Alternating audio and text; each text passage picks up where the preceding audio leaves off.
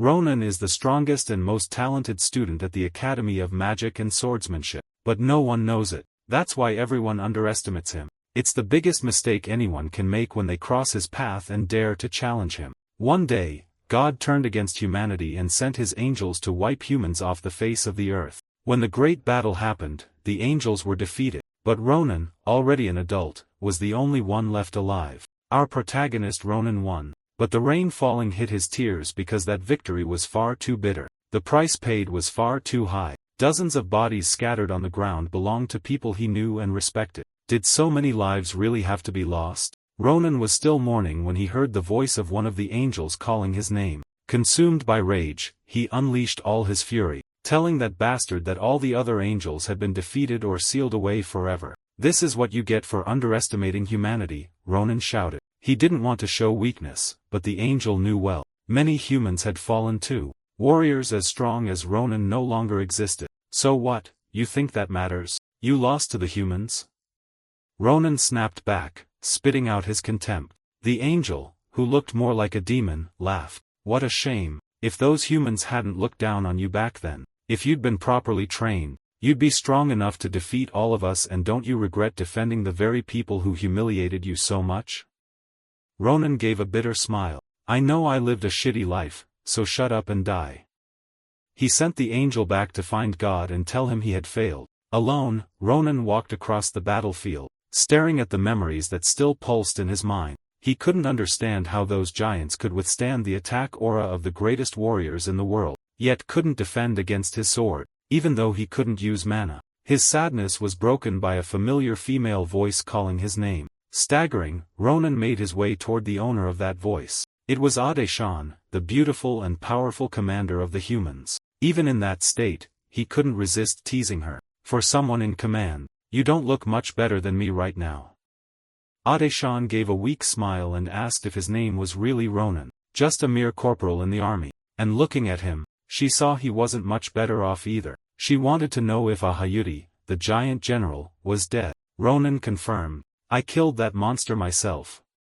Hearing that, Ade-shan's expression changed. It was like she was holding on just to hear the outcome of that battle. Even in the rain, her tears were visible. She thanked Ronan for everything he'd done until now. Speechless, he stayed silent for a while, then finally asked, "If you're really grateful, could you grant me one last wish? Treat the poor soldiers better from now on. Let them be treated like everyone else." Ade-shan took a deep breath and answered, "It would be better if you made that happen yourself, because I don't know if I'll make it out alive." Ronan let out a laugh that nearly took his breath away. "Look at us. How come I'm more alive than you right now? Any minute now, I'll be dead too." They sat there talking for a long time, until Ade-shan asked what he would do if he survived. Ronan gave a tired smile. "There are so many things I'd want to do, but there's only one thing I can think of now. I'd want to know what I could have done better in this war, if I'd gone to the academy when I was young."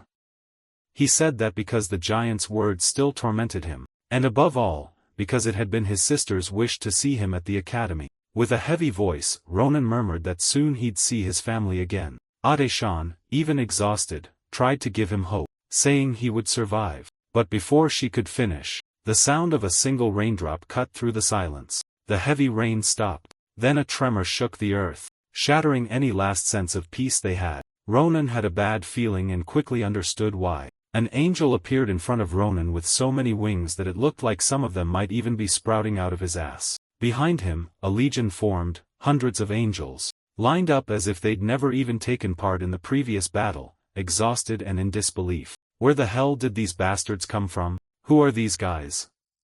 Ade-shan couldn't believe what she was seeing. Weren't those three giants supposed to be the end? "I couldn't save this world for the third time. There's only one chance left, but I can't think of a way to do it." Lost in her thoughts, Ade-shan barely noticed when Ronan shouted for his commander. He yelled for her to snap out of it. If she used her telekinesis magic to throw him up high, he could still fight. Ade-shan had no hope left to fight, yet there was Ronan, ready to face the impossible. Even in this unwinnable situation, he didn't waver for a second. "Even if I die, I'll never stop fighting," Ronan roared, steady. If he was going to die, he'd at least take some of those monsters down with him to help the next humans who would rise up. Ade-shan froze. A strange feeling grew inside her. This boy, this man, he was too great to be just another soldier. If it was him, surely he'd be more capable than her of saving this world. Ronan, look at me. Corporal Ronan, he who had fought the most insane war the world had ever seen, felt the greatest rush of adrenaline in his life at that moment when Adeshan suddenly kissed him. In the middle of the kiss, something happened. Through their lips, she passed a glowing blue sphere to him. Maybe it was to trick the giants so they wouldn't notice anything. Ronan had no idea what it was. And we don't know what Adeshan whispered in his ear either. And that's something the story won't reveal now. You'll only find out if you watch this video until the end. Ronan was completely lost in the moment. Then Adeshan simply smiled. If we meet again, could you tell me not to do anything stupid and to become just a tailor instead? The angel with many wings launched his attack.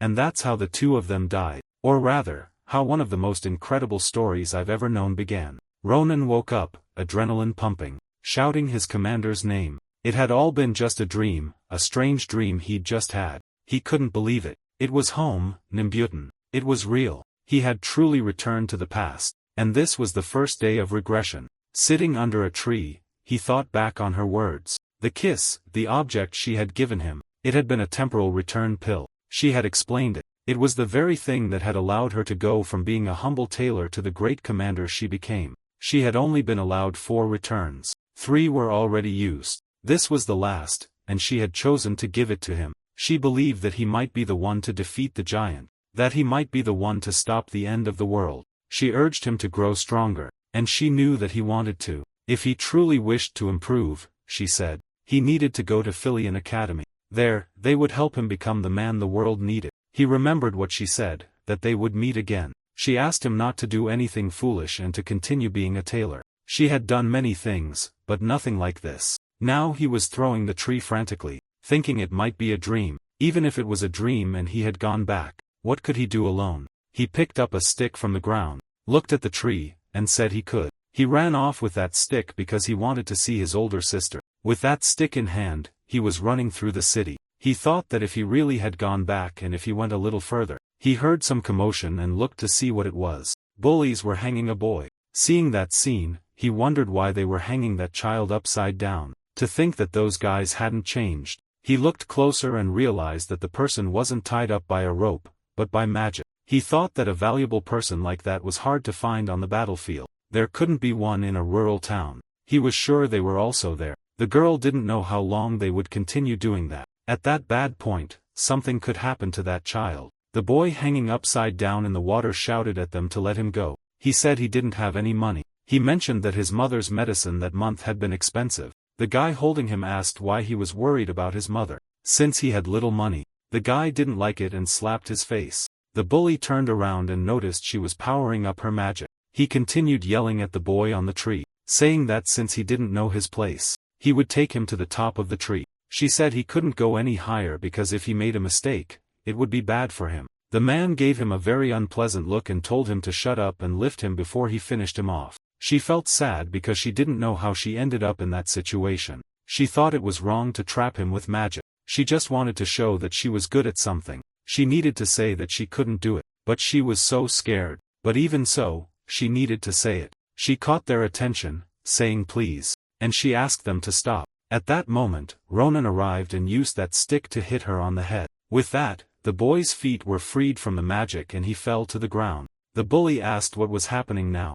He charged at the girl, asking if she was going to stop just because that meddler asked her to. Ronan told her to stop worrying about trash like that. He asked her to speak to him, looking at him. She was very scared. Looking at her, he said he needed to say something very serious to her. He asked where she learned telekinesis and she said she learned it from a grimoire she bought from a traveling merchant. Ronan was thinking about how good she was just with a cheap grimoire. He thought it was amazing and would discover more if he saw whether she was better. Then he heard a familiar sound. He remembered it was a sword and the bully asked him how he dared ignore her. The boy, charging at Ronan, said he would fix his lies. All he could focus on was that the sword was very good and he wanted to know where she got it. He dodged the attack the boy made and he kept wondering how he managed to dodge it. Ronan realized that even though his body was younger, he hadn't changed. The instincts were those of a disciplined soldier. His battle senses didn't seem to have changed. The bully asked if he was very lucky because he would make sure he never lifted anything again in his life.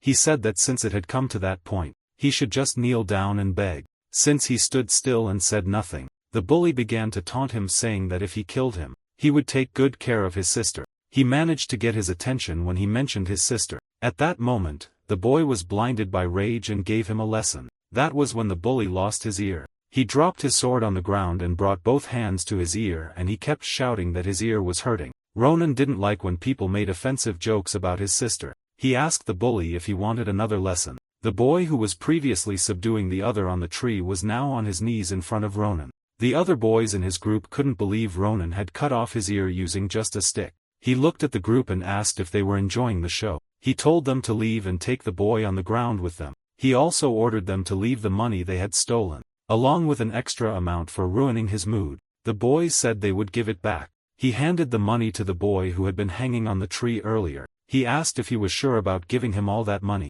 Ronan said that the only thing that mattered to him was the sword. The boy was very grateful, or maybe not. He just said to go back home. Acela was ashamed of what he had done, so he apologized to both of them. He knew he shouldn't have done that, but he was so scared that he couldn't do anything about it. He said it was all his fault and that he was really sorry. The boy said that Acela was crying just like when Hans first brought her there. He mentioned that when he saw her, he wondered if Acela was in the same situation as him. He placed a hand on Acela's shoulder and told her not to blame herself. Smiling, he said it wasn't her fault, but he appreciated her apology. Now, with the money and his belongings in his possession, he was saying his goodbyes. Ronan and Acela watched him leave. Ronan looked at Acela and realized it wasn't so bad. He asked if he remembered earlier when he said he had something to resolve. He told Acela that they would see each other again in 4 days. He said he had a few things to take care of and that they would meet again when the light was visible in the sky. He asked Acela if he knew what would happen if he didn't show up. Then he ran off from there. Acela thought he was acting stranger than usual. He was standing in front of the door of a small hut in the middle of the forest. He was at the door with flowers and remembered she liked flowers. So he gathered all he could see. He ran and thought he would throw them away. But it was too late because the door had already opened. The person said they were wondering who was out there. He was facing away, but she asked if it was Ronan. He quickly turned to see her while asking if he had come back. She was happy at the door because he had arrived early that day. Then he said he had returned. The girl, very emotional, said she thought she wouldn't live to receive flowers from her brother. She was very happy, and he was glad that she appreciated the flowers. She said her little brother was sweet and asked if he wanted to eat more soup. He said he was already full. The brother asked how old she would be that year. She said 22 and asked why. He was thinking if she was 22. Then there were 10 years left until those giant beings with wings invaded again. The sister placed her hand on Ronan's forehead and said she thought he had a fever.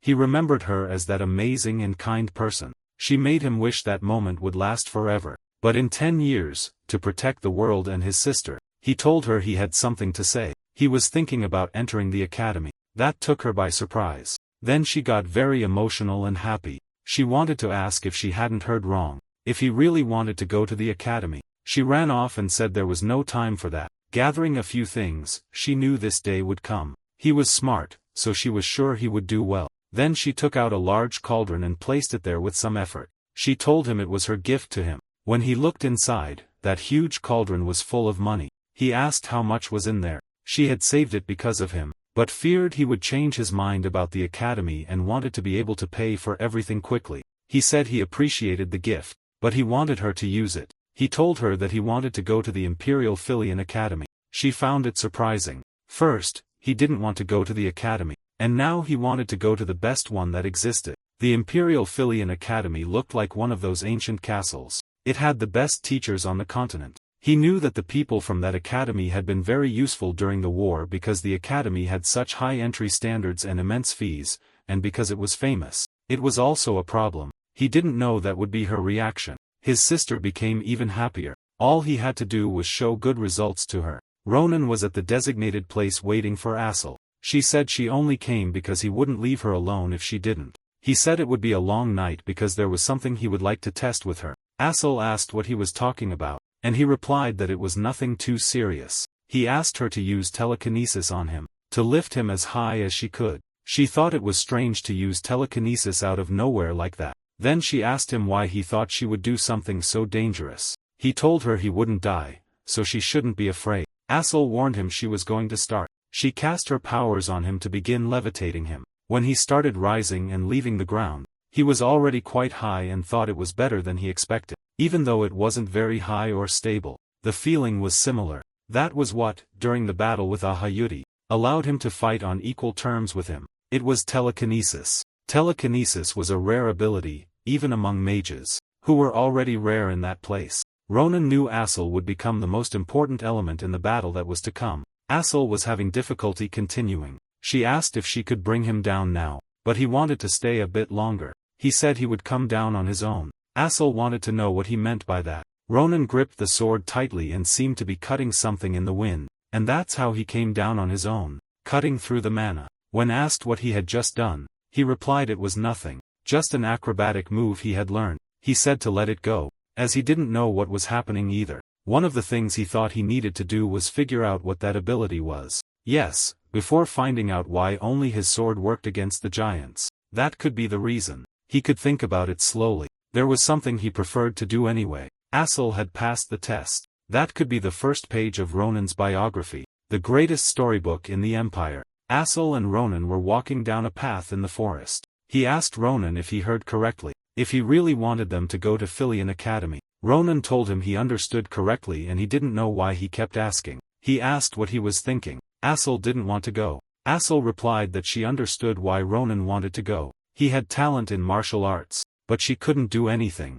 Asel said she was a coward and shy. Ronan asked if she wanted to continue living like that. He said she was wasting her innate talent with those bastards. Ronan didn't think she had any particularly bad traits. She was just timid and cowardly. She was a crybaby who cried over anything. A loser, afraid of everything. Ronan also said it was fine because she could change from that moment on. He seriously said that whatever was done from then on couldn't be changed, and one day she would regret it, just like Ronan regretted it once. He placed his hand on her shoulder and asked what she thought and if she had changed her mind. Asel could hardly believe that Ronan was worried about someone like her. Ronan said he wouldn't force her to do anything since it was her life, so she could go back if she wanted. He turned his back and said he was busy. Asel told him to wait, that she wanted to change too. Ronan was pleased when he saw that she would go to the academy and that he would teach her what she needed to learn. He said it was the first time she acted maturely and that she was the first obstacle of the new Asel. Everything was going according to Ronan's plan.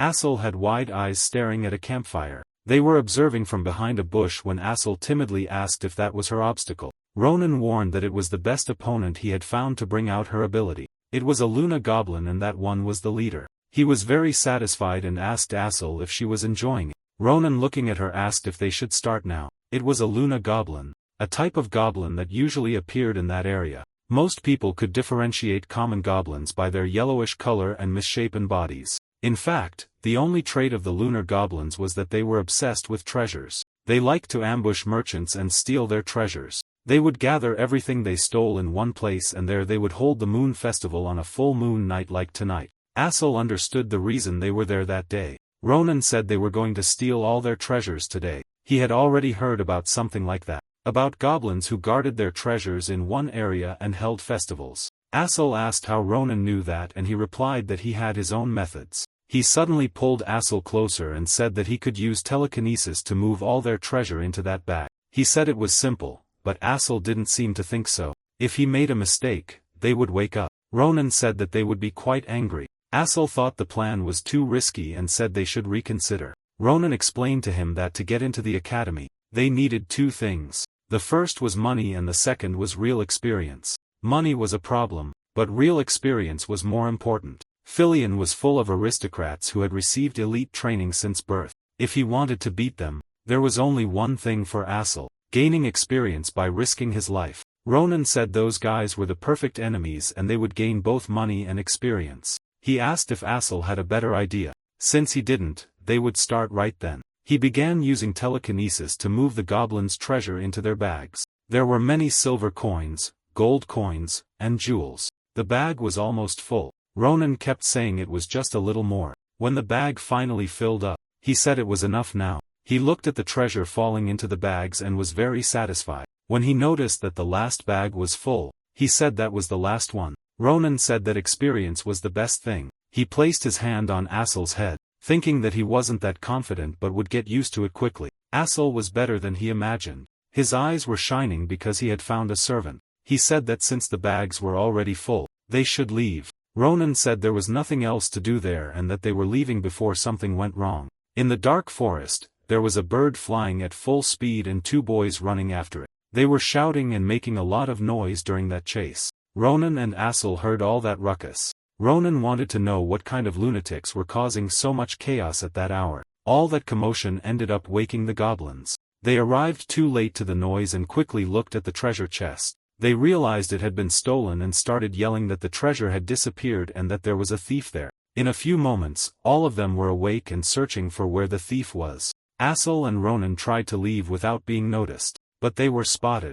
He already knew that wasn't going to be good. He was familiar with goblins. Asel was terrified. Now they had to deal with something that seemed too good to be true. Asel asked him what they should do, if they should give up the treasure and run away. He asked Asel how he would pay for classes without it and how he would earn money otherwise. All the goblins figured out where the two of them were. Observing the sword to see what he could do with it, he noticed the long sword was made of cheap steel. He also knew it wouldn't withstand more than 15 strikes and there were about 15 goblins who were already impatient trying to attack. Asel was worried about the situation, but Ronan was focused. He grabbed his sword and remembered that he had 15 attacks and thought it was enough, then began to slash. Asel was sitting, just watching heads fly. Ronan had done significant damage with just one strike and still had 14 left. Those birds who were responsible for waking up the owners were still around, with the sword embedded in the skull of one of them. Ronan said that was the last one and that it wasn't so bad. Asel was still sitting in the same spot. He thought everything he had just seen was impossible. He had eliminated 3 goblins with one strike and the other goblins who came after. He noticed that Ronan disappeared for a second and reappeared again in an instant. The goblins didn't have much of a chance. Asel was thinking about the spectacle he put on against the goblins. Ronan asked him if he was going to keep daydreaming, told him to ask if the things were going home. He found it very tiring to think he could travel comfortably, but nothing went as planned. He thought his muscles hurt from cutting just the goblins. He thought that when he returned, he would need physical training. Asel asked what those screams were earlier, but he didn't know either. Then Ronan remembered that those screams caused all that confusion. He said they would make them pay for putting his life at risk. Someone shot an arrow aimed at Asel. When he turned and saw the arrow coming toward him, he got very scared. Ronan caught the arrow before it hit him. Asel was even more terrified when he saw Ronan holding the arrow that would have certainly struck him. He even thought the forest was cursed because there were so many lunatics there. The two who had been chasing a bird and caused a commotion were now standing in front of them. Ronan didn't like it when they said they were just kids. They were apologizing for having been bothered. One of them said he heard a noise and thought it was a monster, saying these things while looking at the backpack and the visible treasure. One told the other that they almost killed people. Ronan told them to stop as they couldn't even hide their gazes. He told them to quit the acting and answer properly. He asked again who they were. There was a moment of silence from the two. Then they said they would introduce themselves properly. They already had a hand on a sword and charged directly at Ronan, saying that he was Caliboro. He grabbed the hand holding the sword and with his other hand, punched him in the face. The boy who took the punch seemed to feel empathy. He seemed to know them and didn't like them. The second guy in the forest, seeing his friend down, ran towards them. Asel became worried when he saw the guy running without a weapon. He used telekinesis on him and managed to hold him in place so he wouldn't hurt Ronan. He recognized that the move was the invisible hand and the opponent couldn't move. Before dealing with the other guy, Ronan looked at Asel with joy and now he was going to do his part. He took his weapon, passed by him and struck him multiple times. The boy was falling, but everything happened so fast that he didn't seem to realize what was going on. Ronan just watched as he fell to the ground. Asel, even though he had been brave and helping, was still afraid. He asked Ronan if the boy had died. Ronan said yes and that he wouldn't let someone like that live. He asked if he hadn't heard when they said they were Calibero. They were involved in illegal hunting, kidnapping and human trafficking. The group that committed all sorts of crimes and was the most malicious in the empire. While he was dealing with the other one and then he told Asel that if he hadn't stopped them, they would definitely have sold Asel's organs. He said that knowing who they were and letting them live would be a crime. He told Asel to stop making a fuss and to grab the things. That's when he noticed a strange sack that was moving. Asel wanted to know if it was an animal, but he was still opening that sack. As he said, they would find out as soon as it was open.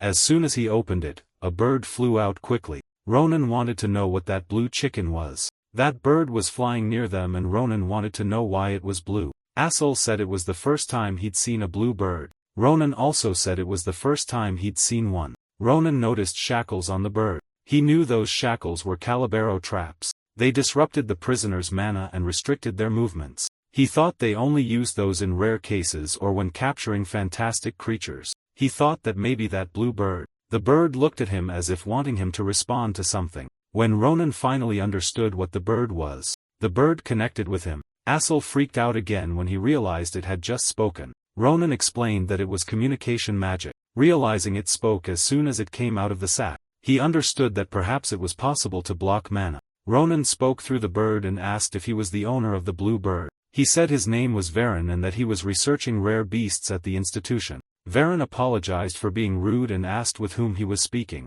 Ronan said they were just travelers. He reported that they had just fought some thieves who had kidnapped that bird. Ronan commented that they had saved the bird. The bird's owner was worried about the thieves being kidnapped. He said the thought crossed his mind, but who could imagine that it would really happen? He said he wasn't sure how to repay the favor. Asol said there was no need, just to let them know how to return the bird to him. Ronan said the bird was exhausted and that if they removed that thing, maybe it could fly. The owner said it probably could. Varen said that the dream bird had a good sense of direction, so if they managed to free it, he drew his sword and with one strike broke the shackles restraining the bird. He spoke to the bird, telling it to go back to its father, calling it Little Blue. He told the bird to stop worrying its father. The bird seemed to be saying something but Ronan didn't understand. It was wagging its tail at him. He didn't know what that meant. The bird's owner said it was asking him to pull out a feather. Varen explained that when a feather is removed from a dream bird, the feather would act as a compass for the main body. He asked if he had removed one before and if he ever came to the institution at some point to please visit him and Marpez. When the bird was flying, he shouted that he would definitely repay the debt. The two of them stood for a moment looking at that feather. Then they returned to the bag and kept staring. A few days later in a town, they had gone there to sell those two items and turn them into money.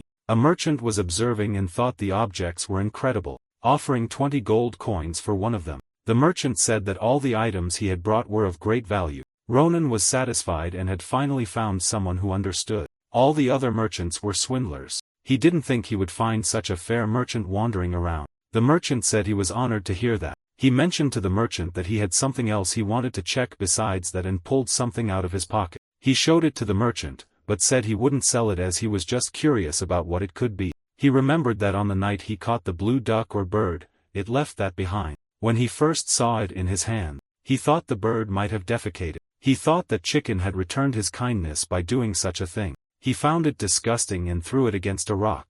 The rock shattered and the egg remained intact. He realized it could be a valuable item. The merchant thought he wasn't sure if it was a bird egg, but it was a product of a fantastic creature. The merchant kept examining its color and texture. Since Ronan was in a great mood, he decided to make a joke. He asked the man if it was horse dung. The merchant said it wasn't and didn't know what it was. He thought it was an unusual object. He advised him to look for a specific place for evaluation. He put it back in his pocket and said he couldn't sell it as he was curious to find out what it was. Ronan asked him if by any chance he sold books about Filion. He explained that they were planning to take the entrance exam to the academy, but he knew very little. The merchant said his daughter was also going to take the entrance exam and was sure she could help him. She arrived and asked her father who they were. The merchant told Ronan that she was his only daughter, Maria. When he heard the name, he thought it sounded familiar. When he looked and saw it was a girl, he was surprised. The father said they were important people who had just made a deal with him. She called the two of them children and the father asked her to mind her manners when speaking. The merchant apologized to him for his daughter being so sharp-tongued. Asol was talking to the merchant when he noticed that Ronan had distanced himself. He approached the girl and asked if her name was really Maria. He asked if she used the surname Sun. She replied yes and wanted to know how he had that information. He thought it strange because she really looked like someone he knew. He called her closer to ask another question. Ronan wanted to know if she was really a girl or if she was a boy. She looked at him incredulously, not believing he was asking such a question. She was puzzled, not understanding why he was asking her that. Then she said that no matter how much she looked, she couldn't figure out what he was thinking. So he looked at that merchant and thought that old man must have another child he didn't know about. The girl told him to shut up, called him crazy, and slapped him. When he received that slap, He found that sensation familiar. He knew it was him, the friend from his past life, Count Maria-san. Ronan remembered that back when he was a soldier in a place called Armarlin, Mario was in charge of supplies. He had great ethics and was an easygoing personality. He made friends with everyone. He didn't like some of the topics that men loved to talk about, and he had a strange habit of slapping others. He always wanted to know why, but since Maria had died before, he was grinning even after being slapped. He never thought he would find the answer there. He discovered that Count Maria was a girl. She noticed he was still smiling, so she was about to slap him again. He didn't like that and flicked her forehead. He told her she was getting full of herself just because he let her hit him earlier. He said he only let her hit him because he made a mistake. She asked if hitting twice would count and headbutt his chin. The two started fighting, pulling each other's hair. Her father and Assel watched, finding it strange. They quickly separated the two who were in a serious fight. A while later, Assel got confused, seeing that they were trying to kill each other before, and now were having a conversation. Now he was looking at some items to take. If the things he looked at weren't good enough, he would buy something else. Assel saw that the two were fine. Maria told him there were 3 swords and a magic staff. She asked why he wanted 3 swords. Wouldn't it be difficult to carry them? He asked what she thought and said they weren't bad, but that black iron one was the best. She mentioned that black iron was very hard, an item sought after by many renowned knights. He remembered that the black iron sword was his favorite in the past. Maria was explaining that the magic staff had an excellent magic stone and said it should go to Assel. Looking at him, she asked if that cutie was the mage. She asked him what kind of magic he used, and he replied telekinesis. She was impressed. Telekinesis was incredible. If he did things right, he could even get a scholarship. She asked Ronan which technique he would show during the practical exam. She explained that to enter the academy, he would need to take a practical exam where he had to impress the professors and showcase his techniques. Of course, the theoretical exam would be very difficult, but not as hard as the practical one. Ronan replied that to be a swordsman, he only needed good swordsmanship. Maria said that they usually demonstrated their battle techniques using mana. He asked if kids using swords at that age could use mana even if they weren't mages. She affirmed that the basics were used for combat, but by his expression, she realized that he didn't use it. She asked if he didn't know how to sense his own mana. He asked if it was similar to aura. Maria was shocked because a guy like that shouldn't even attempt to enter the academy. She wanted to know how he had the nerve to say that aura and mana were similar things. She said he wasn't fit to follow her. She asked if she could take those swords. They were at the blacksmith. She wanted to know why he was so confident and if he damaged his swords. Maria claimed that it wouldn't happen, but if it did, she would pay triple. She told him to stop talking and follow her as she would give him special training. She explained that mana is the root of nature's power, and once they learn their own mana techniques, they go to the academy. She thought it didn't make sense to explain to him the difference between mana and aura. She told him that if seen from a certain angle, aura was a type of mana, but the difference between them was like heaven and earth. Those with talent are known to train for at least 10 years and barely gain power. That was aura. She asked if he understood a little and he said yes. He told her that he encountered them on the battlefield some time ago and felt proud because he was an aura user and they shared a common power. He said they were very annoying, but it was unexpected to discover how amazing it was. Maria said that was enough explanation for now and that they would begin. She said she thought he would learn much faster using his body instead of his head. When she prepared to attack him, he thought it would be fine since she was just a young girl. All he needed to do was block her attack. He found it all very surprising. Those strikes were surprising. He blocked and pushed her back. He was shocked that she could exert so much power even being so young and that she also used 2 swords. Maria couldn't see clearly and wasn't sure, but she thought that fighting style might be using mana. She kept watching, wondering what had happened to him. She also planned to finish it off with 1 strike and show him the power of mana to make him give up on the exam. She thought that would be better than him being humiliated in the exam area, but she was being pressured. That was the skill of someone who couldn't use mana. He asked her what she was thinking about. He realized she focused and all of a sudden, the fight got easier. He started attacking seriously and told her to dodge instead of blocking. She got a little scared, but he wasn't going to change the attack. She really had to dodge. Ronan was attacking for real. That person, something bad could have happened to her if she had hesitated. She told Ronan that he wasn't normal and he replied that the same applied to her. She said that aside from his mana, his talent with the sword was great. but his swing was a bit rusty. But if he fixed that, it would improve a lot. Noticing he was leaving, she asked where he was going. She got furious and asked if he thought he had won because of that. He said it didn't matter just to keep her word. He showed the broken sword and said she had promised to pay 3 times more. Then he asked them to prepare the swords. Asel was trying to get her attention and wanted to say something. He said she did a good job because he could understand what was happening. Ronan told him to walk faster because he was tired. Maria stood still on the battlefield, wondering who those two were. He said he had just gone to the merchant's market to collect the money she owed. He came across several things near the money and asked if it was a book. She replied, yes, it was a theory book for the Academy's theoretical exam and summaries she had made herself. She asked if he wouldn't need them as there was only 1 month left until the exam. He said he needed it, but why go so far? He asked if she was planning to mess with him. She said it wasn't that she had already started to like them. Maria said it was something she was giving him because she wanted him to pass. She told him to study hard and if they slacked off later, it wouldn't go unpunished. She asked if he understood and Ronan said the same applied to her. Leaving in her father's carriage, she said she would see them in the capital on the day of the exam. She told them to be sure to read everything she gave them as he thought he needed to train his weak body and study things he wasn't very good at.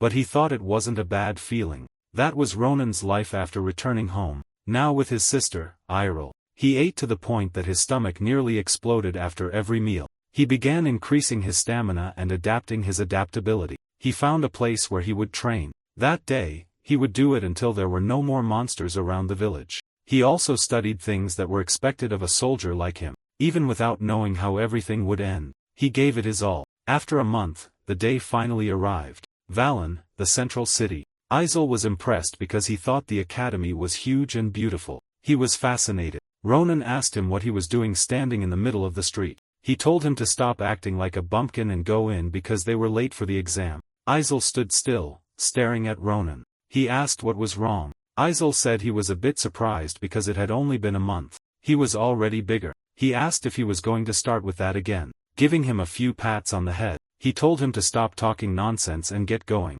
He thought that now that he was at the academy, he might find someone. He wanted to meet the sword Saint Schlieffen, a descendant of Grancia, a prestigious family of swordsmen. He thought he would meet him at the exam. Not that it mattered much. Isel asked Ronan if he had that thing. He wanted to know what he meant by that. The bird's feather, which was supposed to lead him to its owner. He had put it in the bag before they left as he remembered the old man mentioning living in the capital. He planned to visit him only after the test. The feather pointed to the highest floor. The bird's owner in his room thought it was hard to get used to being a teacher and was considering returning to research. The bird, Marpez, was trying to cheer him up. The professor of zoology at Filion, Varenjanasher, was a beast man type. He was talking to his bird about opening the window for fresh air in case his hero visited. He didn't think it would be a problem. He hadn't even knocked yet, but it was already open. While Ronan noticed it was the little blue bird from before and asked them who the owner was. The two were having a panic attack. The professor was startled and asked who he was and how he got there.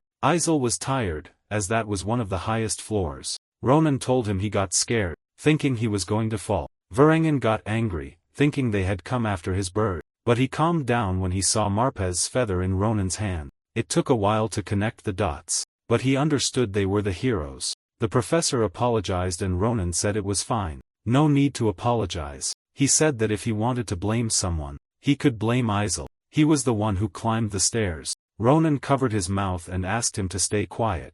Ronan said the most unexpected thing was that a lion, which was a rare type of beast man, was the owner of that bird.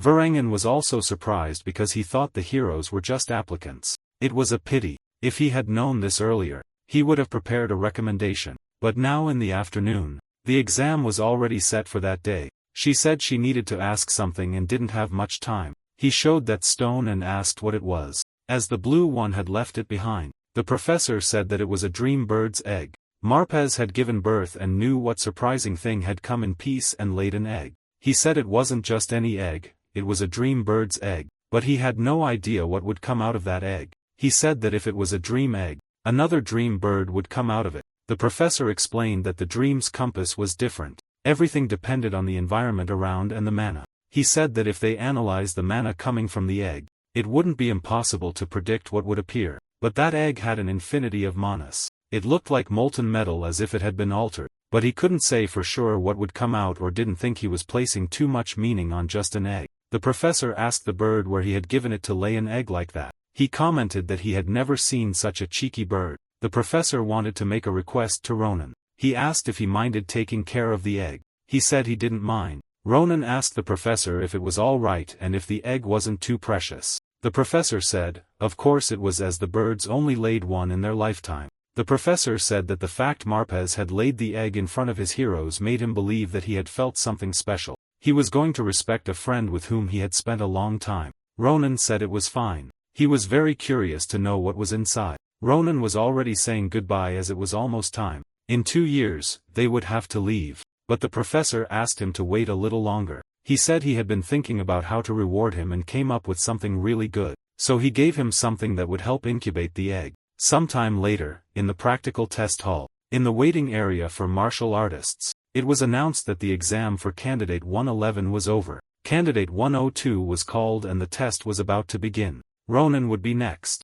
He thought they were making him wait too long. He asked what Maria thought and she said it was like this in every test. He asked why she was dressed like that. Wasn't it uncomfortable? She told him to be careful about it because the academy was private for nobles. She said they could become valuable clients later, so it was necessary to make a good impression. She was missing a cell, but the mage test was held elsewhere. It was announced that the exam for Candidate 112 was over and that Candidate 113 should enter, please. It was his turn. Maria advised him not to be nervous and to do as she had said. She said that if he failed, she wouldn't let it go. He was very confident and said he'd be back soon. He was facing a few people. He thought they might be the academy's professors. Looking around, they all seemed very impressive, but among them was an old man in the middle. He was the principal and the Archmage Krava Kratir. He also noticed that there was a woman there. It was surprising. He rarely felt such vigor in his past life. He greeted and stated his name to everyone. The one who greeted him back was the principal. He told him that he would face a magic dummy and could demonstrate his technique. He didn't think much of it. It was just a quick slash. He thought it was enough for a dummy. That caught him by surprise. It was a simple slash without mana. The two professors were commenting that the boy was judging the dummies just by their appearance. The dummy was a highly valuable magical engineering product.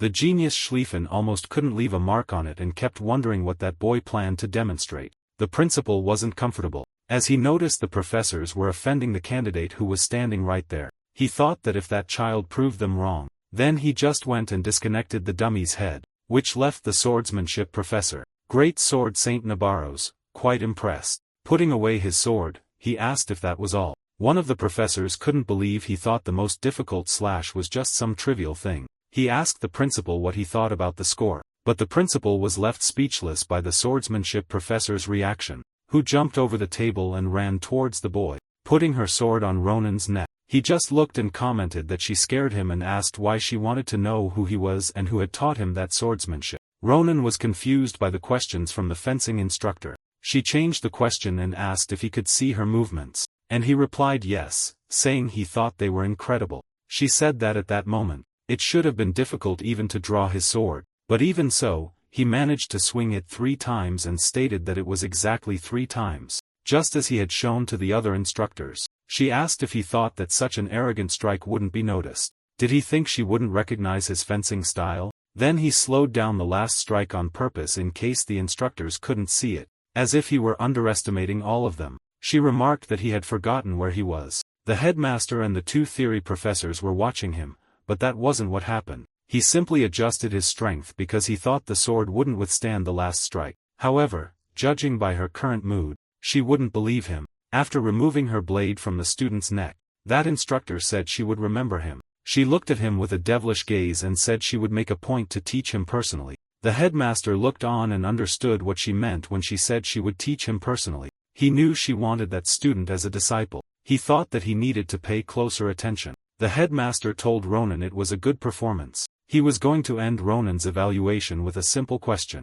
He said there was no definitive answer and that Ronan could reply however he wished. He asked what Ronan had come to learn at the academy. He knew the answer was the only one possible. He came to learn to have no regrets. That response caught the headmaster off guard, but he understood. The headmaster was worried about how they could teach him not to have regrets. One of the professors thought that the boy didn't seem special, but he had already captivated both the instructor and the headmaster. Looking at the test dummy with a visible cut, he thought the best way to explain that was talent. In the midst of the confusion, the professors hadn't properly looked at the dummy. When one of them finally did, he was shocked as the dummy's head was no longer there. Thinking of that woman with the sword, he believed that not even he in his prime would have been able to defeat her. He thought he had already faced enough challenges, but after meeting her, he realized he still had a long way to go. Now he was convinced that the commander was right to send him to the academy, and he thought Ronan could learn many things. There was only the written test left, and he had memorized a lot over the past month, so he thought it would be easy. After taking the written test, he realized it wasn't as easy as he had expected. He thought it was difficult for him, but then again, his whole life had been that way. Mario was angry, talking to Asel because he had only answered half of the test. He gathered the things he needed to study, reviewed them, and then completely forgot. Asel believed it was his fault for not remembering to remind Ronan. Mario told him to relax because the practical test carried more weight, and with his skills, she was certain he did well. The students started to stir because the results had finally been posted. A massive board appeared through magic, displaying the names of those who qualified. Asel asked if that was the list of those who passed. Asel's result: he placed 12th in the practical magic test, and 1st in the theory test. Mario placed 9th in both the practical and the theory tests. She looked at Asel, and the two jumped with joy because they had passed. Mario was praising him for placing 1st in the theory test. He and 2 other people had ranked among the best. Mario was very happy for him. Mario asked Ronan what his ranking was. He seemed a bit down and said he knew he wouldn't be there. He thought someone like him couldn't possibly enter the academy. She got angry at him, asked if he was joking, told him to look closely, and widened her eyes. A light descended from the sky and formed a small explosion. Mario explained that it was the final result of the entrance exams for the top candidates in each department, and the one making the announcement was a glorious phoenix that seemed to be heading toward Ronan. It exploded a message in the air, stating that Ronan was 1st in the tactical test of the martial arts department, and almost last in the theoretical. The 3 of them were a bit shocked by that, but then the other 2 began hugging and squeezing Ronan. For someone who placed almost last in the theory, he was the top candidate in the martial arts department. Mario was pleased because she knew he was a genius. When she thought that if he ranked 1st, then that person must have lost to him. With her personality, it wouldn't be possible for her to stay quiet. Someone was watching him and thought he was strange. Then a young man approached him and asked if he was the one who ranked 1st in the practical test. And that's how he met the Sword Saint Schlieffen for the first time. Now he was face to face with the Sword Saint. The people around were commenting that they didn't expect to see the Empire's rising star there. Mario told Ronan that guy seemed to want to talk to him, and she thought it would be annoying if he kept acting like that. Before, he couldn't see anyone with better swordsmanship than his. It was an overwhelming spirit. Ronan would do his best to avoid that situation, so he said he had no idea what was going on. That response didn't seem to please the guy talking to him. He asked why Ronan was lying. Ronan asked what he meant and if he had any proof. If he didn't stop picking a fight and continued attacking. The young man said that if he wanted proof, he would show him, unsheathed his sword and charged at him. Mario and Asel got worried. He asked if that was enough because if he hadn't been the one who ranked 1st, he wouldn't have been able to react to that. The people around got excited, thinking it was a duel. He asked Ronan to show him the skills that defeated his opponent. Ronan wanted to avoid it, but if that's what he wanted, then he would show him. He sent a power attack straight at him, which the young man managed to block. Ronan asked if that was enough, if he was satisfied. He replied that his score made sense. He decided something. He had a good technique. He said that, as expected, it wasn't enough to defeat him. Ronan wanted to avoid the confrontation at any cost, but the Sword Saint wanted to see what he was hiding. The Sword Saint still wasn't satisfied. He couldn't accept that. Ronan realized that he was trying to kill him, which is why he didn't want to meet him. He knew that if it continued, he would start using aura, and that would be bad. A storm created by a single slash. An overwhelming aura called the Storm Sword. He knew he couldn't handle that, so he turned around and ran. His opponent said he couldn't turn his back during a fight. He was going to swing his sword at Asel's neck. The opponent was still chasing him, but when he saw what he had done, he stopped immediately. Asel, scared, asked Ronan what he was doing. The Sword Saint didn't like at all what he was doing. He called him a coward for using a girl as a shield. Asel shouted that he was a man. But it was just as Ronan thought. He hadn't changed, not even when he was about to die. He knew he would continue to uphold chivalry, and he took advantage of that, punching him in the face. He grabbed Maria and Assel and ran away from there. The people around had already called the guards to stop that commotion. When they arrived, they saw Lord Schlieffen, who asked what was happening and who had dared to do that to him. He asked them to speak to him informally, as he wasn't the son of a ducal family there. He was just a regular applicant without status. Then he said they didn't need to worry because it was just a fair fight, that he would handle it himself. Looking at his sword, he noticed it had cracked. It was made of high-level mithril. He had thought Ronan's skills were nothing special, didn't expect him to cause such damage to a sword like that. He said he would remember that name. The next day, outside the capital in the forest, the two of them were walking and looking at the map. Ronan swore it was around there. Assel asked if they really could have done that. He was talking about the fight from the previous day. He had heard that guy was the heir of the ducal family. Ronan told him not to worry because that guy was a good person and was just crazy when it came to swords. He was a model for his position and someone who protected the weak.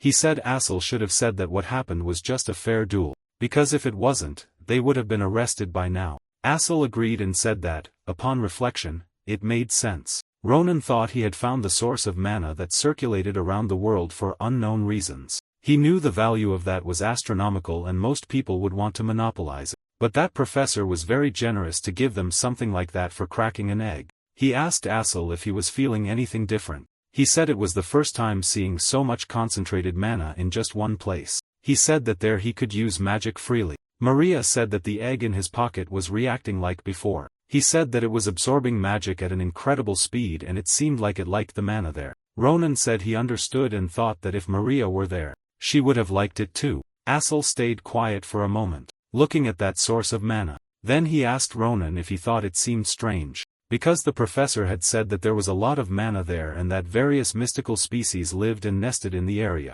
That meant that even ordinary animals in that place found it very appealing. He concluded by asking, why couldn't they hear any animal noises? It was only then that Ronan realized he had been too complacent. Things were going to get complicated again because that happened everywhere he went. He asked Assel to be ready because he was sensing a strong smell of blood. Assel felt a bit uncomfortable when he heard Ronan say he could smell a strong scent of blood. Ronan also said that some were already there before them. Of course, as a visitor, he meant invaders. And those people began shooting arrows in their direction. Ronan quickly drew his sword to defend himself from the arrows. Seeing the arrows, he was sure they were the same as the ones used in the squad camp. He remembered someone bragging about how good those arrows were. They could blow the heads off most orcs. After spending a long time showing off those arrows, the person asked the captain if he would like some too. For someone who was caught using them while hunting, how did he dare talk about anything? But the guy kept saying that the person who used them over 100 times had been successful in hunting and was an elite member of his organization, Caliboro's hunting dog. Ronan remembered thinking, it was him again giving himself the name of hunting dog. He told Assel to hide and be careful not to become an easy target. Then he dashed off saying he was going to take care of something. They realized that person was on the move. They saw that he would take on all that mess with a single slash as all the arrows contained mana. He zigzagged through the trees until he reached them. The leader ordered them to spread out and target him. Ronan thought the decision-making was very quick. Maybe they were different from the ones he encountered in the forest. He also realized that this wouldn't be good. So he shouted for them to stop attacking and asked if they didn't recognize their own allies. He asked if they had never heard of him. He was the new hunting dog of the Damas Ahayuti lineage. Everyone around him started asking if he was really a hunting dog. They didn't believe that a child like him could be a hunting dog. Ronan said that if they didn't believe it, they could ask the wolf of the lineage and he would give them a small warning. Assuming that others couldn't do what they couldn't themselves was a terrible habit and he called them dogs. He said there was nothing more pathetic than that. Grabbing the leader's shirt, he said that child was humiliating him and asked if he wanted his arms cut off. Another member asked him to calm down. He shouldn't doubt him just because he was a child. He said Ronan seemed to understand how things worked and spoke knowledgeably about Caliboro's system, which only they knew. He said he would confirm with the captain because if Ronan wasn't lying, they could be in trouble with the Damas lineage later. Someone was approaching and said he had already told them to stay quiet. He asked what was going on. The one arriving was the captain, the wolf of the Demethvium pack. One of them explained to the captain that the child was claiming to be part of their group. Ronan looked at the situation and thought that the fact that the wolf was there could only mean that they were all in the same place. The captain asked the boy if he was Ahayuti from the Damas lineage and he said yes. Then the captain found it odd and asked what he was doing there, considering that part of the mountain was theirs. Smiling, Ronan said he didn't know since he wasn't the Ahayuti. He drew his sword and started slicing. He had only used the first name and it was his head. It was the best name to use when pretending to be an illegal hunter. He advanced towards the captain and killed him. Then he told the guy who had been causing trouble with him earlier that he had already warned him he would regret it. Afterward, he cut off a few fingers from one hand. The guy crouched and screamed in pain. Ronan threw a leaf at him and told him that if he didn't want to die, he should get up and take it and start writing the location of all the lineages he knew. Ronan's sword got closer and he asked what the problem was.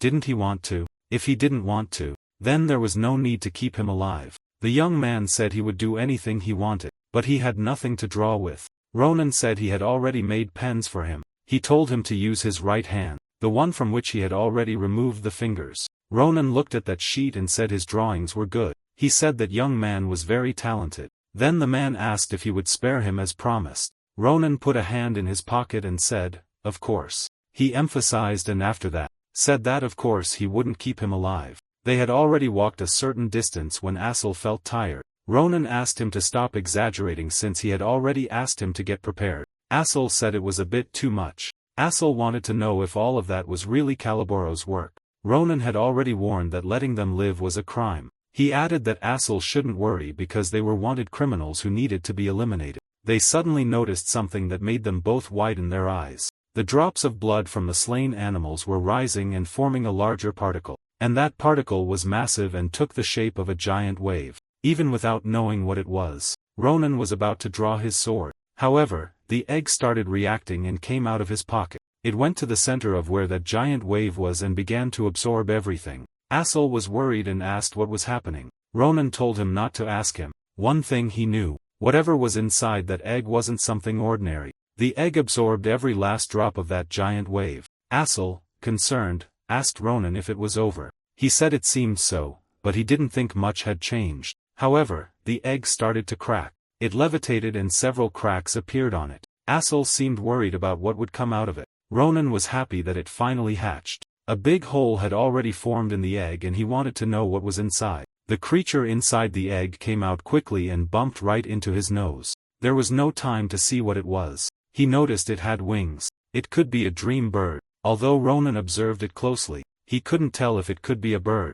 Assel said it looked like a dragon. He said it was very similar to what they had seen in the book. Remembering the form of that beautiful little blue bird, he didn't know where it had absorbed mana to turn into something that strange. Caressing the creature that came out of the egg, he said at least it was cute, but he got angry at it, saying that its welcome was a bit too much. A punch straight like that. That little thing made a seal and threw it at the boy. He realized that the wounds were gone. Assel noticed that it could use healing magic. Ronan was pleased because that little creature had more abilities than it seemed. Assel told Ronan that they could give it a name and couldn't keep calling it a dream bird. While he was still thinking, believing no name would suit it, the little animal seemed to hear something that caught its attention. It went towards the sky and took off. Assel wanted to know where it went like that out of nowhere. Ronan said it seemed like it sensed a presence. There was a wanderer from the Demir branch running around there. He didn't know what was going on. Had just gone out for a moment to run an errand. And when he returned, everyone was down.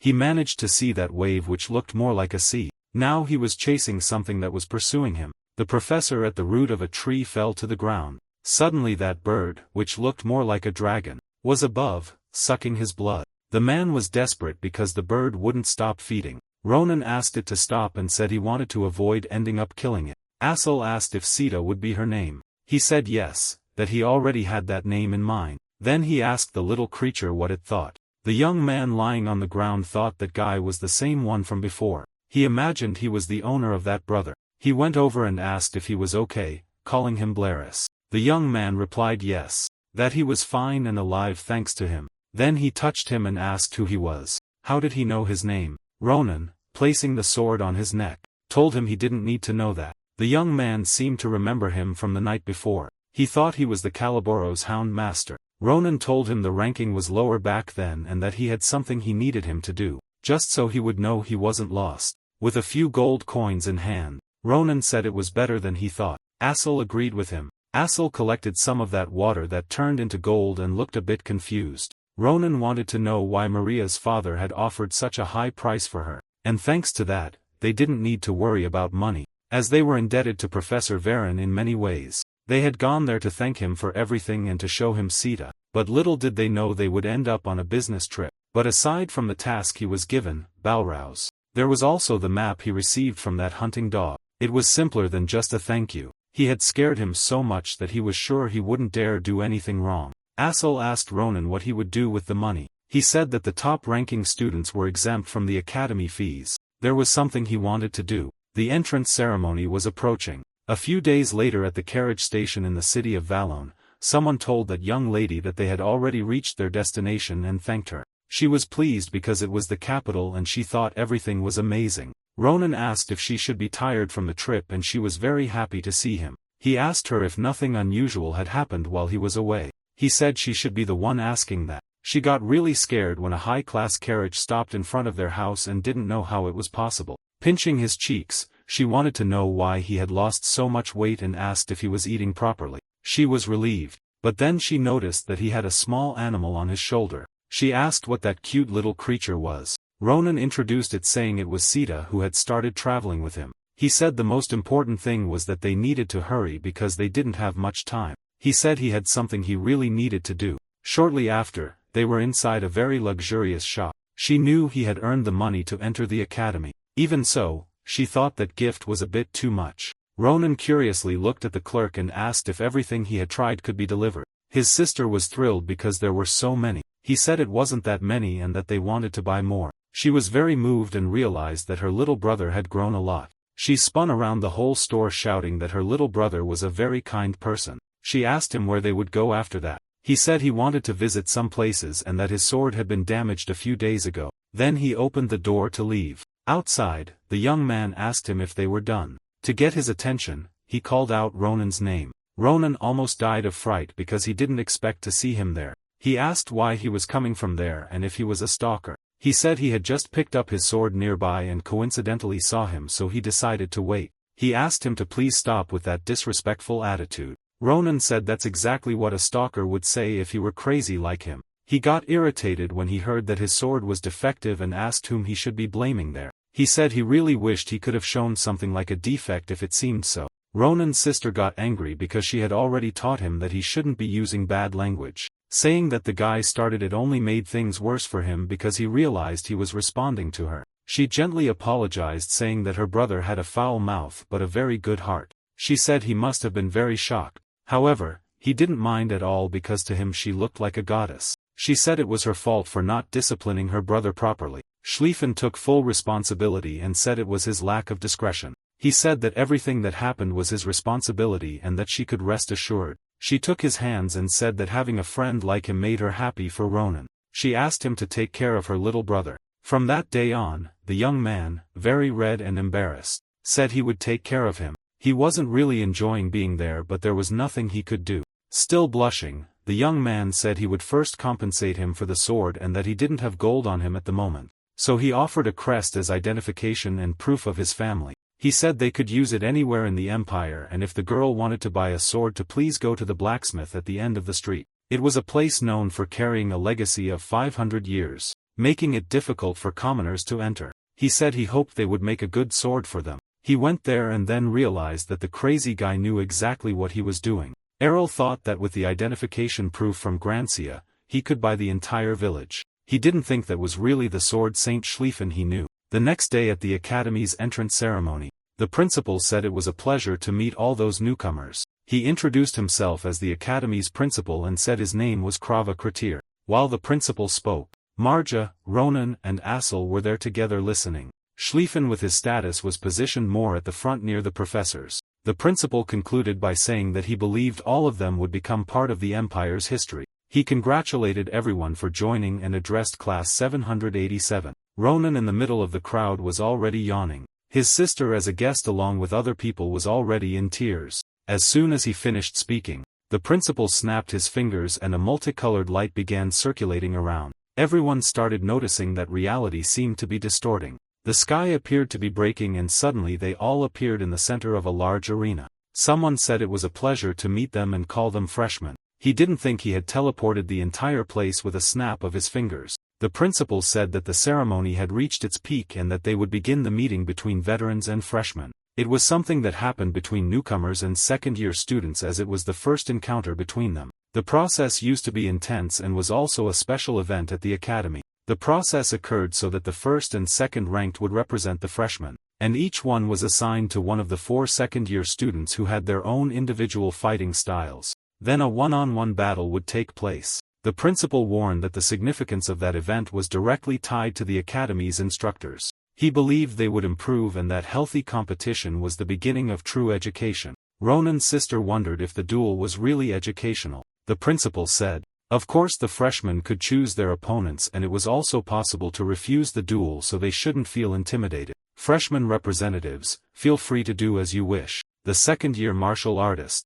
ranked first, was named Nando. The second was named Brown. The third in rank was named Irina and the fourth was named Karan. They looked at Ronan and could barely hold back, eager to fight him. He looked at his sister and thought that since the situation had turned out like this, he would show his older sister. It would be better if he could show some camaraderie as well. He heard that the freshmen could choose their opponents for the duel. Then he raised his hand and asked if he could make a suggestion. The principal asked what suggestion Ronan was proposing. He said that since it was free to choose, he would like to be taught by all the respective veterans. This made all of them frown deeply at him. To top it off, he said he wanted all of them together at the same time. Since it was something innovative, they needed to gather and share their opinions. The principal asked Professor Nabarros what she thought of Ronan's suggestion. The academy didn't follow the rule that if they had enough skills, they could do whatever they wanted. It didn't matter who won the duel. It would still have great significance for everyone. She told the principal that if things got dangerous,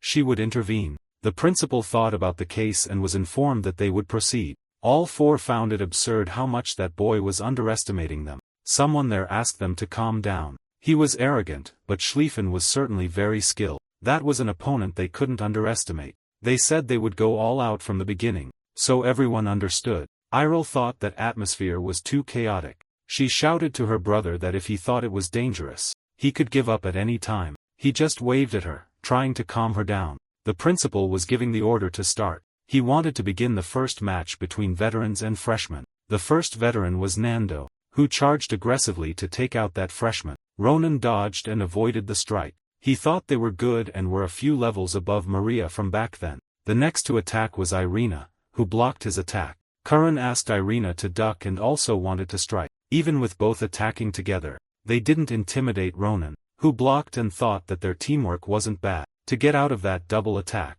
he blocked and was still thrown far away. When he was still crouched, he noticed that someone was trying to strike him. Braun asked why he was doing that. He wanted to have a fierce duel against him. He didn't realize that Ronan had a quick and powerful strike as well as follow-up attacks right after. They weren't playing around, so they formed a strategy to corner their opponent. When everyone was prepared to attack, they simply missed because he had already dodged. Irina found his speed quite reasonable. He thought the Filian Academy was truly amazing. Before the 3 of them even realized it, they had already received their respective blows. Of the 4 he had targeted, only 3 were directly attacked. Braun was strong and Ronan acknowledged that. He thought he should have ended this type of fight, but he would maintain his respect for Braun until the end. So the 2 positioned themselves to continue the fight. However, seeing the stance Ronan took, Braun realized he wasn't going to hold back. Ronan was thirsty for victory and intended to finish him off. The stance he took was the same one instructor Nabarros used. Ronan noticed his opponent's fear, smiled, and passed by him. The opponent's sword was not enough to withstand the strike. Ronan left victorious after defeating the 4 senior students, saying that he had learned a lot. The arena went wild after seeing what the simple freshman had done. They shouted that the freshman was incredible. They thought he was going to lose, but it was over in an instant. They wondered if he was really a first-year student. Nasto said it was so one-sided that he wasn't even sad about losing. Everyone agreed that he was truly a monster. Ronan looked at his sister and realized that now she would trust him more. Now he had to show he was skilled with words and told them that they had done a good job. He bowed slightly to greet them and said he had learned a lot from them. He was put in that position due to the excitement of the challenge set for the academy, but their strength was undeniable. He was speaking from the bottom of his heart and thanked them for accepting his challenge. He politely asked for their forgiveness for his attitude at that moment and said he looked forward to learning even more from them. They moved a little away while talking amongst themselves about the boy. They agreed that they had misjudged him. He was strong and respectful. Brown grabbed him by the arm and said that he fought fairly, using only his skills to win. He squeezed his arm and said that was how the attitude of a student at that academy should be. He said Ronan was truly amazing and Irina said he definitely had a lot of energy. He was happy because he had already shown his social skills to his sister and now she wouldn't be worried anymore. A mysterious girl found him quite interesting. He was sitting in the grand hall for the welcome banquet. Asel thought it was too big. Maria said that being the best institution of all, that much was the least they could expect. Asel asked Ronan if he had seen his sister. He replied that he had and that it took a while to comfort her since she was very worried about it. He said he even left Sita with her so he wouldn't have to worry about her safety. Asel thought he was an incredible brother and Iril agreed saying, of course he was. When Ronan went to pick up the piece of meat that was on his plate, sneaking up quietly, Schlieffen asked if he thought he could really eat at that moment. Looking to the side and seeing him, Ronan couldn't believe he was there again. Ronan got upset and slammed the meat on his plate, breaking it and asked what he wanted this time. Schlieffen said it was nothing much. He just wanted to check something important. With a notebook in hand, he asked where Irina lived and if it was far from there. He wanted to know the conditions of the road, if the security was good, if there were any reports of incidents. He assumed that Ronan had hired the escort and trusted that he had hired at least an army of mercenaries. Ronan was still upset and told him that he had hired people much stronger than he thought. He said that unless a wyvern appeared out of nowhere, nothing would happen. Schlieffen concluded then that if a wyvern showed up, something could happen. With each passing moment, Ronan got more agitated and asked why his sister's life mattered so much to him. He asked what he thought it was. Schlieffen replied that he was just worried about the girl who became his friend. He said it was the duty of a knight. A girl arrived and said that scene was very interesting since she had never seen the Grancia wolf talk so much before. In a not-so-friendly manner, Schlieffen asked what she wanted with him. The woman who appeared there and showed interest in their conversation was Elizabeth Akalusia. With an air of importance, she told him not to be mistaken. He was not the one who had her interest. It was Ronan. Ronan was startled, pointed at himself and asked if it was really him. Schlieffen said it must be her annoying habit again. He told Akalusia that he was done with things there so she could do as she pleased. Still unsatisfied, he turned to Ronan and asked if he should send guards from his family. Ronan asked him to leave and not get involved. Asel warned Ronan that she was the person from before and he said there was no need to explain. He knew she was powerful and radically powerful. Akalusia said that those who raised their claws needed a lesson. She told Ronan that she knew he understood what she meant and he said he had no idea. She said she was very interested in his talent so she would make him an offer. It was a special offer that a mere criminal could never dream of receiving. She showed him a necklace with a violet stone in the middle and that was Akalusia's invitation. Akalusia was different from most nobles who prioritize bloodlines. They prioritize talent above all else. They offered an opportunity for those with potential to become part of the family. The symbol of that opportunity was this: a necklace with a violet stone inside. Ronan wanted to know if she was allowed to give that to someone else. She said that if he was asking, he should already know the answer. He had heard from someone while passing by. Then his thoughts returned to another life when he was talking to the commander. She showed him the invitation saying that with it, even as a commoner, he could become part of a great family. When he asked if it was like the great commander, she replied yes. The commander was Adeshan Akalusia. She told him that of course he would need to pass a test conducted by the patriarch, but with his talent, that wouldn't be a problem. She told him to keep this in mind. Once he paid for his sins through his deeds in the war, he might end up receiving one of those because she thought he was quite talented. Returning to the present moment, he looked at that necklace that symbolized the Akalusia's invitation. She said that if he already knew about it, then she didn't need to explain and hoped he would make the right choice. Elizabeth told him that even if born a beast, if he stayed close to sheep long enough, he could become a sheep. She and her group then left. Asel felt more at ease after she left. Ronan realized that the twins really did as they pleased. At least it was good that he had a contact now. The Akalusias could be useful to him. Everything there depended on grades. The atmosphere could change drastically. The clearest example of this was the dormitory system. The place where intermediate-level students were placed was the Net Tion Hall. Each person had a clean room, a high-level cafeteria, and it was an incredible dormitory with everything one might need. On the first day at the Crater Hall, it usually began with some students shouting why they had to stay there if they were nobles. The person in charge would apologize for not having servants to serve the Crater Hall. It was 4 people per room, and the cafeteria, shower, and bathroom were all shared. The person in charge couldn't do anything about it. They were academy rules, and there was no need to look at him that way. Just study and they would leave there. Otherwise, they would stay there for another semester as well. Finally, the best students, including Ronan, were placed in the Neighborfoser Hall, which could be summed up in one sentence. It was simply too amazing. Asel was astonished when he saw that luxurious room. He had left notes from the classes that had been explained earlier. He needed to choose the classes he liked the most and wanted to attend. It was important to adjust during the first year, so he heard that it wasn't good to choose too many. It was a common misunderstanding for a first year who hadn't yet experienced the hell. Ronan got excited and chose almost all of them. Since he was there, he would study. On the first day, he was exempted from the basic swordsmanship class. The instructor told him that there was nothing more he could teach him, as he had already performed excellently. The academy rules allowed the student to be exempted from a class if they had already learned everything. If he kept him there, it might discourage the others, and they would lose motivation, so he was dismissed. He was sitting near the lake with his sword stuck in the ground, very sad. He couldn't believe that this could be all an academy of that caliber could offer. He was exempted from target practice, from monster hunting, and was expelled from all classes. Frustrated, he thought that it didn't seem like anything he had imagined. When they arrived, someone said he looked familiar and asked if he shouldn't be in class. When Ronan turned around, he realized it was Instructor Nabarros. From his expression, she could tell he had already finished all the classes. He replied sadly that yes, he had, and asked if that's how all the classes would be. He thought the academy would be better than that. She understood that a single glance was all he needed to replicate her technique. So, as his instructor, she couldn't turn a blind eye to that and asked him for his sword. When she looked at it, she asked him what he thought and taught him a very important lesson. Looking at his broken sword, she said that something like that couldn't be called a weapon and would only hinder the user's power.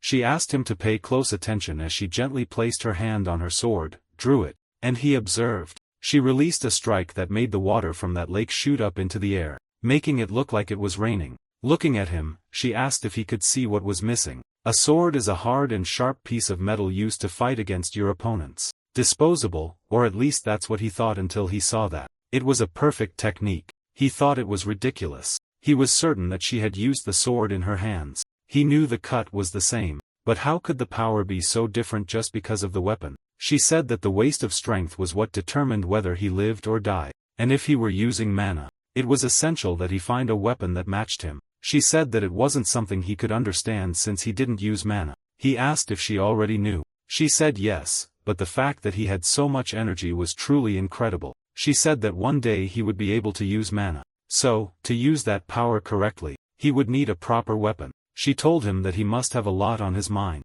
She asked him to join her for class. He asked if he could say yes, even though normally only second-year students and above were allowed. She told him that instead of that piece of metal, he should bring a real sword. Asel and Maria were with Ronan. It was his first day off from classes. It was the place Schlieffen mentioned when he gave him the crest. That was the forge. Maria thought the place looked a bit run down. It didn't look like it would last much longer. They asked Ronan if he was sure he wanted to rent the place a renowned family frequented. He said they would know once they stepped inside. Inside it was even worse. It wasn't a joke. Someone showed up and opened the door saying it was too noisy and that he was trying to sleep. He asked who they were and why they were making so much noise so early. Didn't they see that the fire was out? Ronan found it to be an interesting sight. A beast man in a forge. But he wasn't in a good mood and asked if they were deaf. He asked why they were there and demanded an answer quickly, showing the family crest. Ronan said that Schlieffen had recommended the place and told him that the weapons there were the best. Then he recognized the Grancia family crest. Being quite rude, the beast man asked if, just because he showed that, he thought he was from the Grancia family. He said he didn't know who had leaked information about the place, but he didn't accept customers like him. Ronan got angry and refused to leave without his sword. The beast man, licking his lips, said there was another way. Just give him that little boy's arm. He said he was getting hungry, so why not do that? He wanted to eat Asel's arm. Asel said he didn't taste very good while Ronan inspected the beast man's mouth. Then he called out to him again and told him that he had crossed the line. He unsheathed his sword and launched a strike. Ronan said he knew the moment things seemed off, so he asked where that came from out of nowhere. Now the beast man was wearing armor that appeared as soon as he was attacked. Holding the sword, he said it didn't matter if it was something like that, he just needed it all. The beast man asked him to wait a moment. He explained that it was just a test. Ronan found it strange and asked why there was a test. He explained that it was a test for all new customers. It was a protocol to test their abilities, and he also needed to test the invisible armor. So he said he provoked him on purpose. He said he had no intention of hurting any of them. Ronan wasn't convinced whether he should believe that. He said that if he had any doubts, he could speak with Schlieffen later. Assel said it was a good process for a calm death. The beast man tried to explain that wasn't the case. He looked at Assel, apologized, and called him a friend. He said he didn't hurt people, so there was no need to worry. He said that anyway he was Did Icon and that he was an apprentice at that forge and sometimes the gatekeeper. He asked the boy's name, who answered, Ronan. Then he said that Ronan was looking for a weapon. Did Icon said he would show the way, as this was only the entrance to the forge, that the real place was further inside. When they arrived somewhere, he asked if they were comfortable. He asked them to prepare themselves mentally and pressed a button. The gears started to move. Then they began to descend, carried by something. Ronan asked what it was, and he said it was an elevator made with a magic stone on a pulley. Then he said that this was the biggest and best forge in the capital. This was Carpadoki. Assel could never have imagined that something like this could exist underground. Did Icon told Ronan to get excited, as he had passed the test and was now responsible for taking him to the best blacksmith in the entire capital. Ronan never imagined a place so complete could exist. To think there was such a big place beneath the capital. When he looked around and found everything amazing. Indeed, that forge only provided items for the royal family and a few nobles, with no discrimination at all. All the skilled masters were there. However, the one who held the title of the best was the elder dwarf who lived there. Of course, he was a master who had been melting metal for hundreds of years. Did Icon explained that the old man could be a difficult person, but the possibilities were incomparable. Opening the door with his feet, showing great disrespect, he entered and asked about the old man. Walking past several weapons on the ground, he said he had brought the guests. He said that judging by the commotion at the entrance, it could only be Did Icon. He said he had already told him to keep quiet and work, but he really didn't listen. Did Icon tried to explain, saying he couldn't help it. There were weapons at the door, so he couldn't open it. He told him to imitate that place and said that the elder Darren complained too much. The elder told him that since he had brought guests, he would assume they weren't bad. All proud, he said that he himself had tested them and that their swordsmanship skills were great. The elder found it unexpected. Judging by his appearance, he looked like a child. He asked him to show his swordsmanship as he could say many things just by watching. When he started unsheathing his sword, Darren took a good look at his sword. Then he looked and asked what kind of trash that was. He asked if he had carried that as a weapon all this time. The three of them were startled when the blacksmith hit it with a hammer and broke his sword. Ronan became very upset and asked him what he was doing. Then he pointed and said he could use any of the swords there. He said that with such a terrible sword, he couldn't show his true abilities. He said he would give him any sword he chose for free, so he shouldn't feel wrong. And he said that anyone he picked would be hundreds of times better than that piece of junk. Since Ronan didn't say anything, he just stared at the two of them. When choosing another, he realized that the situation was completely different, but he still wasn't sure if it would really be that different. He went ahead and said it wouldn't be his fault if something broke or got destroyed there. The elder said he didn't care. If he wanted anything, he just wanted him to perform the best strike of his life. Then Ronan remembered the strike his teacher had performed. He took a deep breath and began to mimic the technique. The elder, when he saw the strike, immediately understood what it was. Already prepared, Ronan unleashed the attack. It was a perfect strike. So perfect that it could be seen from miles away. The people at the other forge were worried about Elder Darren. It wasn't even noon, and he was already causing a commotion. When they saw the damage, they thought a furnace had exploded. Even Ronan himself was shocked by the extent of the damage. He asked himself what had just happened. The elder said that technique was Nabarosa's. Then he asked if he was her apprentice. When Ronan asked if he knew instructor Nabarosa, the elder said he was the one who made her sword. He became much more interested and excited as that sword was absurdly long. Elder Darren mentioned that it was the mysterious sword she used. One of the few masterpieces he had forged in his entire life.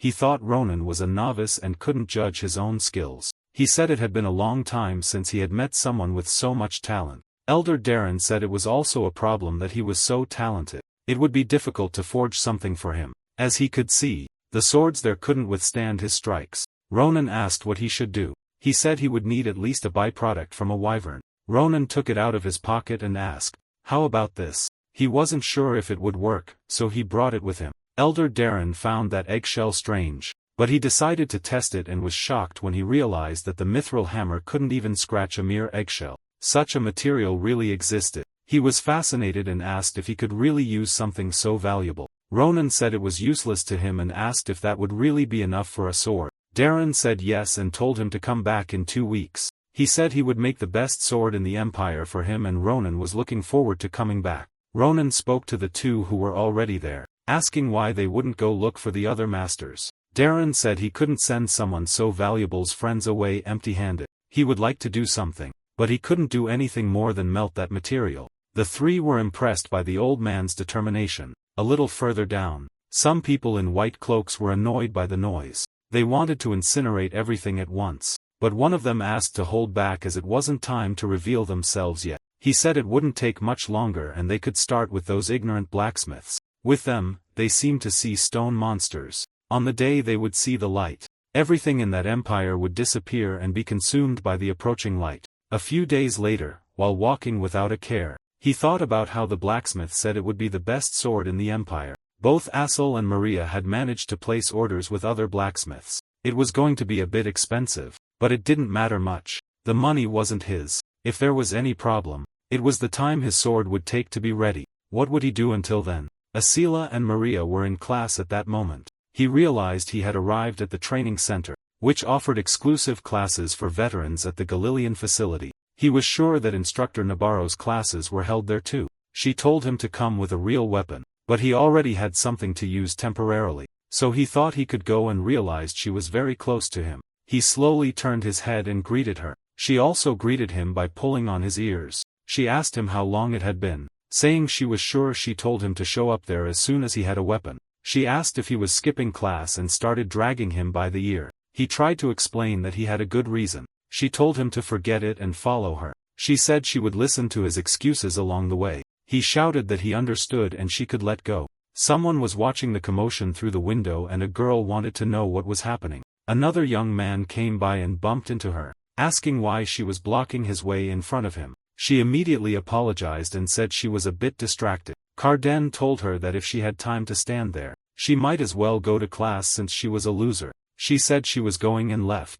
In the first duel room, the instructor was introducing Ronan and said he had caused quite a mess. She said she would introduce him once more, showing that he would be part of that class from that day forward. He introduced himself, saying he was a first-year student of martial arts and that it was a pleasure to meet them all. One of the boys there asked if he was that first year who had ranked first. They didn't think he was that good since he looked like a baby. Ronan thought that he heard that clearly, but there were also friendly faces there. Others, not so much. A girl arrived, apologizing for being late. Ronan immediately recognized that voice. She said she had something to take care of, which is why she was late. She was very nervous, apologizing for being late. The instructor said it was fine. She said she had just introduced the newcomer. The assistant came over and said it was a pleasure to meet Ronan. She said she was a second-year martial arts student and the assistant for that class and that her name was Adeshan. She said it was a pleasure to meet him. He had met the great commander Adeshan Akalusha,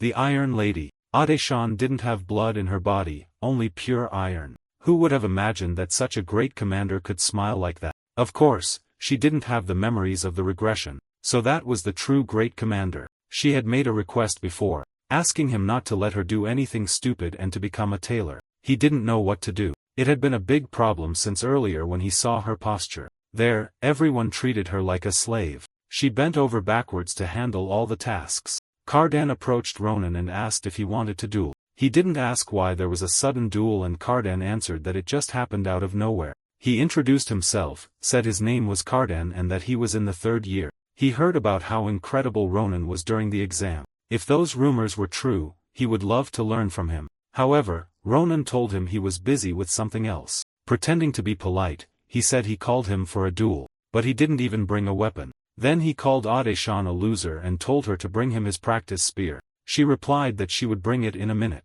Ronan didn't like hearing him call her a loser, especially coming from someone who looked just like an animal. She brought the staff and handed it to him. He called her an idiot and said she brought the long spear, but he had been using the short one for a long time. He asked if she was responding, as it didn't make sense for such a dumb assistant, and he hit her on the head repeatedly. After that, he said she didn't even deserve to attend that class and that she only got in after begging a lot. He asked if she was really that dumb or just pretending, even though she was apologizing. He didn't stop. Tired of it, Ronan grabbed the staff and stared at him. He said they would duel if that's what he wanted. If not, he didn't know what he might end up doing. Carden asked what he was talking about. Ronan asked which part he didn't understand. Staring him in the eyes, he said they would settle it with a duel. Carden found it unexpected. He asked Ronan if he had heard correctly and what exactly he didn't like. Staring at Ronan, he asked if he was doing this because of that loser and told him he didn't even know who she was. Mockingly, he asked if it was because they were both commoners. He asked if, by any chance, they were siblings, and he didn't know. Ronan threw the staff at him and told him to shut up and get started. If he didn't want to end up dead, he just pressed the tip of the staff against his chest. Carden couldn't understand how he could put so much strength without using mana. Then Ronan threw him very far. Ronan said he was complaining about not wanting to use the long spear, so he shortened it for him. Seeing Carden holding the two parts of the broken spear, he asked him if he was enjoying it. However, he didn't like it at all and thought it was too bold of someone like him. In a fit of rage, he said he would show him where people like him belonged. While yelling and running to attack Ronan, he just watched him. Carden shouted, asking if he thought he would get away with it after doing that. Ronan, after slicing his spear, said he would get away with it and told him to worry more about himself and struck him to teach him not to show off. The strike hit him squarely on the face, followed by other blows. When he was getting ready and attacking him,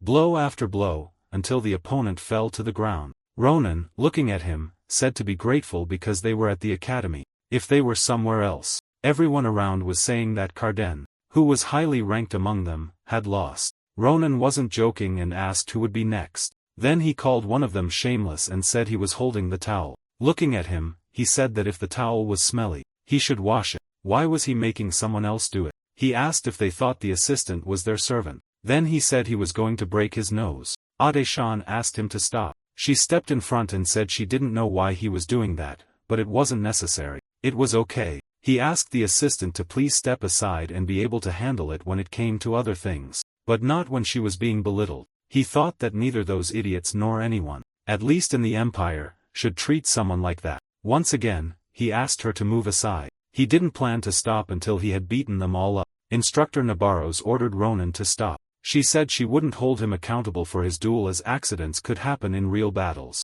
However, if he continued with that behavior, she wouldn't let it slide. She ordered him to drop the sword and step back. When she realized her body didn't want to move and looked a little behind, she noticed that it was a serpent. She thought he was unprecedented, even against the sword saint. Instructor Nabarro's aura seemed like a giant serpent. She told Ronan that what he was about to do wasn't considered a duel. As the one responsible for that class, she couldn't let the lesson get out of control. Ronan said she should know that her assistant had been going through that sort of thing, and until now, he had just been watching and doing nothing. The instructor said this was the last warning and ordered him to stop. He told her it didn't matter if he was a sword saint or not. His answer would be the same. Looking into her eyes, he said he would beat them all up. She said that in that case, there was nothing else to do and he left her no choice. So she unleashed the serpent of torment. Then he seemed to be trapped in the illusion of a dream or something, being called by the great commander. He asked why she had volunteered for the position of commander when everyone else had refused. She answered that one day he would understand that there were things you couldn't force anyone to do.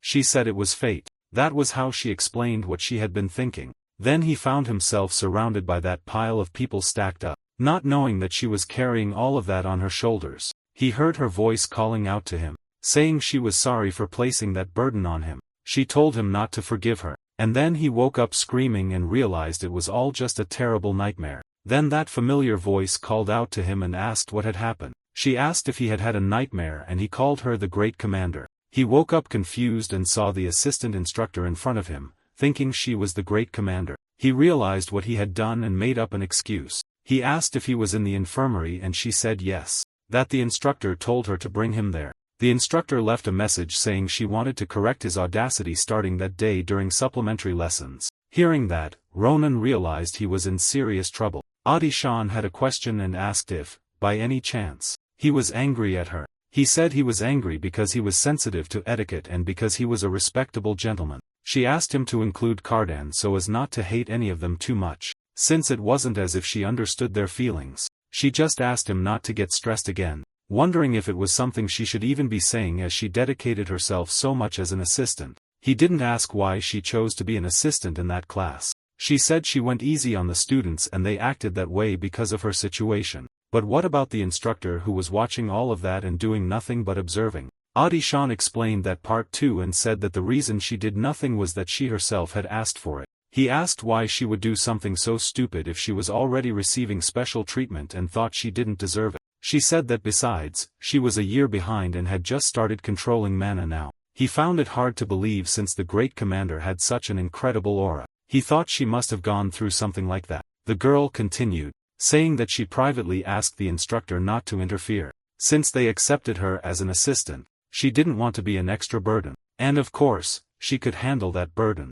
She said she could bear it as many times as needed. Even so, she thanked Ronan for helping her. She thought she had gotten used to everything, but Cardan was harsh on her and it hurt a little. He asked if the reason she was going so far was to become a great commander. She put her hand to her mouth incredulous and asked him if it was that obvious. She said that was it. She was just too embarrassed and couldn't say it with pride. But it was her dream to become a great commander of the empire. She said that, of course, for someone who wasn't experienced yet, she knew people would say things like that. She could always hear that. But even so, she wouldn't give up. She was doing her best every day. Saying that, she looked at her hands all calloused. She bid him farewell, saying it was time for the next class and told him to rest a bit and then return to class. He thanked the senior for helping him. She said he didn't need to worry and that she would see him next time. He stayed there a little longer thinking about what to do, looking at the seat where he was sitting, and only thoughts came to his mind. He remembered the commander's words, telling him not to let her do anything foolish. Now, he didn't know what to do. The present her wanted to be a commander, and in the past, she asked him not to let her. A few days later, on the weekend, at the entrance of the forge for the Great Carpadoki, Ronan, Maria, and Assel were at the entrance of the forge, waiting to be attended to. He realized there was no one there. If they weren't going to attend to him, why did they bother sending a message in the middle of the night? The note said that the sword was his greatest work and that he could come pick it up. He was unhappy with the treatment he was receiving there. He started kicking things that were in his way. Maria asked Assel if he knew why Ronan was so sensitive, and he said he didn't know, thinking something must have happened in class. She said she wasn't going to wait any longer. They would go in themselves. Maria wanted to know if they could really do that. He said they were the ones who called them, so they could. So in the elevator, he was looking for where to activate it. Finding the place to access the elevator, the three of them were already on their way.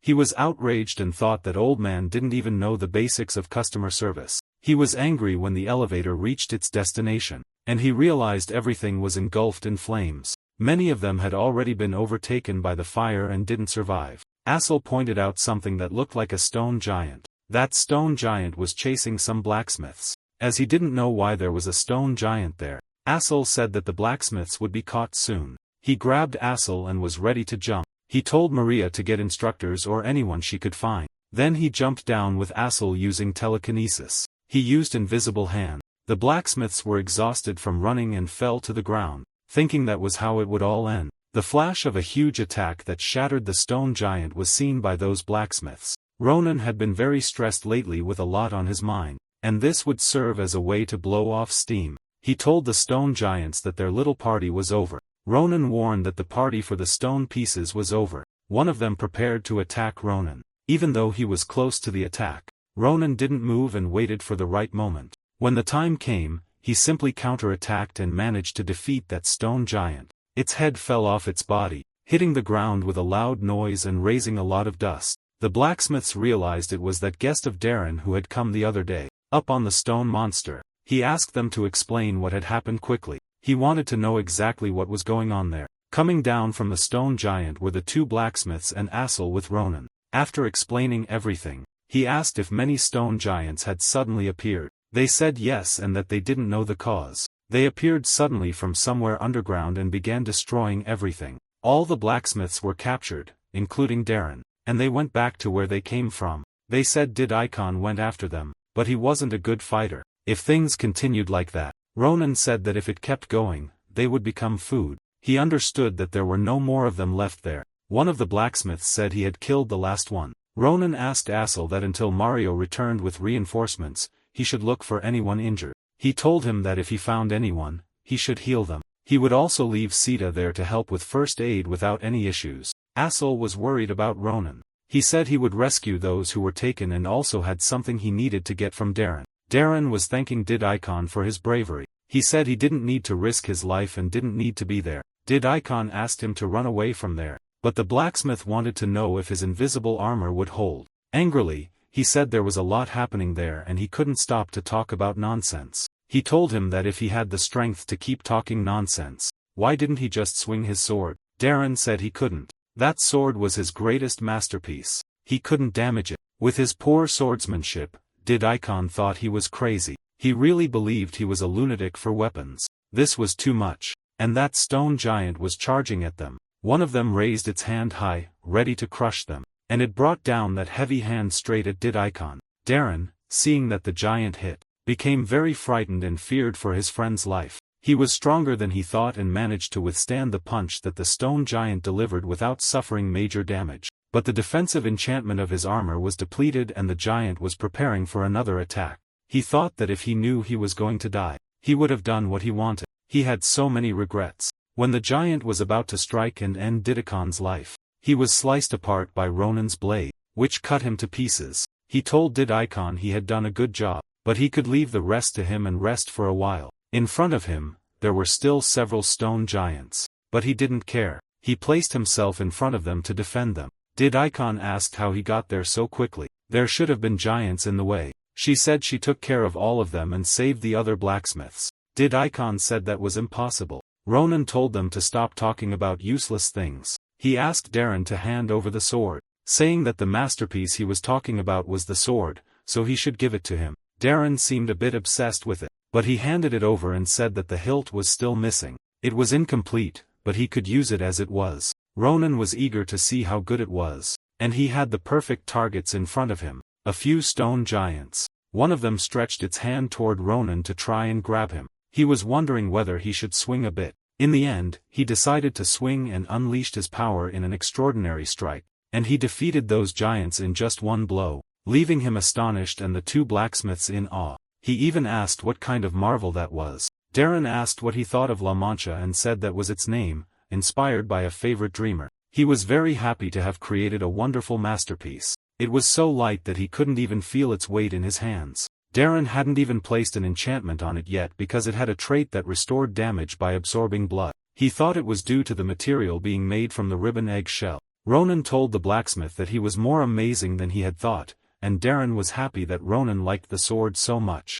Didicon wanted to leave right away and said they were the only ones left, so there shouldn't be anyone else to save. Ronan asked him to take Darren and leave because he needed to check something. He said it was nothing major, but he thought there was a rat hiding there. A very big rat. Didicon wanted to know what he meant by rat. Ronan said something felt strange. He knew the habits of stone giants, and they weren't known for being hostile. Ronan was analyzing behind their heads. Darren and Didicon found his behavior strange. After looking closely, he found a very suspicious mark. It was a magic circle. He asked Darren if he had ever seen it before. He said he wasn't a specialist, so he wasn't sure, but he noticed that the mana reverberation was very well done. And that was the reason the stone giant went crazy. He wondered who the hell did that. Ronan didn't know either. That's what Ronan wanted to find out. So he said it was something they needed to uncover. Ronan started running down a subterranean path. At first, he wasn't sure if he was going the right way, but as he went down, he became more certain.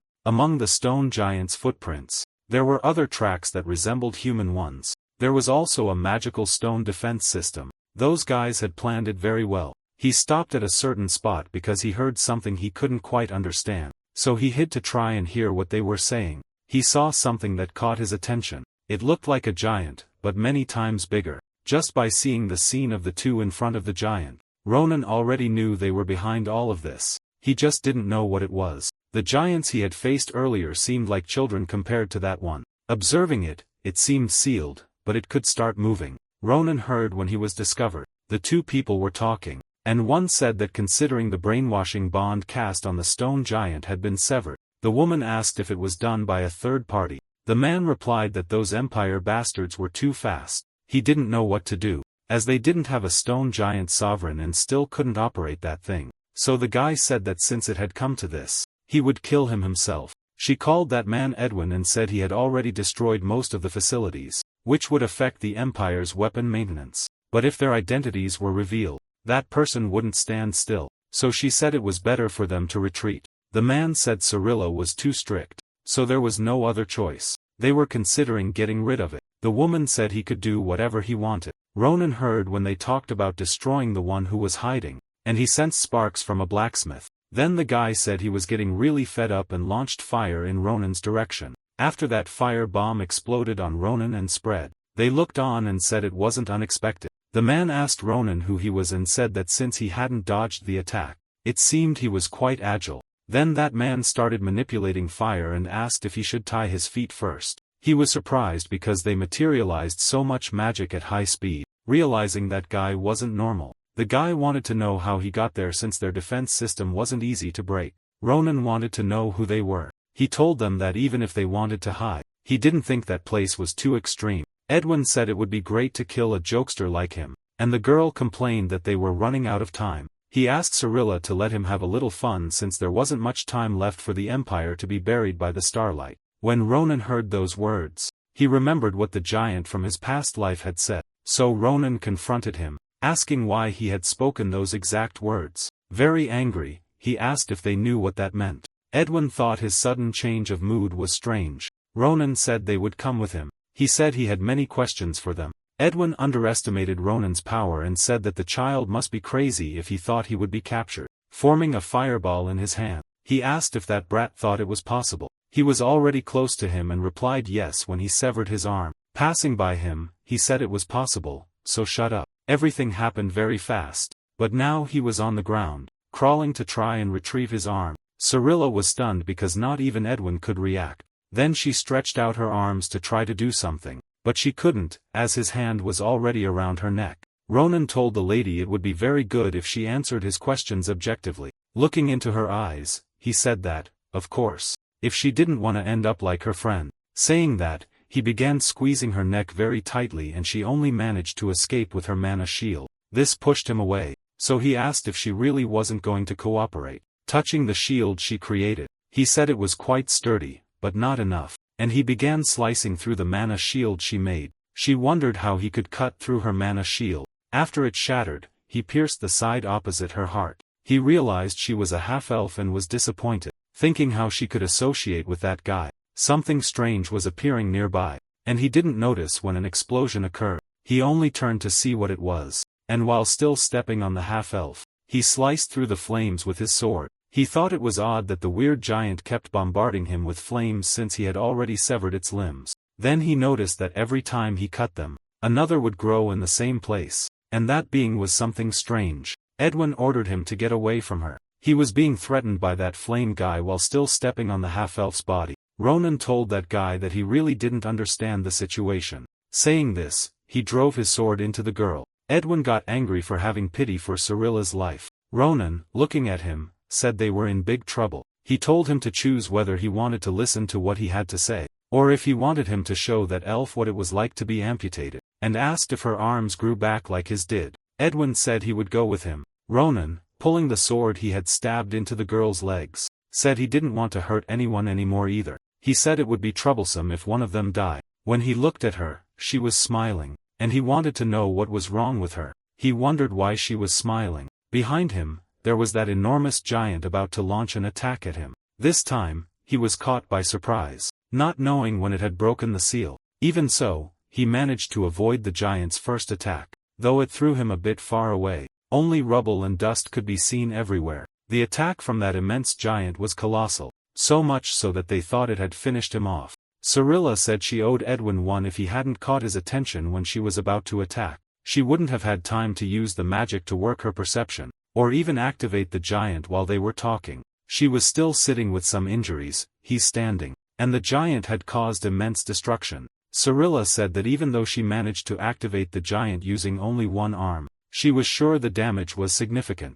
Edwin said he would kill that guy while she would go to the church to report what had happened. She asked him to be careful, saying Ronan was a monster in a child's body. Edwin said that he wasn't a child, and if they didn't finish him off now, in the future, he would become a great threat. Ronan wasn't interested in what they were saying, and just started slicing the guy again. This time, he focused on cutting him into the smallest pieces possible. After slicing him up, he asked her where she thought she was going, and told her he was sure he had already said this before. Looking at her, he said there was a lot he wanted to ask. She didn't understand how he could still be speaking in such an injured state. Even so, she cast a protection spell to keep him away. He wasn't in the mood for games, and said he would never let people like them finish saying anything. The effect of whatever she had done was starting to take over his body. He could no longer move his body as he wanted. Cirilla, seeing how things turned out, was irritated, but as long as she couldn't secure victory, reporting the situation was the priority. While Ronan was paralyzed by the mana-induced spell, she told him to get ready because she would uncover every detail of his life and take everything he had. His family, his loves, every life would be hers. He thought that he couldn't let her escape like that. If it went like before, he would end up alone. The only thing he could do was wish she would stop. With his remaining strength, he screamed for her to stop. A familiar aura arrived and told that woman to stop, and immediately she froze. The voice said it also had many questions to ask. Ronan recognized the voice. First, she said she would confirm this and wanted to know who that woman was and how she dared to touch her disciple. Instructor Nabarros told Ronan that she had heard the details and that he had done a good job. He thought her timing was incredible and said that looking at her, she told him it was nice to see him in a place like that and that he seemed to be fine seeing how he was flattering her. However, she told Ronan that she would handle these ones first and looked at that woman with a cold gaze. Cirilla realized that the woman had an aura shaped like a snake,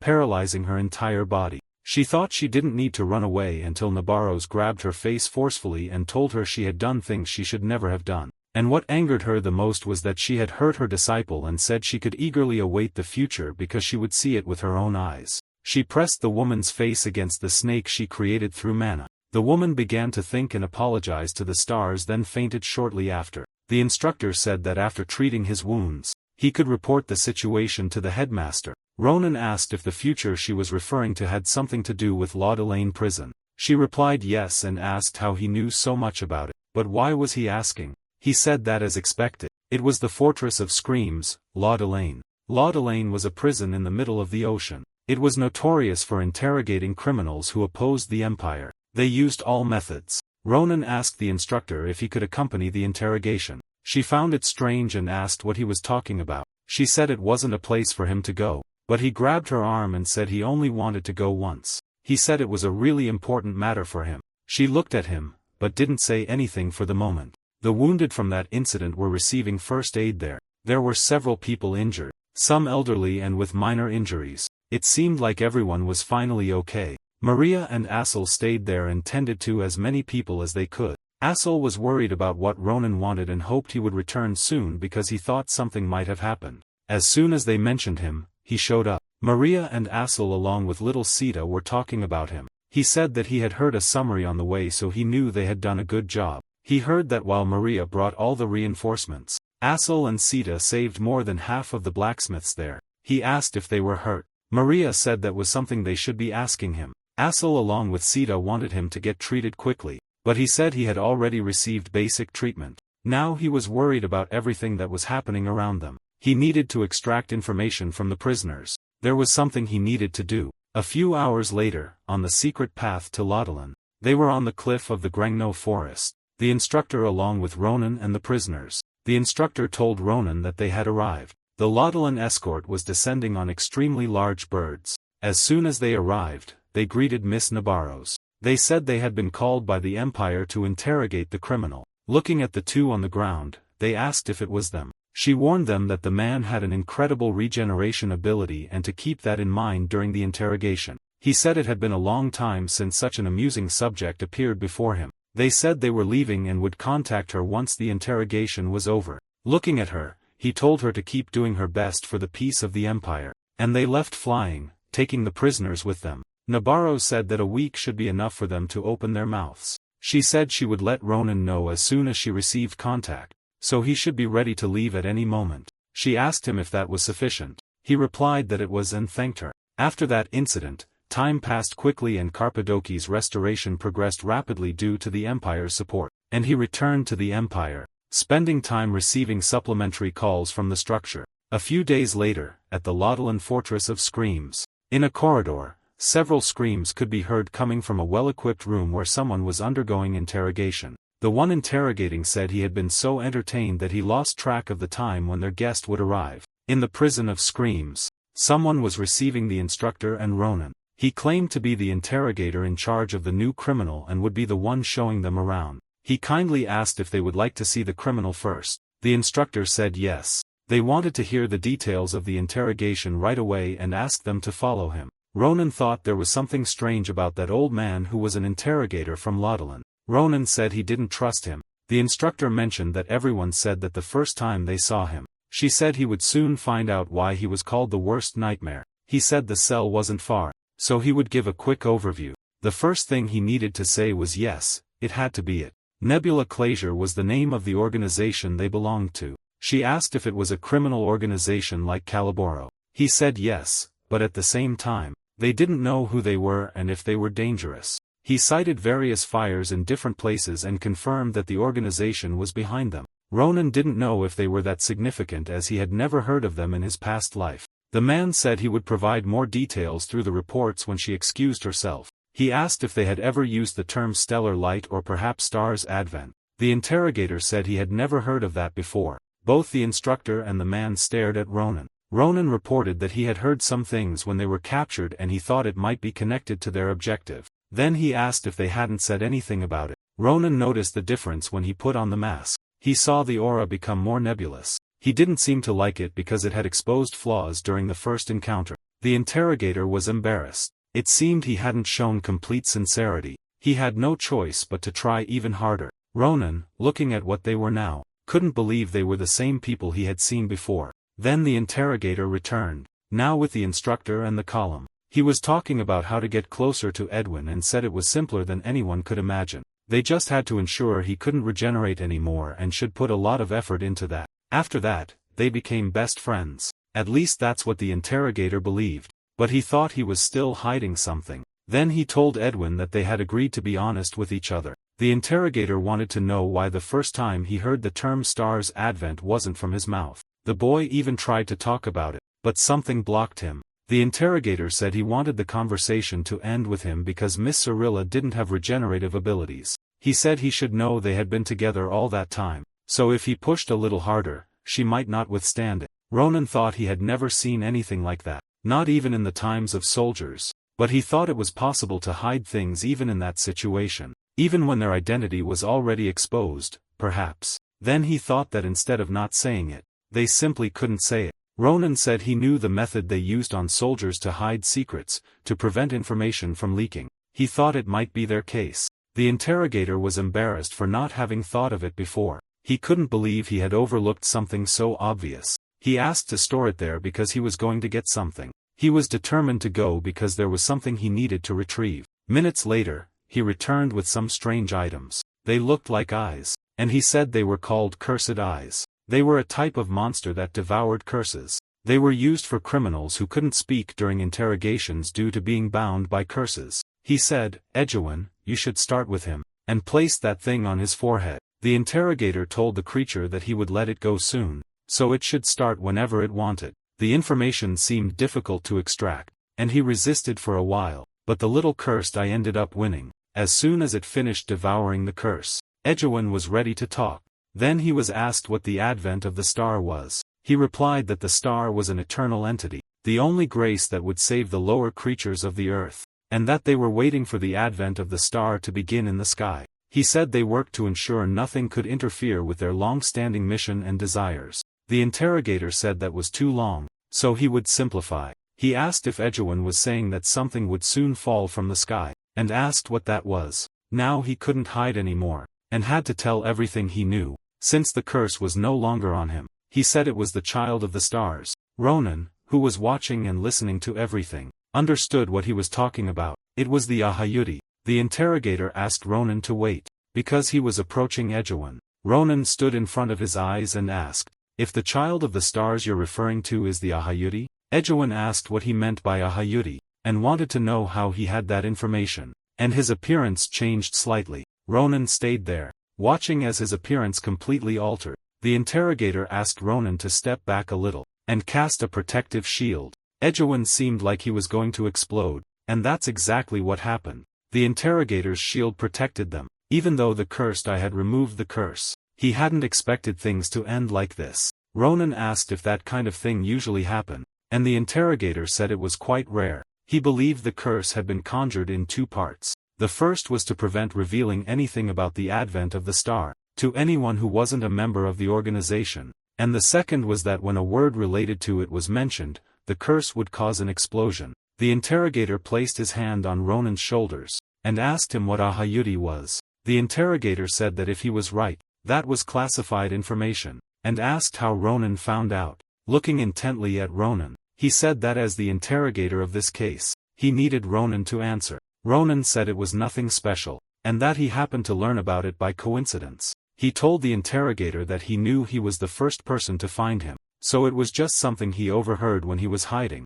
He said that at first he didn't think it was important, but upon arriving here, he changed his mind and thought it might be a significant word. Then, without realizing it, he got excited and apologized for interfering. Removing the interrogator's hand from his shoulder, he asked if the explanation was good enough. The interrogator thought that he had coincidentally obtained that information, but he was sure Ronan was hiding something. He was watching the expressions in Ronan's eyes. Looking at him, he felt a very powerful will. He analyzed until he discovered the reason for that gaze. It was hatred against those people. The instructor noticed the immense interest that the interrogator was showing in Ronan. She unleashed a warning strike and asked him to stop, calling him Karaka. Very upset, she asked him if he was questioning her disciple in front of her. He said of course he wasn't questioning him, he was just verifying. Trying to be casual, he said it was better to be careful, and immediately apologized to the Sword Saint's disciple. When someone realized it was quite dangerous, that old man wanted to interrogate him too. The interrogator was frustrated for losing a cursed eye. They were very hard to come by. She asked if they were that powerful, because if you looked closely, they seemed quite cute. The interrogator asked if he wanted to touch the cursed eye. When the interrogator quickly looked at the eye, he realized it had changed. It had absorbed the curse, but it hadn't even gotten close to Miss Cirilla. Then he looked at Ronan to use the mana shield. That's when he touched his shoulder, but only for a moment. Removing the cursed eye from his shoulder, he called out to Ronan. He placed the cursed eye on Ronan's arm and apologized for being rude. Ronan didn't want to know why he was doing that out of nowhere. The eye began to consume the curse that was on it. It immediately exploded. Ronan didn't like it at all, and asked what was happening, why it had exploded on its own. The interrogator held Ronan's hand and said that the moment had come when the eye could no longer withstand so much curse. Then he said that he thought Mr. Ronan was cursed. Ronan wanted to know what he was talking about. Suddenly, the interrogator asked if he had ever felt restricted in everyday moments, as if he couldn't run or hold steel objects, things that only he couldn't do. The instructor was looking with a rather unfriendly expression, as she knew very well what was going on. The interrogator said that if he wanted to hide it, he wouldn't ask any more questions, but it wasn't as if he could solve it for him. However, he knew one thing. Judging by the power of the curse, he didn't know who had cast it on him, but it contained a tremendous malicious intent. Some time passed and they were already leaving. They thanked him for his hard work. The interrogator said that as soon as he had information about Cirilla's interrogation, he would let them know. He mentioned that it was a powerful curse, so it might take some time. The instructor said she understood and asked him to inform them as soon as he discovered anything. He told Ronan that he must have a lot on his mind right now. Ronan said yes, since he found out his body was cursed. The interrogator said he was a student of Filion. The instructor asked what he meant by that. The interrogator said he would go as far as he knew where she had been for a long time. The only mage on the continent who knew about curses was Professor Maya's secret. Ronan and the instructor were flying back to the academy. The whole way, she asked what was wrong with him and the instructor asked if he still couldn't calm down. They grabbed the eye and said they had been like that for some time. He thought it had been that way since he touched that eye-shaped monster. He asked the instructor if there was anything wrong with him. She said it was a sign that the curse was weakening. She asked if he had any idea who might have cast the curse on him. He couldn't think of anyone. Who would have malicious intentions against him? He felt he lived a saint's life, so he wouldn't know who. He thanked her for what she did in Laudolan. Ronan said that old man's eyes were scary. If it weren't for her, he might have made up something he never did just to confess. She said she only did what needed to be done as his instructor, no need to thank her. He thought that she was not only skilled but also a good person. He found it really strange because he hadn't heard of her in his past life. He thought Nebula Clazier had done something. If it wasn't that, then he wouldn't know who she was. The next day at the academy in the training area for magic students, Sherry Forest. He said that the Park of the Pillars was located there. It was the first time she saw him after the incident and she mentioned that she wouldn't have a position there if it weren't for the instructor. She asked how he had been. He stared at her with a foolish expression. Then he remembered that he still had the problem with the Grand Commander. He didn't know what to do. Hadn't thought about what the hell to do. He just thought he would smile and agree. He asked how she was. She replied that everyone who was afraid of Cardan had become friendlier, even though she felt that every time she got close to him, he seemed scared of her. She said it wasn't a bad feeling. Ade-chan said she heard from the instructor that he was cursed. She said she knew he needed to find Professor Secret and that's why she went there. They were waiting for the professor to arrive. While she was talking to Ronan, someone appeared nearby. She seemed very happy to see her, then jumped on her and started hugging her. She told Ade-chan that she missed her a lot and asked how she was as it had been a long time. Looking at that girl, Ronan realized that she was definitely the girl they had been talking about, related to wolves and ears. He watched the two talk. Ade-chan apologized for calling her there so suddenly. She had some important matters. She asked why she needed to see Professor Secret. Only then did she realize that Ronan was also there. He was already sweating from the embarrassment of seeing her widen her eyes at him. Timidly, he said that it was he who had asked. He greeted her, saying it had been a long time. The girl threw a fit when she saw him and asked what he was doing there.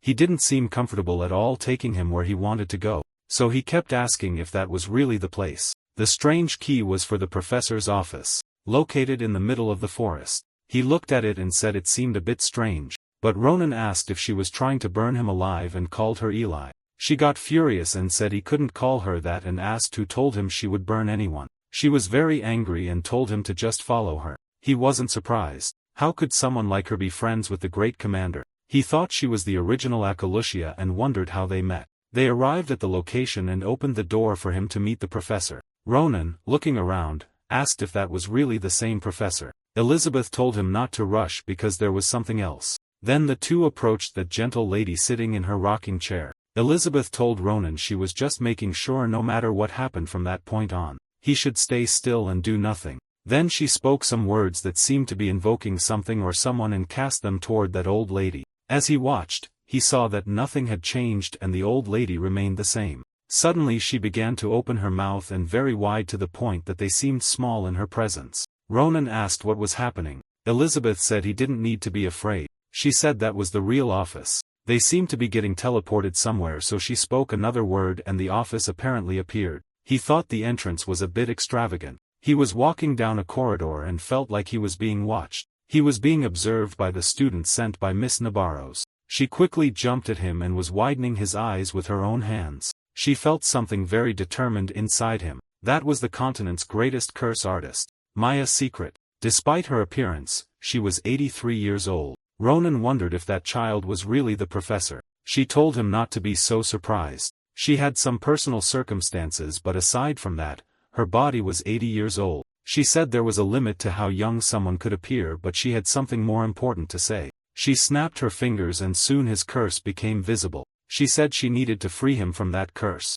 Now that it was visible, he was looking at all of it. The professor was surprised because she didn't know that so many curses could be intertwined in a single body. She said that even with great skill, no one would be able to touch that. She got frustrated and asked if she wouldn't be able to remove the curse. She told him not to worry. She had come prepared and asked him to listen carefully. At that moment, she would materialize the curse from his body into the mental realm. All he needed to do was find the origin of the curse that was binding him and cut it. He knew it was simple, just cut the curse. And then he asked how he would know what to cut. The magic instructor told him that when he saw it, he would instinctively know. She touched his forehead to take him to the mental realm, and just like that, it happened. The origin of the curse was there, inside his body's mental realm. Then he saw someone running, passed by him and realized it was his home. He thought that whatever the origin was, it must be inside his house. Then he found it strange that the child passed by him and called for her mother. He recognized that voice.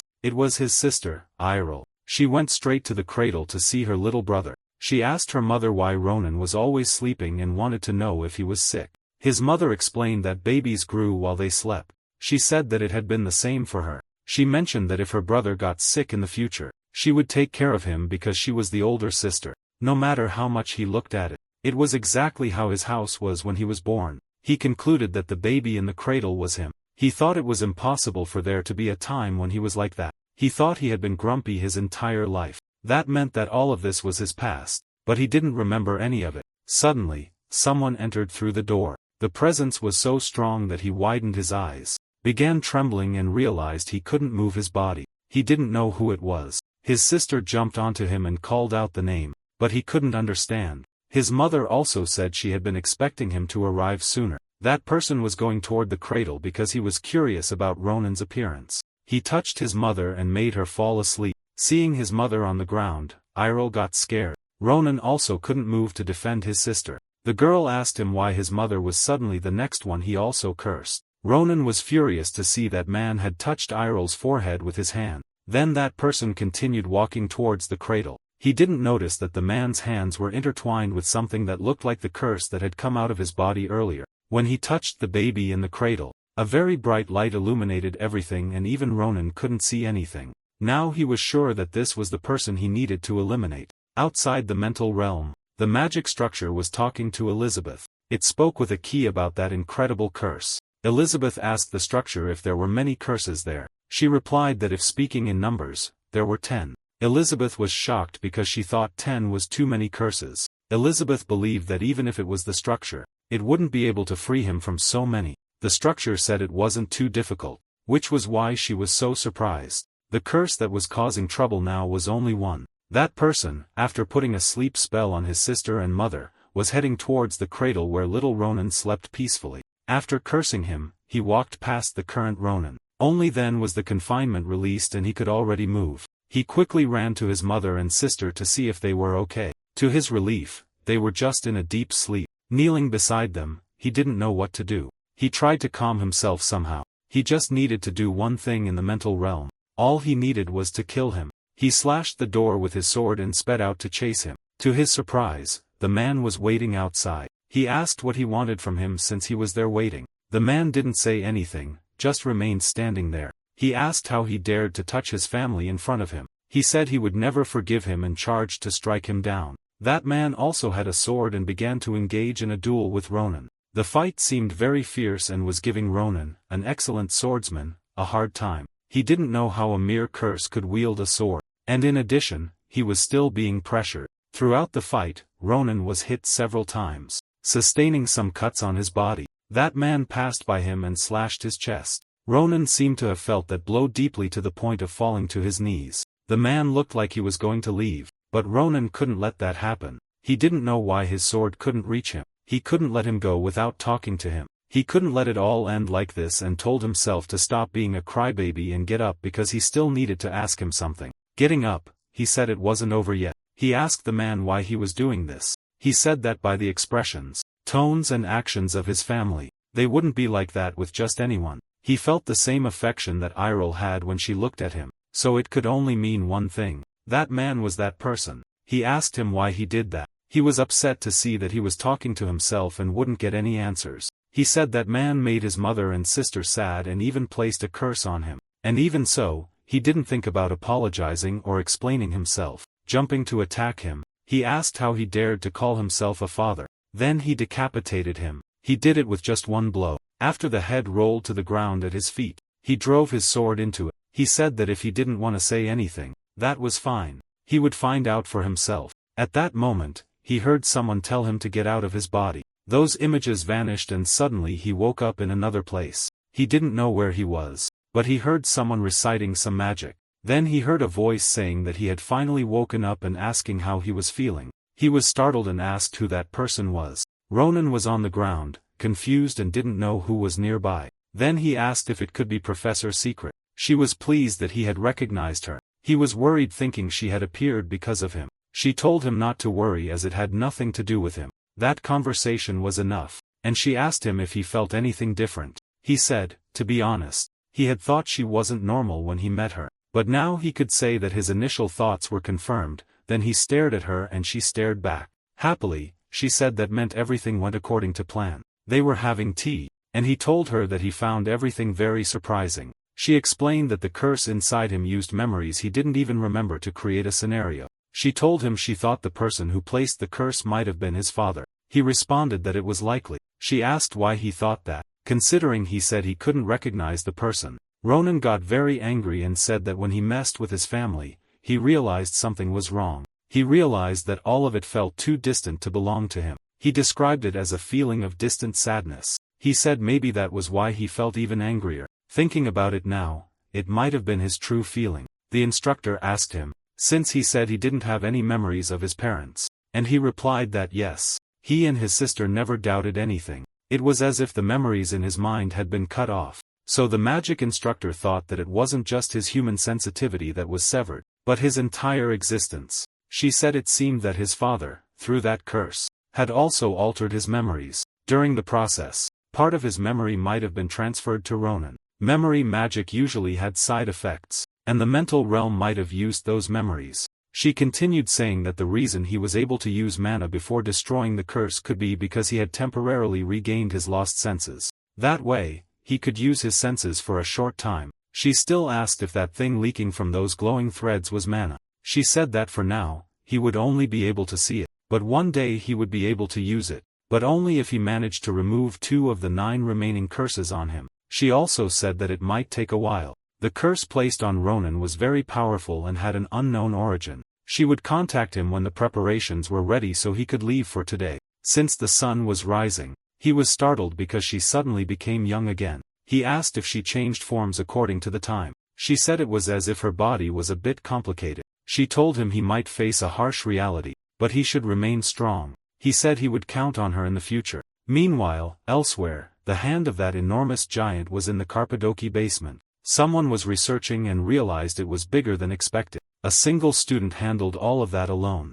It was hard to believe. Someone had arrived there to talk to a man who was looking at the giant. That man noticed when the other young man, called Dolan, arrived. He asked how the reconstruction was going. Dolan replied that it was progressing and that things should return to normal within a week. He also said that he had checked what they were doing according to orders, but couldn't obtain any additional information there. But thanks to Filion, he managed to confirm the identity of the student who was active there. Dolan asked the Grand Duke if he would like to see him in person. He wasn't just the Duke, but also the head of the Grancia ducal family. His name was Joseph Sinovan de Grancia. The Duke agreed, thinking it would be best to meet the boy personally. But as he stood there with his back turned, the giant seemed to be coming to life. There was movement in the giant's gaze. Dolan apologized to the Duke, but needed to leave that place for a moment. He was seeing that the giant was moving and about to attack them. Dolan said he would handle it with the Order of Knights. The Duke said there was no need, and the giant was already launching its strike. But the Duke and his servant were still talking. He placed his hand on his sword to draw it, and while doing so, said they weren't in a hurry. He unleashed a slash toward the giant, slicing it entirely with just one movement. Dolan had to shield his eyes from the dust and light that the strike emitted. After slicing the giant, Joseph calmly sheathed his sword. As if nothing had happened, he called his subordinate to leave. As they walked away, the giant collapsed to the ground. He was excited to meet the young hero of Filion Academy. The next day at the Nabar Dozer dormitory, someone was knocking on Ronan's door and he wanted to know which crazy person was doing that. He opened the door, still sleepy, and found Dolan. Ronan asked who he was and said, beggars weren't allowed there. He thought that boy was very rude. Then he asked Ronan if he knew who he was being rude to at that moment. Ronan said he looked like a noble. He also thought the mana he felt from him was dark to the point of being strange, but something was mixed into the mana. It didn't even seem like mana. It felt oddly familiar.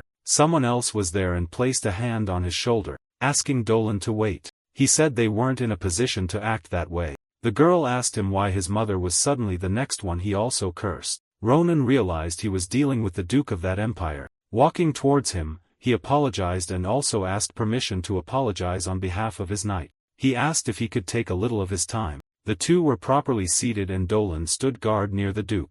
The Duke brought the sheath of the blade that had been completed the day before. Ronan did not ask why his grace had brought it for him. The Duke said that the master blacksmiths of the Great Carpadoki insisted. He mentioned that especially Master Doran was very insistent. Besides, he wanted to express his gratitude personally. The Grancia family and the Great Carpadoki have an excellent relationship. He mentioned that the Pale Path sword was also made by Master Doran. So as a way of showing his gratitude to the hero who saved Carpadoki, he also provided something else in return. The Duke was offering Ronan the Grancia medallion, which bears the patriarchal seal. Ronan asked if he was giving him something so precious, since with it, he could buy 3 villages. He also mentioned that the other 2 students who helped received gifts from the blacksmiths as well as the medallions. The Duke said he hoped Ronan liked it. He didn't know they would treat it as a family heirloom. He felt relieved and now wanted to move on to the next topic. He wanted to talk to Ronan about the one behind the incident. The Duke became interested in those sinners.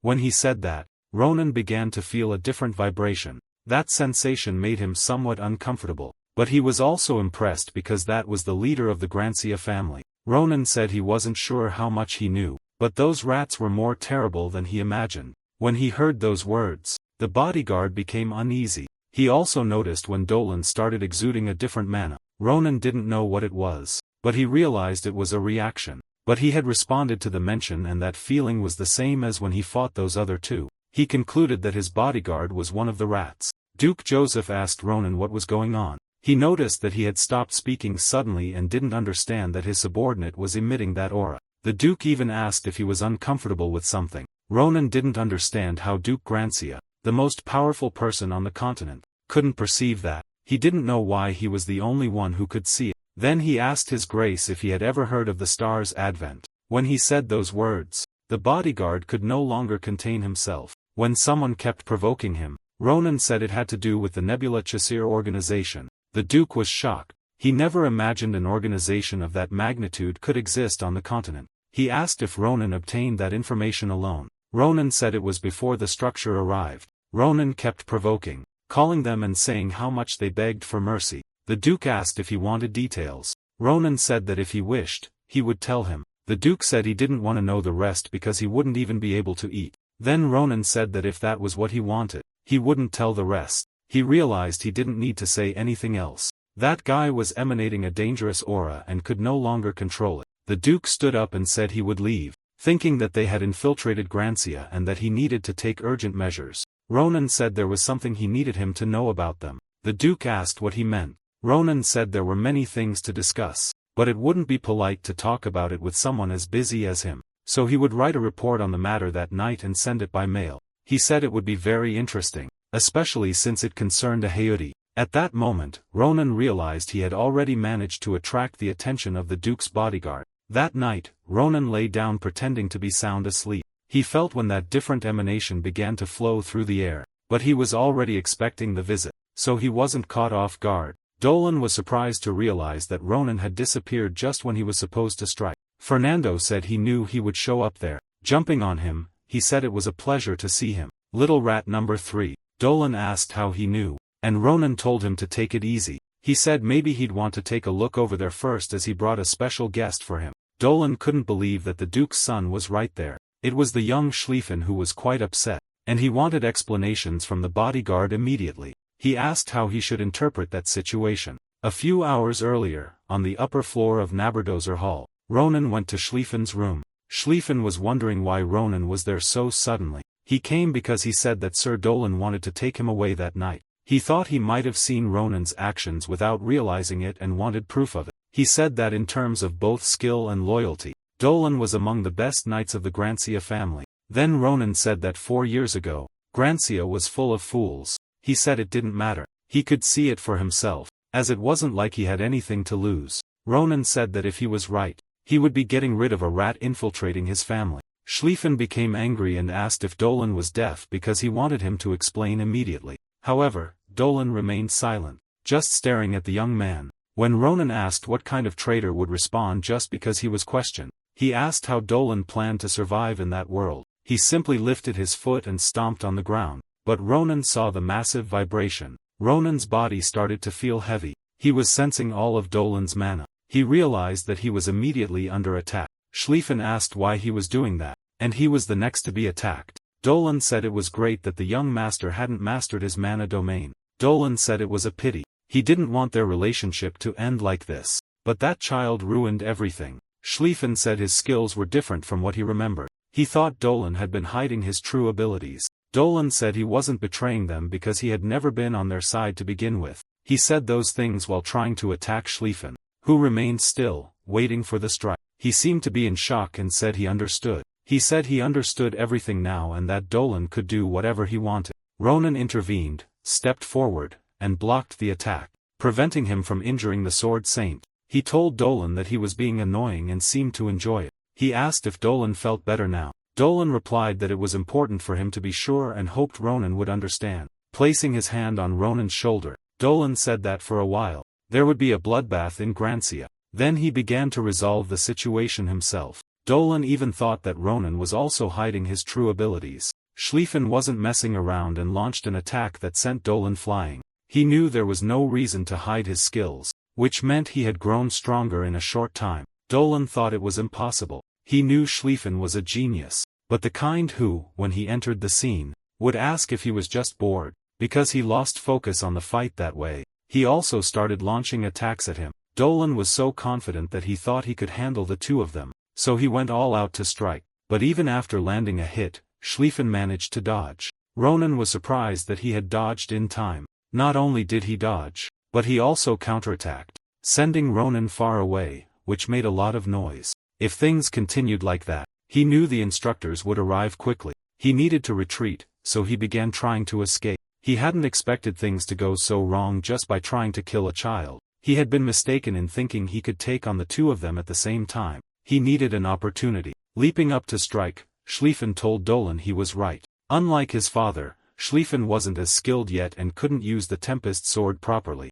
However, he ran to that side knowing that there was no one there who would be hurt if he used that technique, except for Dolan, the traitor who needed to die. Schlieffen used the Grancia family's secret technique, Tempest sword. When Dolan saw it, he realized it was the end for him. And as the attack got closer and closer, he simply closed his eyes and said, "Dear Star."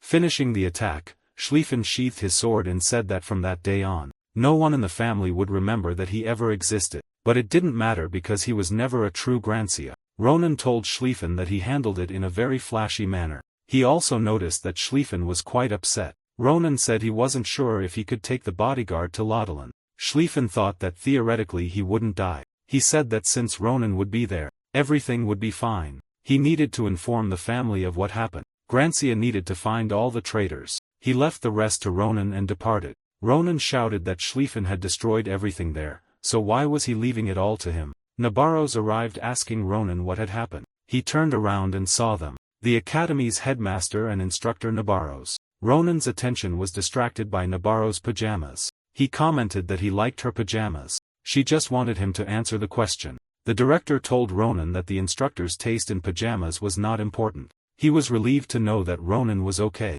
but he wanted an explanation. Ronan was about to explain, but first wanted the director to listen to him. Ronan said loudly, "Damn a hyut."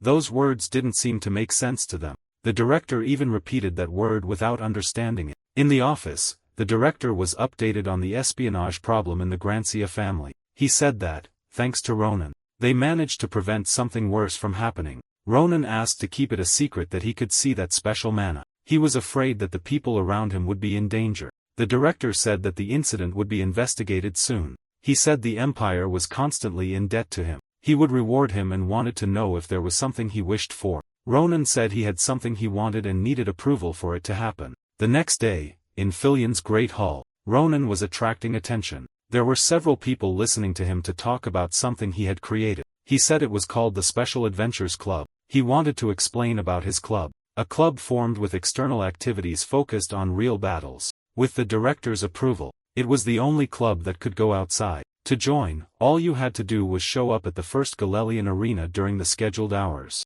That commotion caught the attention of a mysterious woman who seemed interested in Ronan. A few days later, in Galelian, Ronan regretted making that whole show in the hall. Only his friends showed up. Maria asked if he really didn't know it was just about reflecting on the interviews. Under the excuse of a skills assessment, Ronan had defeated everyone. He also said suspicious things, as if he were ready to sacrifice himself for the club.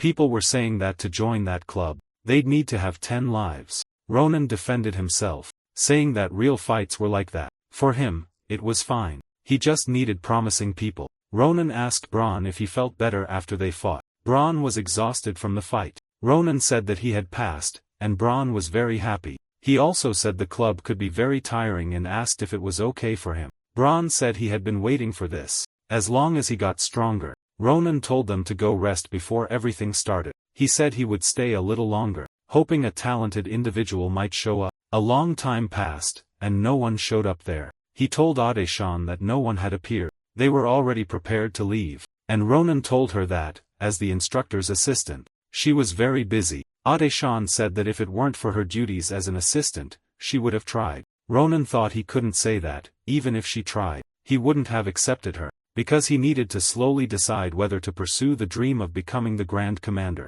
He thought it was an important issue. Suddenly, someone appeared saying it was a relief they were still there. He watched what she was saying. He was very pleased, thinking she was there to try to join the club. She asked if by doing this, he interrupted her because he thought her voice was too low to hear. If she joined the club, she could touch. Looking at Ronan, she took off her hood and asked him to touch her. Ronan was very surprised by her request and asked what kind of person she was to want him to touch her. She explained that it wasn't him, but the creature on his shoulder. Ronan asked if she was referring to Sita and said she should have said that from the start. He said that the little one was always with him, so if she joined the club, she could definitely touch her. Ronan looked at her and thought she was a very strange girl. He also found it hard to believe he hadn't felt her presence, even though she was so close. He knew she wasn't an ordinary student. He could feel that she was incredibly strong. She showed interest and asked what she needed to do for the interview. She said she was a high-level beginner mage and her name was Ophelia DeKnight.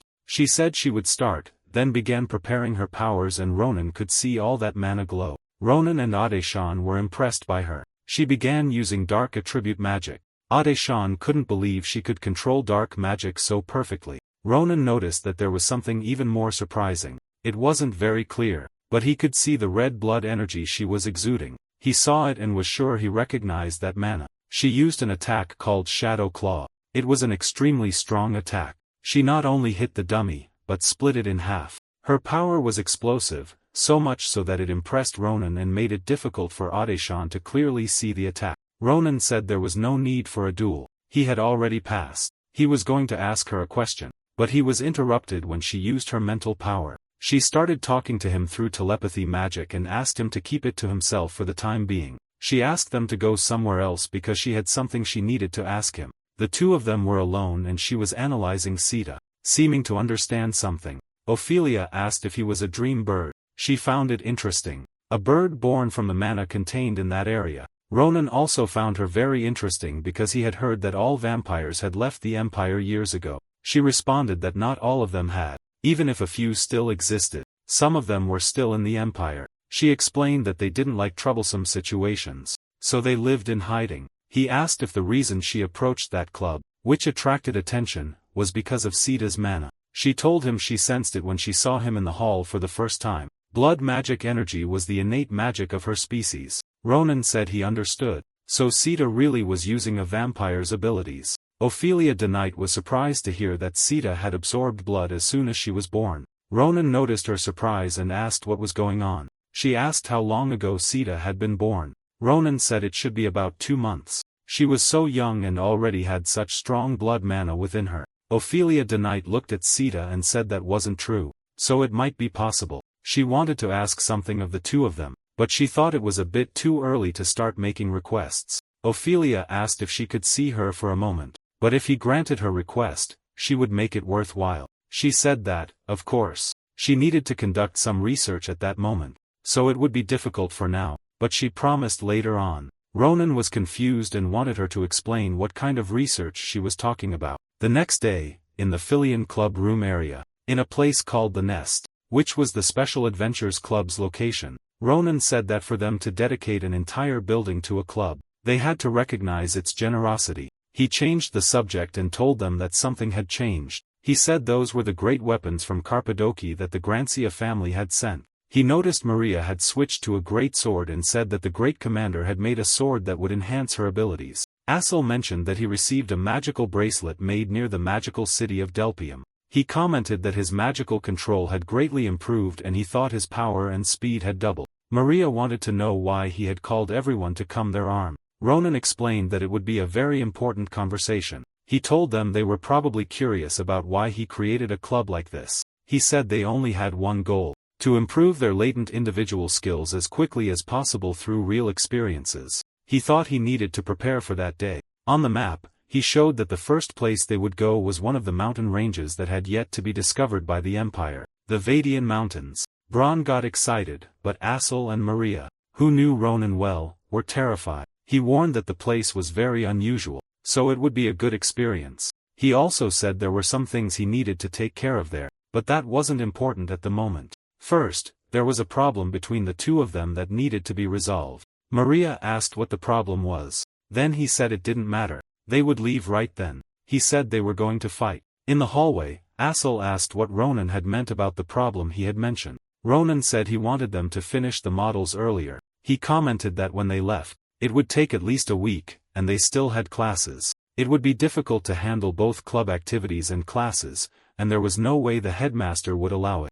Ronan found a solution. They just needed to finish their classes earlier, as he did, and they would become free afterward, before continuing with individual training. He said they would work on their abilities. Ronan told the two to come at him, saying he would only use the scabbard, so they didn't need to be afraid. He also said it wouldn't be fun if they held back, so they could go all out. Maria said that since it was going to be like that, they would use that. She told Assel that they would show how much they had improved. He said he would do his best. Maria gripped her sword as usual, and said she was ready. Ronan found her strength incredible, but didn't understand why she struck the ground. Right after she hit it, it was Assel's turn, and he started moving all the stones that appeared when Maria had slammed the ground with force. Assel, levitating, told Maria that she could start. He connected his power to each of those stone particles that were floating due to the previous impact. Ronan was very excited and dodged all those attacks. He found Assel's attacks quite impressive.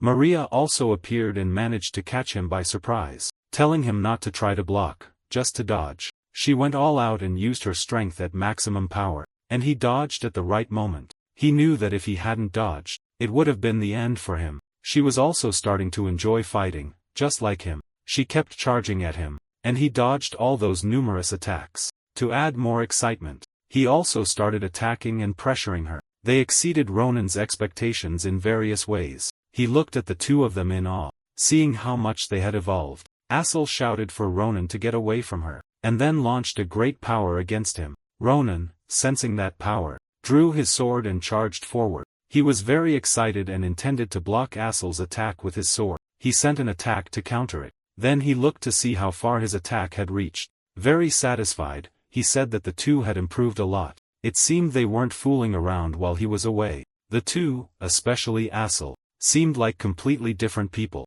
which surprised him a lot. Assel asked if that was the end of the test, and he said it was enough. It seemed it wouldn't take long. Maybe a month, or maybe just 2 weeks would be enough. Therefore, they could start the special training right at that moment. Maria said they had just finished dueling. He said that didn't matter. They would start right away. He was chasing after them with his sword. He was behind them with his sword, looking for more duels. 2 weeks later, he was handing out certificates, which was surprising. The director asked if he was saying that those were early completion certificates for all the club members, and Ronan said that was correct. He also mentioned it wasn't for all subjects, and asked if it was enough for them to be allowed to go out. The director said yes. As promised, he would let them leave the field. The next day, they were already in the Vadian Mountains. Maria noticed that the mana there was pure. Bron asked what they were going to do now. Ronan told them to wait, as they were still far from the center, about what they were going to do there. He said they also needed to find something.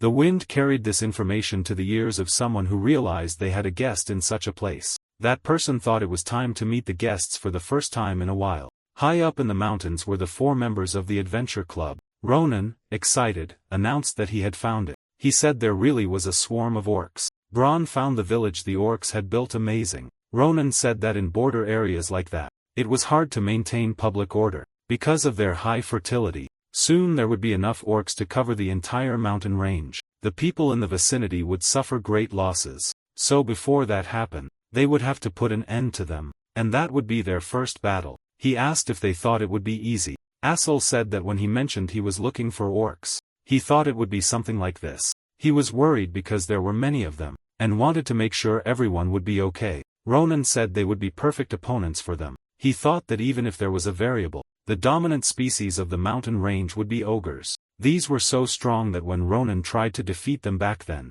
he almost couldn't. Someone approached him and said they knew their intentions were good, but they didn't recommend it. The weather wasn't good at that moment, and warned the young adventurers. Ronan was startled because he couldn't sense when he arrived. He wondered who he was, and Elilson told Ronan he didn't need to keep his guard up. That elf said he was just a priest who lived in the mountains. Ronan asked if he was a priest. He replied yes, and that he served the old spirit. Ronan, with his hand on his sword, was listening to him invite them to go somewhere else to talk better. When he said that place wasn't safe, Ronan drew his sword and placed it against the elf's neck, which shocked the rest of the group. Ronan apologized to him, but he said there had been many lunatics around recently, so he should listen and repeat what he was going to say. Then Ronan told him to repeat, "Damn Ahayuti."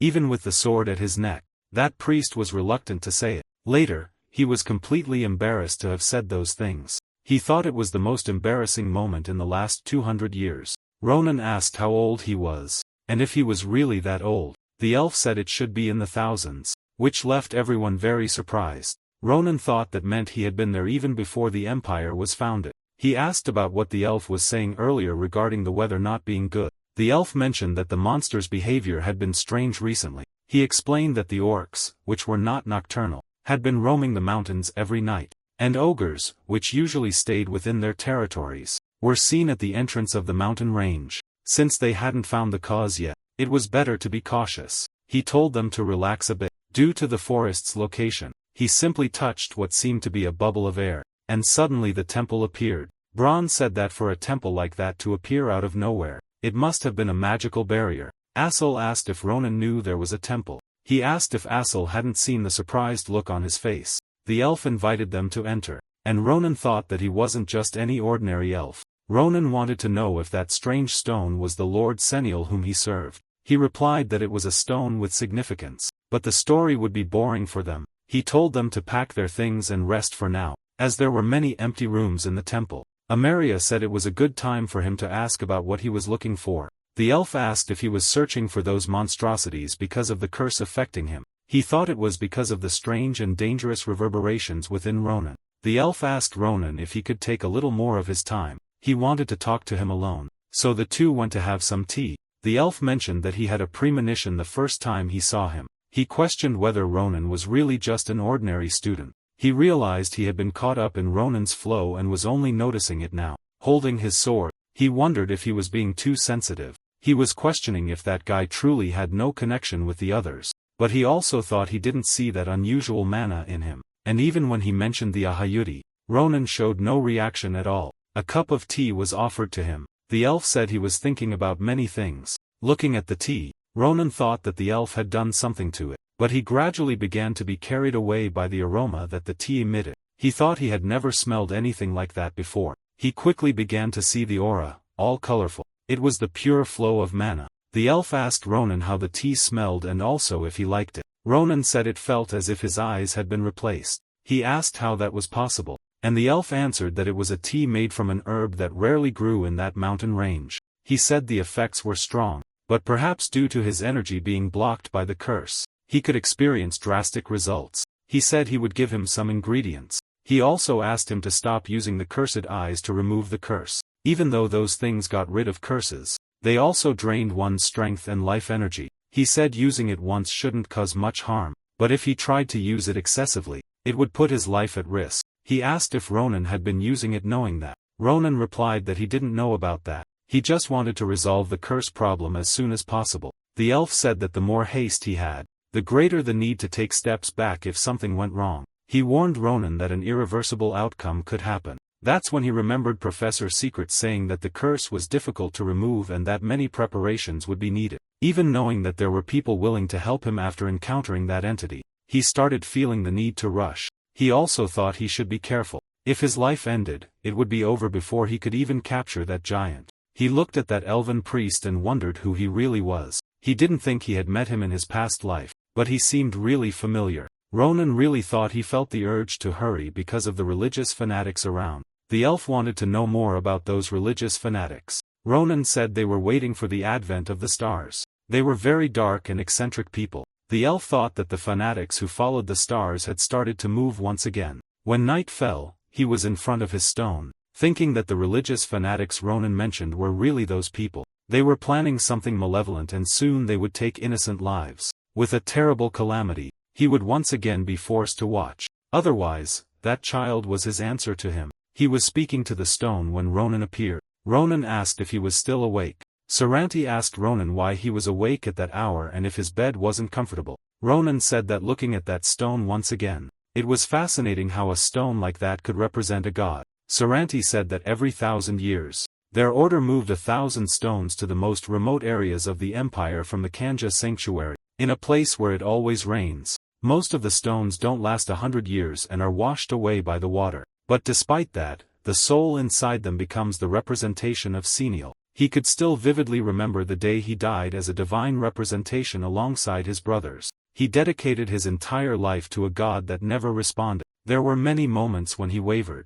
wanting to turn his back on his belief and live freely. However, a premonition always found him and made him stay in that place, the will of Senial. One day, it would become the first step to save the world. That was the kind of intuition he had. He said that for him, that was faith and that he couldn't convey that to anyone. He placed a hand on Ronan's shoulder and told him that he believed the moment was near. The next day, everyone was enjoying the incredible effects of that tea, and with the energy of the mana veins, their sensitivity improved greatly. Meanwhile, Ronan went to help collect roots while traveling through the mountains with Saranti. Ronan thought that to be so kind to them, even though it was the first time they met, it felt as if he had true sincerity in his heart. That elf became even stranger the more Ronan observed him. The 2 peaceful days passed without much concern, but as always, tragedy hides within celebrations to bring a pain that cannot be forgotten by all. Ronan was leaning on his sword and Saranti was leaning against a stone, and now it was too late to turn back. On the day of the orc village invasion, they said their goodbyes and Saranti worried, asked if everything would really be okay. They still hadn't found the cause of the monster's abnormal actions and suggested they prepare a bit more. Ronan said it would be fine because he mentioned that only their actions were strange, but they hadn't become stronger and that they had those people who were enough to deal with them so there was no need to worry. He also said that besides, the field trip was coming to an end, so they needed to return to the academy soon. Saranti asked if they would allow him to give them a magic that would let them return to the barrier. With that, they would be able to visit the temple freely. Saranti told them that if they felt they were in danger, not to hesitate to return immediately. He also asked them not to let their guard down, even if they were very strong, because that forest was also deep and dark. Several monsters were lying on the path and a person passed by, leaving only traces of them wherever they went. This person said they would make things more dramatic.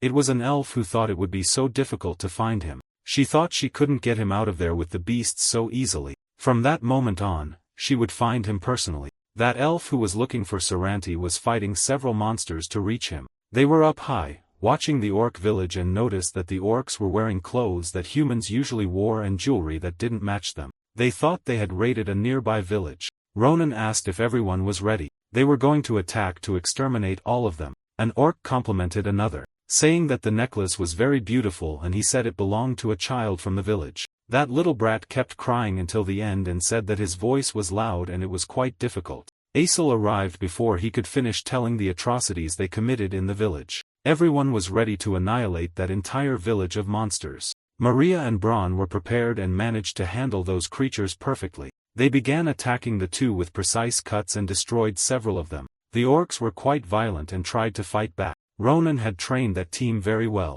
They wouldn't let it slide without retribution. Aesel was handling the situation very well with the new powers and techniques he had acquired. He was becoming more precise every day and hit the targets right away. Ronan was very pleased with the results of his training. He told Aesel that he had managed to get the hang of it. Now they managed to make Ronan float along with him and attack their opponents with magic stones. Ronan was always nearby to encourage Aesel to use his telekinesis more and more. With his encouragement, Aesol charged at that village and almost wiped them all out on his own. After everything was over, Aesol was very afraid of receiving a divine punishment for all that. Ronan told him to relax because if he were punished for something like that, they would all be punished together. Bronn agreed and said that the punishment he would receive would be the greatest of all punishments. Those words didn't help much, so Maria frowned at him. Ronan was thinking about some things when he was interrupted by Sita. She tapped his face with her paw to get his attention and pointed, as if sensing something. They went in the direction Sita pointed, and Ronan and Aesol found a person tied up. From a distance, they realized it was an elf and thought they had left her there as emergency food. They ran over to save her, asking Sita to use her healing magic. She seemed to be waking up, and Ronan asked if she could speak. She had a frightened expression, and Ronan noticed unstable mana. He found it strange because Sita had already healed her, and he thought maybe the healing hadn't worked, but he didn't know why. She told him that the mana around him was different and asked if he was one of their team. Then she started panicking, begging them to take her there. She began to cry and said they were on their way. If they stayed there any longer, Saranti's life could be in danger. Suddenly, she appeared to faint. Ronan immediately picked her up and took her inside the barrier to speak with Saranti. He asked if they were back already and if there had been an accident. Ronan explained that the elf was a prisoner they rescued from a village and that she needed to meet with him. Upon looking at her, he recognized her as Brigitte. He asked how that could have happened to her. A little way off, the three of them were searching and looking around as Ronan had asked, but there was no one there. Maria was calling Bronn to return to the temple as well, when she looked back and noticed Aesol had found something. Approaching him, she asked if he had found something there. Aesol replied that there was something strange about those orcs. He noted that they looked different. Maria asked if he didn't know what it was either. He said yes, and that he had never seen anything like it before. It seemed they had been hiding with double-layered magic until now. Bronn asked Aesol what those magic circles did. The elf received treatment and Saranti was taking care of her along with Ronan. Saranti said he had finished the first aid and that she should relax for now. Ronan asked why even healing magic hadn't worked and if she had been affected by some kind of poison. Saranti said he was indebted to Ronan, that if it weren't for him, he would have lost his precious sister. He said she was one of the few remaining followers of Signal in the world. One day she had a deep faith. Looking at her, he said that she was his dependable sister. Saranti asked him what he should do to repay the debt. Since Ronan saved someone so important to him, Ronan was confused about what she was saying while trembling and warning them about them. She said her life was in danger. Saranti went in front of the stone again and was speaking with Ronan. He said, honestly, even he wasn't sure. He explained that it was a religious order that worshipped an unknown being they called God. He said they hid their identities for so long that even he didn't know who they were. All he knew was that they committed various evil acts. They called themselves a religious order. Upon hearing that, Ronan widened his eyes. Saranti said they were called Nebula Chasir. Ronan asked if those people were after him. Saranti was surprised to learn that Ronan knew of them. He thought they had given up because they had been quiet for so long, but it seemed they were back. Ronan said he needed to run to the archipelago just like they did. Saranti refused to leave that place. He said that if he went somewhere else, the innocent people there would get hurt, and he didn't want that. He also wanted Ronan and his companions to leave that place as soon as possible.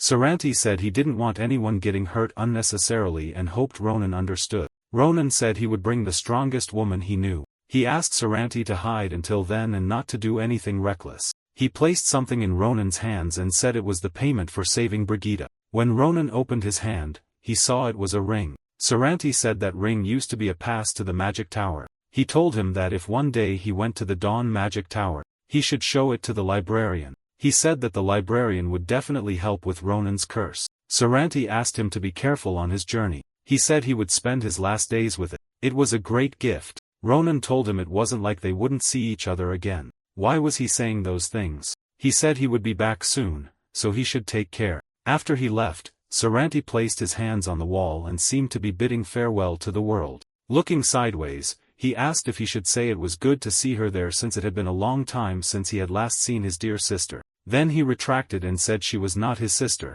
just the assassin from the Brigitte religious order. She said he didn't need to speak like that, considering their relationship. She asked him how he had been. He replied that of all people, they chose her as the assassin. She accused him of trying to poison her, and he answered, of course he did, as he was dealing with the shadow of Ramheim. She pretended to be captured by orcs and said there was nothing she could do. Finding him was quite difficult. Even though she tried to get his attention using monsters, it hadn't been effective. However, she told him she ended up seeing them. Those funny little toys full of time energy. She thought of killing him and scattering the body parts. It would be good to bring him out. But her old belief restrained her and asked if he was not touched. He said that in that case, he wouldn't let her walk away. She found that very scary, as she couldn't even make jokes anymore. She said she would stop talking and tell him the orders she had received to obtain his surrender and in case of refusal to kill him. Saying that, she launched an attack using so much energy that even from afar, it was felt. Ronan, who was moving away, managed to feel a strong energy. He stopped as he had just felt something strange. It was at that moment that the team, which was already looking for him, spotted him. He said they had arrived at a good time and asked if they had already searched the surroundings. Maria told him that Asel had found something strange. He said that shortly after Ronan left, Asel found something odd on the corpses. There was a magic circle he had never seen before. Ronan also found it strange to see a magic circle. They were all surprised by a large explosion coming from near the temple. Ronan immediately thought of Saranti. All that commotion had awakened the ogres. Ronan couldn't believe it when he saw all of them heading their way, breaking and exploding everything in their path. They couldn't check the explosion near the temple as they had to deal with that situation. The two-headed ogre. Inside the temple, the siblings' fight continued. Saranti was a powerful mage and the battle with his sister was balanced. She didn't give up on trying to persuade him to go with her. She seemed to have soaked her sword with her own blood. Apparently, she was using blood magic. She launched her attack, which was blocked by her brother. Saranti managed to block that strike. Brigia was really strong and very determined. Both were prepared to block the next strike. Brigia attacked again and each strike was more curious than the last. Saranti, despite being very strong, was fighting while worrying about Ronan. Their power explosion was destroying the temple. However, the two continued evenly matched. Brigia said her brother was indeed very strong for an old man. She thought it was a waste to have to kill him and asked why they couldn't go together. She told him that if he went, he could definitely get an executive position like her. Saranti told his sister that she had rusted a lot and thought that Ramhaim's shadow was slow. Brigia said he was just bored. She told him that he was so busy trying to buy time for those kids to escape, that he wasn't paying attention to her. He got upset when he realized that she had noticed his plan from the start. She said he did all that so that child wouldn't be dragged into the battle, so he could leave with a clear conscience. That made her a bit curious because he no longer had interest in the world he had been protecting for so long. Saranti said they were just guests they coincidentally met and asked her not to think of laying a finger on them. If she crossed that line, it would be difficult for him to let her go in peace. Smiling, she said there was nothing she could do because she had already done it. Saying that, he sensed a very strong energy coming from where they were. With that, he let his guard down, giving her an opening, which he immediately took advantage of and severed his arm. That two-headed ogre was giving Ronan and his friends a lot of trouble. Seeing that giant creature, all three of them froze. Ronan shouted at them to snap out of it and stay behind him, saying they couldn't handle defeating that thing. When the two-headed ogre looked at Bron, he froze and couldn't move to flee. The ogre slapped him, sending him flying far away. It hurled him against a rock, leaving him gravely injured. Now he was aiming for the other two. They thought they should run away, but they couldn't. This time when the ogre attacked, Ronan moved very quickly and intercepted the attack so they wouldn't get hurt. Maria and Asel just watched as Ronan defended them. They realized that Ronan wasn't afraid, not even of that huge beast. When he called the two, he asked them to take the bandage and go take care of Bron. He spoke with great anger and determination, saying that guy was his. Ronan shouted at them to go quickly and threw the bandage to help with the first aid, while the two ran away to provide aid to Bron. Something in the eyes of that two-headed ogre caught Ronan's attention. It was the magical circle in its eyes. It was the same one he had seen in the giant before. It was the symbol of the Nebula Chasseur organization. He was very angry and rushed to fight that two-headed ogre. He charged at the ogre with increasingly aggressive strikes. He noticed that its resistance was quite high. The ogre also attacked and sometimes hit Ronan. He blocked the attacks and came back at it with full force again. That brutal strength was the same as before. The ogre was throwing tree trunks and even orcs to attack Ronan. Normally Ronan would be excited to continue a fight that he hadn't been able to finish. But the ogre had done something it shouldn't have. It hurt one of Ronan's comrades. At that moment, Sita and the two were providing aid to Bron. Ronan faced the ogre and said that bastard was already dead. For a moment, he seemed to be preparing. He jumped high with multiple attacks, gaining enough height to deliver a fatal blow to the ogre. The ogre wasn't making things easy. The reason Ronan hadn't been able to defeat it in his past life was that he didn't have a way to pierce its skin and cause a fatal injury. He was about to deliver several cuts to that ogre. Now things had changed. He had a sword and the techniques he learned from his instructor. He positioned himself for the fourth form of the Nabro style and used the spinning sword. With that, he managed to cut the ogre. As he was landing and his feet touched the ground, he told the ogre to give up because it was already dead. Upon hearing the body of that immense ogre fall to the ground, he thought he had a long way to go. It took too long to defeat a simple ogre. He quickly headed to where Asel, Maria, and Bron were. He was worried, but they said Sita had finished the emergency treatment. Even so, Bron would still need a doctor. He would be fine for now. Ronan asked them to go ahead.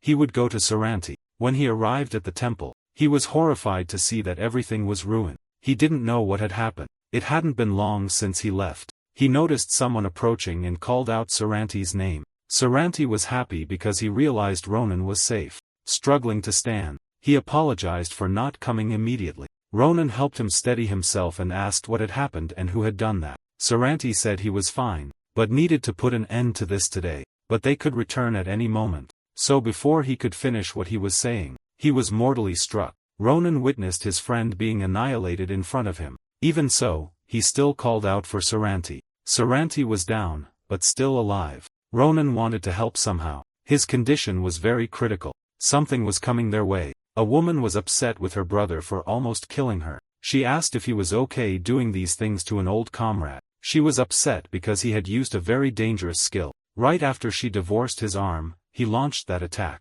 She was deeply upset that he had really tried to kill her. It didn't happen only because she had the blessing of the stars. Anyway, she didn't plan to fight him again. But she found it interesting that he managed to defeat the two-headed ogre. He asked who she was. She realized he hadn't seen her in that form, so she let him thank her once again in the way she was known. She said to him, "Thank you for saving me," and called him adventurer. Then he recognized that she was the elf who was imprisoned in the forest. She was grateful because, thanks to him, she could pass through the barrier. As a reward, she would give him a quick and painless death. That's when she launched attacks near him, intending to finish the job with her brother. She was impressed to see that he had dodged and taken Saranti with him. She thought he was just an inexperienced boy. Ronan realized she was very strong and left Sita to take care of Saranti. Sita immediately started emergency treatment. Ronan was fed up with those rats and told her that they managed to destroy the forge and also spy on the Duke's family. And now he was crawling up to there. The one who spoke the name of their organization, Nebula Chasir, was her. She was finding each moment more interesting. She asked him if he had already met her babies because she heard there was a bastard who got angry and was killing those who completed their tasks. Approaching him, she said she knew he was the one doing that. He was impressed because her movements were much faster than his. Even so, she was also impressed as she thought that for someone as young as him, he had good reflexes. No wonder all her babies had died. She continued attacking and he kept dodging, which piqued her curiosity even more. The more he evaded, the more she wanted to know what he was hiding. When he blocked one of her attacks, he realized she was very strong and was predicting his every move. He thought he needed to end that quickly while she was still off guard, moving into attack. He noticed that she was expecting exactly that, blocking the strike. She told him that she really liked him and that it would be a waste to kill him, asking why he didn't join their order. She said he could be well treated and would certainly like it. She told him that he really had no choice. She began launching attacks at his brother. She told him that if he refused, she would kill Saranti first, that she would do it slowly and painfully. When she was launching attacks at Saranti, a cedar would dodge, thus interrupting the treatment. Saranti told him not to worry and to run away, that he would be fine. She was waiting for his response and said the fate of that elf was in his hands. Ronan said that the only decision he would make was to turn her into pieces. Attacking her, he called her a damn traitor. She said he couldn't keep acting like that, that if that was the case, she would want him even more. A more intense battle began. He was able to fight her on equal footing up to that point. From his vantage point, Saranti watched the intense battle unfold. Wincing in pain, he tried calling out to Ronan, but Ronan was fully engaged, too occupied with defending himself and striking back at the traitor before him. Brigia on the other hand was practically elated. It had been ages since she had encountered such a worthy opponent. With unshakable resolve, he lunged at her, but she effortlessly caught his arm mid-swing, halting his sword in place. Smiling, she remarked how it would be a terrible waste to kill someone like him. "Be a good boy," she told him calmly. "Don't move or I'll end you." With a powerful strike, she hurled him to the ground. The impact was fierce, though Ronan remained conscious long enough to see her attempt to stab him. Wearing a disturbingly cheerful expression, she told him that the next time he opened his eyes, Starlight would be there to welcome him. Bleeding and sprawled across the ground, Ronan was on the verge of being finished. That's when the thought hit him. He had to move. In that moment, a mana shield flared to life, intercepting her attack just in time. Her face twisted in frustration. Again, she hissed. Her brother had interfered once more. Saranti stood firm, telling Brigia that he had already warned her to stay away from Ronan. "If you lay a finger on him," he warned, "I won't forgive you." Turning to Ronan, he added, "In your condition, it's too dangerous to keep fighting. You've done enough. You bought me the time I needed." And then Ronan saw it. All the mana Saranti had gathered. Saranti, now fully prepared, pushed Ronan away with magic. Brigia narrowed her eyes. "Did you really think I'd just sit and wait?" She prepared to attack again, but as she glanced around, her expression changed. She had walked straight into a trap. Her magical containment seals glowed all around them. "How?" she demanded, furious. "You're badly wounded. How did you do this?" Saranti looked at her and said calmly, "Because this is where everything ends." Summoning a massive wave of mana, he prepared his final attack, a farewell to the sister he once knew. Brigia was struck by the full force of it. Ronan watched in awe, amazed by the sheer power of both combatants. But a knot of worry formed inside him. If Saranti kept burning through that much mana, things might end badly. With a weary but determined smile, Saranti said that he was ready to give everything. His mana, his vitality, just to bring this to a close. Brigia screamed at him,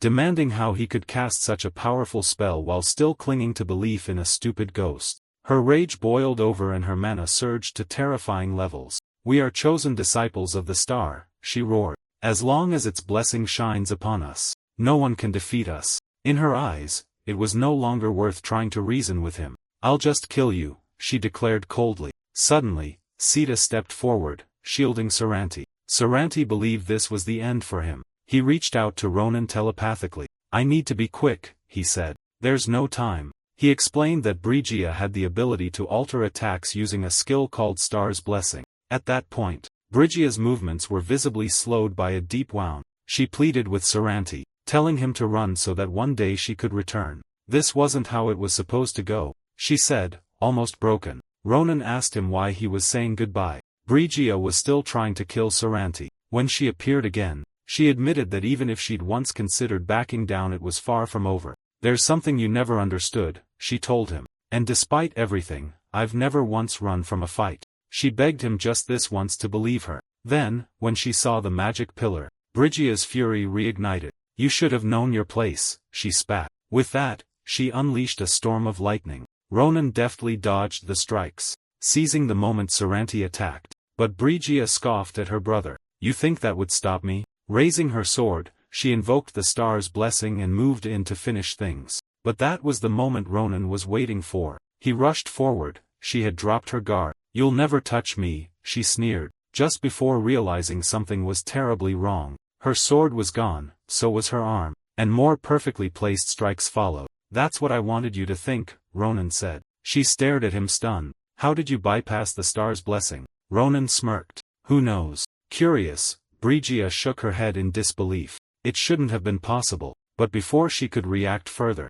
Ronan finished his assault. And as she collapsed, he whispered coldly, "If you really want to know, go ask your precious star, because I just cut you down." Looking at Brigia with anger, he stated that they should seek the answer to understand how he was able to defeat her. And so, she thought it would be the end. She just needed a little more time to reach the truth. It was true that she awaited to hear eternity, but she didn't have the opportunity to understand it. Saranti wondered if she could attain the truth, although deep down, he wished it would turn out differently in the end. Ronan, weakened, stood only by leaning on his sword, and as he looked back, he thought it had been a close call. If she hadn't let her guard down because of the blessing she was expecting, he would have been the one lying there sprawled on the ground. He recalled that in another life, other people besides himself were also unable to touch the giants. Their power nullified anyone's attack. He thought of a high-ranking subordinate of the nebula, who also managed to wield power in the name of the blessing. While he observed the elf lying on the ground,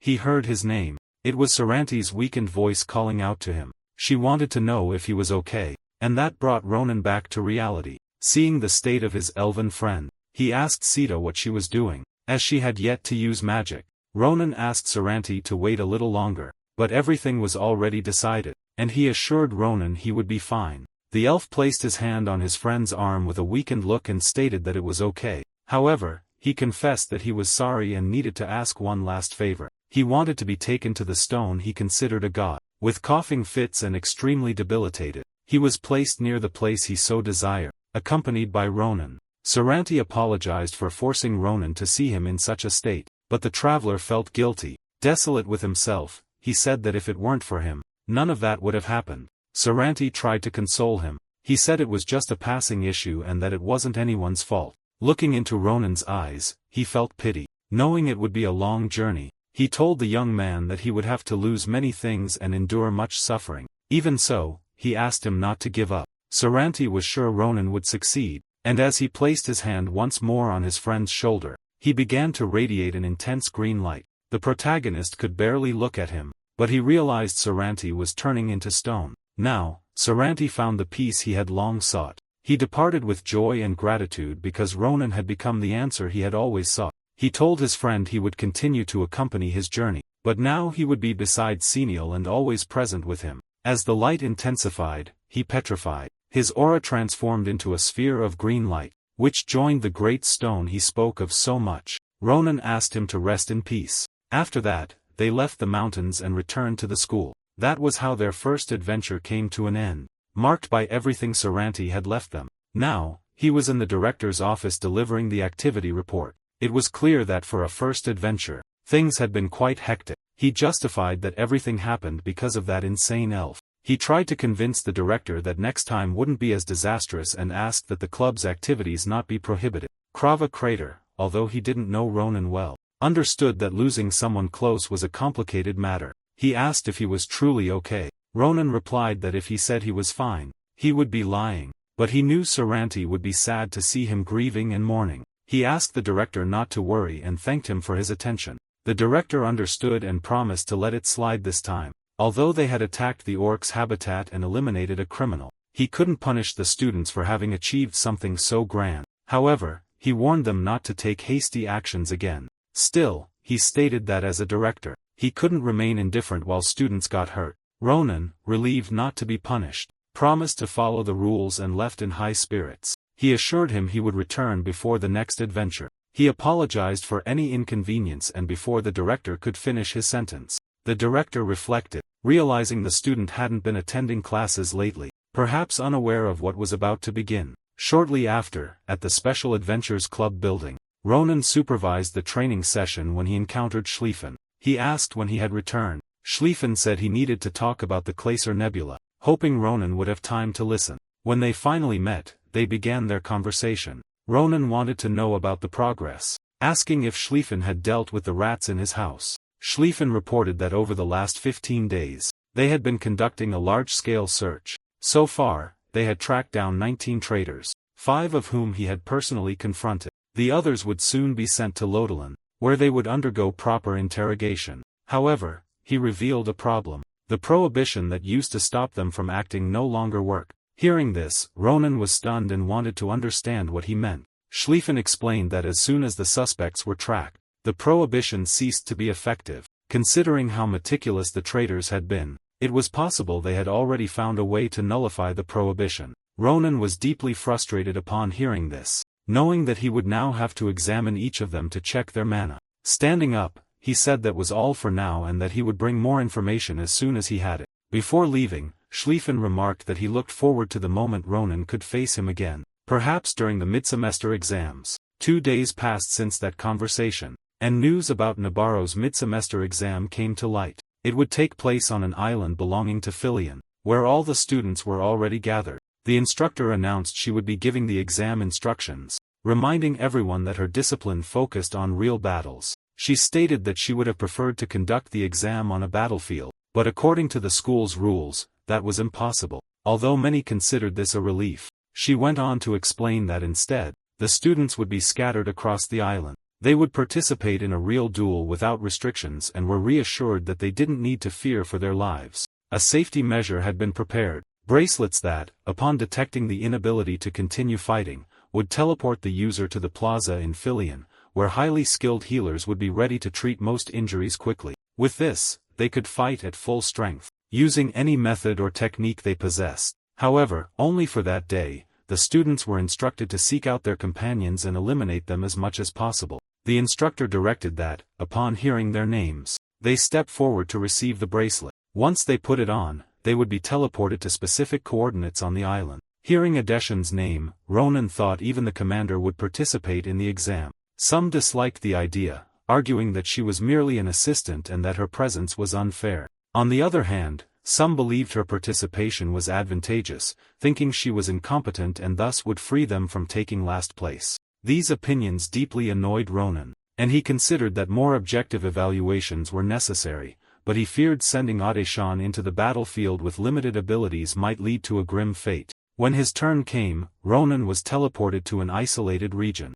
He quickly noticed he wasn't alone. He ordered whoever was there to come out of hiding. One person, apparently uncomfortable, hesitated, while others hid behind a tree. All of them seemed displeased to have been teleported to the same location as that monster. Suddenly, someone jumped to attack him, but before the strike could land, Ronan noticed the movement. He approached the opponent with his sword at their neck and warned that attacking someone off guard was unacceptable. He asked if that was the behavior of his fragile junior. Irritated by the situation, those around became alert and realized that everyone teleported to the same location had formed some sort of temporary alliance. Ronan remarked that this might be the result of Filion's training, which had prepared them to handle complex situations. When an arrow was shot at him, he skillfully dodged, while the archer was hit by another attack. Observing the branch of the tree where the attacker was, Ronan said that strategy wasn't effective. The allies shouted for caution as the ambush had failed. Everyone began to prepare. Even though Ronan was considered a monster, he was still just one, and the others had a numerical advantage. They encouraged attacking all at once. Though it took some time, everyone eventually got teleported. Meanwhile, in another part of the island, Adeshan was cornered by an opposing team. They believed she wouldn't hold out for long and that this would be the end. One of them suggested it would be better if she surrendered. Visibly tired, Adeshan planted her sword in the ground to support herself. Adeshan was exhausted with a fragile appearance, but she carefully analyzed the two opponents in front of her and noticed they had let their guard down. Even Un, the best third-year student, was among them, which perhaps explained their confidence that they wouldn't lose. However, their carelessness created openings and Adeshan knew she only needed one chance. Seizing the moment, she raised the sword she had previously used for support on the ground and launched a swift attack against her two opponents. Their startled cries made it clear they didn't understand what was happening. There, they saw the true personality of the assistant, who wasn't as fragile as she seemed. At that precise moment, Adeshan revealed herself as a ruthless warrior, striking her opponent's vital points right at the start. However, she knew that after taking down the two, she would immediately have to face Un. She planned to act quickly, but she was caught off guard by a well-calculated tactic. After being knocked down by Un, he mocked her, saying she was acting like a stubborn child. He told her she should accept that she wasn't intelligent enough and that no matter how much she fought, she would never be his equal. Smiling with disdain, he confessed that seeing her defeated was extremely satisfying. With conviction, he declared he was certain the battle was already over. Watching from a tree branch above, Ronan observed the scene. As he had expected, the confrontation reached that conclusion. However, he acknowledged that Adeshan was giving it her all. She had been brilliant in confusing her enemies and seizing the opportunity to build a solid strategy. But there was a clear difference in skill between her and the general Un aspired to become. Ronan was thinking about this when he was surprised to see Adeshan getting back up. She was ready to face the top student again, challenging him boldly. Un, visibly irritated, asked if she really wanted to make things even more complicated. Without hesitation, Adeshan replied that she preferred it that way, as the test wasn't over yet and she had something bigger planned. Her determination was evident, but her initial attack had been superficial and she knew she could do better. Ian sarcastically congratulated her, saying she was a specialist in annoying people, which cost him a devastating counterattack. While Ade-shan tried to recover, he mocked her, saying it was shameful to fight against someone so insignificant. Curious, he asked what kept her convictions alive because in his view, she had no talent, not even that of a beginner. Despite that, she continued fighting, refusing to give up, which he considered obvious desperation. With apparent honesty, he suggested that it would be better if no one knew the reason why she went so far. Ade-shan, with sad eyes, thought about revealing the truth, but remembered her father's words as he hugged her in front of a grave. He had told her she should become a great general. Those memories reinforced her determination. Responding firmly, she declared it wasn't about giving up or not. It was about believing that her dreams couldn't be destroyed by anyone. Ronan, still up in the tree, widened his eyes upon hearing those words. Ade-shan declared that she would forge her own destiny, shouting with conviction. Ayun, laughing, responded that she could keep dreaming without even understanding her place before he could finish his attack. Ade-shan tried to grab her sword again, but before she could defend herself, Ronan appeared between them. With a precise strike, he destroyed Ayun's weapon, surprising both the student and Ade-shan. Turning to Ayun, Ronan apologized for the interruption, but made it clear that everything would end there. Although Ayun had tried his best, his mistake had been letting his guard down for a moment. Ade-shan could barely utter Ronan's name, seeming confused and full of questions about what had just happened. Calmly, Ronan looked at Ade-shan and asked if she was okay. Still shaken, she thanked him and replied that she was. Curious, she wanted to know how he had gotten there. However, he said he would explain another time. Taking her hand, Ronan asked her to lend him a bit of her time, as there was something he wanted to hear. With the two near a cliff, listening to the sound of the waters, he mentioned his interest in why she wanted to become a great commander. Ade-shan found it strange that he wanted to know this so suddenly. Noticing his seriousness, she decided to share, even though it was a painful subject, and with her eyes fixed on the ground, filled with sadness. She gathered strength and asked if he had ever heard of the Midnight Hound. She recounted that 10 years ago, the invasion of the Wolf Men marked the Empire's first battle in the north. The Wolf Men were determined to stop the Empire's expansion. That night, however, Ade-shan lost her entire family. While they were gathered for dinner, her mother and siblings were ordered to leave immediately.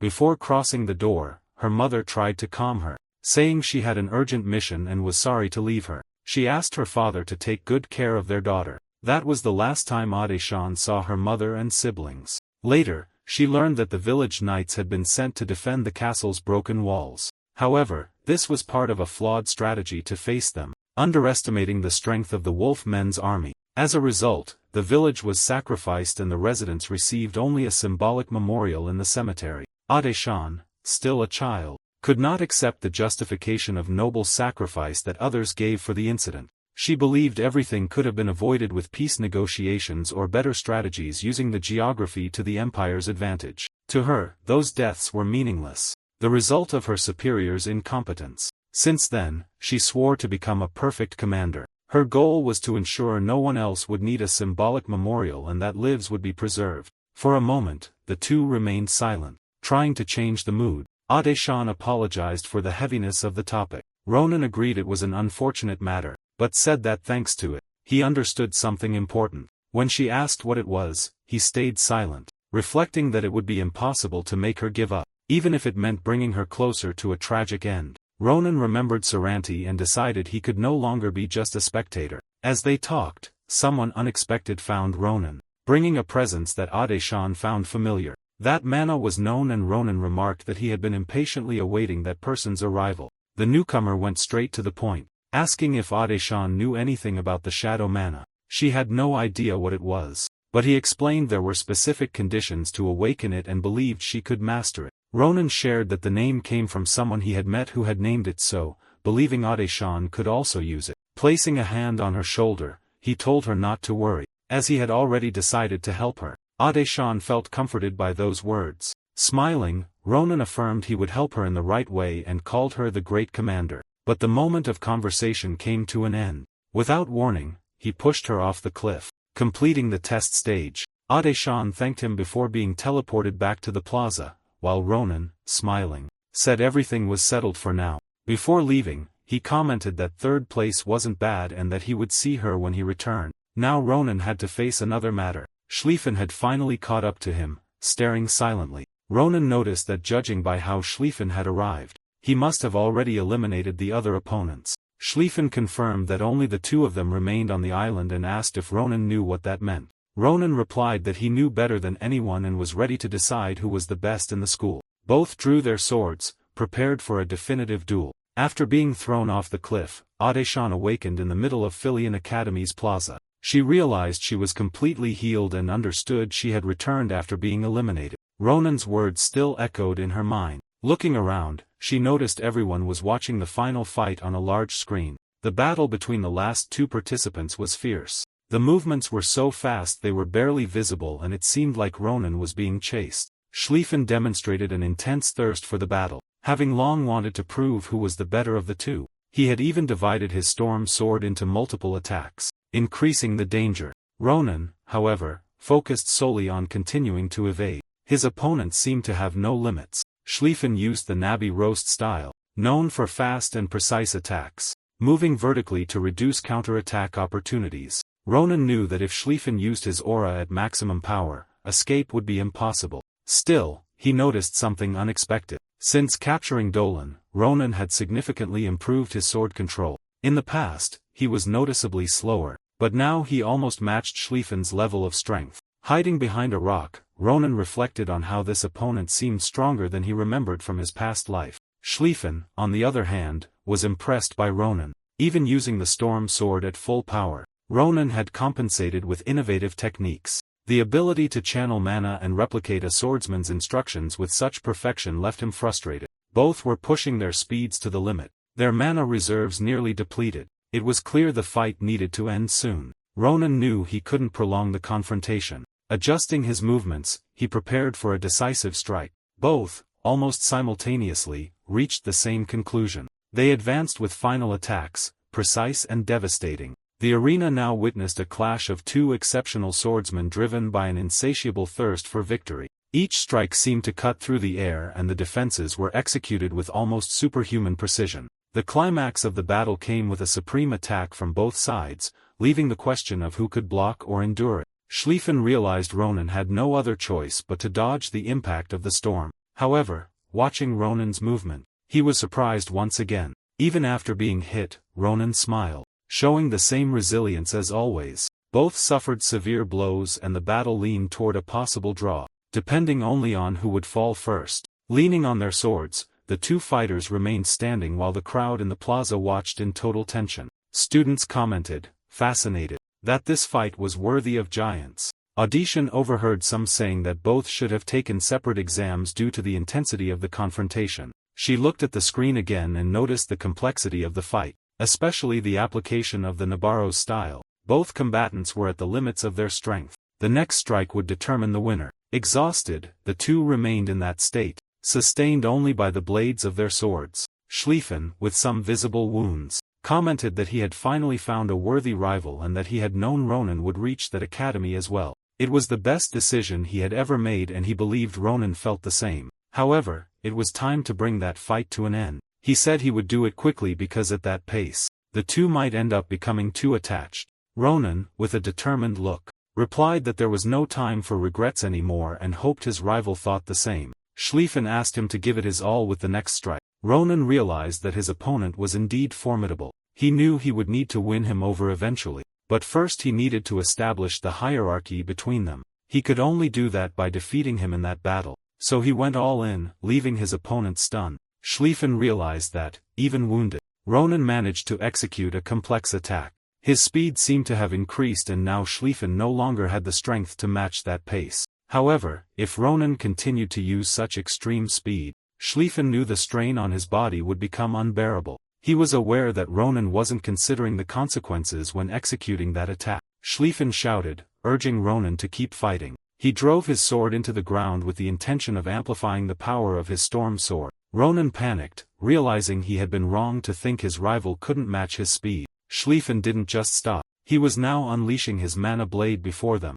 Due to his injury, Ronan knew it would be impossible to control his mana precisely. Schlieffen had to be hurting himself as well. Ronan couldn't believe Schlieffen was so determined to win that he would push his body to such extremes. But in a way, he too was resolved not to back down. No matter how destructive the approaching storm might be, Now, both were reaching their limits. They couldn't allow this clash to end in a dull manner after investing so much into it. Ronan knew he couldn't get any closer and that everything had to be decided in that moment. Schlieffen knew exactly what Ronan's next move would be, meeting all the expectations of the fight. When Ronan realized it was a trap, it was already too late. As his opponent had put everything he had left into his attack, Schlieffen unleashed the aura of the Thunder Sword and an intense blue glow covered much of the island. The result of the Thunder Sword was an immense and ferocious whirlwind, enveloped in blue light. This attack reached colossal proportions, and when the dust finally settled, Schlieffen was still standing with his sword planted in the ground, while Ronan was flung a great distance. Ronan, furious, couldn't believe his opponent would take the fight to such an extreme, exposing himself like that. He never imagined Schlieffen would use the storm with such intensity, even at the cost of injuring himself. Now it was clear that Schlieffen was truly unpredictable, especially when it came to swordsmanship. Observing his rival's obsessed expression, Ronan realized this was Schlieffen's true nature, but he also thought that coming this far was undoubtedly the best decision of his life. One of them would surely walk away defeated, while still in the air, being thrown back. Schlieffen controlled his body to counter the attack and was already prepared for the final blow. With his sword ready, he positioned himself for the last strike as everyone watched intently. The crowd in the plaza was electric, everyone anticipating the conclusion of that battle. The Naburo structure eagerly awaited to see who would truly emerge as the best in the class. Ronan, determined, knew this would be the final blow. Both gave their all, and Ronan struck with speed and precision. His opponent tried to block, but after the dust settled, both were still standing. The fight was far from over. Neither seemed to have the strength to continue. However, Schlieffen exclaimed that he couldn't take it anymore and, stumbling, fell to the ground. Ronan, though satisfied to have defeated him, was also on the verge of collapse. The final scene showed both of them on the ground, having fought until their strength was completely spent. On the screen, everyone watched in silence. A cheer erupted throughout the Academy Plaza, announcing the end of the mid-semester exam. The real battle, a display of high-level swordsmanship, had come to an end. When Ronan woke up, he realized he was back in the infirmary. Adeshan and instructor Nabaraz were present. Upon noticing their presence, Ronan asked if the fact that he was there with them meant the test was over. Nabaraz confirmed, but mentioned that, despite the severe consequences, the fight had been incredible, making all the destruction worthwhile. Schlieffen was also in the infirmary, but since Ronan had awakened first, it meant he had better endurance. Ronan wanted to understand what this meant. He began laughing, saying he had won, but she explained that, in reality, no one knew who had won. Both had regained consciousness at the same time, so the result was declared a tie. The two were tied for first place. Ronan wasn't very pleased with this, but understood what had happened. The instructor thought he was handling the situation well, as she expected him to throw a tantrum over not being able to accept such a result. He asked what they thought he was, as he had already reflected on the fight and found it made sense. He knew his opponent was fierce, much more than he had expected, and for him, that meant he needed to train even more. The instructor was satisfied, thinking that not only were his skills maturing, but so was his mentality. She believed he was right and saw no reason for him to be upset. It had been a great experience for both of them, especially for Ronan, as he had finally managed to use mana the way he desired. He was startled and began shouting, asking if he had really used mana. Nabaros asked if he hadn't noticed that the last attack was executed with mana, as that was the true chi sword. Reflecting on the incident, Ronan realized he had felt something different at that moment, so that's what it was. The instructor confirmed that it was indeed the chi sword, which could only be used by those who knew how to manipulate mana. She compared it to his internal energy, which he had been mimicking up until that point. She said that if he delved deeper into it, he could reach a new dimension of power. However, judging by his reaction, Ronan still hadn't fully recognized the sensation and needed to approach it differently from other students. He didn't know when his body might impose new restrictions. The instructor asked her assistant to take him to Professor Jaredon Stonesong the next day. The following day, Adeshan remarked to Ronan that it had been a long time since she had seen Professor Jaredon. She explained that he was the best at mana manipulation, frequently sought out by other professors. When students' mana became tangled or their core stiffened, they were sent to Jaredon, who easily resolved the issues. Hearing all this, Ronan thought the professor sounded incredible, but he wanted to know why Nabaros didn't like someone like him. Nabarros explained that the issue lay in the circumstances, though she wasn't sure if it was due to their differing personalities. He would understand once he met the professor. For her, the important thing at that moment was whether Ronan could still sense mana. If this professor was truly so remarkable, he might be able to help with the shadow mana, something very unfamiliar to Ronan. In his past life, he didn't know much about it, so it would be good to learn, especially since the two of them were headed there. The assistant observed when Ronan spoke with Schlieffen and asked if he was doing well. She questioned whether Schlieffen had accepted the offer Ronan had mentioned the day before, asserting that it wasn't an offer just anyone would refuse. Schlieffen, seeing that Ronan had sought him out as soon as he was discharged, thought they were on the same page. He said he wasn't satisfied with the tie either and was already reaching for his sword to draw it. He invited Ronan to go to the training grounds and settle the fight once and for all, but Ronan had other plans. He asked Schlieffen not to look at him that way, as he wasn't happy with the result either,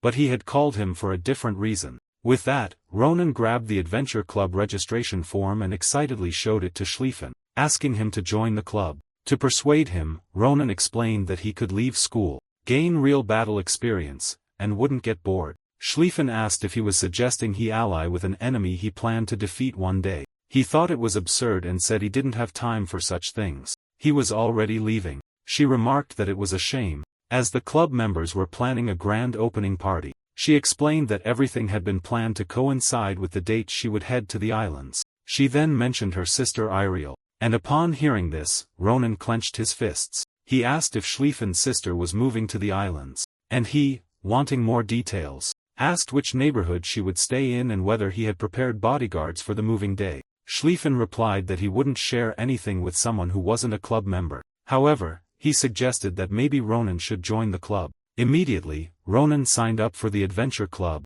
eager to get information about Iriel's moving day. He asked if he now met the requirements to know more, thinking to himself how he never imagined that Madman would one day become the Lord of Grancia. Ade-shan announced they had arrived. This was where Professor Jaredin was based, in Tower 41. Ronan found the situation strange. Professor's secret had been difficult, but this man seemed even more complicated. Soon, the professor appeared, asking who was the assistant of that woman with the long sword. He introduced himself in front of Ronan, a man carrying multiple backpacks piled on his back, as if he had just returned from a long journey. The assistant tried to introduce Ronan, explaining that he struggled to manifest mana, and that they had been referred to Nabarros for guidance. The professor examined Ronan, and upon hearing he was sent only to address his mana manifestation issue, said he must be a promising student. Right from the start, he told Ronan to drop the formalities. He asked how prepared Ronan was, but Ronan had no idea what he was talking about. Extending his hand toward Ronan, the professor said he didn't do volunteer work and required a fee for his services. With a firm gaze, he kept staring at Ronan, waiting for him to prepare to pay. Ronan was perplexed to realize that the professor was seriously asking him for money. The professor, sarcastic, remarked that Ronan's comprehension was worthy of a rising star. He explained that resolving the issue would cost at least 10 gold coins per hour, and that price was per person, of course. Ronan realized the professor wasn't joking. He was 100% serious and trying to extort the students. He said he didn't have money at the moment, and asked if there wasn't another way. The professor replied that there was. Simply return to where he came from. Once there, it would be great if he could arrange the 10 coins from the structure that had sent him. However, something strange bothered the professor, and he began to feel that a solution might be found. Turning around, he looked at Ronan and ordered him to follow, saying he was about to make a deal. When he looked at Ronan,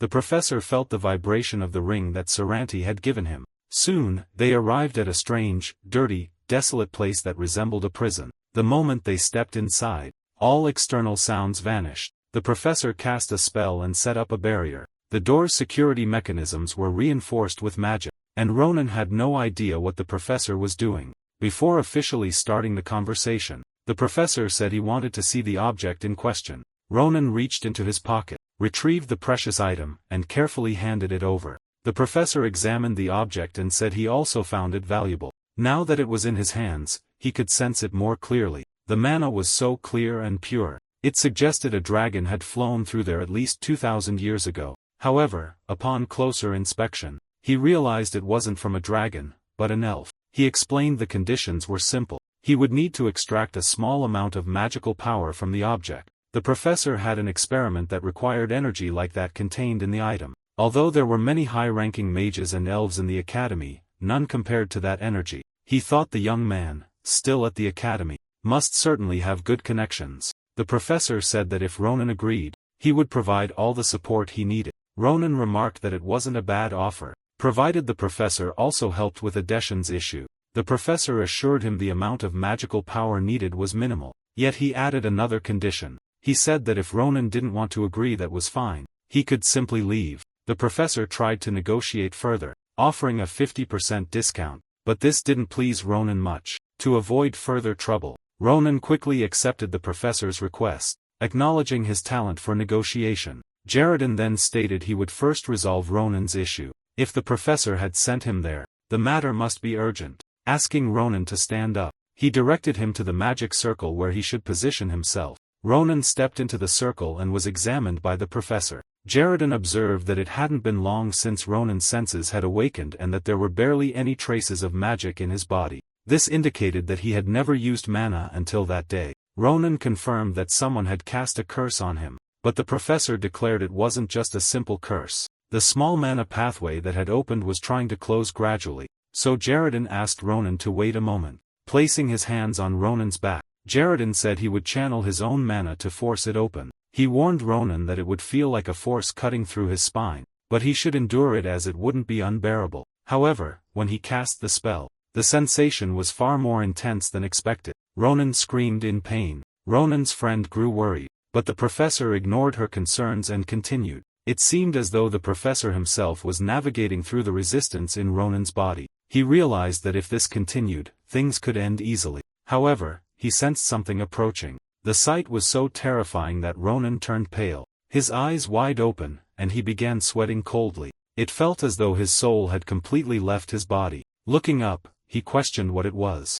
A giant eye stared back at him. How could something so strange be inside a child's body? The mere presence of that eye caused the magical formation the professor had invoked to vanish. It even released heavy magic outward, and the professor had to manage it bit by bit. Failing to contain it, the pressure became so intense that he was thrown back, suffering physical damage. The professor began vomiting incessantly, and it seemed he wouldn't stop until every bit of red liquid was expelled from his body. Ronan approached, concerned, asking what had happened. The professor, still vomiting, murmured a few words. Summoning a spell, he instructed Ronan to open his eyes. Ronan recognized that incantation. It was the same one Elizabeth had memorized. Gradually, the professor seemed to be consuming both of them. Ronan looked at the professor and noticed the deep pain he was enduring before quickly communicating with Professor Secret. She, noticing the call, asked what was happening. Upon seeing the professor who wouldn't stop vomiting, she instructed both of them to step aside as he needed immediate care. Secret asked Ronan if the professor had channeled his mana into Ronan's body. He explained that the professor had opened the mana pathway. Secret couldn't believe the professor had made such a grave mistake. She believed that part of the curse had now entered him, mixed with the mana, and transferred to the professor's body. This was something no one could handle easily. At this rate, the professor wouldn't last long as he continued vomiting the red liquid. The professor's situation was critical. If it persisted, he wouldn't survive. And the blame lay with Ronan's curse. It was said that if he wasn't treated immediately, he wouldn't have much time left. Fortunately, the curse hadn't rooted deeply, allowing it to be removed right away. However, it was evident that Professor Jaredin was enduring immense anguish and pain until he could vomit. The curse partially within him was of a being with multiple eyes and a mouth full of white teeth. Secret shouted for Ronan to cut that thing immediately. He acted quickly and precisely. With a perfect strike, he sliced through the curse, just as he always did with his opponents, making the small, multi-eyed monster disappear. Adeshan approached to check if everything was all right, while the professor wiped his mouth. The situation improved slightly, and the professor thanked them, saying he had survived thanks to Secret. He explained that if the curse had rooted deeply, there would have been nothing left to do. However, he had already been warned. Before this, the professor had received a visit from a student with the worst curse he had ever seen. However, Professor Jaredin had no idea that the student would turn out to be Ronan himself. When Ronan returned and asked if the professor was feeling better, the professor said he had gained valuable experience thanks to Ronan, and hadn't imagined such a powerful curse could exist. Despite this, he said he had already fulfilled his promise and asked Secret to examine him. Secret's eyes widened as she asked what he meant. Looking at Ronan, she realized mana was flowing through his body. She couldn't believe what she was seeing. It was faint, but the mana pathways, the mana meridians, were open. Secret asked if he had recently done anything to undo the curse, as though he had fallen into a place filled with cursed oils. It didn't make sense, but the curse that blocked the mana meridians had weakened. From that moment on, there was a strange power of corroding the curse. Like rain and wind erode a rock. Secret concluded that the curse was constantly trying to close the meridians, but thanks to that unknown power, and the fact that Professor Jaredin had widened the meridians, now closing them wouldn't be an easy task. Ronan was overjoyed because this meant he could use mana. The professor explained that technically it could take some time before Ronan could use it freely. This was due to the curse still attempting to take control over his meridians. However, if he trained every day, it might take around 20 years. Ronan became irritated and said he couldn't wait that long. The professor said that with proper training, he could achieve it in less time, though it would be a risky process. It could put his life at risk, but there was a method to reduce the time. Professor Jaredin stated that it would depend on Ronan's efforts. He explained that Ronan would need to use the mana practice method he had invented and asked him to listen carefully. Placing his hands on Ronan's back again, the professor explained that the amount of mana he could handle was minuscule. He had just opened Ronan's meridians, but even so they were narrower than those of other students. If Ronan learned the method, he could train his meridians, possibly increasing the amount of mana he could control. This would take at least 5 years. The professor channeled his mana and allowed Ronan to sense the pathways of his own meridians. Although it was risky, Ronan needed to try. The professor instructed him not to rush and to guide the mana as carefully as possible. The mana would be supplemented by the professor's own mana and Ronan had to follow the path it outlined. Little by little, Ronan moved slowly, trying to follow the instructions. His mana would transform into power and the environment around him lit up with his presence. The professor asked if he understood and Ronan said he did and that he would try. The professor was uneasy as he had only guided Ronan through the pathway once. Yet he had already memorized everything. Ronan's control was flawless and the professor was astonished to recognize Ronan's talent. The structure he had observed earlier, particularly in Ronan's eyes, was truly unique and thanks to him, the professor wouldn't have to deal with the curse again. The professor instructed Ronan to repeat the process every day whenever he had the opportunity. Ronan was satisfied, finally understanding what mana was, and he realized he was changing. He recalled the initial scene, standing amidst piled-up bodies. He felt that he was constantly distancing himself from his past. At that moment, simply having mana was enough and he was deeply grateful to the professor. He said he now understood why the professor had charged such a high fee. However, the professor collapsed to the ground. Ronan shouted for the professor who reached out to him, grabbing his shirt and saying he had fulfilled his promise. He said Ronan should fulfill his as well. Ronan said he understood and asked the professor to take care of himself first. The professor said his body didn't matter. What truly mattered was something that needed saving, even if it required sacrificing lives. And as he said this, an image of the laboratory appeared.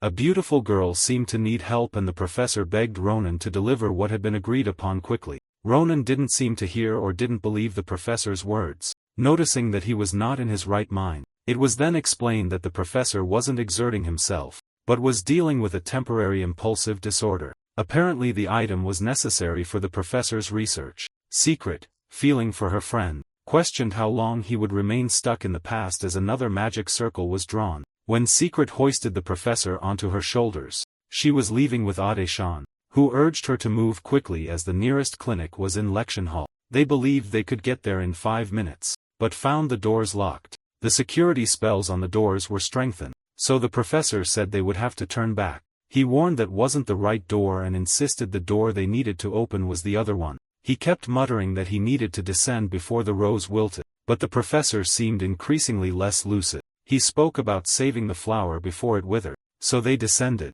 Using the illumination from the stairs below, Ade-shan covered her mouth and asked what was going on. Ronan replied that he didn't know what was happening, but suspected they had seen something they weren't supposed to. There was a girl inside a glass compartment filled with water, and beside her, several roses bloomed in an intense red. Ronan concluded that the chaos the professor was causing was related to that woman. At least, that's how it seemed at first. He placed the professor on the ground and asked them to care for him while he searched for something useful. Ronan thought he had identified the ingredients, but they all seemed suspicious. There were signs that experiments had been conducted on living monster bodies. It was clear this wasn't an ordinary experiment. Just by looking, it was evident the professor had exceeded all limits. Seeing a book on the table, Ronan wondered what Professor Jaredin was up to. The professor said he was almost finished and was waiting a little longer for word from someone named Sunya, on a specific day and month of the imperial calendar. Unfortunately, he had failed to preserve her body.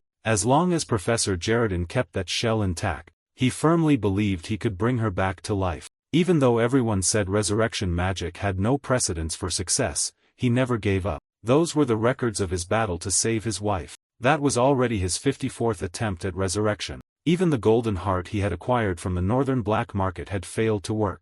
On the 76th attempt, the Mage Tower removed him from his position due to his lack of progress. Without a salary, he couldn't continue his attempts and needed a way to earn money. With the help of Director Crater, who offered him a teaching position, he moved his wife to the Mage Tower. He hated teaching fools, but he had no other choice and it was the only way to earn enough money for her. By the 134th attempt, there was still no progress in his experiments. Ronan was reading the professor's journal and wondered why a professor would be so desperate for money. The truth was that the ingredients involved couldn't be obtained easily. They couldn't be acquired by ordinary means. So in the end, it was all because of love. Ronan remembered times in his past life when humans lost everything because of mad love. It seemed this man was acting the same way. The problem was that such people never met good ends, especially because others exploited their vulnerability to get close to them. While reading the journal, Ronan noticed a suspicious note. It said the professor believed Ronan wanted to accept the deal with the rebel crowd.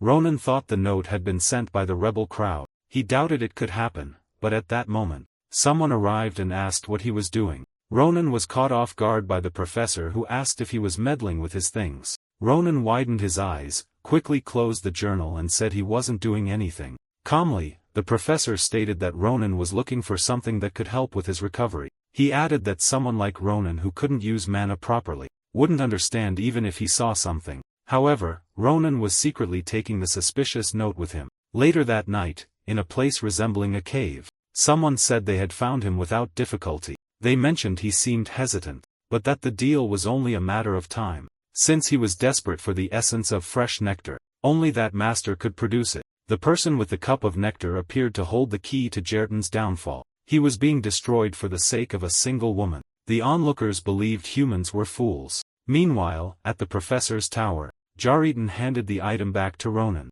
saying the extraction had been successful. Ronan observed it, but didn't think anything had changed. He asked what the professor had done, and Jaritan explained he had only extracted a small portion. He mentioned that the amount of magical power inside the ring was immense. Still, thanks to Ronan, he could easily solve one of the difficulties in his next experiment. Ronan was also satisfied, as without the professor, he would have needed to wander around to get healed. Moreover, he sensed the professor had feelings for what he saw in the lab. The professor admitted it was shameful on his part, but asked Ronan to keep it a secret. Anna, on the other hand, said she didn't want to involve herself in others' matters to avoid creating problems for him. She glanced at Adeshan and remarked that she would handle her case another day since her problem wasn't as complicated as Ronan's. However, she noted that Adeshan also possessed quite ordinary energy. As they returned to the academy, the two said their goodbyes. Each went their separate ways, but somehow Ronan had managed to take something.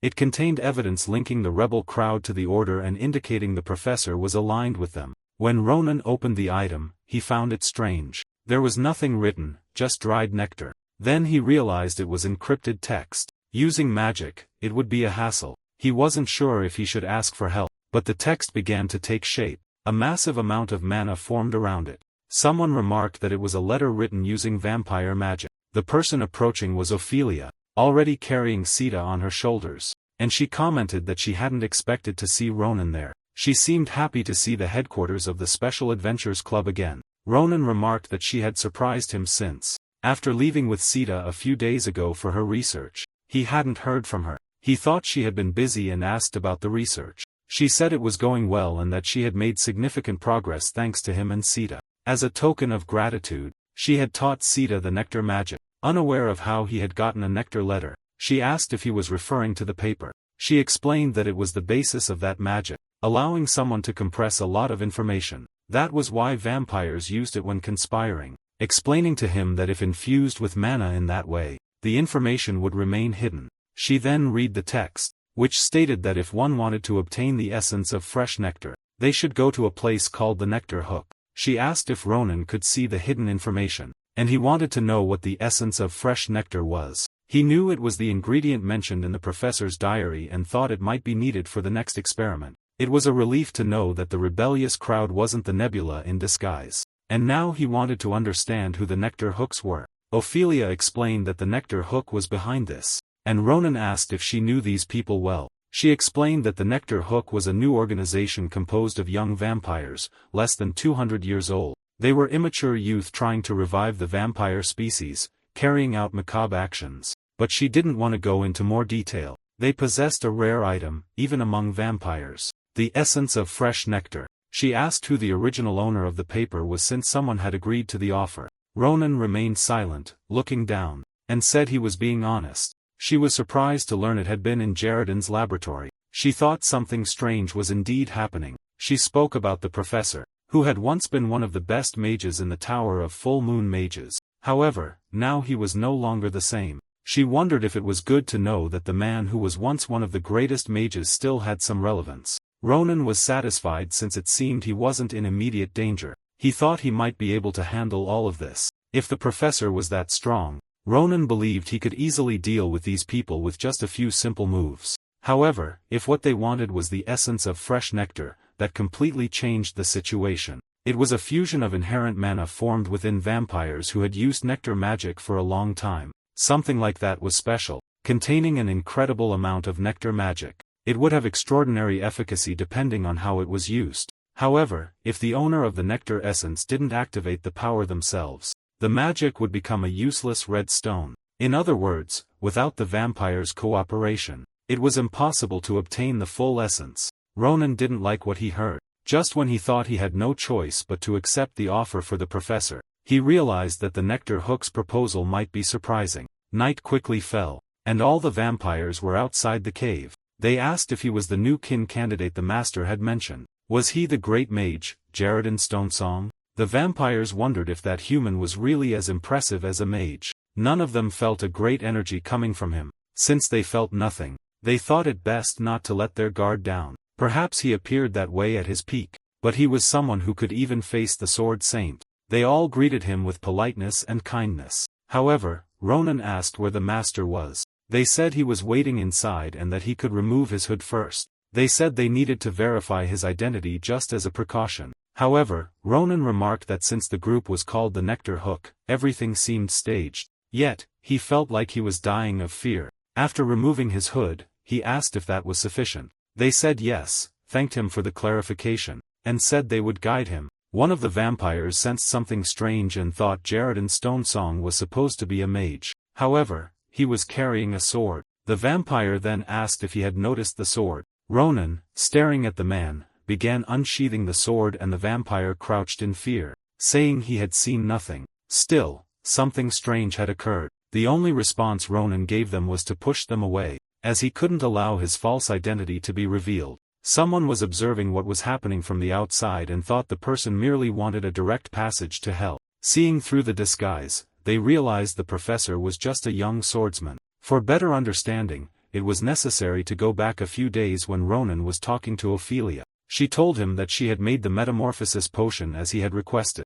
She warned him that with it, he would only have 30 minutes to remain in the professor's form. Unfortunately, the effect didn't last long, but it was enough to deceive the eyes of the members of the Nectar Hook. Ronan thanked her and said that if it was difficult for her, he understood. She was worried, asking if he would be okay on his own. Even though the vampires were immature, they were from a half-century generation. She knew how skilled he was, but still thought she should go with him. Ronan, however, didn't want her to oppose her own kind, assuring her there was no need to worry. Nothing would happen, but he couldn't guarantee the safety of anyone who got in his way, especially at this moment. He was handling the situation well, so much so that it didn't even seem real. And when one of the vampires grew suspicious, he silenced him immediately, forcing him to stay quiet. From that moment, Ronan answered all the questions asked, unless he wanted to end up as a vampire skewer. After properly interrogating the vampire, Ronan walked down a corridor and was surprised to find no traps. When he mentioned there were none, the vampire didn't believe him and failed to spare his life. Ronan felt something strange since the beginning, perhaps due to the patterns on the walls and the atmosphere. It felt like a déjà vu experience, as if he had seen it before. Then he was called by the power of the nectar and realized there was something more important to do at that moment. A strong scent of nectar emanated from all sides, passing through the door behind him. He knew what was happening inside, but it had to be intense for the odor to penetrate the thick wall. Looking through the door, he saw a vampire eating a snack and drinking juice. Other vampires were feeding, which made his stomach churn. Someone inside the room confirmed his arrival. They asked if his journey had been long and exhausting, addressing him as the professor, pretending not to know the truth. The blonde woman, who introduced herself as Suavon Arnschiefel, the leader of the Nectar Hook, apologized for the mess. She explained that he had arrived earlier than expected. She said that if he hadn't had dinner, he could join them. Ronan tried to calm himself since he no longer sensed any signs of life from those around him. Now he had to focus on his main goal. He thanked her, saying he'd save it for another occasion as he felt nauseous and wasn't in the mood for dinner. The vampire, however, said there was no need to feel overwhelmed to receive such an excellent talent. Of course, they had put in a little more effort. After all, it had been a while since the last meeting of the Nectar Hook. It was to see how serious he was, and she said they trusted he could obtain the essence of fresh nectar. Ronan didn't care and wanted to know the conditions. The vampire said he should already have guessed. It would be done through a nectar pact, risking his life, and he would have to become one of them. He found the request ridiculous, but the vampire lamented that he thought that way, as it was far more significant than a simple offer. She added that it was an opportunity to rid himself of his inferior human body. They would bring new life to the clan, and to do so, they needed to overthrow the old generation, entrenched in pessimism. She was offering the chance to be at the forefront of a historic moment for the pride of their race's rebirth. Ronan, looking at her, said he wasn't sure about it at that moment, and thought everyone there was equally insane. Laughing, he said that, as a human, it would be hard for him to understand their profound intentions. The vampire then ordered him to consider something important, as this was his only chance to obtain the essence of black nectar. She assured him the pact couldn't be broken. There was no other way to obtain the essence, as it was a rare item even for them. Ronan, judging by the atmosphere, realized she didn't intend to let him leave if he refused. She asked if he was sure of his conclusion, and if that helped him think better. He shouldn't try to resist, as he should already have noticed the mana flow was abnormal. The magical tools they had installed were of the highest quality, and no matter how skilled he was, there was no escaping the situation they had set up. Even if he used magic, his core would soon shatter, leaving him unable to use mana for the rest of his life. The vampire suggested he think positively, as things had already reached that point. She added that she wanted his beloved wife to become a tasty nectar bag, just like those others. Ronan was urged to accept the pact, which was about to conclude. But as they placed a hand on his shoulder, he remarked that they had all represented themselves quite well. He claimed he couldn't do it since he couldn't use magic. It was fortunate he had come in place of the professor. But the vampire, perplexed, asked who he really was. She wanted to know how he had managed to get inside, and he replied that how he got there wasn't important. In the next instant, he eliminated all the little bats and declared that their extermination day had arrived. She was furious and demanded to know who Ronan thought he was. She couldn't believe his audacity. With incredible speed, he closed the distance between them before she could react. She didn't even notice his movements. By the time she realized, she was already standing before him trying to cast magic, but she lost her hand. One by one, her hands were severed, followed by her upper and lower limbs being removed from her body. The disadvantage was glaring. She could never have imagined that this could happen at the hands of a mere human.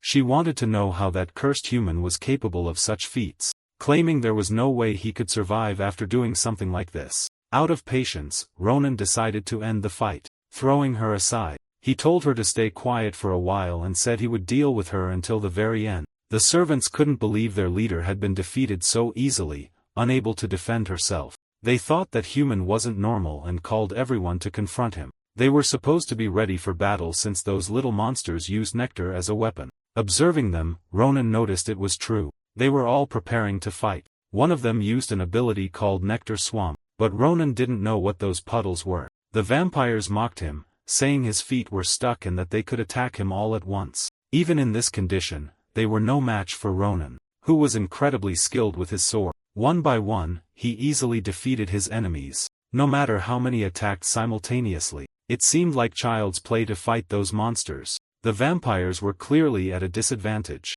However, Ronan knew they were all fast and their regeneration ability was irritating. One vampire used what appeared to be a nectar pistol and attempted to shoot Ronan. Until that moment, he had been dodging all the shots, demonstrating skills that rivaled those of an intermediate-ranked mage. Ronan thought that if this was the fighting power of the nectar hook, it was far too easy for him. Despite facing challenges, he handled most of them with ease. The vampires couldn't believe what they were seeing or how it was possible, especially in this vacuum where humans couldn't use mana. In a state where the vampire's magic was restricting his movements, how was Ronan still able to move? It reached a point where they doubted if Ronan was even human, staring at him in disbelief. The remaining vampire stood frozen, unsure of what to do. He was on the verge of defeat, the last one left. Ronan said their efforts were commendable, but he had only been pretending to be stuck.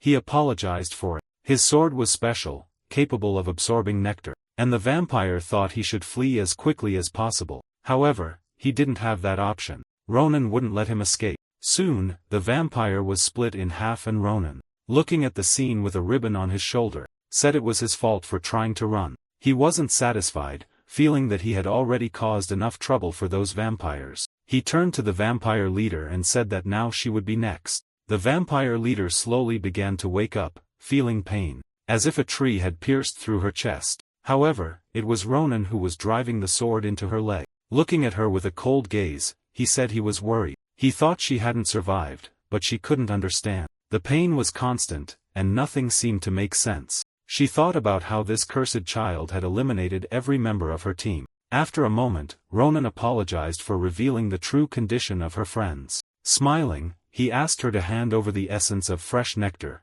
still maintaining a polite tone. However, nothing made sense to her. She didn't understand why she still felt so much pain or how any of this was happening. He screamed in anger, thinking that if it weren't for Ronan, he could have saved all those monsters. He felt as though he had finally gone mad. He asked Ronan who he thought he was talking to, but when he turned around, he saw someone. This person said they wouldn't repeat themselves. That human needed to get out of the way. Ronan was easily thrown aside after being grabbed by the throat. The stranger warned that if Ronan had any hostile intentions, he would be finished right then and there. It didn't seem to be the case, as the man looked at the vampire and said she was a disappointment. When she made the proposal, she had promised to bring Jared into that location, but had failed. Now, she was in that pathetic state. She was trembling, and the man said he couldn't even see her reasoning anymore, as she had failed. Because of this, he would take back the essence of fresh nectar, something Ronan didn't understand. Quickly, the magic was performed,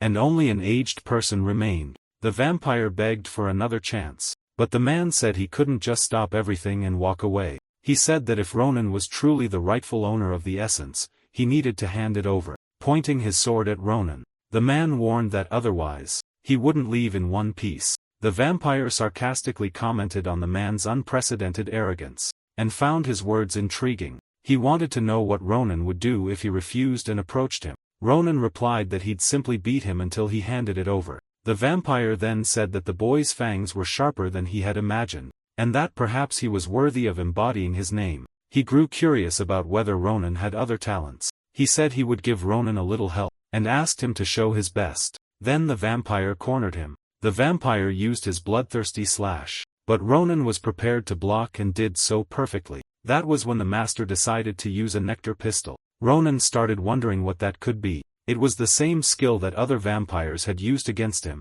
That vampire used it in a broader and clearly more powerful way, making it harder to defend against. He had never seen anything like it in his entire existence, and realized the man was only compensating for his magic. He noticed that Ronan was cutting off his own mana. At first, he didn't have high expectations, but it turned out to be interesting. Ronan asked if he really was the leader of the mosquitoes, and told the vampire to stop acting like a zombie. Ronan, in turn, told the vampire to shut up and just hand over the essence, as it was the only thing keeping him there. The vampire sarcastically said he loved that kind of spirit, and used an even more powerful skill. He promised to show proper respect for bringing him some entertainment. but someone arrived and ordered them to stop. The vampire couldn't believe what he was hearing. It was none other than Ophelia de Night. Unexpectedly, Ophelia de Night arrived and greeted the vampire named Balzac.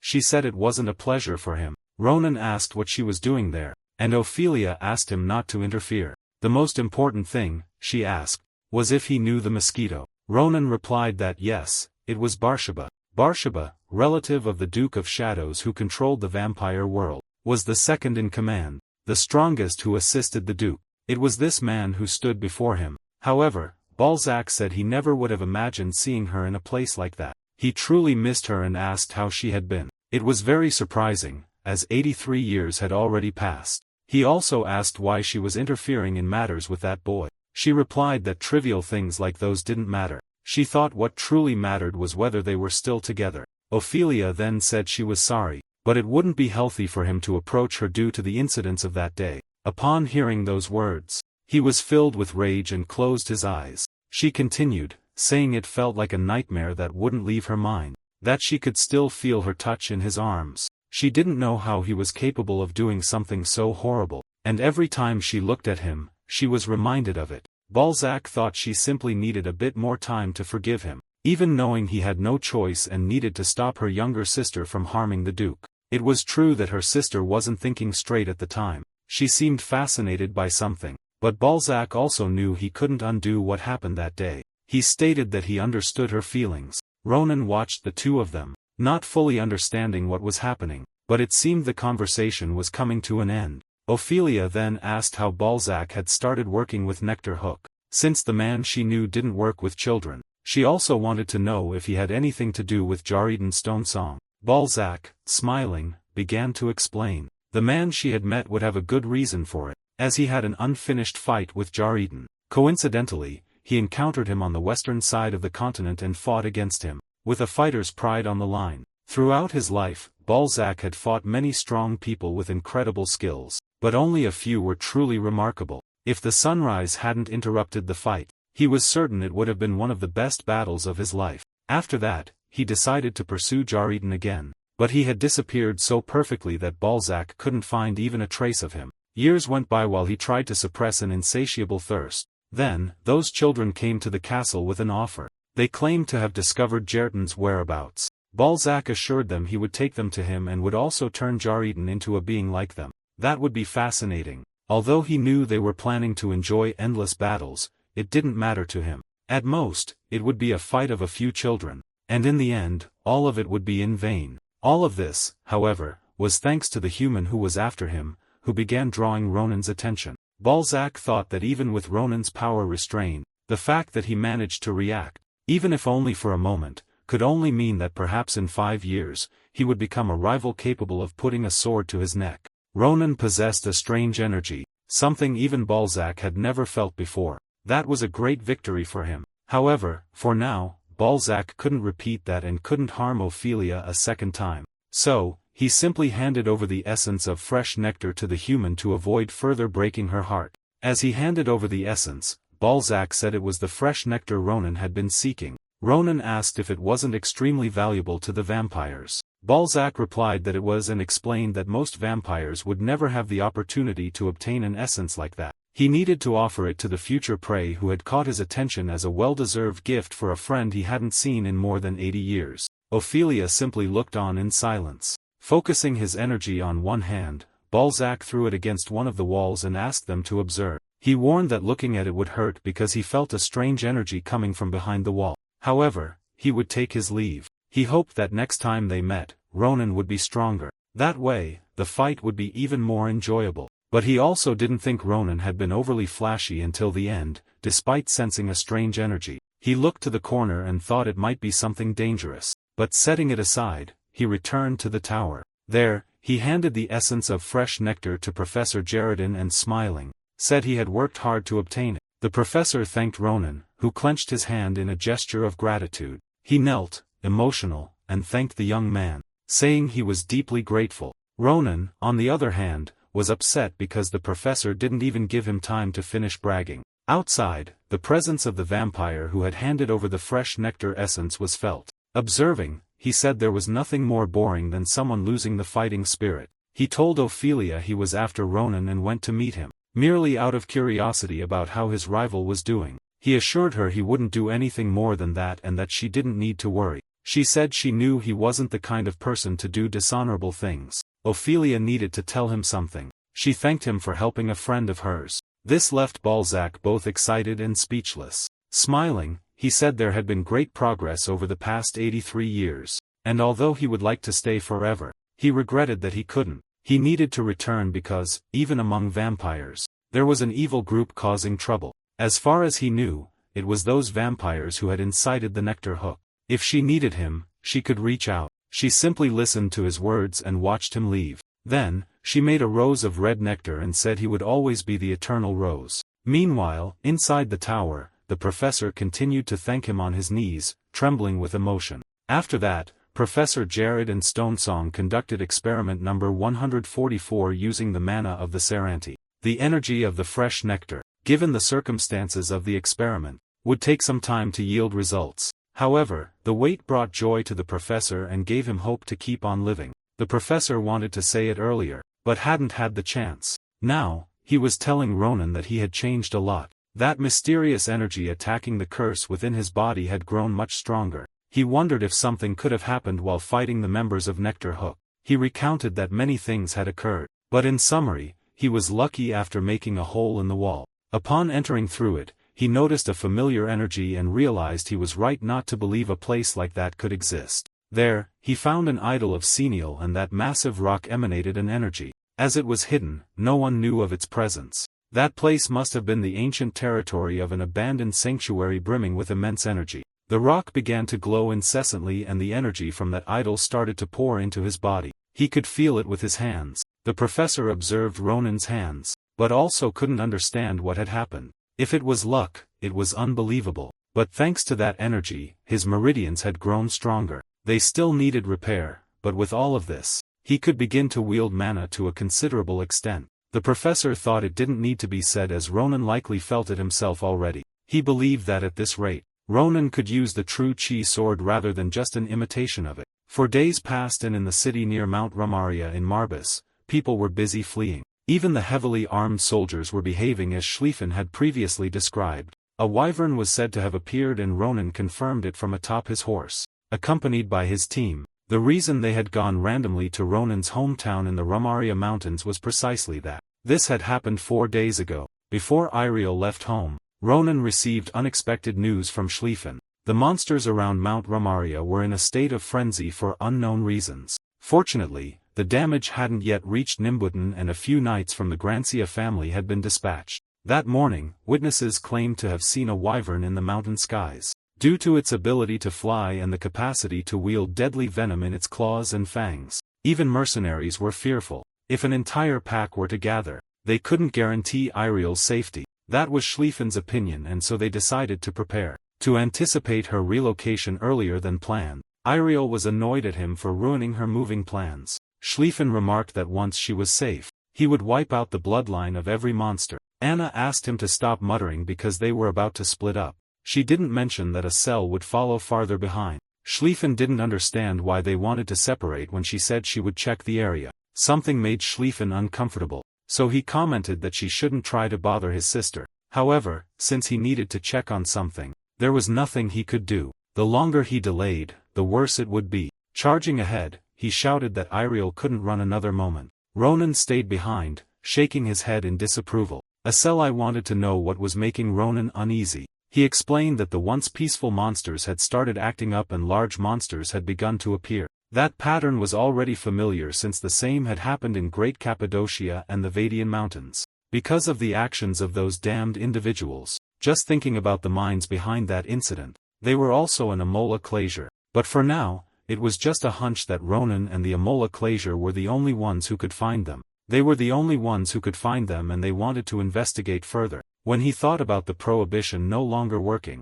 the only ones he could find were them. With that special mana, he seemed to be close to the monsters that were gathering. Someone, atop a bird, watched and believed they would subdue all the land monsters in the area for now. But it was a pity, because if not for Lord Voron's orders, he would have severely punished the faithful in that area. There was nothing to be done. A man, atop one of them, wanted to know what was wrong. As if they were terrified. They shouldn't feel that kind of emotion, given the brainwashing he had done himself. The cause of their fear was the shadow of a superior creature whose presence alone caused panic. A diabolical being capable of subduing all those monsters at once, instilling fear even in that commander. Looking at that enormous, sinister thing with black tiger-like paws that seemed wrapped in darkness, he didn't think there was a chance it could be what he truly suspected, but there it was, hiding. The beast was faster, and the man only had time to utter Nebula Classier, but that command no longer worked. The giant monster hurled the man to the ground.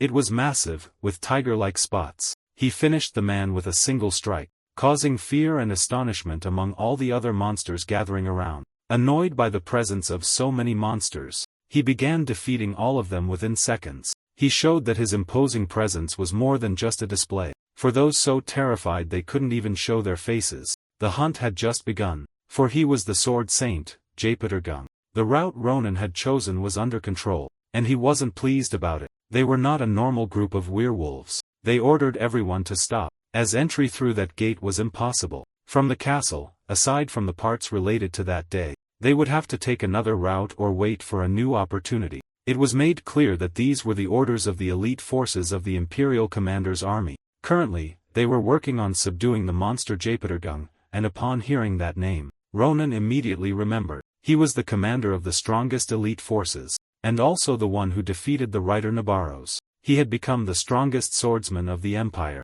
the Sword Saint Jaipur. Assel believed he was the Sword Saint, and personally wanted to state that the situation was serious. She found it troubling that the strongest force in the empire had mobilized for a few reasons. It seemed her guess was correct. The Classier Nebula was involved in that act, and she asked Ronan to be ready for telekinesis. Ronan told her they would pass through the walls to investigate the nearby forests. Their tracks were definitely there, and in the forest, the sealed monsters hovered above. Alongside the masters who had sealed them was also the woman who stood atop one of them. She was worried because she had lost communication with her brother after the bond was broken. Something was undoubtedly wrong. She had told him to be ready before the operation began. Something had certainly changed. Thus, she needed to take action as those plans revolved around the wyvern. If she engaged in combat and lost power, it would be problematic, and if something went wrong with the plan, the situation would worsen. Varen, for sure, would not forgive her. She considered moving only along the planned route. Her role was to maintain the brainwashing. That was when Ronan saw the monsters flying in the sky, and his eyes lit up because he had found what he was looking for. He asked Assel to begin the telekinesis, which caught her attention. He had thrown a giant rock toward one of the monsters, and the woman had no idea where it had come from. Meanwhile, Assel perfectly manipulated her telekinesis. She used her powers to keep the plan in motion, exerting a little more energy to explode the large rock. This caused one of the monsters to become disoriented, disturbing the peace of the others. The woman was startled by a rock of that size being manipulated in that way. It had to be a high-level mage from the Mage's Tower. She understood what it meant when someone was being thrown and controlled by telekinesis, and it seemed as though the same person was wielding a sword ready to dominate the undead. Ronan remarked that the size was perfect to test the chi sword, as he believed it would be the perfect monster to challenge. Even he was surprised because it was stronger than expected.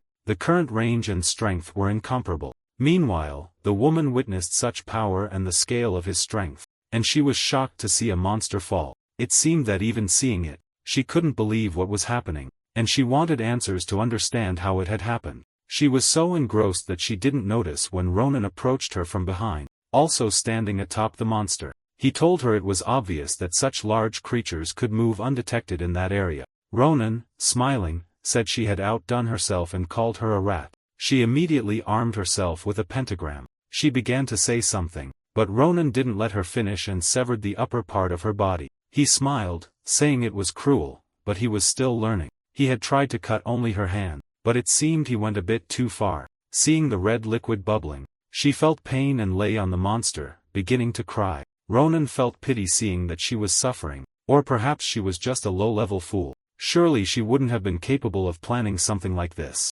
She, trying to suppress the pain, said she needed treatment, but he told her to be quiet. Countless villages had been destroyed because of them, yet she was whining over an arm. Either she swallowed her tears and answered or told him what their plan was and what they wanted. He asked what they were planning. The woman was so terrified she couldn't even speak. Even though she was scared, she declared that as the torch chosen by the light of the stars, she would ruin his mission. She began concentrating chi in her hands, saying she couldn't allow him, a heretic, to destroy anything. Ronan noticed the energy shifting, but it was a little late. He asked what she was trying to do. She was signaling the larger monster to approach them, and it was descending rapidly. As the monster approached, Ronan glanced to the side and thought, "What's happening?" The giant wyvern was there. The beast growled, signaling a warning, and Ronan thought it was so high up he couldn't feel its presence. However, realizing it was there didn't change the facts. That monster was definitely the opposite of the weaklings she had faced before.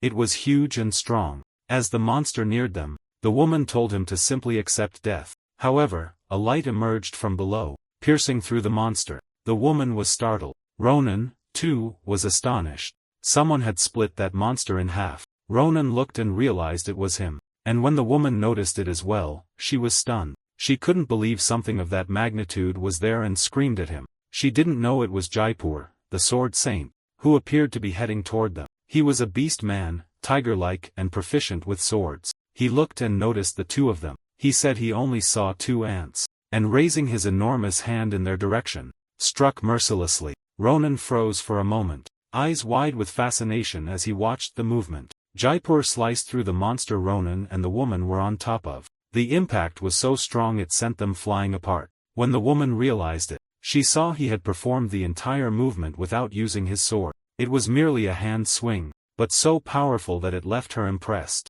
For Ronan, it made no sense. However, that enormous hand was still coming toward them, now glowing like a star. The woman was already on the ground, and the tiger man pinned her down with his paw. With his other hand, he held Ronan by the neck. The woman, still alive beneath the beast's paw, lamented her pitiful end, while Ronan struggled to free himself from the giant beast's grip. Jaipur told Ronan to answer carefully the question he was about to ask. Jaipur said he didn't feel the energy of those religious fanatics within Ronan. Struggling, Ronan called the tiger a damned cat and asked who he thought he was to associate with those monsters. With fury in his gaze, he asked if the sword saint would die wielding his sword and channeling chi. Jaipur ordered him to shut up and then let him go. Seeing Ronan's movements and intent, he quickly released him. When he did, Ronan didn't like at all having been held by the neck and realized the difference in their strength was brutal. He had thought he might be able to defend against that attack, but Jaipur had struck him square in the chest. Ronan knew Jaipur hadn't defeated Instructor Nabarros by accident. Just looking at Jaipur, he realized he couldn't beat him, but that didn't mean he should just stand still waiting for death to come. He needed to wait for the moment Jaipur let his guard down.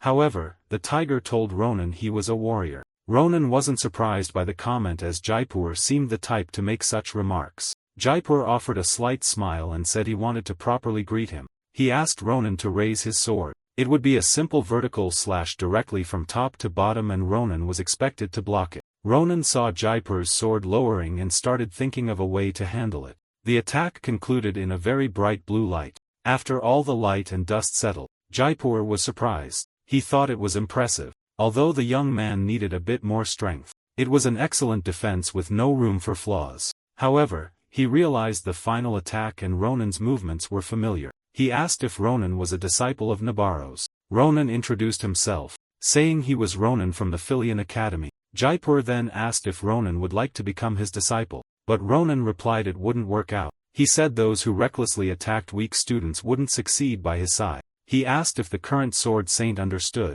finding the young man very insolent. Jaipur affirmed that he was sure Ronan was his master's disciple and apologized if his greeting had been excessive. He argued that normally, an exchange of blows said more than 1,000 words and that if Ronan was a warrior, he should understand that. Ronan, smiling, said that since it was like this, he should also receive his greetings. Damn cat, he added. Then he launched the attack of 1,000 cuts at the giant tiger, which was quickly approaching. However, Jaipur merely swung his sword lightly to block the attack. Meanwhile, a hand grabbed Ronan by the neck and someone called him a human warrior. The commander asked who that child was. One who seemed to be part of Jaipur's force. The leader of the humanoid squadron's 3rd unit, Hyena, questioned whether that child was also a fanatic. Another member of Jaipur's force, the humanoid leader of the 2nd squadron, Barry, commented on the situation. The bear then said there was no need to ask. They only had to see how he was pointing his sword at the commander. He said they could resolve it themselves, and releasing a burst of power,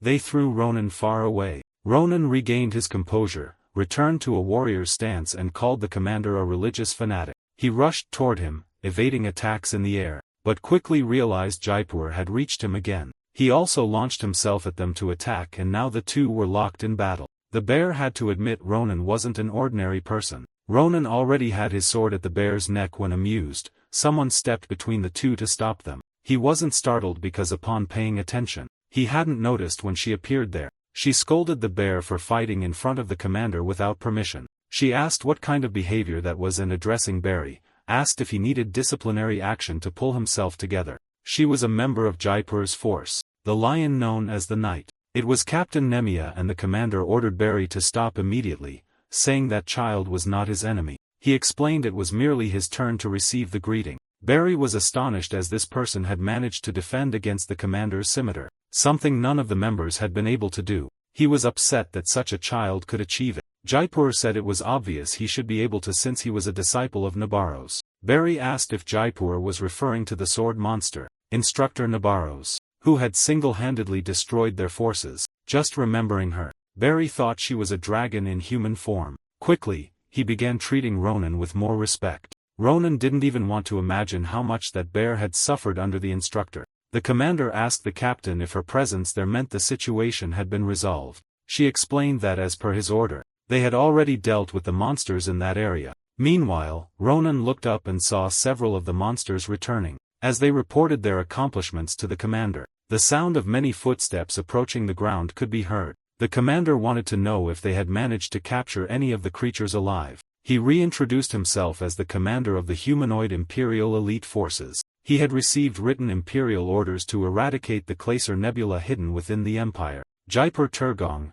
the spearhead of the Order's search force, found it amusing that he was the search force. They were currently in part of the Ramaria Mountains, but they needed Nimbutan. Citizens were astonished by the presence of so many knights and bodyguards in the city. Iril didn't understand what was happening and asked Ronan's friend for an explanation. Schlieffen apologized for surprising the young lady and explained he had prepared some knights for a quick response. He asked for her forgiveness for the lack of prior notice and knelt to greet her. He introduced himself as a knight known as Schlieffen and swore by the honor of Grancia to assist with the move, urging her to begin preparations. Ronan was shocked to see the human Imperial Elite Force. He thought such a unit hadn't existed in the past. The Imperial Palace had acted due to the members of the Nebula he had previously captured. Who would have imagined that the Sword Saint, Jaipur, would be made the leader of this unit? He then wanted to know how they had found the members, given that they were making every effort to remain hidden. She explained that she had obtained some information by interrogating one of them and that the seals no longer worked on them.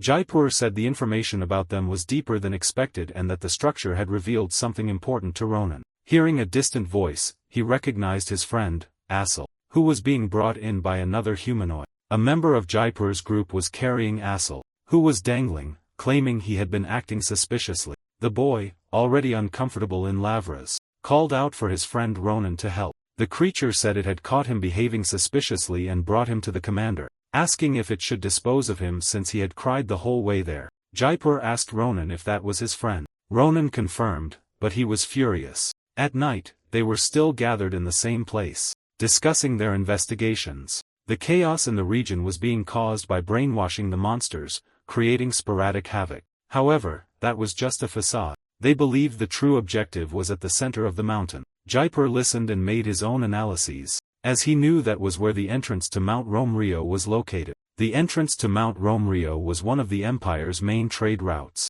with almost all transported goods passing through it. The description of this route implied something very serious. Two fanatics were attempting to take down an economic pillar of the Empire, and after hearing this and the entirety of the fanatics' plan, Ronan understood they were using the monsters to do most of the work, but he wondered what methods they were employing to achieve it. That's when Ronan drew his sword once again. He wanted answers and thought that woman might have them. Frightened, she asked what he was trying to do. He wanted to know about the mountain's entrance, one of the most heavily guarded locations in the Empire. It was to demonstrate how important it was and how it was not an easy place to destroy. They had brought some monsters to cause confusion, but they already knew that. He warned her that if she wanted to keep her head intact, she should just answer what they were planning. She looked into his eyes, and after reflecting, she closed her eyes and, with a mocking smile, said none of them feared death. The three of them gathered their mana and began to emit light. Ronan noticed they were concentrating mana,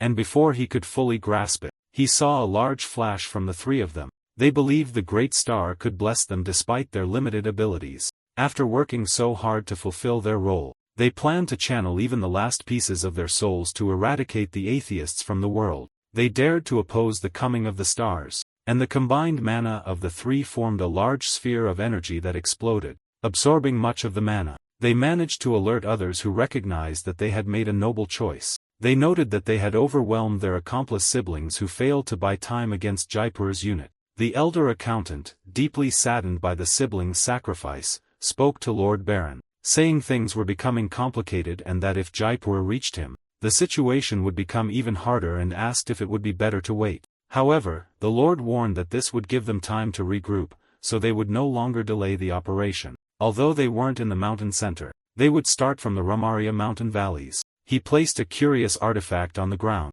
declaring they would strike a hard blow against the filthy atheists. After that, a pentagram was formed beneath the three along with that curious object, which began to shine intensely as though the artifact was reacting. He explained that the artifact was a detonator, a masterpiece created by the great craftsman of Lord Alabrige. The artifact had 30 layers of spells inscribed personally, and after absorbing the ley line mana, functioned as a detonator. He stated they needed to protect it from enemies as they would sense an anomaly in the mana flow. The former commander of the Knight's Tower, Evan, along with the former leader of the Magic Tower, Verde Blois, were willing to help. They said they had heard about the mission, and after completing it, Lord Baron would take the position of the late leader, Brigia. This meant he had received the blessing. He agreed, as it was customary to receive the blessing afterward. However, since the mission required greater power to guard against the explosions, the merciful leader granted the blessing. He dared not compare himself to the former leader, but it didn't matter what variables arose. For now, they had the blessing. Nevertheless, he heard something that made him shudder and immediately reacted to the force attacking them. He lost a barrier while trying to protect the explosives, himself and the knights. Lord Baron, impressed, realized they would be located precisely by tracking the ley line mana. But it was too late. It had already begun absorbing the mana, and he now understood how Jaipur, the Sword Saint, had found their location. Jaipur asked if they truly believed they could escape his sight the moment they set foot on Rumaria. He had discovered the location instantly and was merely waiting to uncover their ultimate objective. He concluded, saying they were merely prisoners, blinded by illusion and arrogance. They could try to resist as much as they wanted. 10 minutes before meeting the fanatics, Jaipur immediately noticed the three followers gathering their mana. He understood they were using mana to catalyze a self-destruction spell. He told Nemia to stay behind with the other members while he resolved the situation. But before that, Ronan had already charged into that mana explosion, armed with his sword, leaving Jaipur, Nemia and Assel surprised and frightened. Ronan launched himself at the sphere of energy, determined to do whatever was necessary. He sliced through the air with his sword, cutting through the mana as well, and unleashed a massive attack. The Rosiers, terrified, realized it was their last spark and that of their brothers. But the attack was easily stopped as Ronan didn't allow them to self-destruct. He wanted to handle it himself and commented on how clever they were to plan such tricks. Then he stated that it would be better if they ceased to exist immediately. The commander observing thought that what had just happened was shocking. It wasn't merely a clash of power. One nullified the other, and he noticed that the young man had severed his own mana. With fire in his eyes, Ronan rested his sword and spoke to the Sword Saint. He asked if he should already know. He said that Jaffa had faced them before, head-on. These people might flee and plan for the future. They were clearly planning something important given the gravity of the matter. He was certain there were individuals at an executive level or close to it present. Ronan still didn't fully understand who Jaffa was. But if he was at the forefront of the unit hunting these lunatics, that indicated something significant. He asked the Sword Saint to cooperate with him. He wanted to earn a favor from the Emperor. At the moment, the commander stood before the three disciples holding the explosive artifact in hand. Lord Baron thought he hadn't sensed their presence until the attack was launched. But that attack didn't contain a trace of mana. It was nothing but his sheer physical strength. The Sword Saint and the Lord had already heard plenty about him, face to face. With a tone that reflected his strength, he said it seemed they had received a most unwelcome guest right at the start. he asked the brothers if they thought they could hold him back. United by courage and faith, they declared that this had been their lesson from the beginning and that they would gladly face him. The two who were to fight the commander and the sword saint began emanating a strange aura, as if their bodies were enveloped in mana. They quickly gained a bizarre appearance. The tiger fighter recognized it as a fusion of ranked knights with a mage, which wasn't bad. He thought that if he had brought his team, the two would have made for excellent training material. But fighting someone like the sword saint at Jaffa's level was an impossible mission. Not even the blessing of the stars would help. One of the zealots believed that this fight would put the honor of the Empire's finest swordsman at risk. Pleased, he said there was no greater joy than battling someone who possessed the honor of a warrior. He asked Jaipur to demonstrate the technique that made him the strongest, believing he could defeat it. It would be an honor to be compared to Commander Jaipur. But before he could finish speaking, his sword was shattered. To him, it was surprising. But to a superior being like the commander, it was nothing more than a formality. The commander, enraged, pointed out that this individual had just dared to challenge a fight with his honor on the line. Hearing that from someone who had taken so many innocent lives infuriated the commander. With that presence, the sword saint granted those lunatics the honor of meeting their end at his hands. Although they were furious with empty words, now that one of the vermin had been eliminated, the other, a renowned mage, believed he still had a chance and activated a mana shield. However, the shield had no time to react. Jaipur had already cut through the evil being. The Elder and Lord Baron, seeing only the last one remaining, reinforced the shield to protect themselves and the detonator, which was still charged with mana. The commander moved to finish things off, kicking the monosphere protecting Baron. He looked at the man and mentioned that his face seemed familiar. Then he remembered, this was the known vermin who had been hiding behind a sect of lunatics all this time. He was wanted for being responsible for the deaths of hundreds of people. He had used the villagers of Athens for dark magic experiments decades ago. Lord Baron thought it an honor that the sword saint remembered his name after so many years. Now, however, he was nothing more than a devotee of the stars, nothing else. But Jaipur didn't care. After breaking the barrier separating and protecting Lord Baron, Jaipur remarked that in the end, no matter which side they were on, the facts wouldn't change. He had taken countless innocent lives, and as the commander was about to lay his hands on him, Lord Baron invoked the blessing of the star. He was so confident that everything would work out that his face radiated assurance. However, when invoking the blessing and trying to lay hands on Lord Baron, something different happened. He was repelled and noticed a peculiar presence.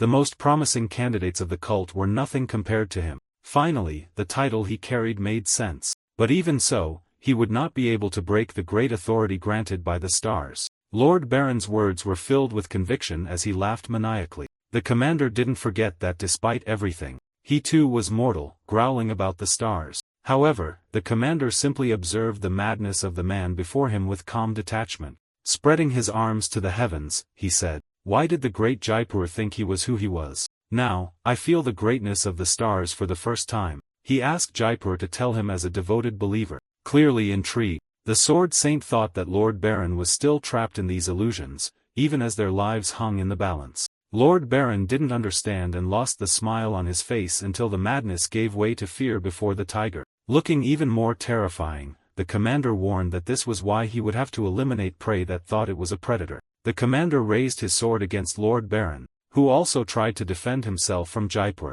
The lunatic lord found it interesting that this being was the Empire's best swordsman. He was about to be exterminated by him and the overwhelming power covered much of the forest. A commander's sword carried immense weight and presence and the tiger knew how to wield his weapon well. However, Lord Baron remained in the same spot, shielded by the crust, strengthened by the star's blessing. He found it remarkable that even as the sword saint, Jaipur depended solely on the sword's chi. Jaipur had already demonstrated such astonishing power that it was incomparable to others. But unfortunately, the great sword saint's chi was nothing more than a mere trick. Compared to the star's blessing, Lord Baron was becoming intoxicated with the power he had gained. In his arrogance, he asked Jaipur what he would do as the magical bomb continued to absorb mana. He wondered why Jaipur didn't retreat and try again, thinking that if he went alone, he might succeed. Fleeing the explosion's range, the others would only be dead weight to him. With a crazed expression, he said they would all turn to ash along with the mountain.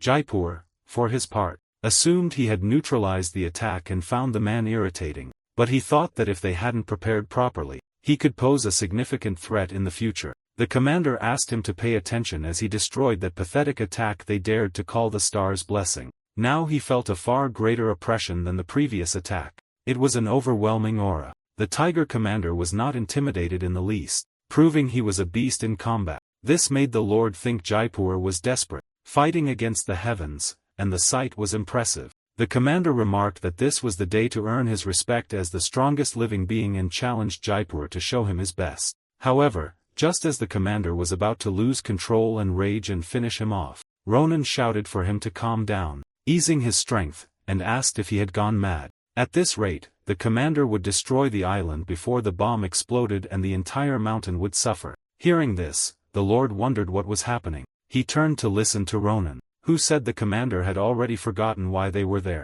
The tiger told Ronan he was slower than expected. Ronan, irritated, replied that he had never heard such a thing before. Then he retorted that he wasn't slow. It was the tiger who was absolutely fast. It didn't matter what it was. The star's blessing couldn't handle this problem. Ronan warned they didn't have time and that the commander needed to stop interfering. The tiger found Ronan's judgment reasonable. Lord Baron found it strange that some random boy spoke so arrogantly to the sword saint. He grew curious about who Ronan was when Ronan called his attention. Ronan thanked him for shouting so much, as it was the only reason he understood what was happening. Now he just needed to deal with it and disarm the bomb to put an end to the mess. After all, Baron truly was an executive. Looking at the lord, Jaipur remarked that he didn't seem stronger than that crazy elf woman. He said he believed her name was Brigia, but he couldn't quite remember the names of people he had eliminated. The lord couldn't understand how that insignificant boy knew her name and concluded that it must have been him who had eliminated them.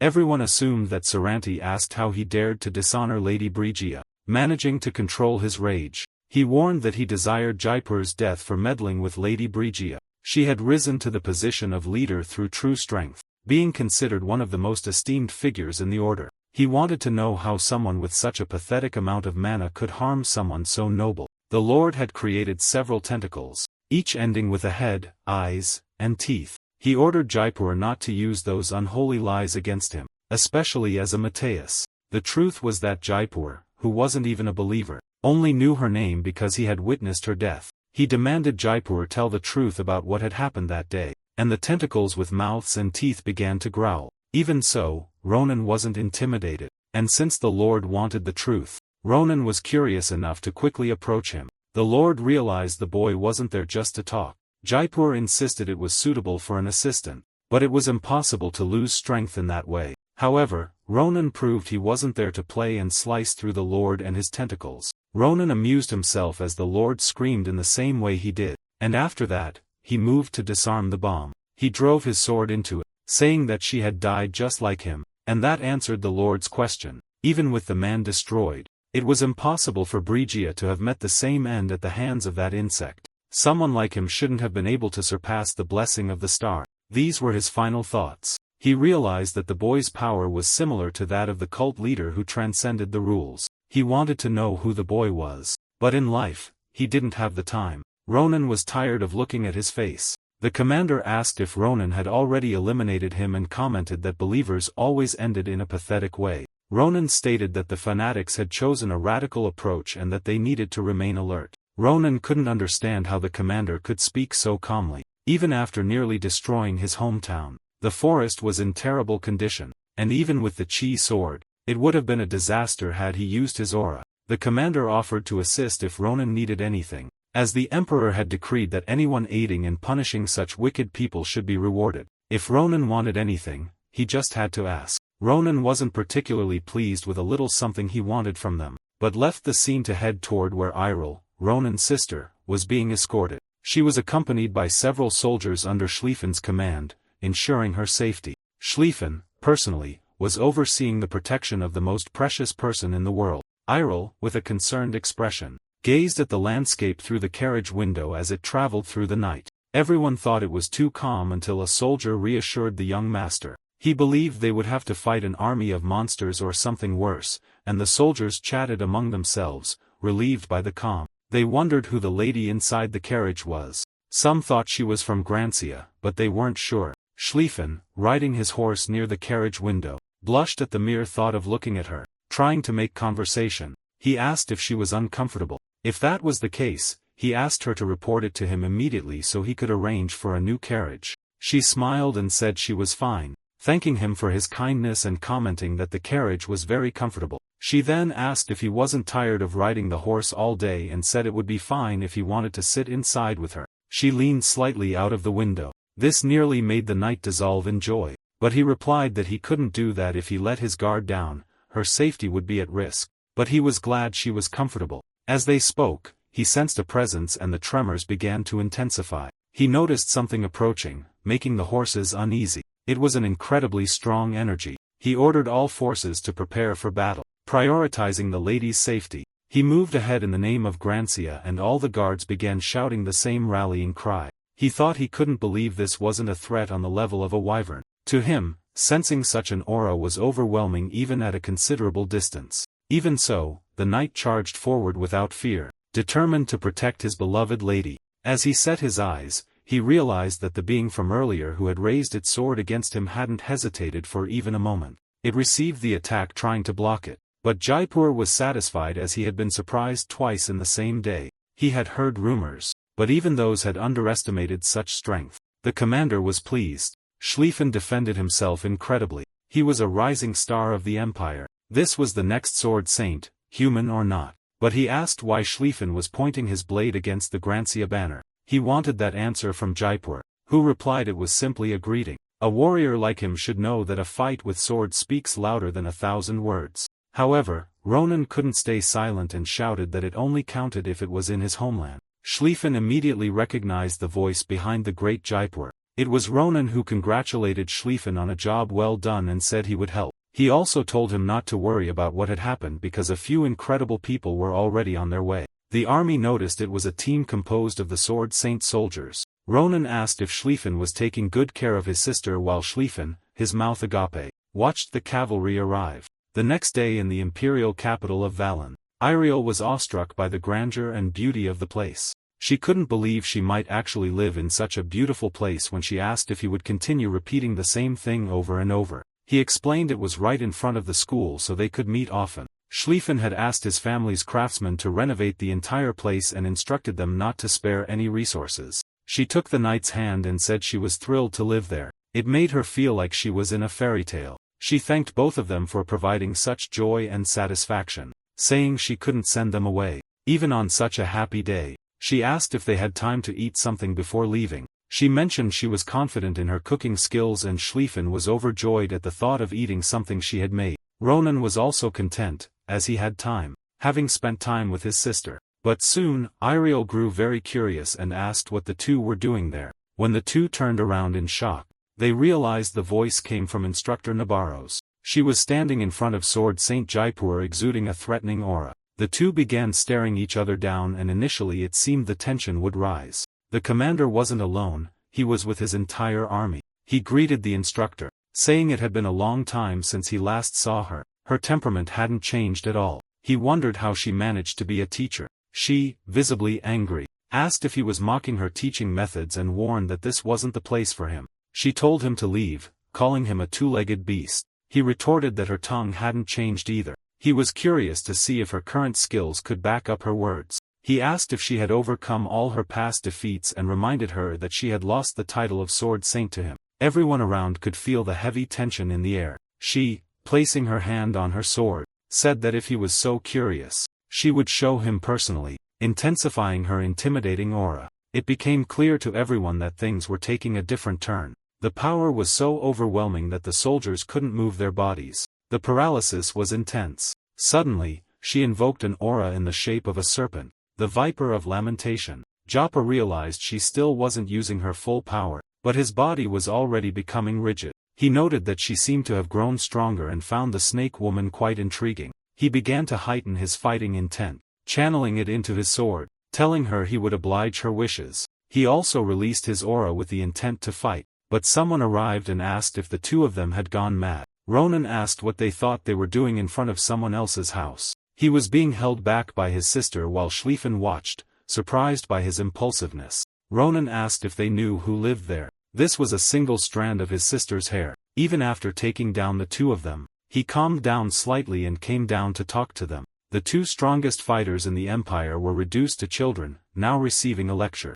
He asked if they understood what could have happened because of their tempers. He said the two of them should be ashamed, agreeing that he had lost his composure for a while. He admitted he had acted improperly just because of the provocations of a mere snake woman. He sincerely apologized. But the move had been a success and they were leaving. Joppa told Ronan that he hoped he would grow stronger so he could put up a good fight next time. Everyone said their goodbyes and departed in a flash. After their departure, Ronan could finally breathe easier. He asked his instructor what she was doing there so early. Furious, she demanded an explanation. She knew he would tell her everything without leaving out a single detail. Now he was in trouble. After sitting down and having tea, only after everything was properly explained did peace return. The instructor finally understood everything that had happened thanks to Ronan's contribution against the fanatics. The commander had helped with his sister's relocation and Nabarros thought the tiger must like him to have done such a thing. A human warned her not to get too involved with him in the future as he was dangerous.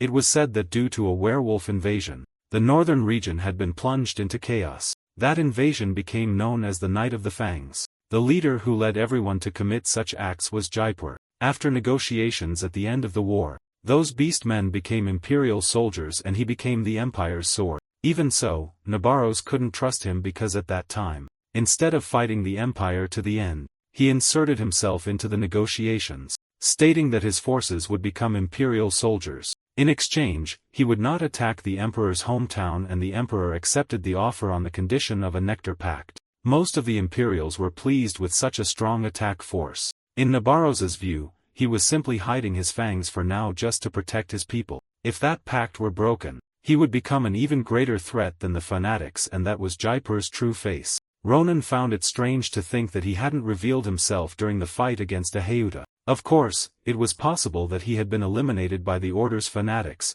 like the other fighters. He didn't rule out other possibilities and the two fell into a terrible silence for a few moments until the instructor broke the silence, saying she was there to talk to him about something else. She asked if what he had said earlier was true, if he really managed to use the chi sword effortlessly. Although it wasn't anything extraordinary, the instructor remarked that it seemed Jared was finally the last one. She said they could start training immediately and began working with the dummies. She was eager to see his progress. While elsewhere, Schlieffen was eating food prepared by Errol and found it very delicious. Nabarro said the method to confirm whether he had improved was simple. It was only necessary to demonstrate the chi sword. What she had in mind wasn't executing a strike, but rather using the maximum physical strength he could muster to demonstrate the chi sword's level. Ronan was aware of this. He calmed himself to convey the skill he had acquired to those dummies. He couldn't understand why the movement simply disappeared without forming, thinking it impossible. He was upset because just a few days ago,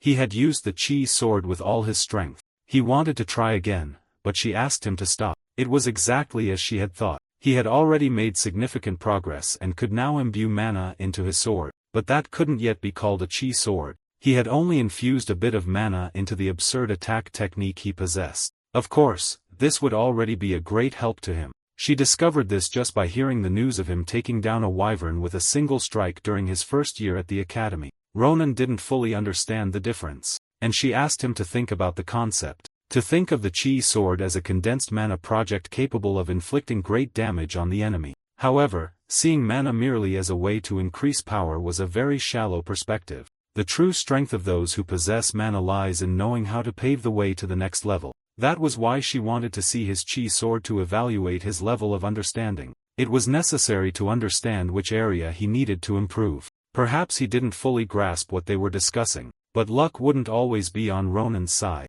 This difference could one day determine his fate. When she said that, her words began to make sense. Now the future had changed, as he had developed three great strengths he didn't have before. Nabarros noticed he had changed and placed her hand on his shoulder, saying this was only the beginning. After all, he could refine his flaws as he advanced and should remember that she was there to help him. He said it was time to further refine the fundamental aspects and placed his hand on Ronan's sword. After inspecting it, he said things would naturally progress and Ronan asked her why she was holding his sword. As she did so, she channeled mana into the blade and a great blue and red light filled the area. She told him to watch closely. This was the true form of his sword, but he didn't understand what she meant by true form. The sword glowed red and imposing. Yes, it resonated with the mana she had infused into it. She explained that the sword was originally Usura, the sword of Duke Grancia, a fallen noble. It had been forged by a craftsman, renamed but concealed its true power.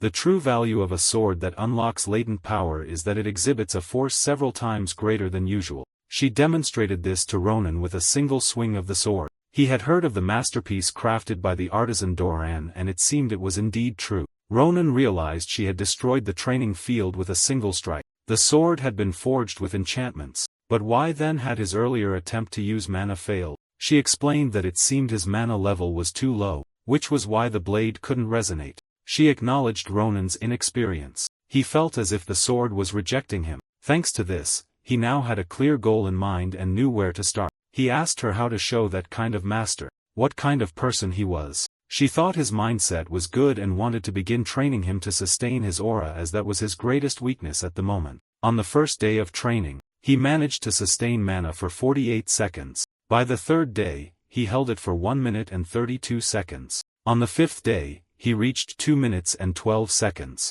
By the 14th day of training, he sustained it for 13 minutes. He had long surpassed the goal. Most people took years to reach that point. She asked him to show the chi sword while maintaining that state. She didn't need to tell him not to lose focus again. He concentrated and demonstrated it, and she observed his reactions intently. After executing the movement, he waited with countless thoughts running through his mind. As he waited for the results of his action, he remembered hearing similar things many times before. She was pleased when he managed to hit one of the training dummies. He was beginning to understand the process better and could see the progress in his training over the past days. He responded that he now understood that the more he trained, the better his perception of mana would become. By focusing solely on sustaining mana, he could feel all his senses sharpening. Finally, he understood how immense the power of mana could be. Nabarros was pleased because he finally grasped the basics of mana. However, at that moment, Professor Jaredin arrived. He remarked that she was working her students too hard, even at that hour. He commented that her passion for teaching hadn't changed and mentioned that it had been a long time since they last spoke. He apologized for interrupting, but said he needed to borrow her time. He had something very important to discuss regarding the esteemed disciples she valued so much. Ronan didn't understand why Professor Jaredin's stone song was there, and on top of that, he seemed different. Nabarros noted that if he was talking about the disciple, it must have something to do with Ronan's mana. The professor continued saying that as she knew, Ronan had a unique constitution. Because of this, he required regular checkups. She retorted that this was just an excuse for him to take advantage of the situation. With a threatening tone, she added that if that were the case, the professor assured her it wasn't and asked her to calm down. It wasn't as though the mercenary group was asking him to release the sword. He was merely keeping his promise because of Ronan and also because Sunya hadn't made progress in her experiments for a long time. But now she was beginning to show signs of hope. Nabarros was startled to hear that name. However, the professor said there was still a long way to go, but he would love for her to visit someday. Sunya loved her adventures, and at that moment, the important matter wasn't Ronan but her assistant. Nabarros wanted to know what he wanted with Ade-shan, or if he had researched as Ronan had requested. The professor wasn't certain yet, but his theory was that the child was dangerous. She possessed a power that was difficult to control on her own, and Nabarros must have already sensed the danger behind that power. That's why the professor wanted to keep her close, to keep an eye on her. Nabarros warned him not to underestimate the assistant, as she was not as fragile as he thought. She would not allow him to draw conclusions about her future. Hearing those words, he remained silent. He then said that if she believed in it to such an extent, fine, he would leave that matter behind. Ronan spoke with Professor Jaredin, mentioning that the instructor seemed furious. He wanted to know what the professor had said earlier about the group of mercenaries. He asked if they had worked as mercenaries in the past. The professor confirmed, saying yes, about 10 years ago when they were quite famous in the south. Although the first time they met had not been the best experience. He recounted how they had been tasked with eliminating one another and began working together. He recalled that day when the instructor was the very incarnation of death. The fear he felt from her that day was indescribable, far stronger than anything he had experienced at the time. She had grown even more imposing over the years. Now, Ronan admired that human version of the instructor. The professor shared that as a result, he had been brutally defeated by her that day and nearly died. If Sunya, a resident of the area, hadn't saved his life, he wouldn't have survived. She had cared for him, a nearly lifeless body. Naturally, they ended up becoming a couple. After that, the professor believed that even fighting could be a form of connection. Nabarros and he had become something akin to comrades. Of course, all of this was only possible thanks to Sunya's pure and innocent nature. The buff girl must have gotten really stressed about this since she turns her back and leaves. Meanwhile, the tired hero just watches her walk away thinking she was a worthy opponent. In another scene, we see what looks like a castle with some creature being preserved inside a nitrogen tube. Actually, there are several rats in there. I'm not sure if they're food for the thing in the tube or if they're experiments too. The protagonist looks around, trying to understand what's going on. He soon spots the hooded guy heading down a very peculiar hallway where there's a symbol on the floor forming a heptagon. Behind him, there's a crystal ball. He glances back and sees the black-haired girl looking really scared, quickly pointing at the symbol in the center. The girl goes there clearly and he grabs the ball. Right away, the ball starts to glow while black smoke comes out of the girl's body. Seeing that, she starts to panic and then the black smoke spreads throughout the entire room. It shows that there's not only rats and weird creatures, but all kinds of animals trapped inside those incubations. But then, one of the animals seems to come to life, making the protagonist turn around, startled, and see that woman staring at him with dozens and dozens of eyes all around her. The black-haired girl finally realizes the power she has while the bearded man just stays silent watching her. That intense power starts swirling around her body and she wonders what's happening. Meanwhile, our protagonist just says something to the bearded man while he explains the whole situation. Many times, someone who receives all that power ends up going insane as the flashback shows. But she handled that power pretty well. She wasn't thinking much about what she was hearing, but knew that Professor Jaredin was a mana specialist. She remained silent, only recalling her desire to become a great commander. She remembered the promise Ronan had made to help her and that together, they would do their best. She also recalled the emotion she felt when he called her a great commander. Although that title was significant, she knew the professor was lying when he claimed otherwise. She forgot her fear because someone had already told her not to worry, she only needed to try her best. And because of that, she believed she couldn't afford to have a weak mind at that moment. She asked the professor to please continue. He in turn said he liked the sparkle in her eyes and as Nabarro's assistant, she needed to be brave. Having reached that conclusion, the professor began his explanation. She prepared herself again and upon focusing, noticed that the mana was reddish with a bright core. She told the professor that the sensation felt familiar. The professor explained that they were extracting the mana she had accumulated up until that point before proceeding with his explanation. He guessed the sensation she was experiencing, even admitting it was just a hunch, but he was likely right. What mattered was what needed to be done. Though she couldn't calm her classmates, shadow mana was a power that went beyond the logic of this world. It was impossible for such a power to simply hide peacefully. Shadow mana should have continually collided with the mana she had collected, hindering its growth. Yet, the fact that she was still able to gather so much mana was astonishing. Her efforts were admirable. However, she would have to say goodbye to the fruits of that mana. The solution was simple. The problem was that these two energies were interfering with one another.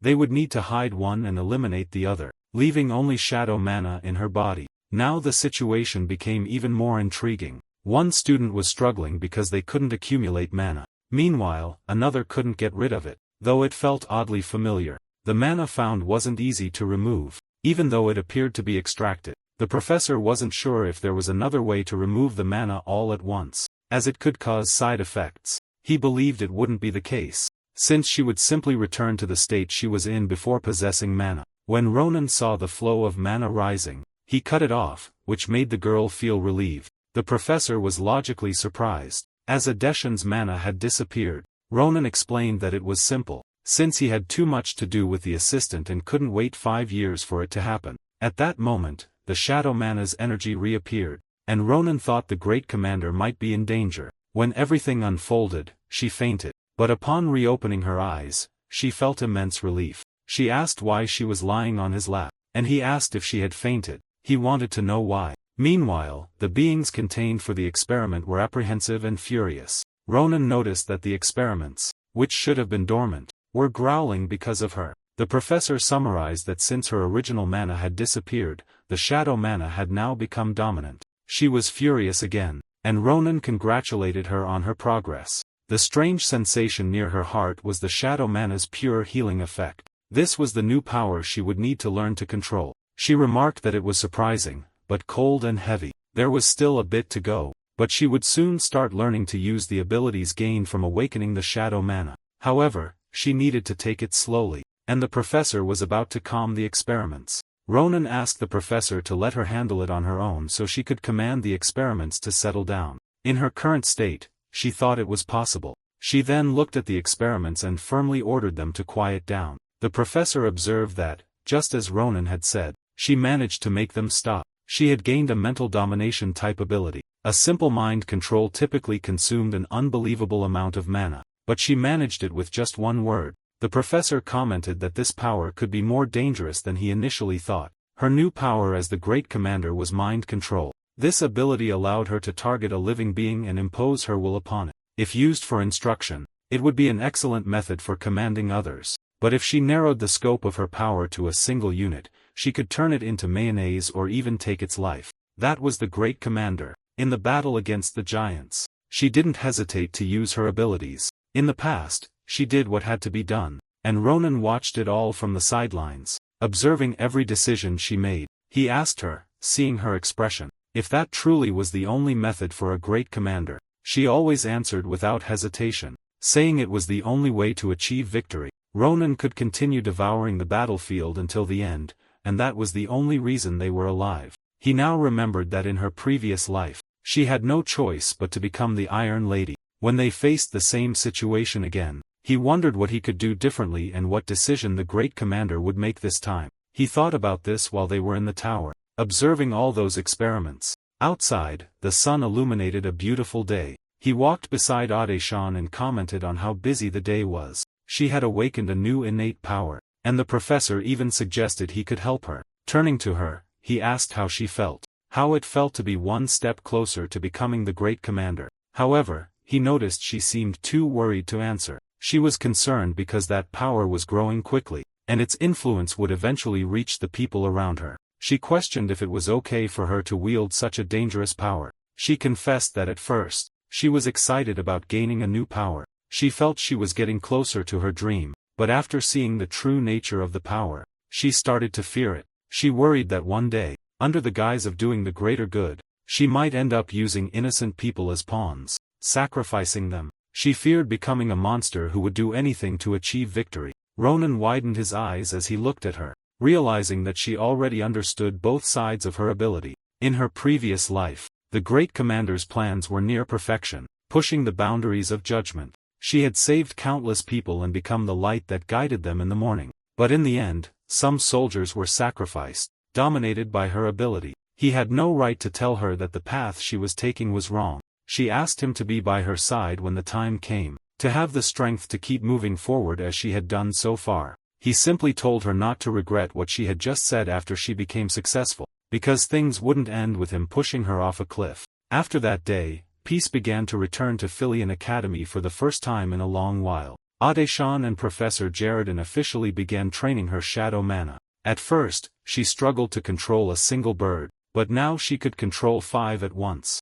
Next, she would attempt larger beasts, while Braun continued his individual training as usual. During the day, she was nowhere to be found, but she enjoyed teaching nectar magic to Sita, who had already mastered her magic perfectly. Sita excelled on her first attempts and was considered a genius. Ophelia spent a lot of time teaching large-scale combat spells and the nectar cutter. Although her passion for teaching seemed a bit excessive, it was always good to learn as much as possible. Ronan spent his days peacefully, training extensively with Schlieffen, who seemed to have grown stronger. Schlieffen also thought Ronan had become more strategic in his attacks and suspected he was receiving special training from the instructor. Even so, the two continued their rivalry to see who was stronger. Maria thought it would be better for them to take this rivalry to the battlefield. She found it to be part of Ronan's charm and, turning around, asked Assel if he agreed. He also thought Ronan was impressive and very strong, even for someone from his homeland. Maria's trembling voice asked if she too saw Ronan that way. In her opinion, someone as reliable as Ronan had to be the best. Smiling, she asked Assel what his reaction meant. Was he jealous? She said he was adorable and didn't need to worry. She assured him that her Assel was better, leaving him flustered as he tried to explain that wasn't what he meant. Maria suggested the two needed to work better as a team for their next duel to have something to show. She asked if he thought that was a good idea and, when she called him cutie, he turned red. Ronan, speaking with Professor Varen, wondered why he had been sought out so suddenly. The professor told Ronan that his prediction seemed to be correct. From the scent, he could tell Ronan's senses were heightened. Ronan mentioned it felt similar to what he had experienced at the Sorant Sanctuary. He added that he wouldn't waste a single leaf until he succeeded in cultivation. The fact that Ronan had brewed that tea meant the advising professor had achieved his goal. Now he was the advisor for the Special Adventures Club that Ronan had created. He explained that, after Ronan had ventured into the mountains on his last adventure, if he hadn't received Sorant's gift, he would never have known about the herb's existence or its uses. It had been a bit challenging, but he had successfully cultivated it and was happy it could help so many people in the future. The professor also wanted to reward Ronan for managing the chaos and assisting all the helpers during club activities. He wasn't sure if he would cover all the costs and more that would arise, but the professor admitted his uncertainty. In any case, there was another reason he had called Ronan there, showing him a document. He said he had finally received a response. It was about the place Ronan wanted to visit to learn more about the curse of the Twilight Magic Tower. The visit had been approved, and when Ronan expressed satisfaction, he became eager to see it quickly. The professor advised him to proceed carefully as they needed to exercise caution. The situation was likely tense due to an unfortunate incident that had occurred recently. The professor also mentioned Ronan couldn't go alone. The plan was for honor students specializing in magic to accompany him. This meant one of his peers would go with him.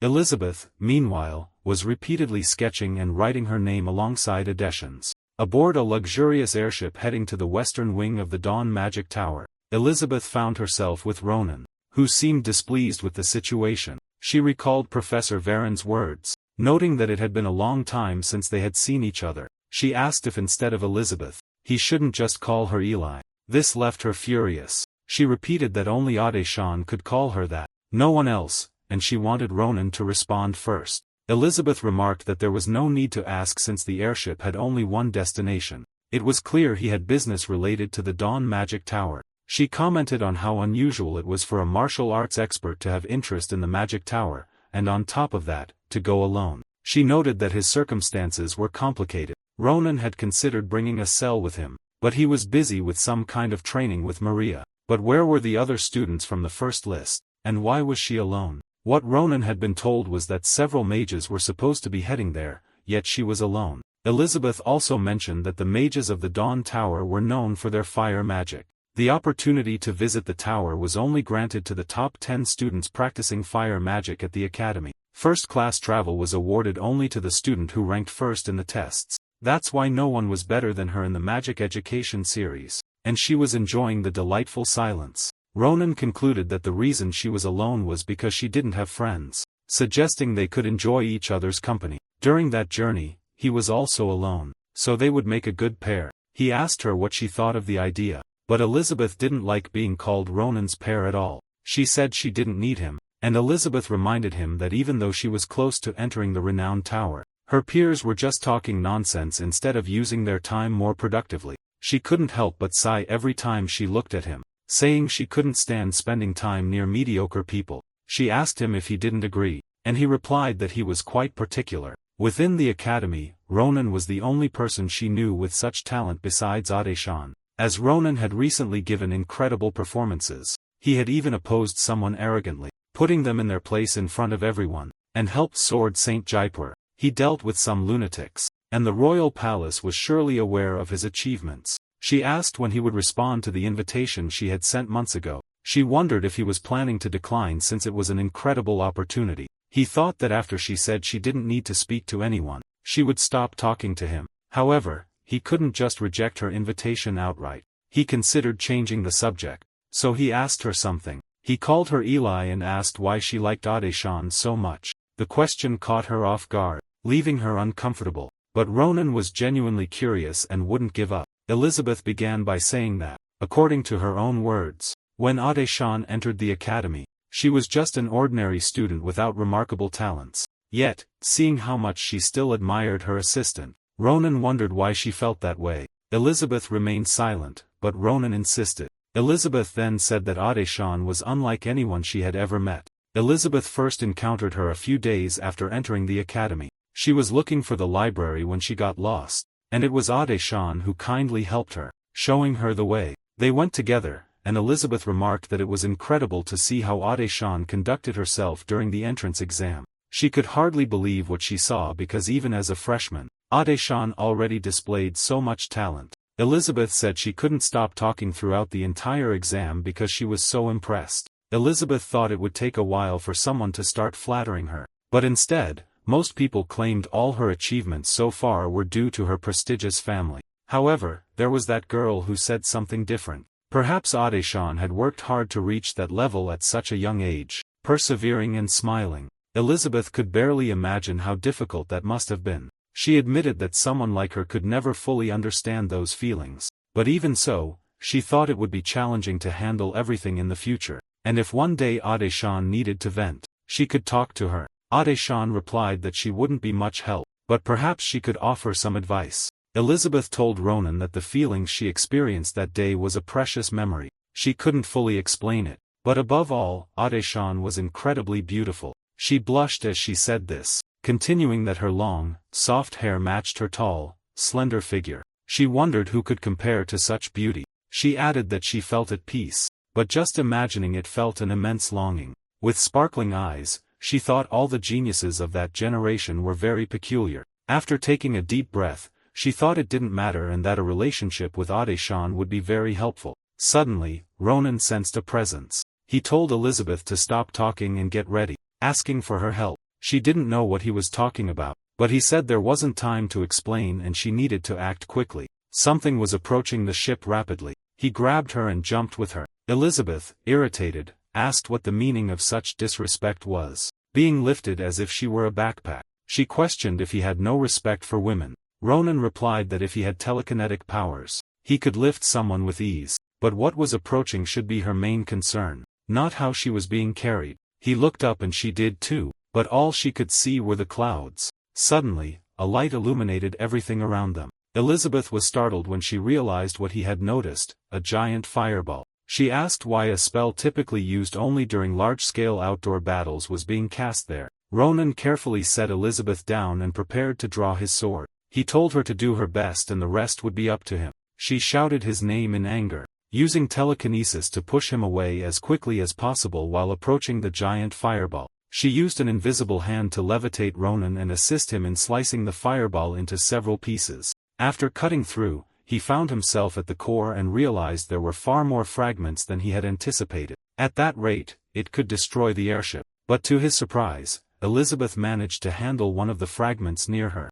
She declared that a little pebble like that wouldn't trouble her. Elizabeth Akalusha was above such things. As expected of someone as strong as Elizabeth, she was managing the situation. She was controlling the falling debris around the ship while simultaneously holding Ronan with her telekinesis. From above, Ronan praised her, saying that as expected of the lady of the Akalusha family, she wasn't all talk. He shouted that she was amazing, insisting on calling her Eli, despite her repeatedly saying only Ade-shan could call her that. Landing back on the ship, he ignored her curses, but wondered if he had accomplished anything with his actions. Still, he thought that for a welcome ceremony, this had gone a bit too far and he wanted to know what was happening. At the Dawn Magic Tower, someone attempted to communicate with them, asking if they were all right. They confirmed that a spell designed to bring down airborne vehicles had been launched from the tower. Elizabeth noticed a communication spell in the area. The tower continued the conversation, explaining that it had not been intentional. It was an unforeseen accident. They informed them that they had adopted maximum security measures and that everything was fine. The airship could land. They added that they would discuss things in person as soon as the airship docked. Everyone was on edge, trying to understand what that fireball had been and who had sent it, but relieved that they could proceed to the tower. Elizabeth was disappointed. One of the 5 great mage towers had caused such an accident. She declared that if there wasn't a plausible explanation, she would file an official complaint through her family. Ronan, however, suggested she hear the explanation first, as he believed he already had an idea of what was going on. Based on his conversation with Professor Varen, he suspected the visit to the tower was linked to members of the Order. He explained that up until now, traces of the Order had been found in the tower, and before being captured, the members had used self-destructive magic. Fortunately, the mages present reacted quickly, avoiding casualties. However, 20% of the area near the tower had been destroyed.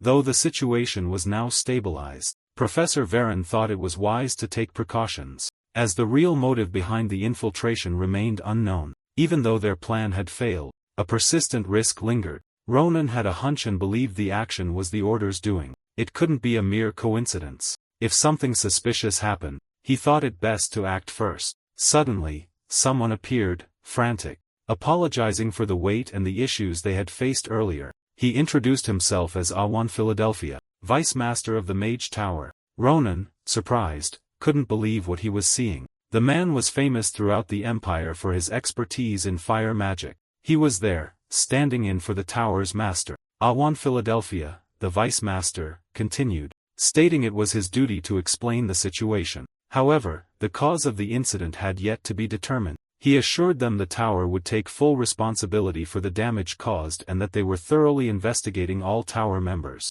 Additionally, internal security had been reinforced to ensure no further issues and that the schedule wouldn't be disrupted. Most believed what the Vice Master said, but Elizabeth wasn't convinced that someone like him would personally apologize. She thought they were brushing off the incident and should move on. Ronan, on the other hand, believed it was wise to trust him. During the battle against the Hayat, Awan Philadelphia had been on the front lines, saving his comrades. In a fight where everyone was at risk, he had inflamed his body multiple times until turning to ash and dissipating into the wind. He had never hesitated, which made Ronan believe he wasn't aligned with the fanatics. Ronan asked if the two of them had been the ones to block the fireball. The Vice Master bowed to both of them, deeply thanking Ronan and Elizabeth. He expressed that the Mage Tower was indebted to them. He explained that while Ronan's presence was not surprising, Elizabeth's situation was different. It was a separate story, but he mentioned he had heard about her. He invited them to follow him as he wished to express his gratitude and share more about what was happening.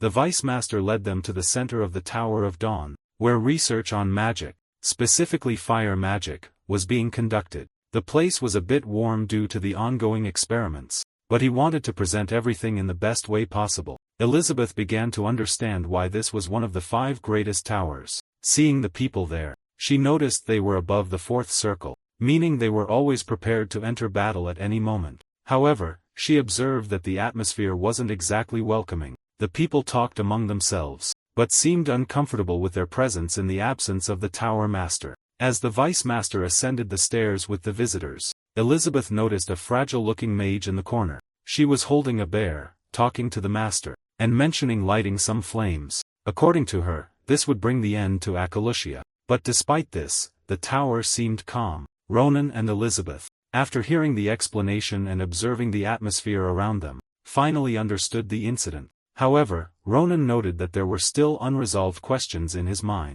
He wondered why the Vice Master hadn't managed to react to the fireball before it came dangerously close to them. Awan Philadelphia, visibly sweating, admitted that he and the other mages stationed in the tower should have been able to intercept it if only they had received prior warning. Of course, if we had been alerted, he added, which left Ronan feeling uneasy. Curious, Ronan pressed for clarification, pointing out that it seemed as if the Tower of Mages hadn't detected the fireball until it was almost upon their ship. Elizabeth, sensing how implausible that sounded, remarked that something of such magnitude simply couldn't have gone unnoticed. To Ronan, she explained that if this were indeed the case, it suggested a far graver issue than anyone had anticipated. Seeking more insight, Ronan urged Elizabeth to elaborate. She speculated that the lack of detection indicated the use of exceptionally potent magic within the tower's vicinity and its controlled domain. Even Awan Philadelphia himself, a mage of the 7th circle, had failed to sense it, implying the involvement of someone wielding 9th circle power. She pondered that Lorahan, a seasoned veteran known for sealing one of the 3 giants in a previous life,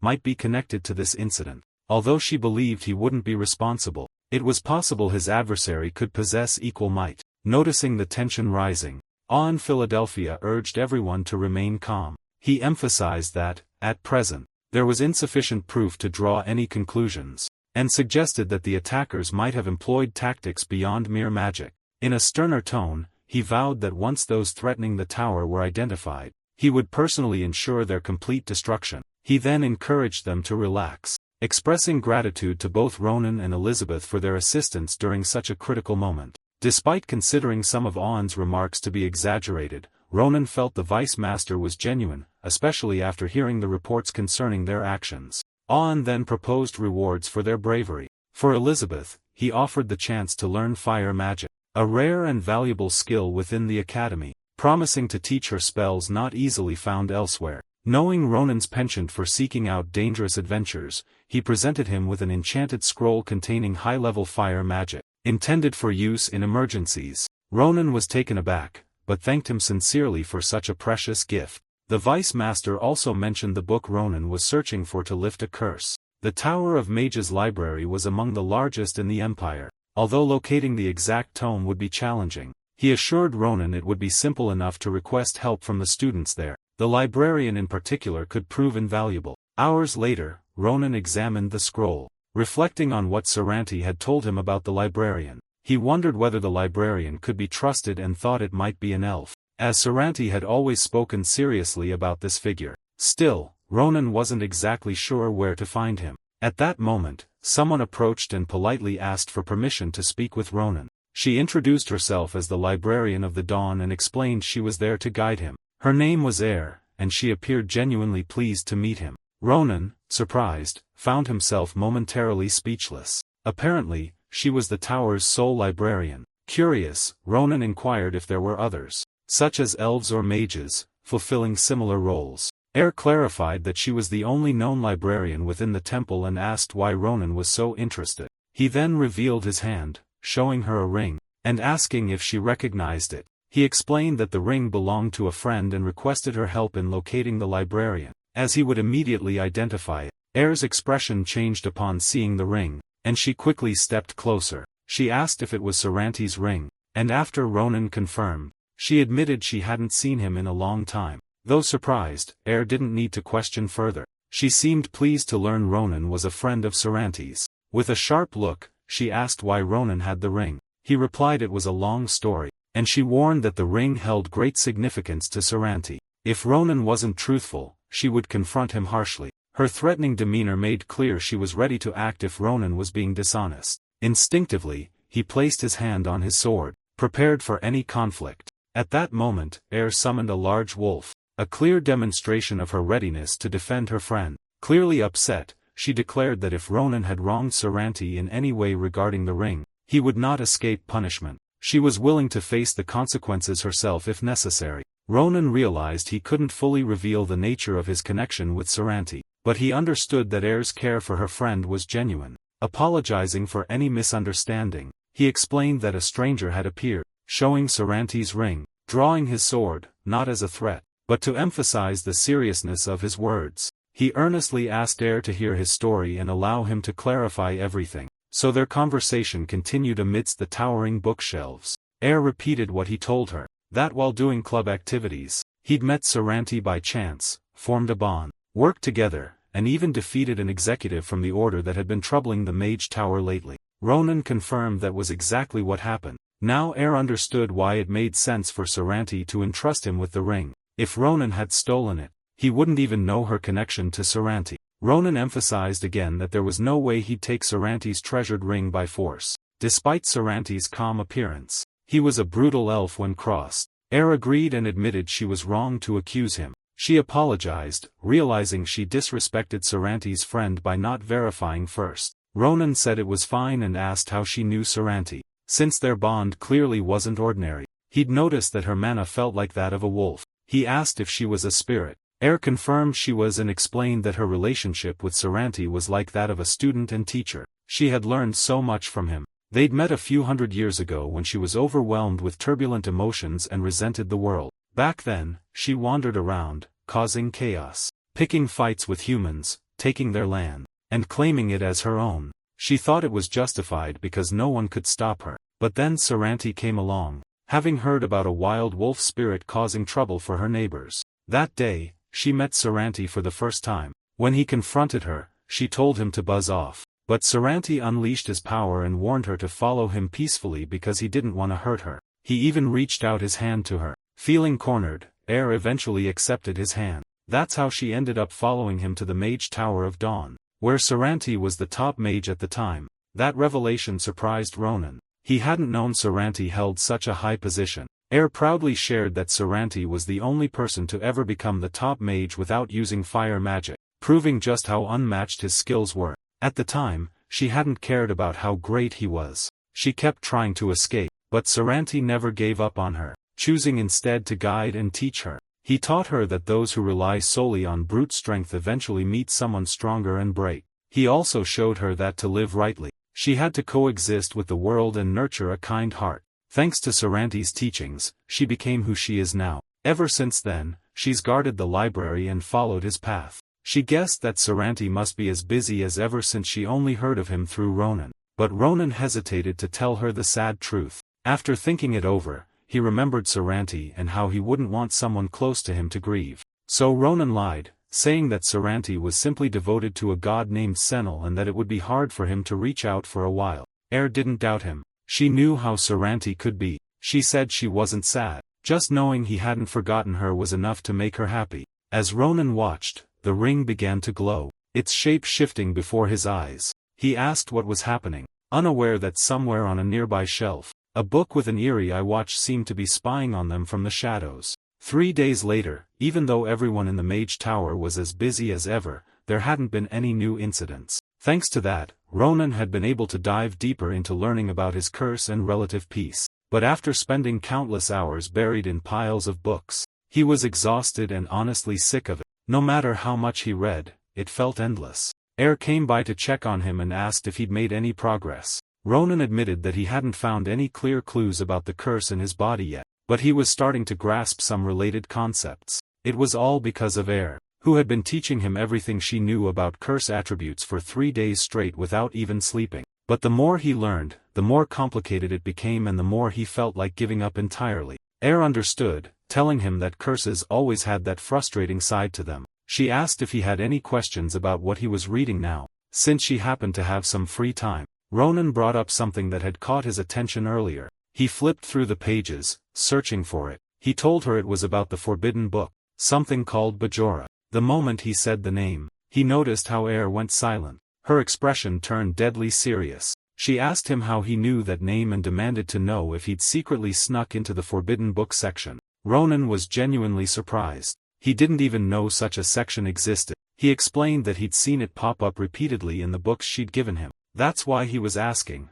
but Air was adamant. She knew there was no way. She used her power to check each book, scanning through them all because she was sure none of them should contain that name. Ronan felt uneasy. He tried to prove it to her, pointing at the page where he'd seen it, but to his shock, it had vanished. Air told him that the reason Saranti wanted him there couldn't just be because she was the librarian. She revealed that the Mage Tower of Dawn held more knowledge about curses than any other place. Its wealth of knowledge was unmatched. But even there, Bajora was so dangerous that its name shouldn't be mentioned lightly. Bajora, the most sinister forbidden book, was said to have been written by a demon. It looked like that strange book with the single eye from earlier. Anyone who touched it would gain limitless power, along with an unquenchable instinct to destroy. Long ago, during a peaceful era, this very book had driven an entire kingdom to extinction. That was the legend of the Bajora of Destruction. Meanwhile, Awan glared coldly at the old man bound in chains before him. He declared that his decision was for tomorrow's dawn alone. He assumed the old man would understand. This prisoner was none other than Tower Master Larden, the same man Ronan had thought was away on a trip. Yet here he was now, chained up and powerless. Back with Ronan, books hovered in the air as Air explained that the forbidden books section of the Dawn Library existed to seal Bajora, along with other cursed tomes. The reason Saranti had asked her, a spirit, to become the librarian, was because only someone like her could resist the temptation of forbidden power, unlike humans who were easily seduced. But now, hearing Bajora come from Ronan's mouth left her disappointed and deeply worried. She began to piece together a connection between the recent disappearances after Nebula's self-destruction and what she'd just heard. Ronan asked her to pause. He wanted to confirm if the missing cases began right after the terror attack. Air thought back and agreed. She remembered it clearly since it was such a massive event. All the missing people had been those who assisted her in her librarian duties. When they vanished, she searched every corner of the Mage Tower,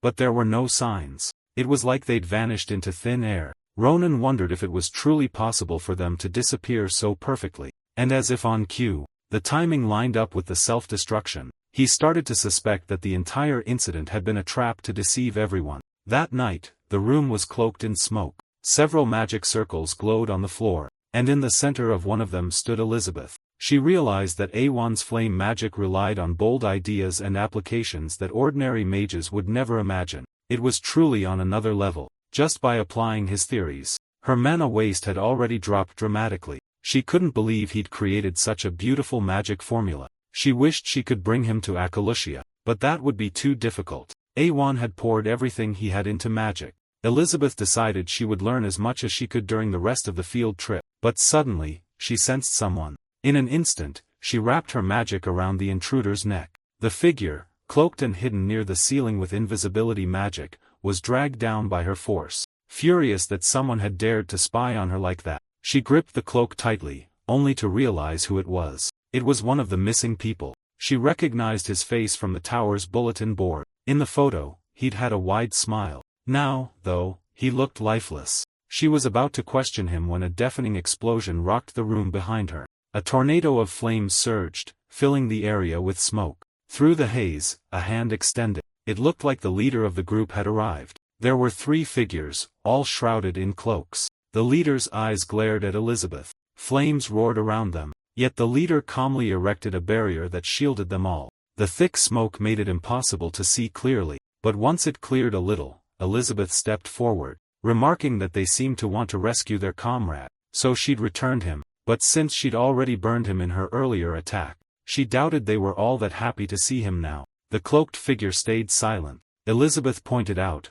with sharp eyes, that they had been the ones to attack her first. She made it clear that they were the ones who started this fight. Since she couldn't quite wrap her head around what was going on, she decided to ask a question first. She demanded to know what the hell was the reason all of them, the people who had recently vanished without a trace, were now attacking her. On top of that, the third daughter of the Grancia family was among them. She was Shaun Grancia, and like the others, she looked completely lifeless. Staring at Shaun's blank face, Elizabeth realized there was no way Shaun would answer her. Still, this situation worked in Elizabeth's favor. She had been dying to test out the formula she learned from Awan in an actual battle, and there were so many ways to apply it that she hadn't tried yet. She warned them not to turn to ashes too quickly. She unleashed a massive flame in their direction. A swirling tornado of fire that threatened to swallow all 3. They watched it rush toward them. 2 of them smashed the ground and raised a wall of earth to shield themselves from the flames.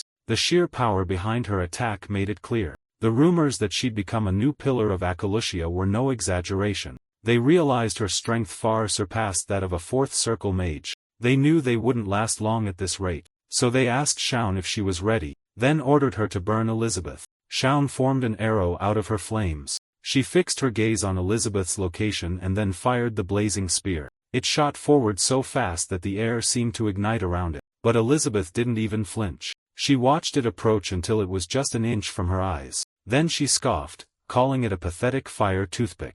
Shaun froze, completely thrown off guard. Elizabeth laughed at her for daring to send such a weak spell. Without a second thought, Elizabeth sent the flame spear right back. Then she really made her point, conjuring multiple spears at once, filling the air with fiery projectiles. She wanted to make Shaun regret ever becoming an enemy of an Acalusia. Elizabeth wasn't holding back at all. She unleashed a storm of blades, all aimed at Shaun. The attack was called Fire Needle. Their enemies saw the oncoming barrage. One of them cast a fire shield, but the needles scattered as they struck its surface. Still, Elizabeth didn't let up. She kept raining needles down on them. They realized that if they just kept defending, it would never end. They decided they had to close the distance and finish this fast. One of them moved forward, while the other stayed back to protect Grancia. They reminded themselves that the entire plan for their master revolved around Grancia's existence and that the Acalusia had to be killed by Grancia. But Elizabeth wasn't done yet. She released another massive lightning-fast needle that caught them off guard. They barely had time to react before one of them howled in pain. Even the firewall that 4th circle mages had poured their full strength into was easily pierced. Elizabeth continued her relentless barrage, the needles seemingly endless. One by one, her enemies fell. The mage who remained was astounded. Her talent was unreal, but he also saw an opening. Elizabeth was so focused on her attack that she'd overlooked her defense. He thought there was no way she'd expect him to dodge and strike back. Addressing Acalusia, he mocked her arrogance, saying that in a real life or death battle, such carelessness proved she was still just a child. He gripped his flaming sword, ready to make her pay. But Elizabeth was one step ahead. She triggered spikes to burst from the ground, stabbing into him and freezing him in place. The mage let out a pained groan. Elizabeth found it amusing that he'd fallen for the trap. He thought the gap she'd shown him was a real opportunity and he'd flown in like a moth to a flame. The mage stammered, asking how she'd cast a spell so quickly. Elizabeth smirked. Why would she need to cast a new spell? She explained that all she had to do was adjust the orbit of the magic she'd already prepared. In that moment, she struck him from behind. Several needles pierced his body. She revealed that she'd used telekinesis. The spikes grew, tearing into him from every angle, and the mage screamed in agony. He finally realized that Elizabeth could control two different types of magic at once. It was impossible to comprehend, but Elizabeth corrected him. She could actually handle three. She added that there was no point using all that on a mere moth. The mage was swallowed by a tornado of flames. Now that this annoyance was gone, she turned her focus back to Shaun Grancia. Grancia glared back at her. The other mages were scorched, but Elizabeth noted they wouldn't die so easily. Fire mages had impressive resistance to flames, but that didn't mean the pain wasn't unbearable. She told Shaun that it would be wise to talk now while she was still feeling merciful. She reminded her that even someone as young as her should know, if the Akalushas and the Grankias ever clashed, a bloody storm would sweep across the entire empire. No matter who won, all that would be left was mutual ruin. Elizabeth knew that this pathetic plot couldn't possibly be Shaun's doing alone. She asked if their leader was behind it, though she doubted it. Shaun had too much to lose and too little to gain from a war or an assassination like this. It was sloppy, as much as she hated to admit it. The Grancia family wasn't the type to call such a half-baked plan their best effort. She told Shaun that if this was really the best their entire family could do, they could never have even dreamed of becoming the Akalushia's only true rival. Considering everything in front of her, Elizabeth could only reach one reasonable conclusion: that Shaun was being manipulated by some rebellious entity who would benefit from driving the two families into war. Elizabeth studied Shaun carefully. Shaun simply stared back at her with dead, empty eyes. Then Elizabeth asked who was inside of her.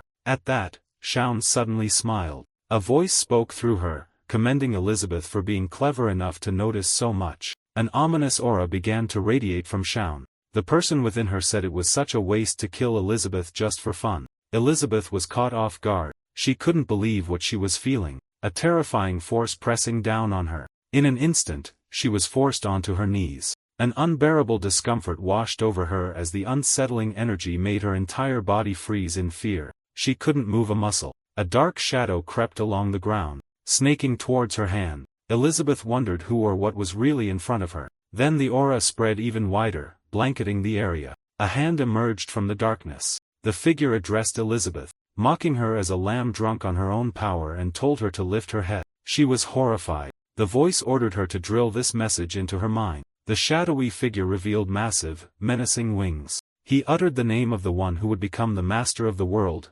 Bajora. Meanwhile, Owen confirmed with Ronan if what Air had said was true. They were talking about Bajora. He asked if Ronan had really seen that cursed name in an ordinary book. Ronan replied that yes, he had.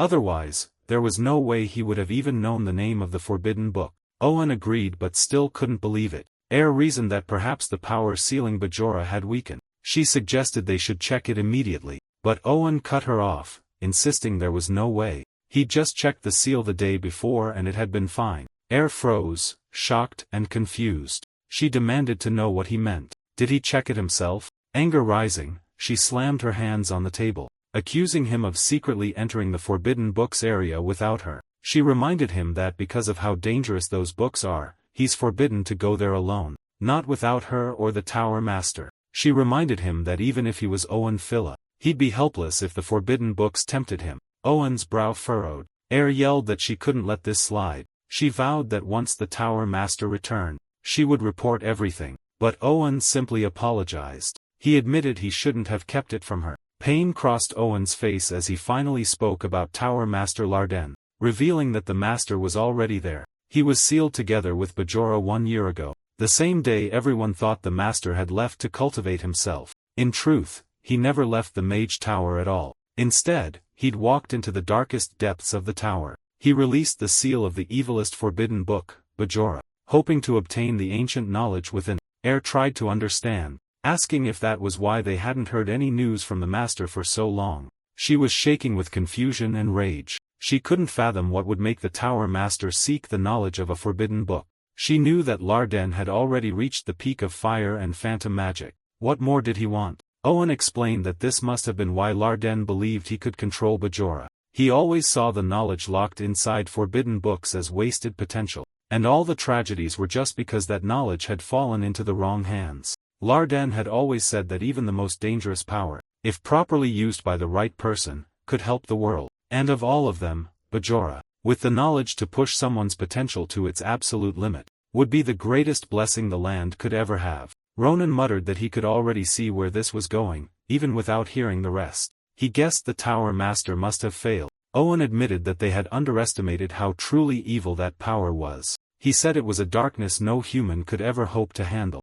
Even Larden could resist it only for a short time. In the end, the power was too corrupting. The Tower Master realized he was about to become Bajora's host, so he used an emergency force summoning scroll to bring Owen into the Forbidden Books area. Ronan asked if that meant Larden had broken Bajora's seal himself. Owen explained how Larden had apologized for dragging him into this foolishness. He begged Owen to seal him away while he was still barely conscious. Otherwise, the entire world would be in danger. Owen was horrified because he knew that if he did that, he'd never be able to save the Tower Master again. But Larden told him there was no time to worry about him. This was the price of his arrogance, and facing death would be 1,000 times better than staining dawn with evil. He begged Owen, who was torn, but finally gave in, telling himself it was all for tomorrow's dawn. That was how Owen sealed Bajora together with the Tower Master, using the strongest spell he could muster, one that wouldn't fall short of what had been used before. Owen confessed that this was the truth he'd kept hidden,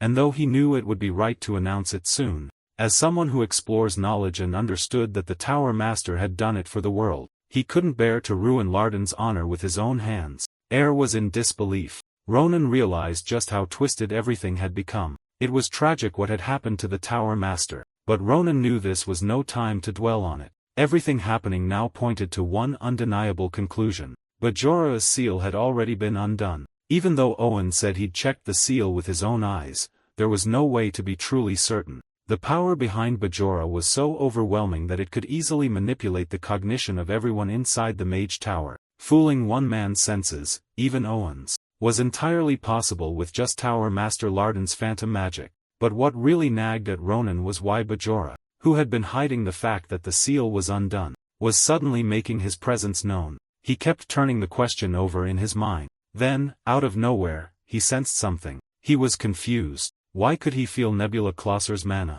He double-checked. It wasn't coming from Owen or and it wasn't from anyone nearby either. Yet the mana was so strong, it filled the entire place. Not even Brigia had starlight mana that powerful. He wondered what was going on. What he didn't know was that the same terrifying mana was pouring from the monstrous being that Elizabeth now faced, Bajora. She recognized the name immediately. She knew Bajora was the infamous Forbidden Book, a source of knowledge so dangerous that even the Alushas couldn't study it without the Patriarch's permission. She wondered what he was doing here, but more than that, she was rattled. That face, even if it looked different now, was one she knew well. She was painfully aware that the body definitely belonged to Tower Master Larden. Bajora noticed her gaze and, judging by her expression, knew that she'd figured out whose body he was using. Since she'd amused him for a while, Bajora decided to reward her curiosity. He confirmed that she was right. The body was indeed that of Larden, the master of the Mage Tower of Dawn and an elder who had stood near the peak of humanity.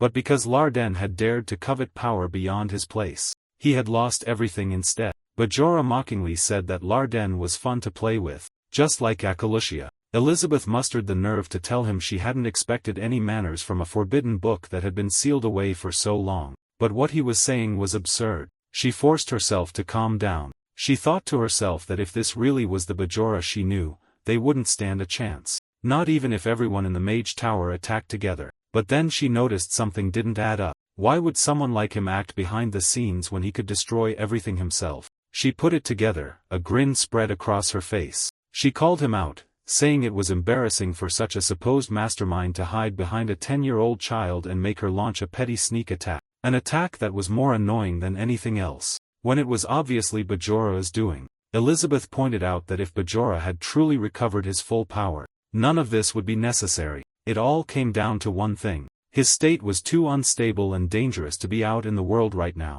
Bajora burst out laughing. He admitted she got half of it right, just as she said he needed more time. In that moment, a sinister aura pierced Elizabeth's body. She was suddenly choked by the oppressive force. Bajora told her that the old man's consciousness was still resisting him and that it took a lot of effort to fully unify the mind and body. Larden kept trying to burn his own body from the inside every time Bajora slipped up. Bajora scoffed that it was an annoyingly foolish move on Larden's part, but it would end soon. He told her that a new vessel, far better than Larden, had walked right in with his own 2 feet. Confused and gasping, Elizabeth demanded to know what he meant. Bajora said one name, Ronan. Elizabeth's eyes widened. Bajora declared that Ronan was his true beginning and completion. He lifted Elizabeth's chin with his finger. Elizabeth wanted him to explain what he meant by calling Ronan his beginning and completion. Bajora said that Larden had an unnecessarily strong will. Even though it was a hassle suppressing that mind, it was a problem that would solve itself with time.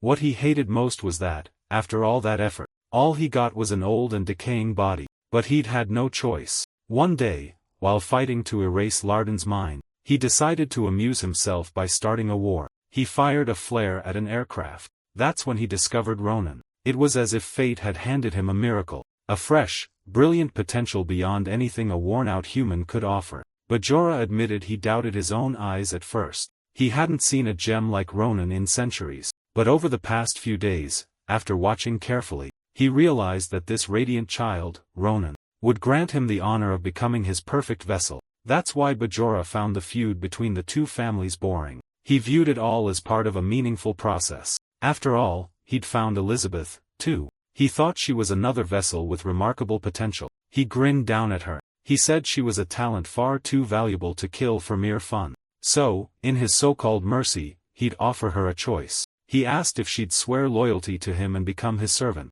or would she choose to die at the hands of the Granshaw family and become the spark that would ignite a war to burn the entire empire to ashes. He made it clear she had to choose. Elizabeth trembled, torn between rage and fear. Her body shook as she ground her teeth until they bled. Then she spat back that for someone who'd existed for countless generations, Bajora was awfully dull. She couldn't believe he thought she'd waver at a choice like that. She told him to stop babbling and challenged him to just kill her already. Elizabeth declared that if she feared death, she'd have no right to bear the Akaluzia name. Bajora mocked her, telling her to do as she wished, because nothing would ever go her way. With that, Shaun raised her sword. Bajora scoffed at how boring Elizabeth was, calling her a worthless bitch. He said he was done with her and told her to die. Cracks began forming in their dimension, reflected in the blade of Shaun's sword, but the moment it came down, it shattered. Ronan had forced his way in, breaking through with his own sword. He was seething with rage.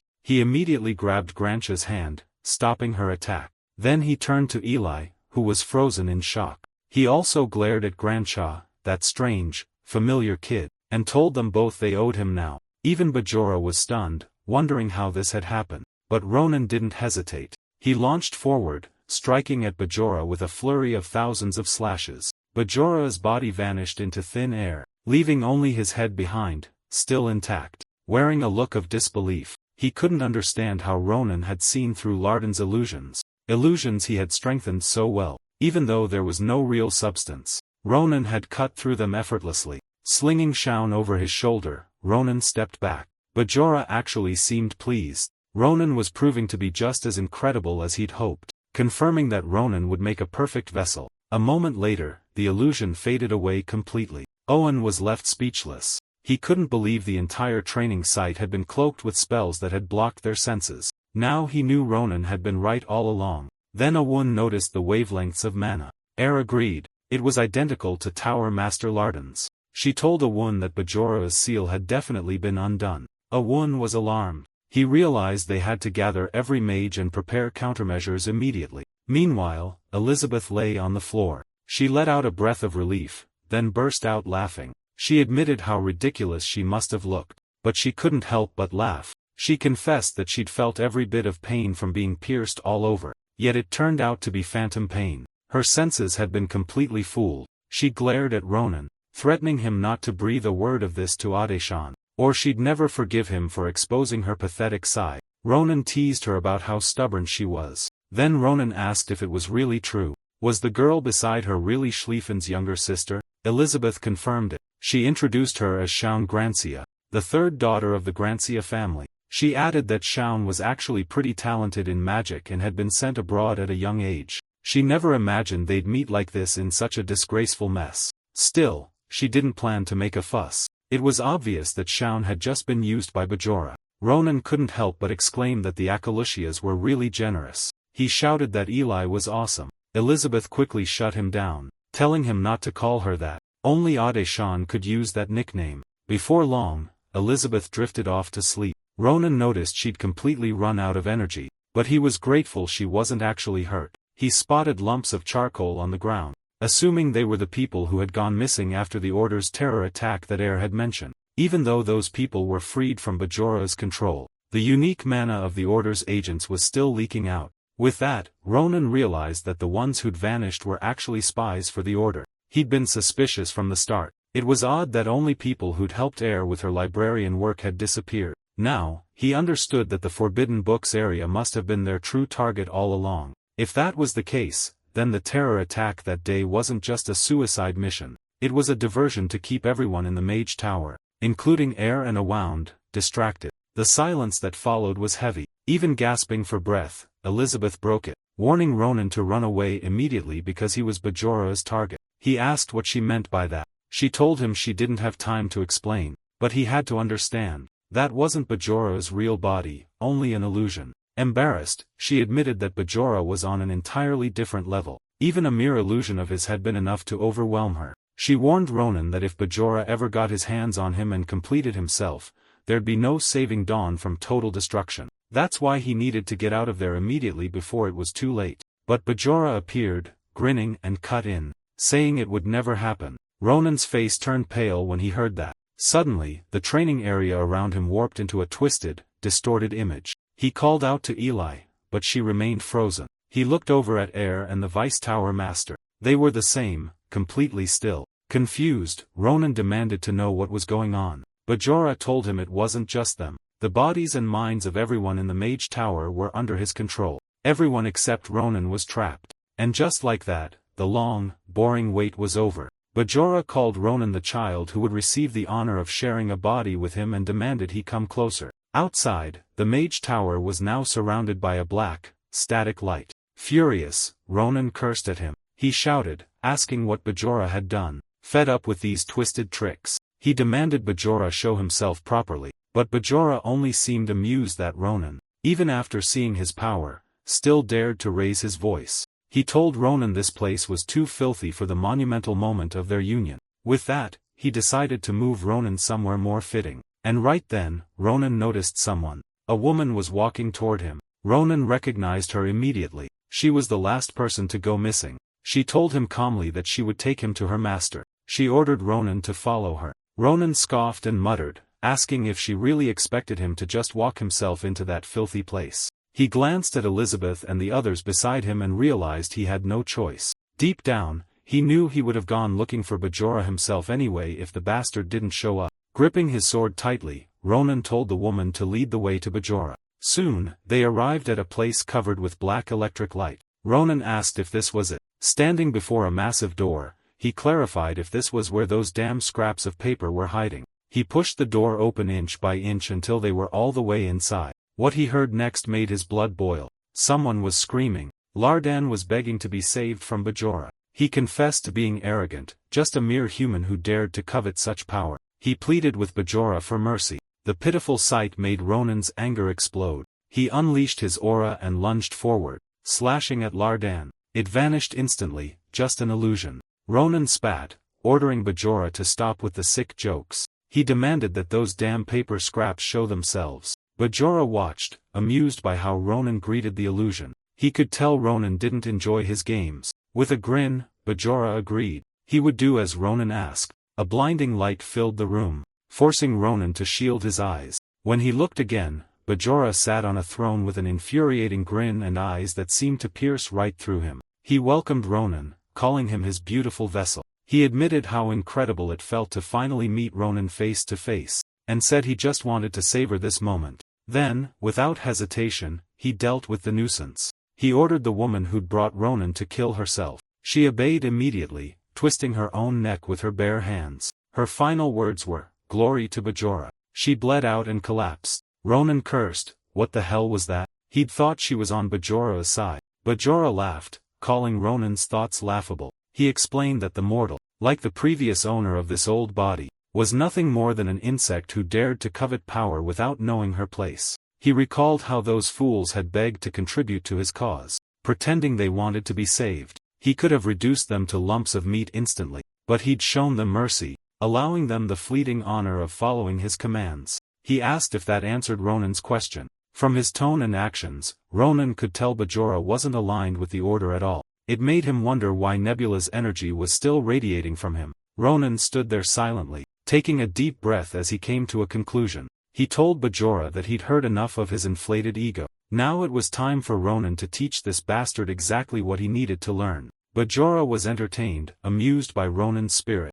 just as a proper vessel should be, but he taunted Ronan, asking if he truly wasn't afraid of the vast, hopeless gap in power, that Bajora could snuff out his life with a flick of his finger. Suddenly, Ronan charged. He growled that if he were going to worry about that, he would have done so long ago. Bajora just sat back and watched, a grin on his face. A massive light burst in the center as Ronan unleashed his power, slashing the throne clean in half. He checked to see if he'd hit Bajora, but the room seemed to shift. Now Bajora appeared on another throne just a few feet away. He told Ronan his arrogance needed to be corrected. Ronan was stunned, a massive gaping mouth formed, ready to swallow him whole. Bajora told Ronan to give it his best shot. Soon, he'd understand how powerless he truly was and how wide the gap between them really stretched. Ronan braced himself, trying to dodge backward. Suddenly, a green glow appeared from his front pocket. It was coming from Saranti's ring. The ring's aura flowed straight into his sword.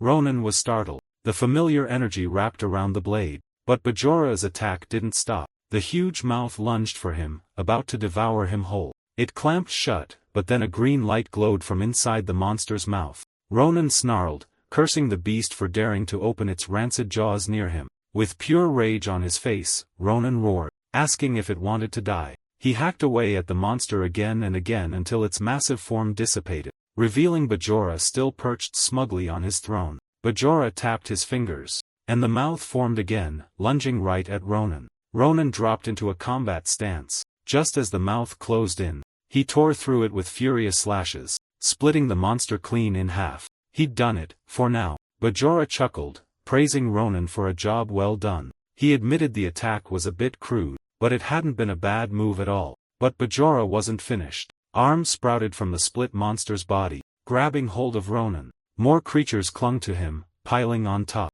Bajora watched with twisted delight, curious how Ronan would handle this. The monsters tightened their grip, crushing him. Ronan let out a furious roar as more and more monsters piled on. Soon, he was submerged beneath them, hundreds of writhing, suffocating creatures closing in from all sides. Bajora extended his hand, and Ronan caught a glimpse of it just before Bajora closed his fist. Instantly, the monsters around Ronan merged together, forming a massive sphere, like a living cage that trapped him tightly inside. Bajora watched it with keen interest. He waited in silence. Soon enough, a flicker of green light broke through the sphere's surface. One by one, the monsters were sliced apart from the inside. Ronan kept slashing relentlessly until the cage crumbled away. Once again, Bajora looked amused. He told Ronan that he should at least be capable of handling that much. Then, Bajora conjured a bow and arrow out of his magic. Without hesitation, he released the arrow straight at Ronan. It struck its mark. Cracks splintered outward, then erupted in a blinding explosion. Ronan braced himself as the blast tore through the space. Bajora grinned, clearly entertained. He whispered to himself that it was nice. Actually, very nice. He seemed to go a little mad, demanding that Ronan show him even more. He wanted to see Ronan's full potential without any restraints. Suddenly, a massive bird made of fire appeared in the air. Bajora's eyes narrowed in surprise. It was the Vice Tower Master's signature magic, the legendary fire fowl. Bajora admitted he was impressed that a child could wield such a high-level spell, but he reminded Ronan of one thing. The body he was using belonged to the old man. Tower Master Larden, who stood at the very pinnacle of fire magic. So a trick like that meant nothing. With just a flick of his finger, Bajora snuffed the fire foul out completely. He mocked how unfortunate it was, assuming it must have been Ronan's trump card blocked so easily. Still, he couldn't help but admire Ronan's battle sense. But then he realized something. The fire had vanished, and so had Ronan. A flicker of doubt crossed Bajora's face. He understood that the fire foul hadn't been an attack. It had been a smokescreen, using a massive burst of mana to hide Ronan's movements. In that moment, Ronan reappeared right in front of him, sword ready. With a fierce glare, he hissed, "Die!" Caught completely off guard, Bajora couldn't react in time. Ronan's blade slashed straight through him, aimed right for the neck. Blood gushed instantly, splattering across the floor as Ronan stepped back, eyes locked on Bajora, checking if his powerful strike had really landed. Bajora bled heavily, his sliced neck poured blood, staining the floor beneath him. But even then, Bajora managed to speak. He admitted that even with an incomplete form, Ronan had still managed to wound him. The flesh around the cut continued to tear apart. Ronan watched closely, refusing to let his guard down. Bajora, however, seemed more entertained than worried. Suddenly, portals appeared all around them. Giant worm-like creatures with massive jaws and razor-sharp teeth burst through. Bajora encouraged Ronan to show him what else he had left, to hold back nothing. The monsters lunged for him. Ronan did everything he could to dodge. He was certain he'd cut through Bajora's essence, but it didn't matter. He wondered if he needed to drag out the forbidden book that was controlling Tower Master Larden. It was infuriating. Gripping his sword tighter, he hacked through the monsters like a wild beast. He knew surprise attacks and the scrolls Alwyn gave him wouldn't work anymore. He understood that Tower Master Larden was on par with Instructor Navarro's. This entire fight was only possible because Bajora wanted his body. If he hadn't, it would have been over already. Deep down, Ronan knew a head-on battle gave him no chance. Bajora gathered power into his hand, shaping it into a massive, pointed weapon, and launched it at blinding speed toward Ronan. Ronan realized he had one last option. He clenched his sword tightly. Bajora was caught off guard when Ronan just stood there, waiting. The weapon neared his neck and then vanished into thin air. Ronan watched it dissipate, his mind already racing to his final plan. Furious, Bajora asked what he was doing. He raged that Ronan's foolishness nearly ruined everything. The body that would be his magnificent new start almost lost. Ronan sneered back, calling him shameless. If anyone saw this,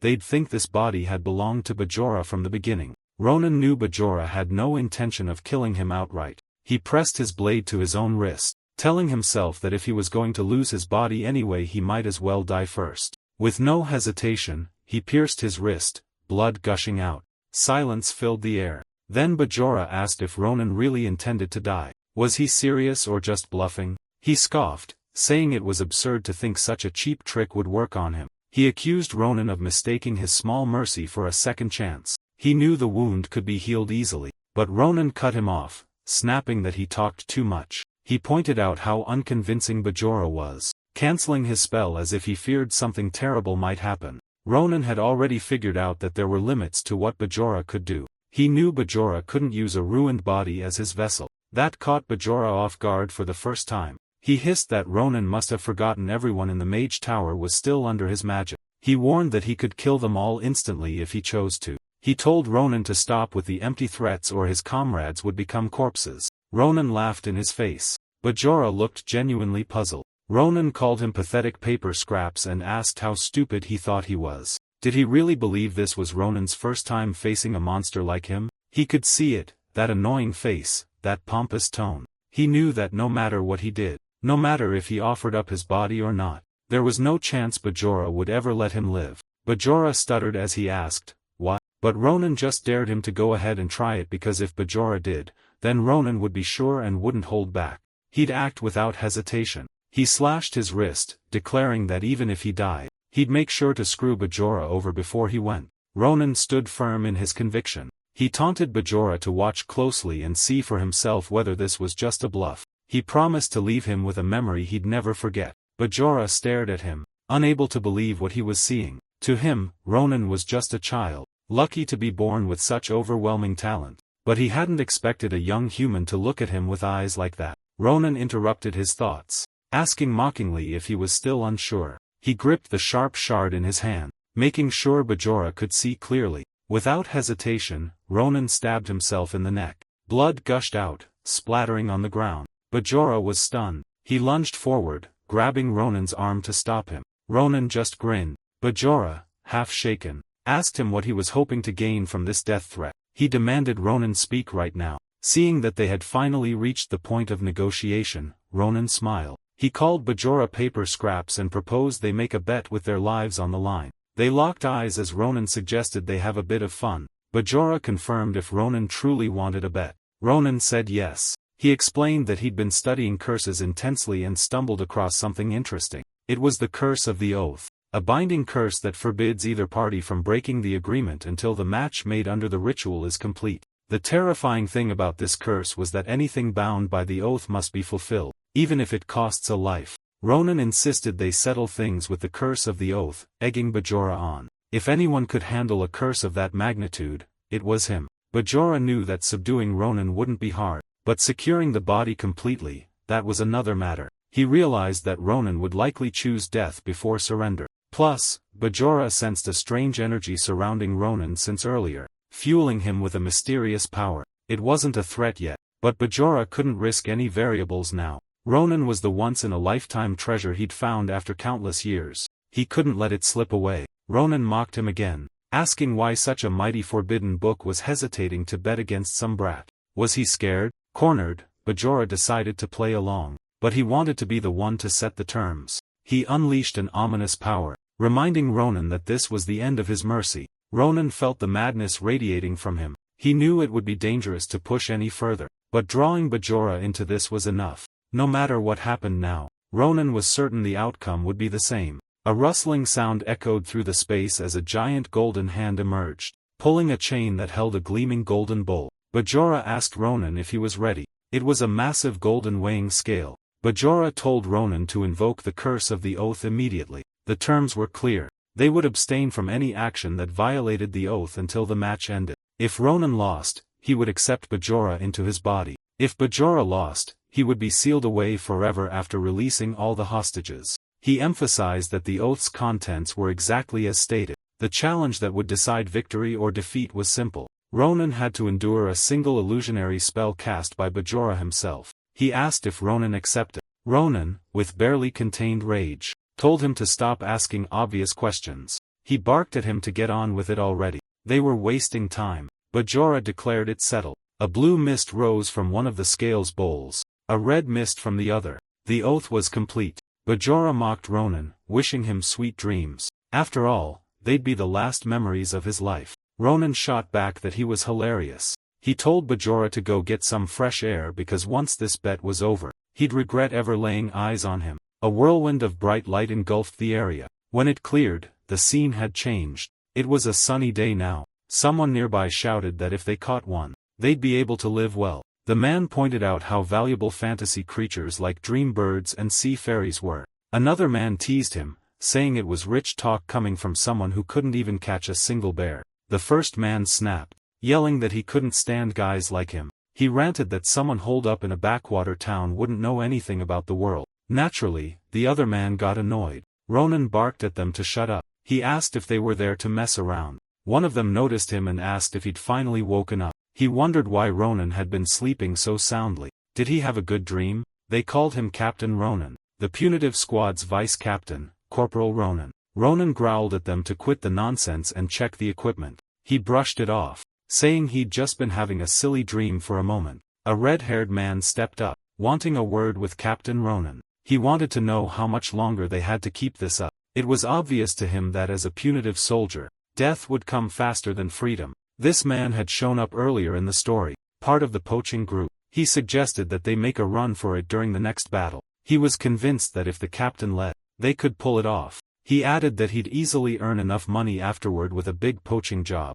Ronan interrupted him before he could say another word and reminded this man named Valrus that he'd cut off his limbs and head if he mentioned poaching again. He even threatened to do it right then and there. Valrus quickly backed down. Ronan ordered him to shut up and stay put. He reminded him that in just a couple more months, the general had promised them amnesty. He pointed out that everyone had been enduring this hell because they believed in that promise. Ronan made it clear that he was trying to build a new life. not crawl back into the life of a criminal. He told them to stop talking nonsense and focus on surviving. They nodded, saying they understood. He told them to hold out just a bit longer. Then someone approached him. A man placed an arm on Ronan's shoulder and said that as long as they were with him, they wouldn't die. He asked if the captain felt the same way. This man was Martin, and Ronan shot back that every man was responsible for his own life. He then yelled at the rest, calling them brats, and said his own life was the most important to him. He told them straight, if they got caught, he'd abandon them without a second thought,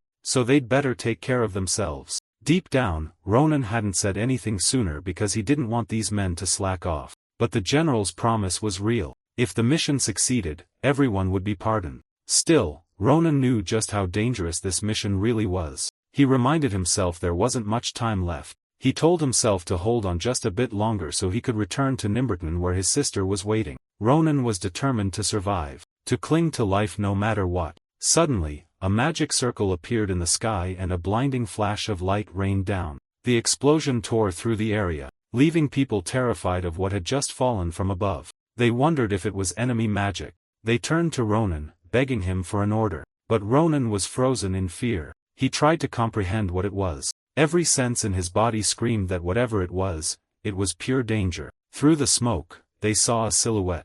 The creature spoke to everyone standing beneath the starlight. He declared that he had come to carve his path under his command and that they should accept their fated destiny. This heavenly being was none other than the infamous Ahyut. Ahyut immediately caught everyone's attention. They stared, asking what it was. Someone pointed to the sky. Magic circles materialized and unleashed beams like lasers. Explosions burst across the sky. The light grew even brighter. Debris fell like rain. Many couldn't get away in time. They screamed and begged for salvation. Even Ronan stood stunned. He couldn't grasp what he was seeing. Nearby, people with horns, priests, maybe, blew them loudly. When Ronan's team heard that, they were furious. They were being ordered to advance. Even with that monster right in front of them, they shouted that everyone must be out of their goddamn minds. Ronan charged forward anyway, blocking one of the spells. Laser beams and debris rained down. His men looked confused, so he snapped at the idiots to pull themselves together.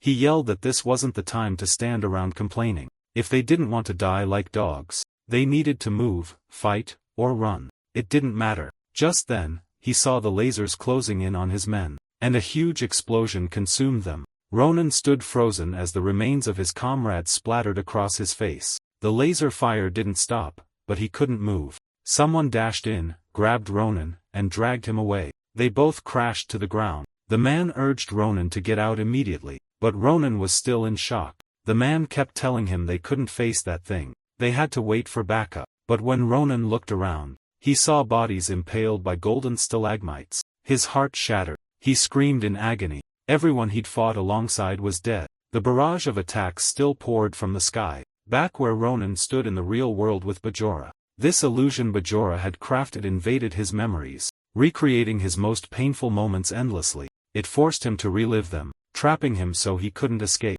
His mind was crushed, torn apart, stomped on until he'd wish for death again and again. And that eternity was what he'd have to endure to win. Bajora knew that overcoming forever was impossible. He couldn't fathom what Ronan had been thinking when he made that bet. But the moment Ronan let him choose the terms, his defeat was sealed. Still, Bajora was curious about the swamp of suffering Ronan was now drowning in. In Ronan's mind, he stood before the corpse of a friend. He looked broken. That man had just died. Ronan rode away on horseback, but when he turned back, another friend was turned to ashes. He saw yet another corpse, this one frozen with a horrified expression. He couldn't stop thinking. They all died. It was suffocating. He wondered how many had given their lives just to protect him. There were too many bodies to count. He asked himself if this hell would ever end. But deep down, he doubted there was an end at all. He had no answers. All he knew was that in that moment, even if just for a moment, he wanted to rest.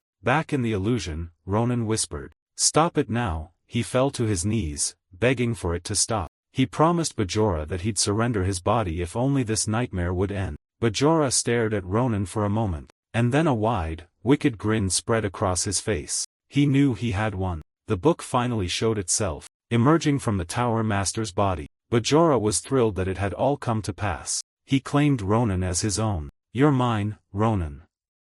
He released a purple mist that engulfed Ronan. For a moment, Ronan stayed still. Then a faint smile crossed his lips. Bajora had entered Ronan's body and was delighted by the overflowing potential. Ronan's body was exceptional. Bajora spoke to him one last time before Ronan's consciousness could fade completely. He wanted to give him a final gift. He took hold of Ronan's sword to show him his true power. Purple light erupted from the blade, blasting toward the upper portion of a wall. The force was so strong that the ground beneath it shattered, and when the light struck the wall, it exploded. Bajora proclaimed that Ronan's true power had been unlocked through his blessing. The sheer destruction it could cause thrilled him. He asked Ronan if he shared that same feeling. To celebrate this glorious day, he decided to start with the death of a tiny insect, the Tower Master Larden, who had wasted so much of his time struggling earlier. Tower Master Larden was conscious, but in agony. Coughing as he tried to breathe, Larden groaned in pain. Bajora was impressed that he still had the strength to move. It was fitting for someone of his title. Bajora questioned what kept him going. Was it the responsibility of being the Tower Master of Dawn or the guilt of having brought so much ruin to his land? Larden struggled to breathe, but Bajora didn't really care about his answer. Whatever it was, he planned to drown him in despair and suffering forever. He raised the sword to finish him, but nothing happened. Bajora froze. The sword's tip was just inches from Larden's head, yet it wouldn't move any closer. His hand trembled, resisting his own command. He couldn't comprehend it. His vision went dark. The sword fell from his hand as he dropped to his knees, screaming in pure frustration. He had no idea what was happening. Then, several black vines covered in eyes slithered toward him and wrapped around him. To Bajora, it didn't make any sense. How could a mere human body contain so much dark energy? Ronan grinned, saying, "Ronan really is something else." He recalled that the twisted professor in front of him had almost died just by brushing up against that darkness with his mana,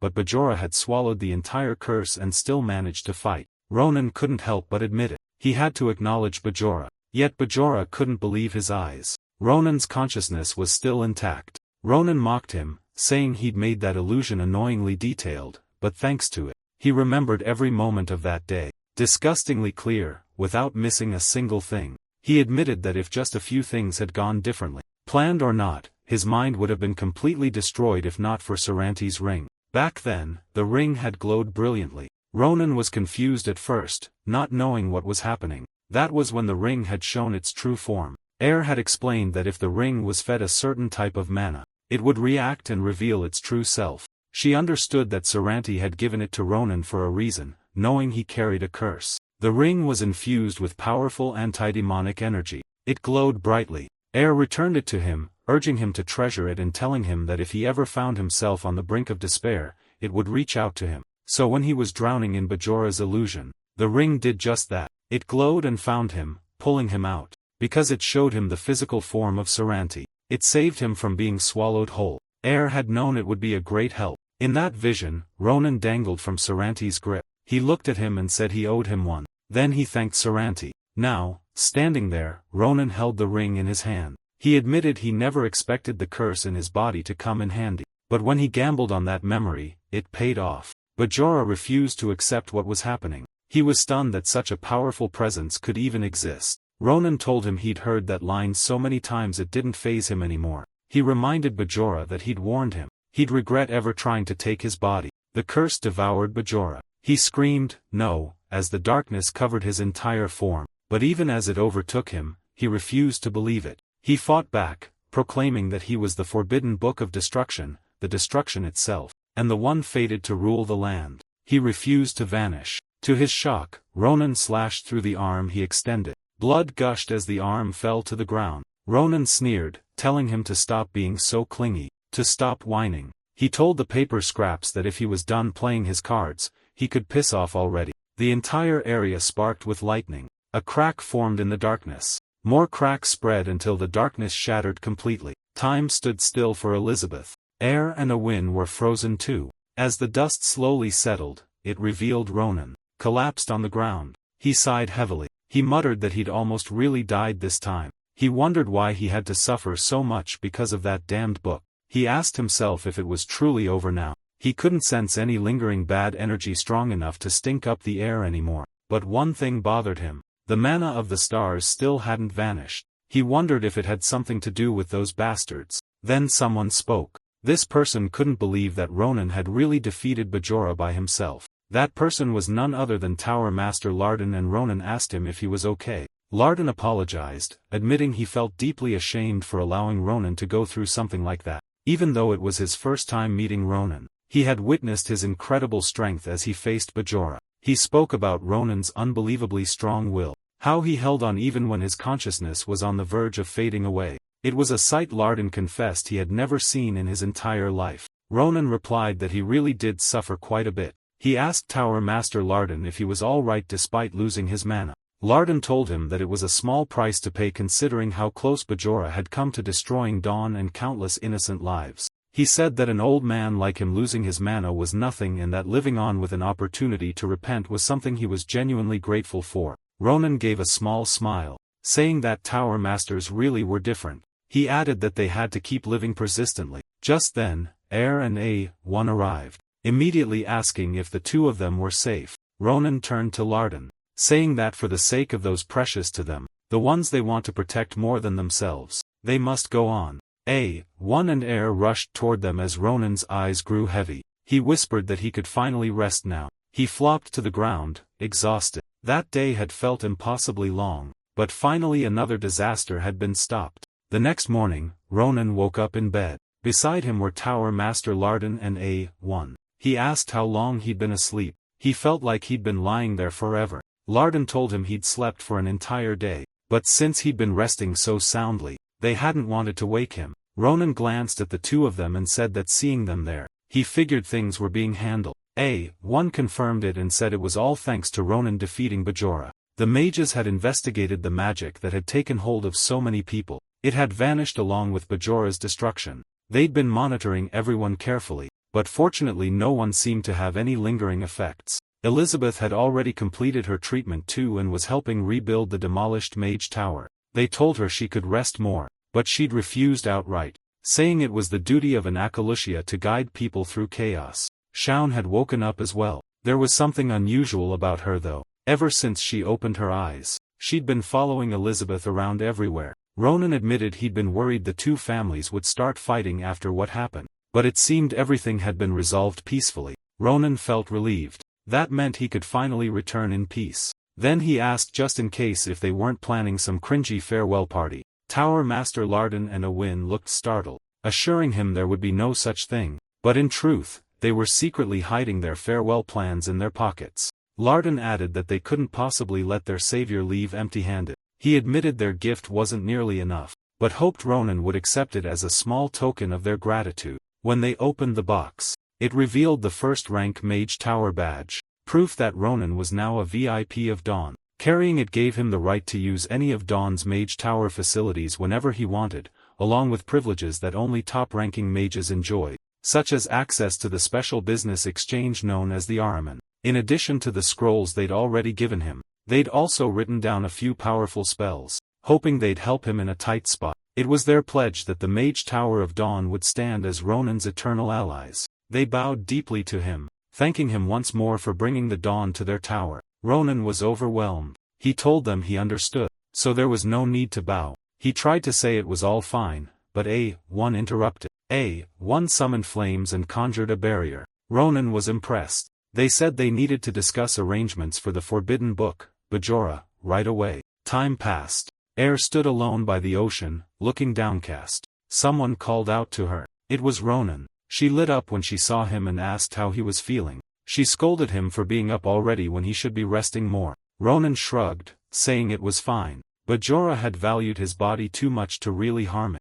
He added that he'd be heading back to Filion soon, but first he had something he needed to say. He struggled to get the words out about Saranti. To his surprise, Air told him he didn't have to say it. He asked if she already knew what really happened to him. Her expression grew sad. Earlier, when she'd first met Ronan, Saranti had appeared to her in a mystical form. The old elf had apologized for saying farewell like that and thanked her for staying as one of his warm memories. Air had been stunned. Before he vanished, Saranti wished for Air to have peaceful days in the future. He called her his beloved friend. Looking back, Air admitted that Saranti was an eccentric person. She trembled as she repeated it. Eccentric, yet so warm. Tears streamed down her face as she said it. Their conversation ended there, and soon enough, the time came for Ronan to return to the academy. With that, the Dawn arc was finally complete. Back at Filion, in the training grounds, Ronan stood alone. He focused and gripped his sword. The wind gathered around him. He could feel that nothing was different from before. The flow of mana within him, the aura that his sword emitted, it was all the same. But he noticed one problem. That sparkly thing he couldn't quite figure out. No matter how he looked at it, he recognized the mana of the stars used by those damned cultists. He cursed Bajora under his breath. Ronan could feel it swirling inside him. He wondered what Bajora had done to his body. Now, a dark purple orb of aura circled around him. Something that hadn't been there just days ago. It had all started on a bright sunny day under the flame barrier that A1 had created. Ronan stared at Tower Master Lardon and Eowyn, asking if they were really serious. They had just handed him the forbidden book, Bajora. Ronan admitted that he did want to know more about the book, but he questioned whether they should really just hand it over like that. He worried that something might happen if he even took it out. A1 calmly told him not to worry. He explained they'd confirmed that the demon within the book had been completely eradicated. Now, it only contained knowledge from a long-forgotten age.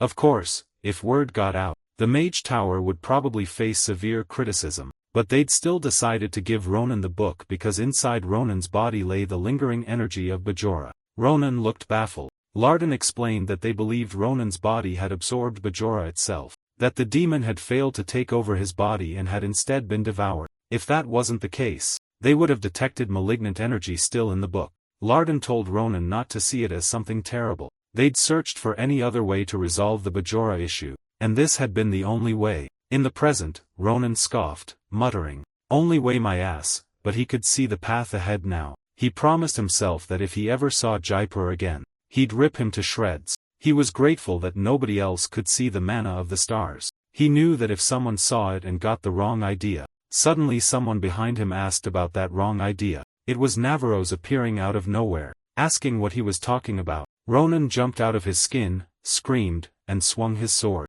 Navarros calmly observed that the depth of Ronan's sword technique had changed. She asked if he'd reached enlightenment while she was gone. Ronan realized who it was, immediately stepped back, and tried to hide his sword behind him. He sputtered that it wasn't his fault she showed up looking so menacing. Navarros walked closer, demanding to know what had happened to him at the Mage Tower of Dawn. She asked him how he'd ended up with a core. Ronan blinked, confused. He asked if the thing in his body was a core. He wondered if it was a tumor. Navarros was completely annoyed that he'd just compared a sacred core to a tumor. She reminded him she'd explained this in class. She asked if he'd been dozing off. Ronan quickly apologized. Navarros sighed. She explained that a core is something granted to a person who trains tirelessly with mana and has real-life battle experience. It was a blessing given only to a true swordsman. To put it simply, a heart that has had mana pass through it countless times becomes a vessel to store mana directly. It was considered such an achievement that a swordsman's life would forever be defined as pre-core and post-core. The mana stored inside a core had far greater density than the mana in the air, and it was the only path toward awakening one's aura. In other words, having a core meant Ronan had stepped into a new realm of swordsmanship. Navarros noted that it usually took decades to cultivate a core. Yet here was Ronan, who had only trained with mana for a few months, and his core wasn't even in his heart, but in some unidentified form. This meant that, in theory, Ronan might actually be able to hold two cores. Ronan was stunned to learn how rare it was. Navarros didn't pry further. She'd hear the rest about what happened at the Mage Tower of Dawn later. For now, she told him to come at her. Ronan stared, completely baffled. He asked how she'd jumped to that conclusion. Navarros told him that a swordsman needed to test his new powers. Although it was a bother for her as his instructor, she would bear with it. She remarked that he learned better with his body than his head. Ronan went pale, mumbling that Navarros didn't look bothered at all. He assumed a combat stance. When he saw her charging in, Navarros encouraged him. Their swords clashed, shaking the entire area. Ronan was thrown backward. In his head, he grumbled, because no matter how he looked at it, she was definitely trying to kill him. Navarros lunged at him again. He blocked her blade with his, but the impact shattered the ground beneath them. Ronan knew that if he kept going toe-to-toe, he'd lose completely. His body wouldn't hold up. But just once, if he could mess with her footing and open a gap, he might be able to sneak in a blow, just like back then. He thought of what Grancia's rat had done. The purple orb of light inside him glowed brilliantly. Ronan's foot was suddenly wrapped in starlight. he released a surge of powerful aura, binding Navarro's legs with shimmering threads. Ronan grinned, but then his face fell in confusion. That expression already showed he'd realized he'd messed up. He recognized immediately that the aura was unmistakably Dolan's. How was that even possible? Navarro saw the technique that restricted her movements. She observed that Ronan had picked up some interesting tricks at the Mage Tower of Dawn. She reminded him that in battle, those unexpected variables decided life and death, and if he had nothing left to show her, she'd come at him more seriously now. That devilish grin was back on her face. Ronan panicked. He shouted for her to calm down. He needed time to figure out what was happening. The purple orb inside Ronan's body turned black. Ronan suddenly felt dizzy. Then he stumbled. Navarro's immediately sensed that something was wrong, and then she saw Ronan collapse right there inside the academy. Someone nearby muttered that swordsmen really were idiotic creatures. Jareden raised an eyebrow and pointed out that this wasn't the battlefield. He asked Navarro's what exactly she'd done to Ronan to push him to the point of mana dehydration. He called Navarro's a longsword rascal and added that if anyone saw this scene out of context, it would look like Ronan had been drained in other ways. Navarro's glared at him, clearly annoyed. She shot back that he should stop talking and focus on treating Ronan. Jareden just shrugged it off, reminding her that he was an expert in this field. He asked sarcastically if she'd forgotten that fact. Meanwhile, Ronan drank the potion he was given. Jareden explained that the dizziness was due to the sudden mana overconsumption, a rebound that hit his body hard, but he assured Navarro's that Ronan would recover quickly with mana potions and the right medicine. He ordered Navarro's to quit lingering there and go rest in the medical room. Her menacing aura was only going to disturb the patient's recovery. Navarro's looked irritated, but muttered that she never expected Ronan to be that weak. She asked what medicine he'd need, then she finally turned and left. Ronan thanked the professor, admitting that his head had just started spinning out of nowhere and he'd suddenly lost all his strength. It had completely caught him off guard, but Jareden cut him off. That wasn't what he wanted to talk about. He told Ronan that every time he showed up here, he brought things with him that most people would only see once in a lifetime. He asked Ronan to try considering things from his perspective for once. Jareden explained that what he'd sensed was an aggregation of energy he'd never seen before.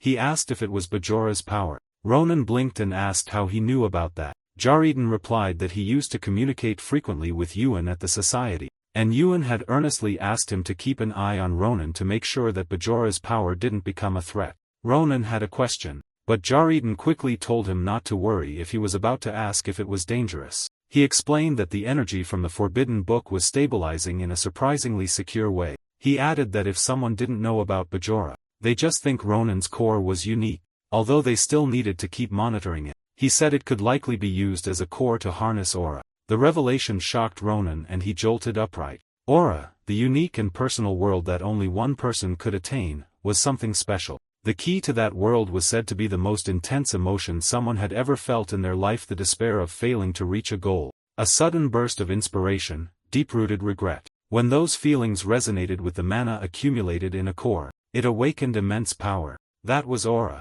Ronan thought about how that was an incredible gain he never imagined, but what puzzled him was what he'd felt earlier. He was sure that was Dolan's aura being reenacted. It didn't make sense. Aura was an inherent power, unique to each individual. How could it copy someone else's? He wondered if Bajora's core made that possible. Jareden added that they'd still need Professor Secret's input. He said that, in his opinion, Ronan was actually very lucky. Ronan looked confused. Jareden explained he was talking about Ronan's curse. He revealed that of the 8 remaining curses, 2 had disappeared. Ronan was baffled. There was no reason for that to happen. Jareden acknowledged his surprise. He explained that it seemed like Bajora and 2 curses had merged together. It made no sense because fusing curses like that was unheard of unless they shared the same origin. Ronan realized immediately that it must be the nebula Clasier. He muttered that there were more than a few things inside his body that he just couldn't wrap his head around. But Jareden was optimistic. He told Ronan that someday they'd understand it all under a clear and bright sky.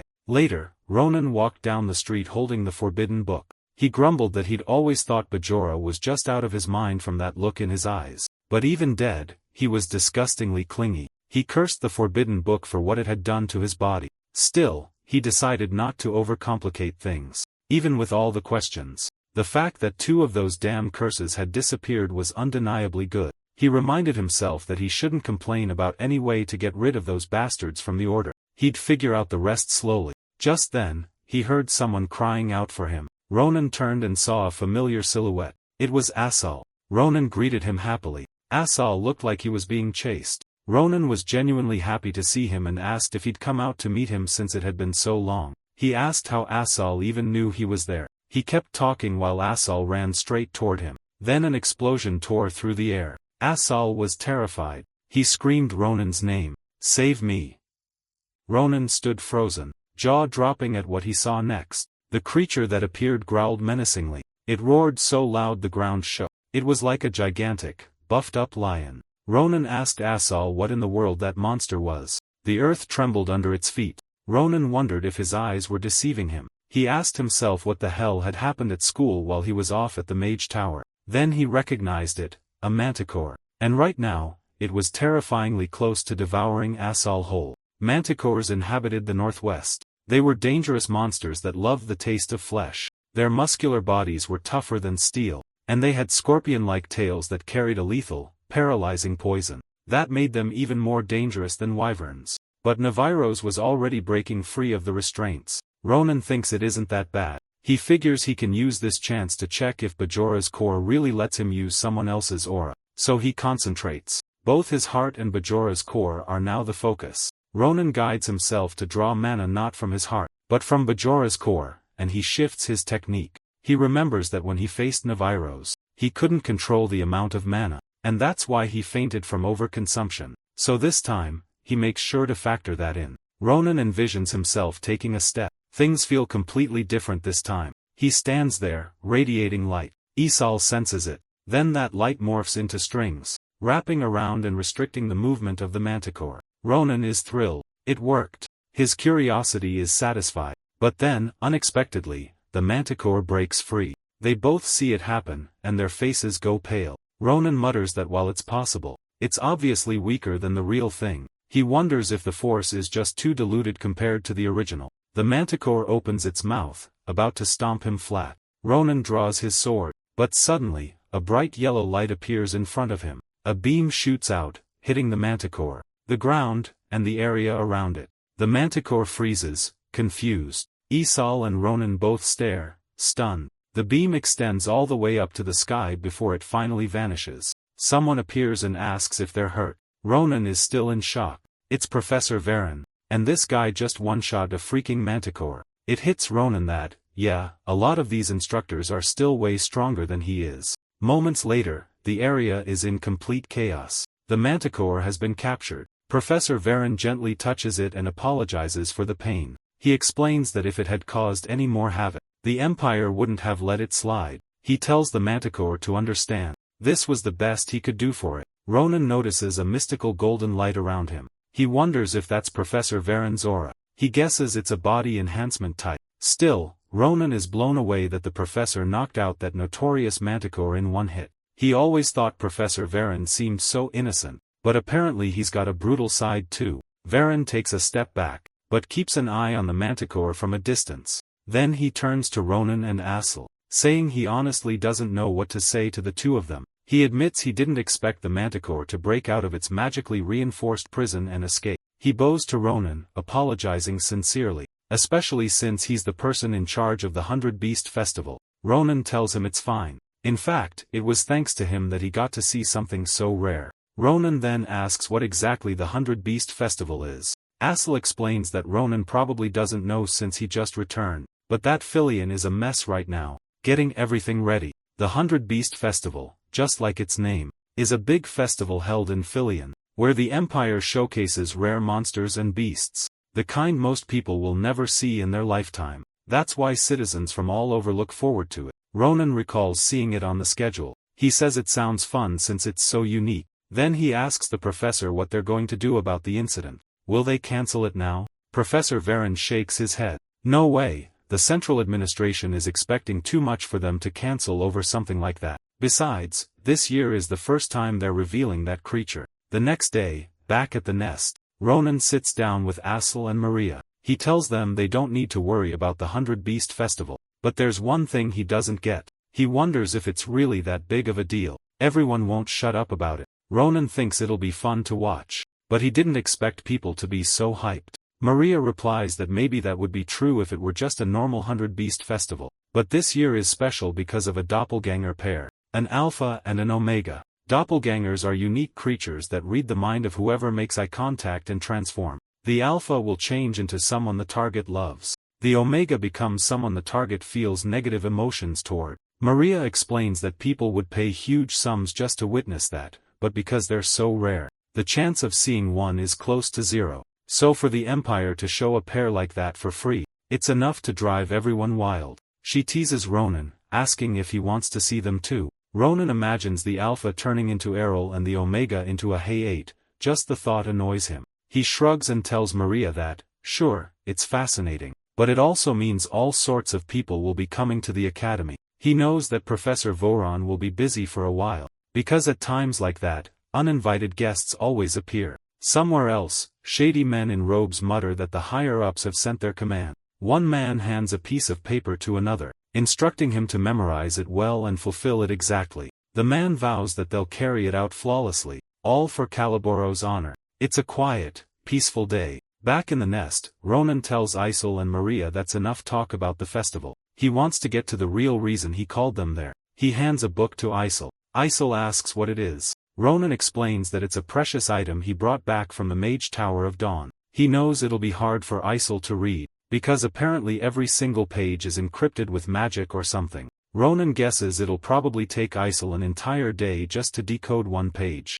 He urged Isel to take it slowly. Isel was surprised. He hadn't expected something like that to even exist. Ronan asked if he could read it. Isel nodded, saying yes. Although each page looked like an intricate maze, but he could decipher parts of the text. Isel was genuinely excited. He said that as long as he took his time, he'd be able to read all of it somehow. He clarified that truly understanding it would take even longer. Since all the ideas were such high-dimensional concepts, they could be called revolutionary. Then Isel told Ronan that he was amazing. He asked how he'd managed to get such an incredible magic book. Ronan simply replied that it would be better if he didn't know. Next up was Maria. He told her to visit Professor Varen as soon as she had time. He said she might have a chance to hit the jackpot. Ronan shared that the professor had recently succeeded in perfectly cultivating Saranti's herbs and was planning to produce potions with them to circulate across the empire soon. He strongly recommended that Maria's Caribal merchantry be the one in charge of that circulation.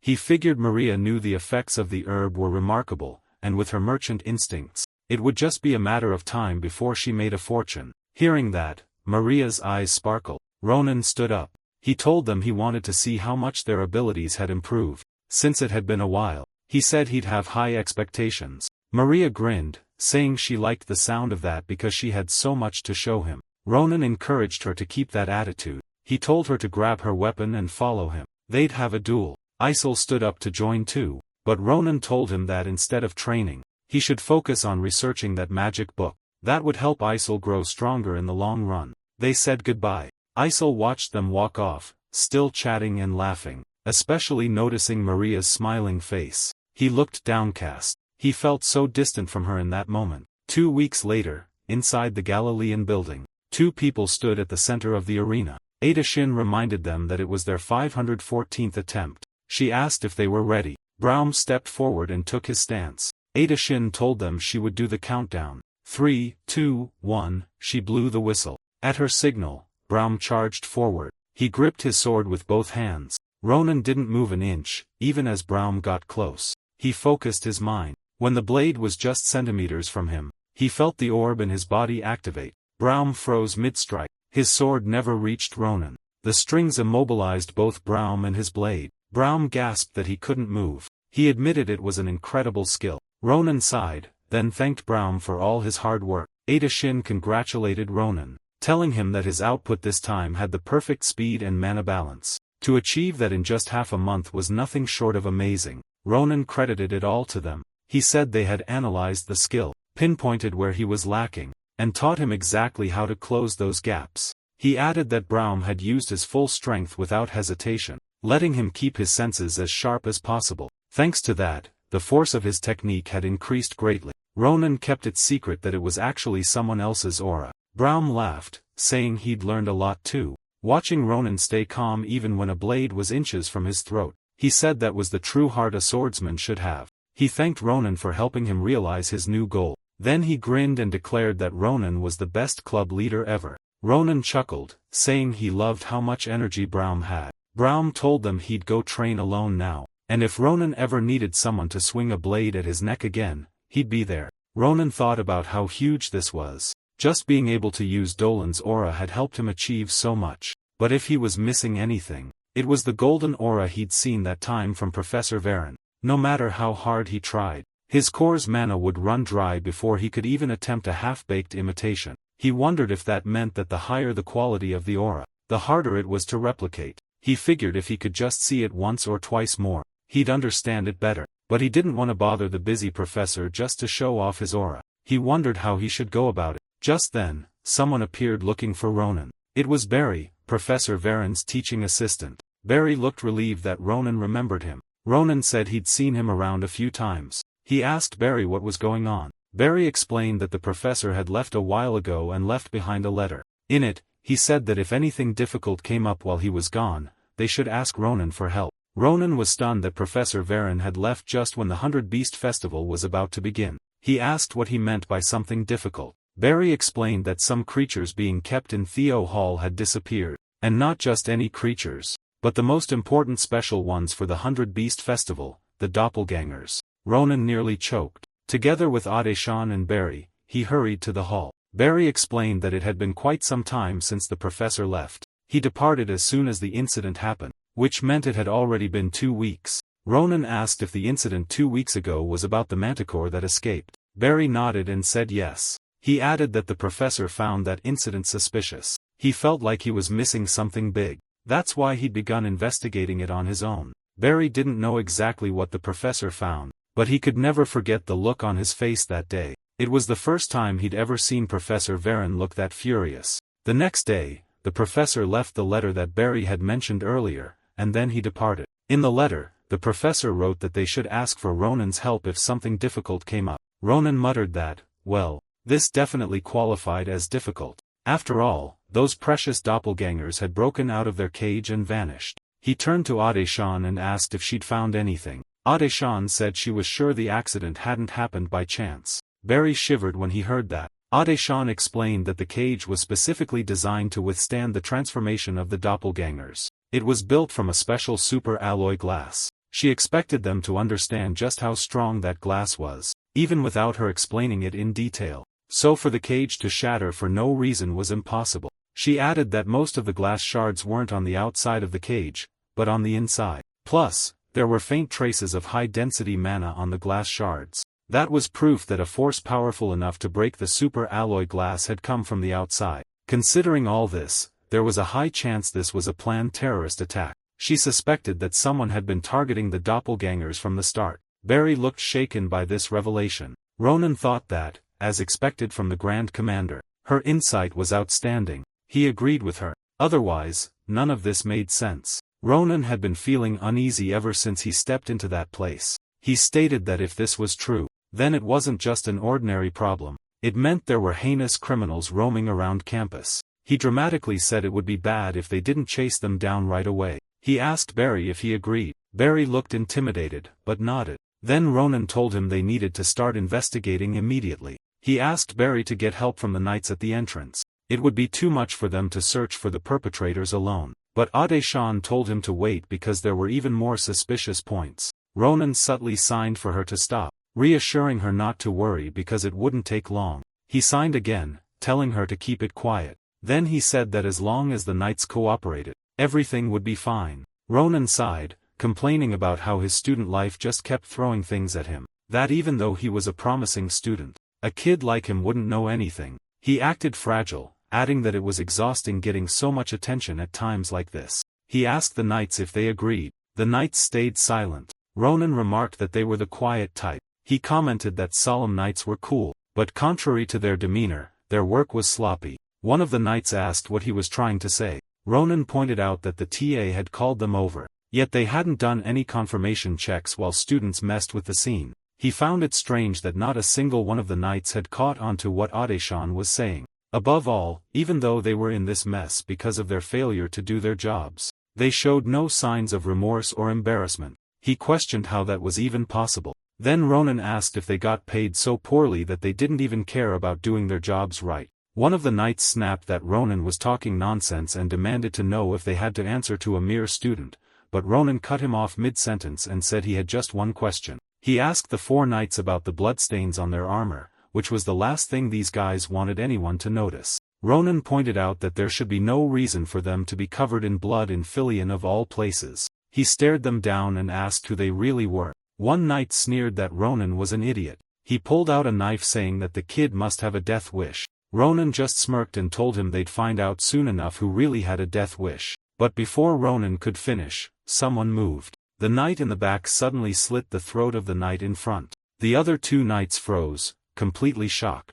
Ronan was confused as the knight choked on his blood. It was messy, blood splattering everywhere. The other 2 knights cursed at the one who attacked, shouting that he'd betrayed them. But before they could react, the knight had already closed the gap and slashed one of them too. Then he grabbed the last one, slashed his throat and kicked both of them to the ground. He stepped on them while they gasped for breath. One of the fallen knights cursed at him, but his eyes widened in fear when the knight pulled out his knife again. He begged to be spared. Ronan just watched it all, having no clue what was happening. He narrowed his eyes and asked who this person was. The knight turned his attention to Ronan. Ronan gripped the handle of his sword. But then unexpectedly, the knight bowed low and asked Sir Ronan if he'd seen it. That he dealt with those dirty criminal bastards. Ronan looked so confused. The knight acted all docile and told Ronan not to misunderstand. He didn't want Ronan to get the idea that he was on the same side as those scum. Ronan demanded to know what he was talking about. Then Ronan recognized the voice. The knight took off his helmet. Ronan stared. Was it Balrog's? The man nodded and asked Ronan how he'd been. Ronan knelt in front of him, annoyed, and teased him about his random dramatic entrance. He threatened him to explain himself properly, reminding him that he wasn't the type to just not misunderstand something just because someone asked nicely. Balrog's promised to explain everything down to the last detail. First, Balrog's had to tell Ronan that he never forgot a single moment. The day his life was saved when he became a new person, and when Ronan gave him a new mission to stay in Calaboro as a spy and work with Ronan to sweep them up from the inside. Balrog's emphasized that since then, he had truly worked hard. He explained that after taking on all sorts of jobs to gather information, he finally gained recognition from management and even received the rank Wolf. Because of that, he got access to secrets like the locations of all the headquarters, the next poaching plans and more. And as Ronan ordered, he kept reporting everything to the guy named Voran. Ronan acknowledged that he'd heard from the professor that there was an anonymous informant helping greatly in the fight against Calaboro.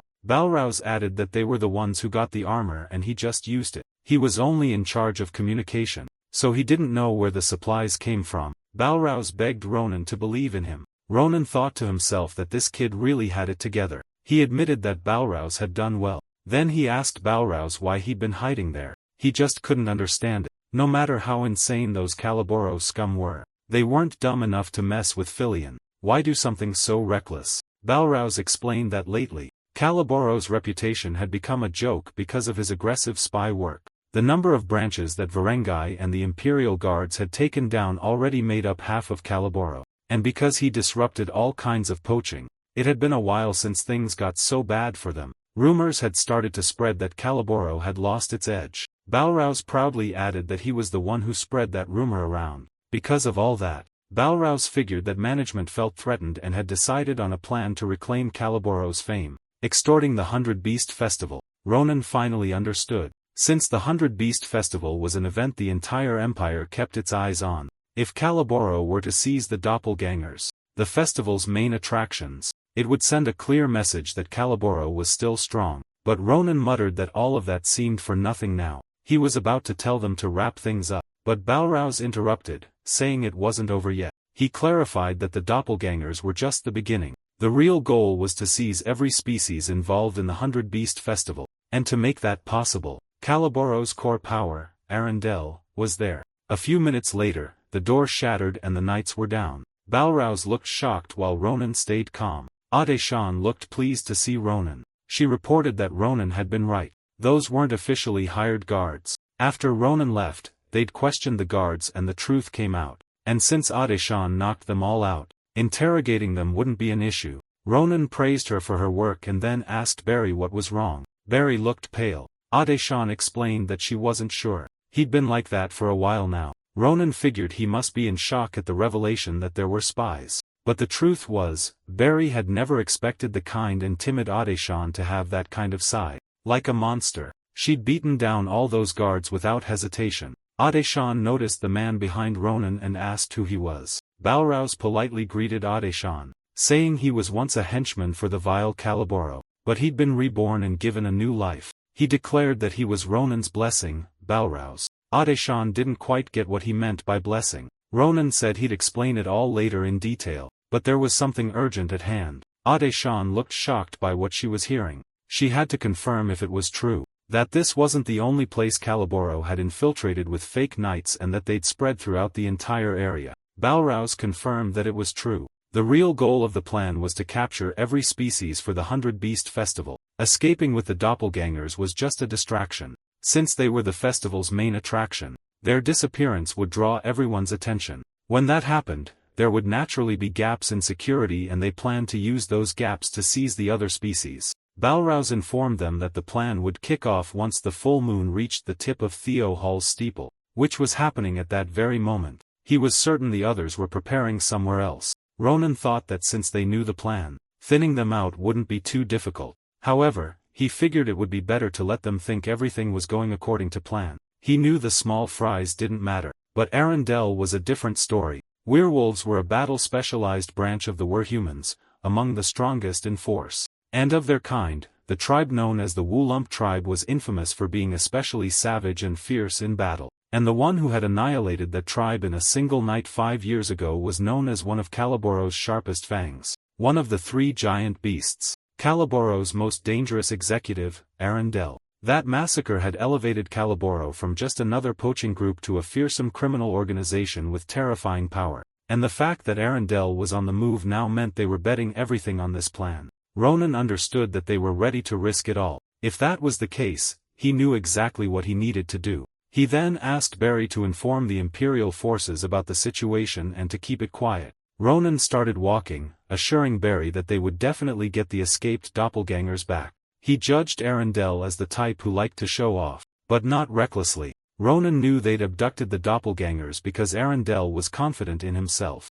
In other words, if they found the doppelgangers first, Arendelle would come to them. Ronan was determined to use that opportunity to put an end to him. At dusk, someone was chomping on meat like a predator. Once he was done eating, he complained that it was boring. He tossed the meat away, grumbling that waiting for prey to take the bait was killing him. He muttered that the manticore and the doppelgangers were just byproducts. All he really wanted was for Varen to come out so he could skin him alive, this time in the forest. 3 people were there. Ade-chan had captured the animals in the area. Balrus expected Ade-chan to be strong. After all, she dealt with the Caliboro gang by herself. But seeing her in action made him think she was truly extraordinary. He asked Ronan what he planned to do with the animals. Ronan replied that he was going to find the doppelgangers. By letting the animals sense the doppelgangers' scent, they'd be able to track them down. Balrus was surprised to learn that was even possible. Ronan was confident because the future commander, Ade-chan, was very capable. She thanked the animals and they listened to her. Ade-chan made them move into part of the forest. A fox was running away. It was the doppelganger Omega Fox. A bird flew overhead, ready to strike, but the fox sensed it. The fox's eyes glimmered and its body shifted like it was wrapped in a bubble of flesh. When it emerged, it was a snake. The snake lunged to eat the bird. The bird watched it clearly, then it was eaten. That vision was relayed to Ade-chan. She told Ronan that she'd found one and pointed in its direction. She explained that the snake was a doppelganger that had transformed. Ronan praised her for the good work, saying it must be the Omega. He was about to give an order, but Balrus dashed forward, insisting Ronan should leave it to him. Ronan's face turned pale. Balrus declared that even if he had an embarrassing past, he was still a man who'd risen to the rank of wolf in Caliboro. He said there was no need for Ronan to deal with a snake when he could handle it himself. In an instant, Balrus really did catch it. The Omega tried to escape, but it was no use. He gripped its neck tightly and told the snake to calm down. He wasn't planning on hurting it. Ronan was annoyed and called Balrus an idiot. Balrus proudly reported that he'd resolved one problem, but Ronan scolded him for making eye contact with it. He reminded him that omegas transform into the negative emotions of their targets, including fears and terrors. The snake began changing form. Realizing this, Balrus got worried. The snake turned into Sita. Balrus froze as the bird made a cute pia sound. Tears welled up as Balrus remembered the agony he'd experienced with that bird. Then the creature flew away, straight toward Ronan. It grabbed Ronan's face and locked eyes with him. Ronan was startled, then it flew away. Ronan knew this was bad. He just made eye contact with it. He worried that it might transform into someone like a hut, which would be a nightmare to handle. He needed to catch it before things escalated. He ran as fast as he could, telling Adeshan to take Balrus and find the Alpha while he'd figure out how to handle the Omega.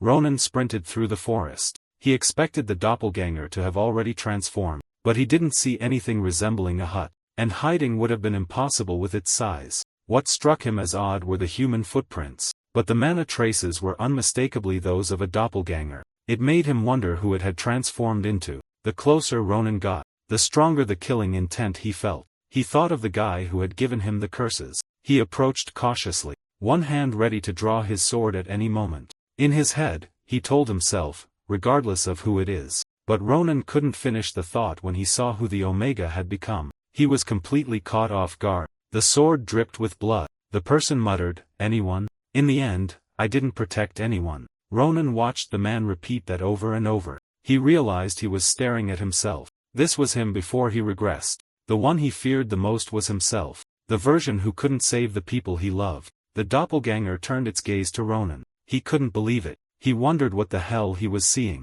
The person he harbored the most negative feelings toward was himself. And that explained the mindless killing intent now directed at him. The doppelganger said it again, claiming it couldn't protect anyone and then blamed Ronan for it. Suddenly, it attacked. Ronan was caught off guard, but immediately blocked with his sword. The force of the strike sent debris and dust flying. The wind it created was so strong, it shook the ground. Ronan knew that doppelgangers could adopt some of the memories and abilities of the people they transformed into. But now he realized it wasn't just some. It was literally him from the past. He already knew this would be dangerous. If this was the version of him that once fought a Hayate, facing it now with his current body would be near impossible. He needed to buy some distance and time. But then something unexpected happened. The doppelganger loosened its grip on the sword, making it fly. At the same time, Ronan lost his balance. He was shocked that it would let go of its sword like that. It completely destroyed his center of gravity. It grabbed Ronan's hair and drew a knife about to slit his throat.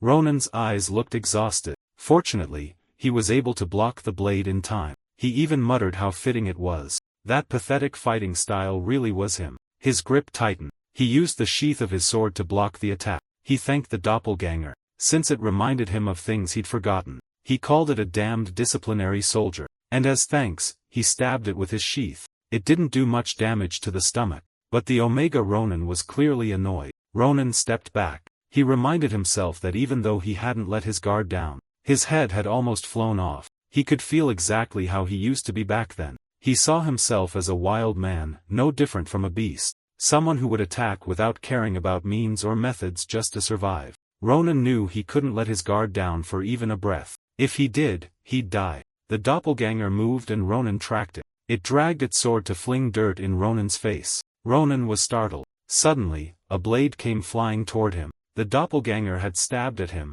but Ronan was able to dodge just in time. The doppelganger seemed surprised. Ronan taunted it, asking what it was so shocked about when it should know exactly how he thought. He reminded it that he was also him. Their swords clashed again. Ronan knew his strike hadn't cut deep enough. He was caught off guard when it dodged. It glared at him and using the momentum from its dodge, headbutted him. The sheer pressure from the impact alone made Ronan cough up blood. He growled, calling this hard-headed bastard out. He hadn't expected it to kick him either. It sent him flying backward. Ronan groaned. He really flew far, but while airborne, he realized that if it truly was him, he'd never end things with just one kick. If his guess was right, it was going to do something to secure the kill. The man grumbled that when he'd felt such strong fighting energy, he'd hoped Varen had finally shown himself. He asked why a mere child was rampaging through his hunting ground. This giant, intimidating man was Arundel, the one who'd been mentioned earlier. Ronan noticed the deep scent of blood radiating from him,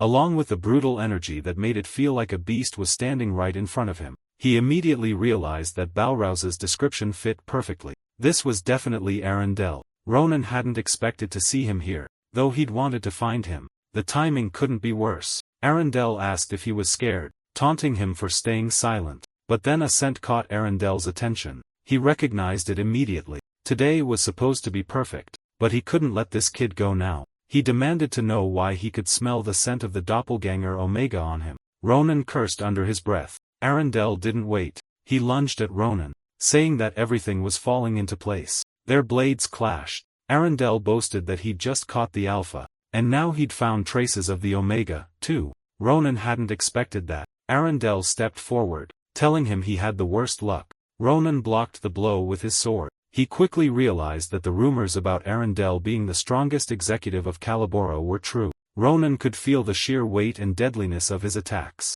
He knew he couldn't afford to get hit, not with his current body, and there was still another problem. The Omega, which had chased him down and should have finished him off, had completely hidden its killing intent and was now silent. He knew there was only one reason his past self would do that. It was waiting for the perfect moment to kill him. He had to finish this fast. Ronan made a quick slash that caught Arundel off guard, grazing his nape. Arundel laughed, saying it hurt, and told Ronan he was impressive. Then he punched Ronan, who barely managed to block with his sword. Arundel said most people lost their will to fight just by seeing him, so this was fun. He added that it wasn't a coincidence that Ronan was there now. Ronan was stunned. That was all the damage he'd done, even though he'd sliced through him. He couldn't help but wonder about Arundel's absurdly tough body. He questioned if it was because of aura. Arundel replied yes. He explained that his aura permeated his internal muscles, turning his entire body into a weapon. He added that this was on a completely different level from just strengthening the body with mana alone. He declared that this was the peak of physical reinforcement. He told Ronan that he should feel honored to even try to cut him. From that moment on, Arundel acknowledged Ronan as his prey. He said that hunting was when the strong chase and the weak struggle to escape. And until he's satisfied, he wants Ronan to struggle. He struck Ronan hard. Ronan flew backwards, scraping the ground with his sword just to find his footing again. But before he could stand, another attack came rushing in. He nearly got punched, but managed to dodge in time. Now Ronan was getting serious. He slashed at Arundel multiple times. Eventually, Arundel stopped him by blocking the blade with his arm, and the sword couldn't even pierce his skin. They both stepped back. Arundel landed near a boulder, sank his hands into it, and hurled it straight at Ronan. Ronan braced himself, then sliced the massive rock into pieces midair. Arundel used that moment to close the distance again. He thought he had caught Ronan, but instead Ronan was already in position to strike back. Ronan sneered that it was actually he who had him. His sword began to emit a powerful light. He swung it fiercely, telling Arundel to eat his attack. Arundel raised his arms to protect himself. The strike hit, and he groaned in pain. Then suddenly, his form began to shift. He yelled out that it was awesome. Ronan cursed him under his breath as he saw Arundel grow even larger. Arundel declared that it had been ages since he last hunted with all his senses sharpened like this. He said that Ronan was incredible, worth it. He claimed he could finally go all out. Gathering energy in his hand, he prepared his strongest attack. But before he could finish, he was suddenly struck. Blood sprayed out. The doppelganger had done it. Incredibly, this thing had its eyes closed the entire time. Arundel's arm was sliced clean off. Arundel screamed in agony as blood gushed from the stump. He was stunned, wondering how his arm could have been severed with just a branch. He was baffled as to where this bastard had come from until he caught the scent. He recognized the scent of the Omega. He saw it standing there with the branch and roared with anger. The Omega lunged to attack again. Arundel yelled that he wouldn't fall for it twice and blocked with his remaining hand, calling the doppelganger a beast. A bright orb of light exploded between them. They both crashed to the ground. The Omega landed perfectly on its feet while Arundel, missing his arm, looked like he was struggling. His severed arm lay nearby and the Omega decided to kick it. Arundel was distracted and in that moment, he was hit. He called the Omega arrogant for mocking him with his own arm. It made him furious. The Omega closed the distance and slashed him again. Several blows landed in rapid succession. Arundel roared, now completely enraged by the doppelganger. Meanwhile, Ronan stood there, confused at what was happening. Not only was the Omega fighting with a branch, but it was doing it all with its eyes shut. Ronan guessed it might be maintaining its form by staying connected to the Alpha that Arundel had captured. He wondered why it would go this far. Just moments ago, it had only wanted to kill him.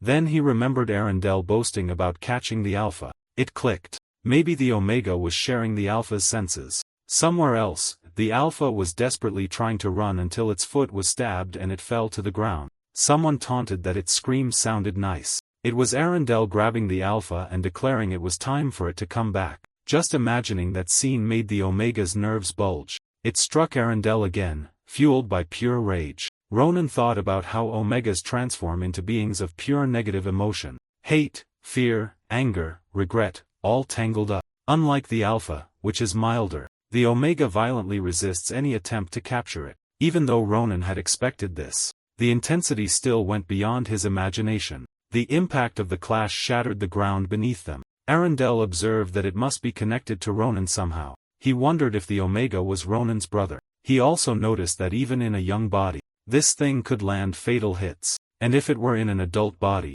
Arendelle knew he'd be the one hunted instead. Realizing this, he abandoned the idea of capturing the Omega alive. The Omega lunged at him again. This time, Arendelle countered, intending to kill it once and for all. He saw that its eyes were still closed and it was caught off guard. Arendelle unleashed a powerful laser beam. The blast obliterated the forest, its reach immense. As the dust settled, Arendelle expressed curiosity about who the original was. He couldn't believe the Omega had dared to get so close instead of dodging his strike. The Omega struck Arendelle's fist with its branch, deflecting the blow just enough. Arendelle admitted that if it hadn't done that, it would have been reduced to ashes. But he was glad he'd managed to put the Omega in the same broken state as himself. Even though the beast had given him a good fight, he said this hunt was over now. Despite having no weapon and missing his strongest arm, Arendelle claimed the end had come. He told the Omega to die. But before Arendelle's attack could land, the Omega opened its mouth and whispered, "I need to protect." Arendelle's fist met with a blade as the Omega repeated, "I have to protect." Arendelle called it a cunning bastard. He hadn't expected it to hide a weapon just to make him drop his guard. Suddenly, two fingers came dangerously close to Arendelle's eyes. The Omega poked him in the eye, drawing blood. Then it grabbed his hair to hold his head steady as it sank its fingers deeper into his skull. Arendelle groaned loudly. He dropped to his knees, screaming in agony. The Omega found its footing and pressed Arendelle against a boulder. One arm held him down while the other gripped the dagger. Arendelle pleaded for it to wait. But the Omega moved the blade, ignoring his screams. Arendelle couldn't accept what was happening. Then the boulder was slashed apart along with Arendelle. It was gruesome, blood everywhere. Revenge for the Alpha was complete. Finally, the doppelganger opened its eyes again, panting hard. Arendelle's head lay severed on the ground. The Omega caught its breath while Ronan watched from a distance, eyes fixed on the scene. He remembered how, after a Hayuta arrived, there was nowhere in the Empire where cries couldn't be heard. Amidst it all, Ronan felt the weight of regret. He thought about every moment replaying in his mind. If he hadn't wasted his life, if he had listened to his sister who always told him to keep learning, maybe he could have saved at least one more person. Ronan resented himself for that. His eyes were heavy with sadness. Meanwhile, the doppelganger kept muttering that it needed to protect over and over. Suddenly, strings appeared and wrapped around its legs. It grew alarmed. Ronan had covered the area in strings. They coiled tighter around the Omega's leg as Ronan told it to watch closely. Our boy gripped his sword. "This is the me of now," he declared. He unleashed a powerful slash wave straight at the doppelganger, but it split the beam in half and glared back at him. Ronan pressed on, striking again and again, pinning it down with the strings. They clashed fiercely. Even with its legs bound, the Omega fought back hard. It eventually sliced through the strings and broke free. It sensed the next attack coming. Ronan came at it from above, eyes glowing bright yellow. He thought about how Arendelle's aura looked different, in color and force, but when they clashed, he felt it. The same power as the professor's. That was enough for Ronan to finally grasp it. He targeted the doppelganger's sword. The Omega braced for the blow. The tip of Ronan's sword met its blade, and forced the doppelganger to its knees. It struggled to endure the force. Ronan remembered how before coming to the academy, he believed anything he could wield was a weapon. But he thought about Navarro's, how she draws her sword, and realized how narrow-minded he had been. He understood it clearly now. A sword must be worthy of its purpose. The blade began to crack. His weapon glowed faintly with his aura. Then he shattered the doppelganger's weapon completely. Ronan's eyes reflected in the shards. The Omega sensed doom approaching. It tried to block the next strike with its hand. The blade pierced straight through. Ronan was taken aback. Was it really planning to discard its own right hand? The doppelganger shifted, using its other hand to grab Ronan's face, and slam him to the ground. Ronan coughed blood. The Omega pinned him there, taking Ronan's sword for itself. It raised the blade, ready to stab him. Ronan cursed out loud, realizing that if it had come to this, he'd have to cross a line. He readied himself to counterattack, but then someone screamed his name. The Omega hesitated, startled by the voice. It recognized it. Ronan muttered that the timing was perfect. He was relieved that the Omega reacted to those voices. He reminded it that he was still the Ronan of the past. He told the Omega to look carefully, to see who stood before him now. He pointed out the familiar faces, that the Grand Commander was still talented, but her personality was completely different. That Balrouse was no longer a poacher, but the best public servant ever, having ruined Calaboro. He added that Martin and the others were probably living well somewhere out there, and above all, Ariel was living a happy life. Ronan was calm now, lying there. The sword hovered over him, but the doppelganger didn't move. He promised his past self that life would be different. He told the disciplinary soldier Ronan to trust him, to leave it to him. The doppelganger began to glow. It whispered, "Protect, protect everyone." It told Ronan it would trust him. Then it vanished. Ronan let out a deep sigh of relief. Let's see ourselves smiling in 10 years, Ronan, he thought. Later, at the market, students wandered happily among the festival stalls. The captured monsters were on display. Maria said it was such a relief. She admitted that if Ronan hadn't found the doppelgangers, and if Professor Varen hadn't taken down the Calaboro gang, they wouldn't have been able to make such good memories that day. She asked Azel where Ronan was. Azel replied that Ronan had a meeting with Professor Varen, but he promised he'd make it in time for the parade that night. Azel watched Maria's reaction. She admitted it was a shame, because it would have been nice to spend time with Ronan too. Then she told Azel that since it had come to this, they should just have fun together. So much fun that Ronan would get jealous for not being there. She teased him, asking, "Ready, cutie?"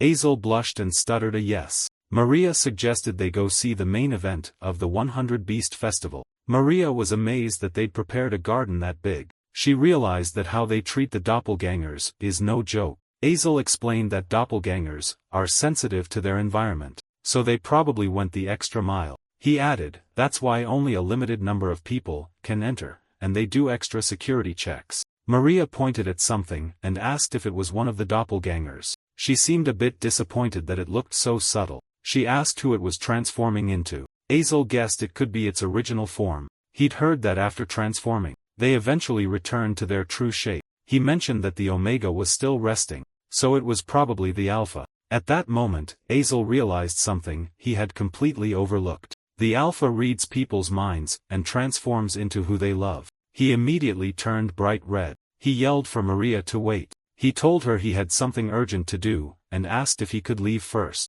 Maria found his reaction suspicious. She gave him a devilish grin. She guessed Azel must be embarrassed, and teased him about who he had a crush on. Azel tried to deny it. Maria nudged him toward the doppelganger, demanding to know who had seduced her innocent friend. The doppelganger looked straight at Azel, and Azel stared back. Then it began to transform slowly. Maria waited, curious to see who Azel secretly liked. And after a few seconds, the doppelganger turned into Maria. Maria was speechless. Azel hid his face in his hands, completely mortified. Maria blushed, stunned by what she just saw. She was about to tease him when Azel abruptly cut her off and dashed away, yelling that's exactly why he needed to leave. She called after him to wait, but then realized what it meant. She whispered to herself that she'd never even considered that possibility. The doppelganger stared back at her and transformed again. This time it became a male figure. By the looks of it, the back of that man looked just like Ronan's. Maria blushed even harder. She might have never thought about it before, but there were always clues. She'd always been looking for Ronan. While Azel ran away, Maria's scream echoed across the festival grounds. Later that night, at Professor Varon's lab, the professor apologized to Ronan for calling him in when he should be enjoying the festival. He admitted he was truly ashamed. Not only had he been no help, even though he's a professor, but he'd needed Ronan's help too. Ronan told him to stop apologizing. It wasn't like he'd skipped out on fun just to help. He knew that the day the Manticore escaped, Professor Varon discovered traces of Caliboro inside the destroyed cage and had no choice but to urgently track them down. And once outside the capital, the professor even dealt with a gang trying to smuggle rare species all by himself. Ronan looked proud of him. Professor Varon thanked him for seeing it that way. Ronan said they should just let bygones be bygones. Then Ronan asked about something that caught his attention. The person standing behind the professor. He was talking about Balrouse. Balrouse perked up and passionately replied, "Yes, Sir Ronan, allow me to explain." He said that after being indebted to Ronan, he was now deeply indebted to Professor Varon too. From now on, he was the professor's new assistant, TA. Professor Varon explained that although it's tradition for the TA position to go to students of Philion,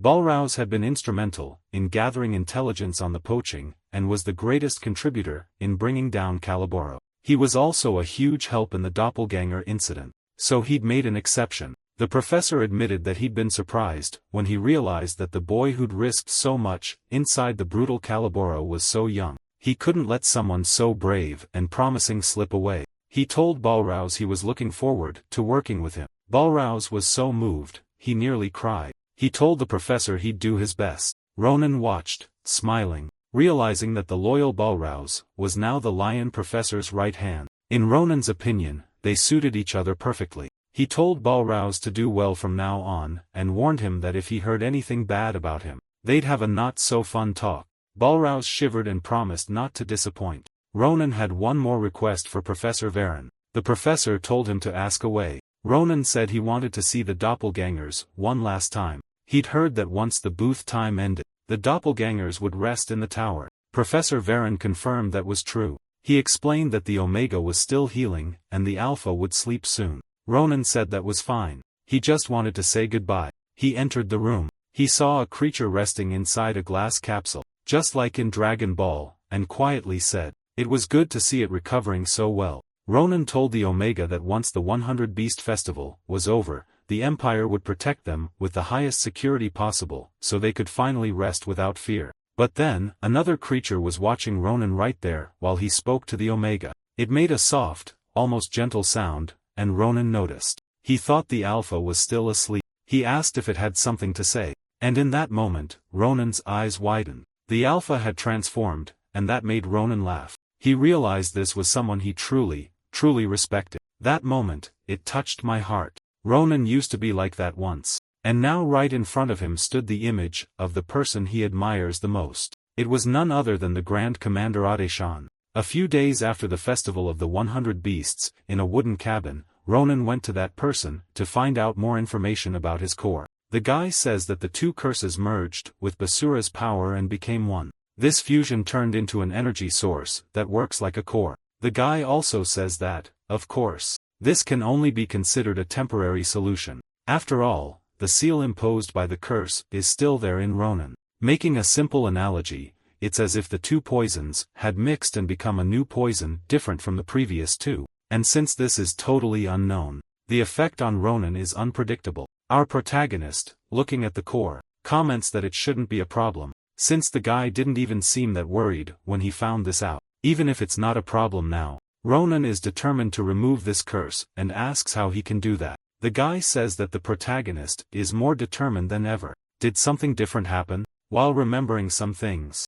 the protagonist says that instead of something happening, he just realized he had to wake up and take action. But what he really means is that there is one more promise he needs to keep at any cost. These words impress the man who just agrees and says he understands. The silver-haired guy, whose name I've already forgotten, says he arrived just in time. He has just finished the research to break Ronan's curses. This makes our protagonist really excited, but the guy tells him to calm down. The process is still the same as before. He has to manifest the curse in the inner world and tear everything out by the root. But the guy warns that there are some problems. This time, the curse won't reveal itself as easily as last time. It will do everything to protect itself. And that's why, to be able to keep the inner world stable, he will need an absurd amount of mana in catalysts. The guy even says they can get mana, but the problem is the catalyst, and asks if he has ever heard of a place called Dainhar. He explains about a place. Some mountains full of monsters, and very bad-tempered locals.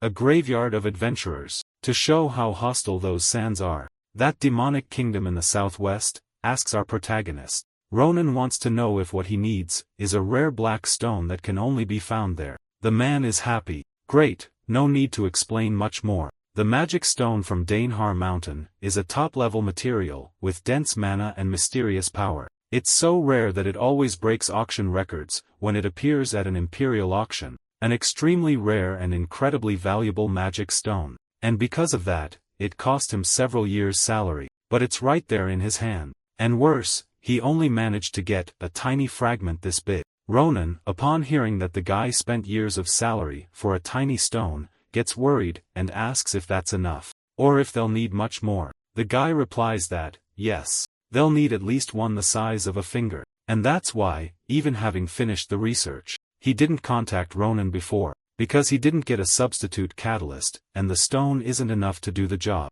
Our protagonist becomes thoughtful. He's there, pondering. That's one of the places he swore he'd never set foot in again. But now he has a good reason and no other way. The scene cuts to another place, illuminated by the sunlight and by the beauty of Adeshan. She was walking while remembering that moment. In the cave, in that horrible place. What they saw inside the box took her by surprise. The boy asked if Alpha was really there, and she confirmed. By the animal's senses, it definitely was. She may have gotten hurt when she was captured, but she's there. When she opened the box, she was really shocked. That damn spiritual energy turned into something she didn't want to see. The water came out of the box and took the most unexpected shape possible. The boy was shocked, and Adeshan was perplexed, because Alpha turned into Ronan. She immediately threw a cloth over his face and screamed that no, it couldn't be true. Embarrassed, the boy asks if that is really the mana of the one she likes, but Adeshan yells at him not to tell anyone what he saw there.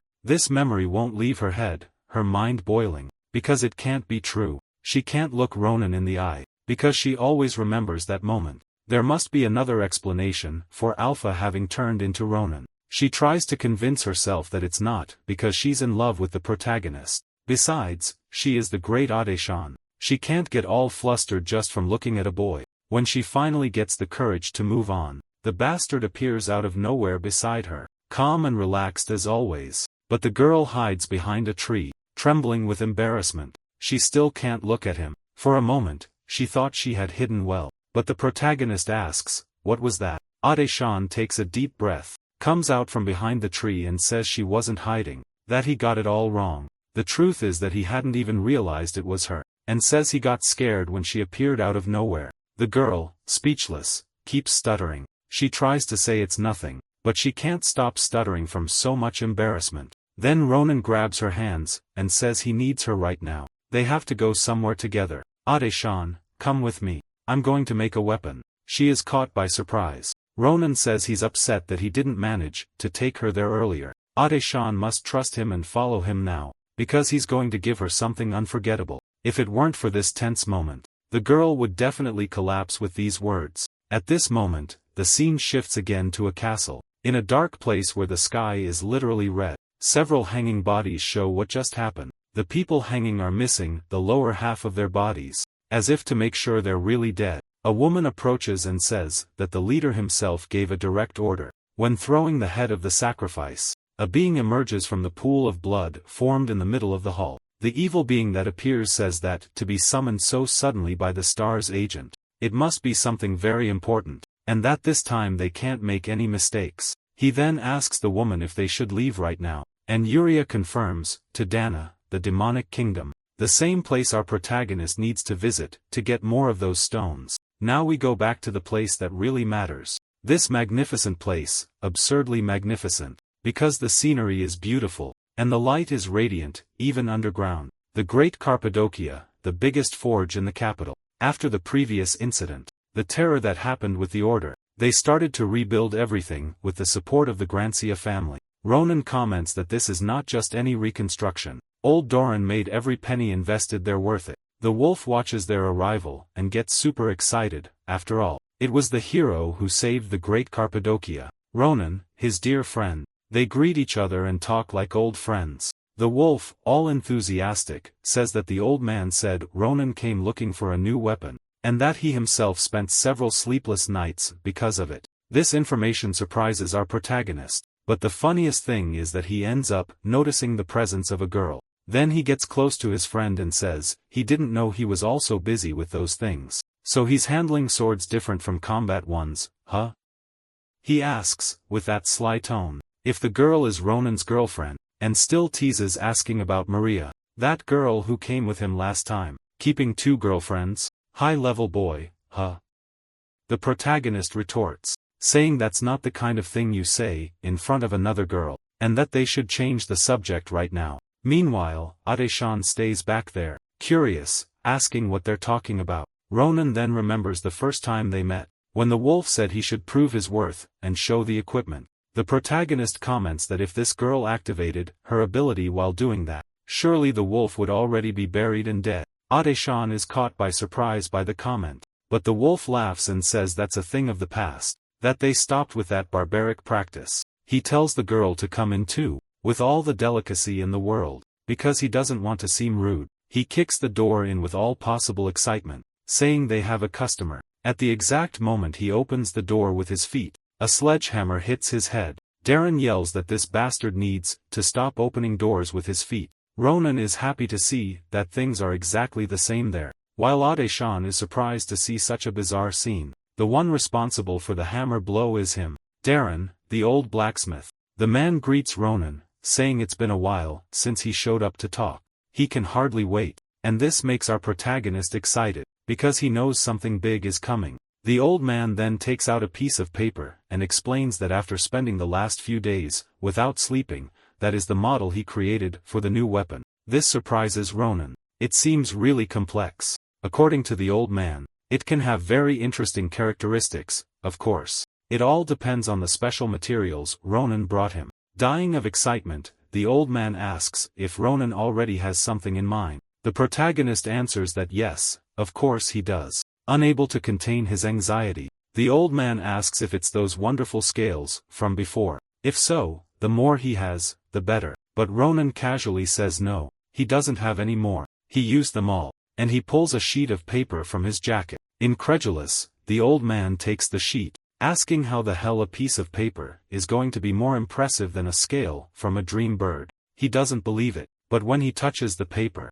he feels something terrible, an energy so evil and colossal that it makes his body tremble. The intensity of it is so absurd that it feels like several vengeful spirits are screaming inside him. It's such deep evil that it makes him want to cry. The old man throws the paper far away, as if it were a demon, and asks how the hell Ronan got something so weird. He had never seen anything so terrible in his whole life. Ronan, all proud, picks up the paper from the floor and comments that this is what's expected from the greatest blacksmith of his generation. He saw the potential just by touching it. He's excited to see what kind of weapon the old man is going to make with it. The blacksmith, irritated, shouts that he's not going to make any weapon with that crap. That's not material for a weapon. If he makes something like that, it's impossible to predict what the weapon would do to its owner. But thinking about it, on the other hand, with material like that, he's sure he could create a legendary masterpiece. Then he thinks again and refuses. No, he's not going to use that monstrous paper to make any weapon.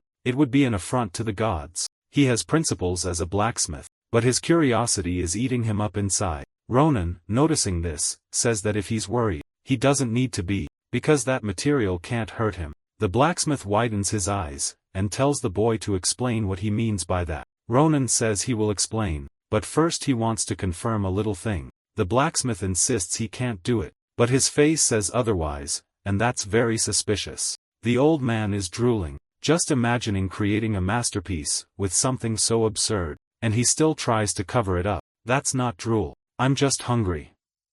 Ronan then waves the paper back and forth, telling the old man not to lie, and to admit right away that he's dying to make the weapon he asked for. He insists, just say it, otherwise he's leaving, and the old man will never see such an amazing material again in his life. He should actually be begging Ronan to give it to him now. And the scream the old man let out echoed throughout the whole city. There's no need to see what happened next, right? It's obvious that the old man agreed to make the weapon for our protagonist. Then the wolf sees Ronan coming out of there and asks how impressive that thing was to make the old man scream like that. Ronan says it's just a simple little thing, but promises that he'll also be surprised when he sees what it is. Ronan asks where Ade-chan is, since he thought his friend would show the village to her, but the wolf explains that she was surrounded by several workers, who said that other weapons would suit her more than a sword. She's probably being bothered right now. Putting that aside, the protagonist notices something hanging from Didacon's neck. The wolf smiles and says he was waiting for that question, is a spacetime dispenser, something magical and incredible, capable of capturing a moment and storing it in a photo. This is his masterpiece. He just invented the camera. Didicon then asks if his masterpiece is amazing and if Ronan wants to use it now. The possibility of recording a moment in time makes our protagonist very interested. He says yes, he does have something in mind that he wants to do with the camera, because he really needed something to convince that guy to go with him to Daneheart. The scene changes. Now it's night, and walking calmly through the forest comes him, Shalafan to Grancia. Ronan was there waiting and asks if he's going to train at that time of night. He's really hardworking, huh? The boy is surprised. He didn't expect to find Ronan there. What does he want? Our protagonist explains that he's there for a very specific reason. How about doing a job for him? He says he's going to a dangerous place and needs to take someone powerful along. Shalafan promptly refuses, saying he's not going to help at all. He had already turned his back when Ronan fires back, that he's going to regret it, because he has something that interests him a lot. You can already guess what it is. Even without knowing exactly, just the existence of that already dazzles Shalafan. It's the beauty he admires most in the world. This light dazzles so much that it really seems to emit light. Do you have any doubt whether he accepted or not? Well, the scene cuts to a sunny day. They're already in the mountains, in the southwest of Carlisle, and there are Ronan and his friend Shalafan. The protagonist looks and confirms that it's right there that they needed to come. He didn't expect to have to return to that cursed place. Behind him, Shalafan comments that this is a great opportunity to gain experience. To train, to get stronger for real. Anyway, he asks if Ronan is going to keep the promise, and give him those legendary items. Smiling, Ronan promises that when they finish the journey, he's going to give him the photos. And since our protagonist is trustworthy and very nice, he even shows a sample. The photos taken in a special session. The precious irreal, the priceless treasure he'll receive when he completes the mission. Shalafan tries to hold back from having a heart attack. It's too much beauty for him to handle. But when Ronan puts the photos away, he begs to see just a little more and closer this time. Ronan warns that they still need to walk for a few days through this desert. It's going to be a difficult task. Until then, he better not even think about trying to steal those photos. The mood gets serious again. Shalafan comments that the place seems desolate and quiet, but it's far from that. It stinks of blood, bones scattered everywhere. The hostility here is absurd. Ronan explains that the reason is simple. Those who come to get mana stones and die here leave their bodies behind, impregnating the place with this horrible smell. The people who come here have two possible fates. Either they get the mana stones, or they become raiders to steal from those who manage to get them, and most prefer the second option. With his back turned and completely calm, Ronan says that if they run into those guys, it's to eliminate them without mercy. Shalafan thinks for a moment and says that if they're that rotten, to the point that their deaths are a favor to the world, he'll do it without remorse. He even says he senses at least 30 people approaching. Shalafan fires his long-distance attacks, passing right next to Ronan. The protagonist asks if that was sword ki, and why he used that. The attack went so far that it took a few seconds for the explosion to echo, and a tornado of mana formed in the distance. The destruction was colossal. The guys flew like pieces of crap. Scared, Ronan asks if he attacked because he felt their presence from so far away. Even at that distance, he was able to sense there were people hiding. He didn't even know that was possible. But Shalafan says that's basic. Anyone can expand their senses with mana. Then he asks Ronan if that's a problem. I was just kidding. The truth is that Ronan was extremely surprised. It might have seemed like a basic attack, but when it hit the target, it turned into a tornado. This guy managed to compress the storm sword into the form of Kai. He wasn't that strong in the last fight they had. How powerful this bastard has become. Whenever Ronan forgets that, this guy shows the reason why he really is the future sword saint. Guys, at the moment I wrote this video, this is the latest chapter released. If you want more chapters here, don't forget to support the channel, subscribe and leave a comment. That way I can bring more interesting videos for you. A big hug from the most powerful mage in the world and see you soon.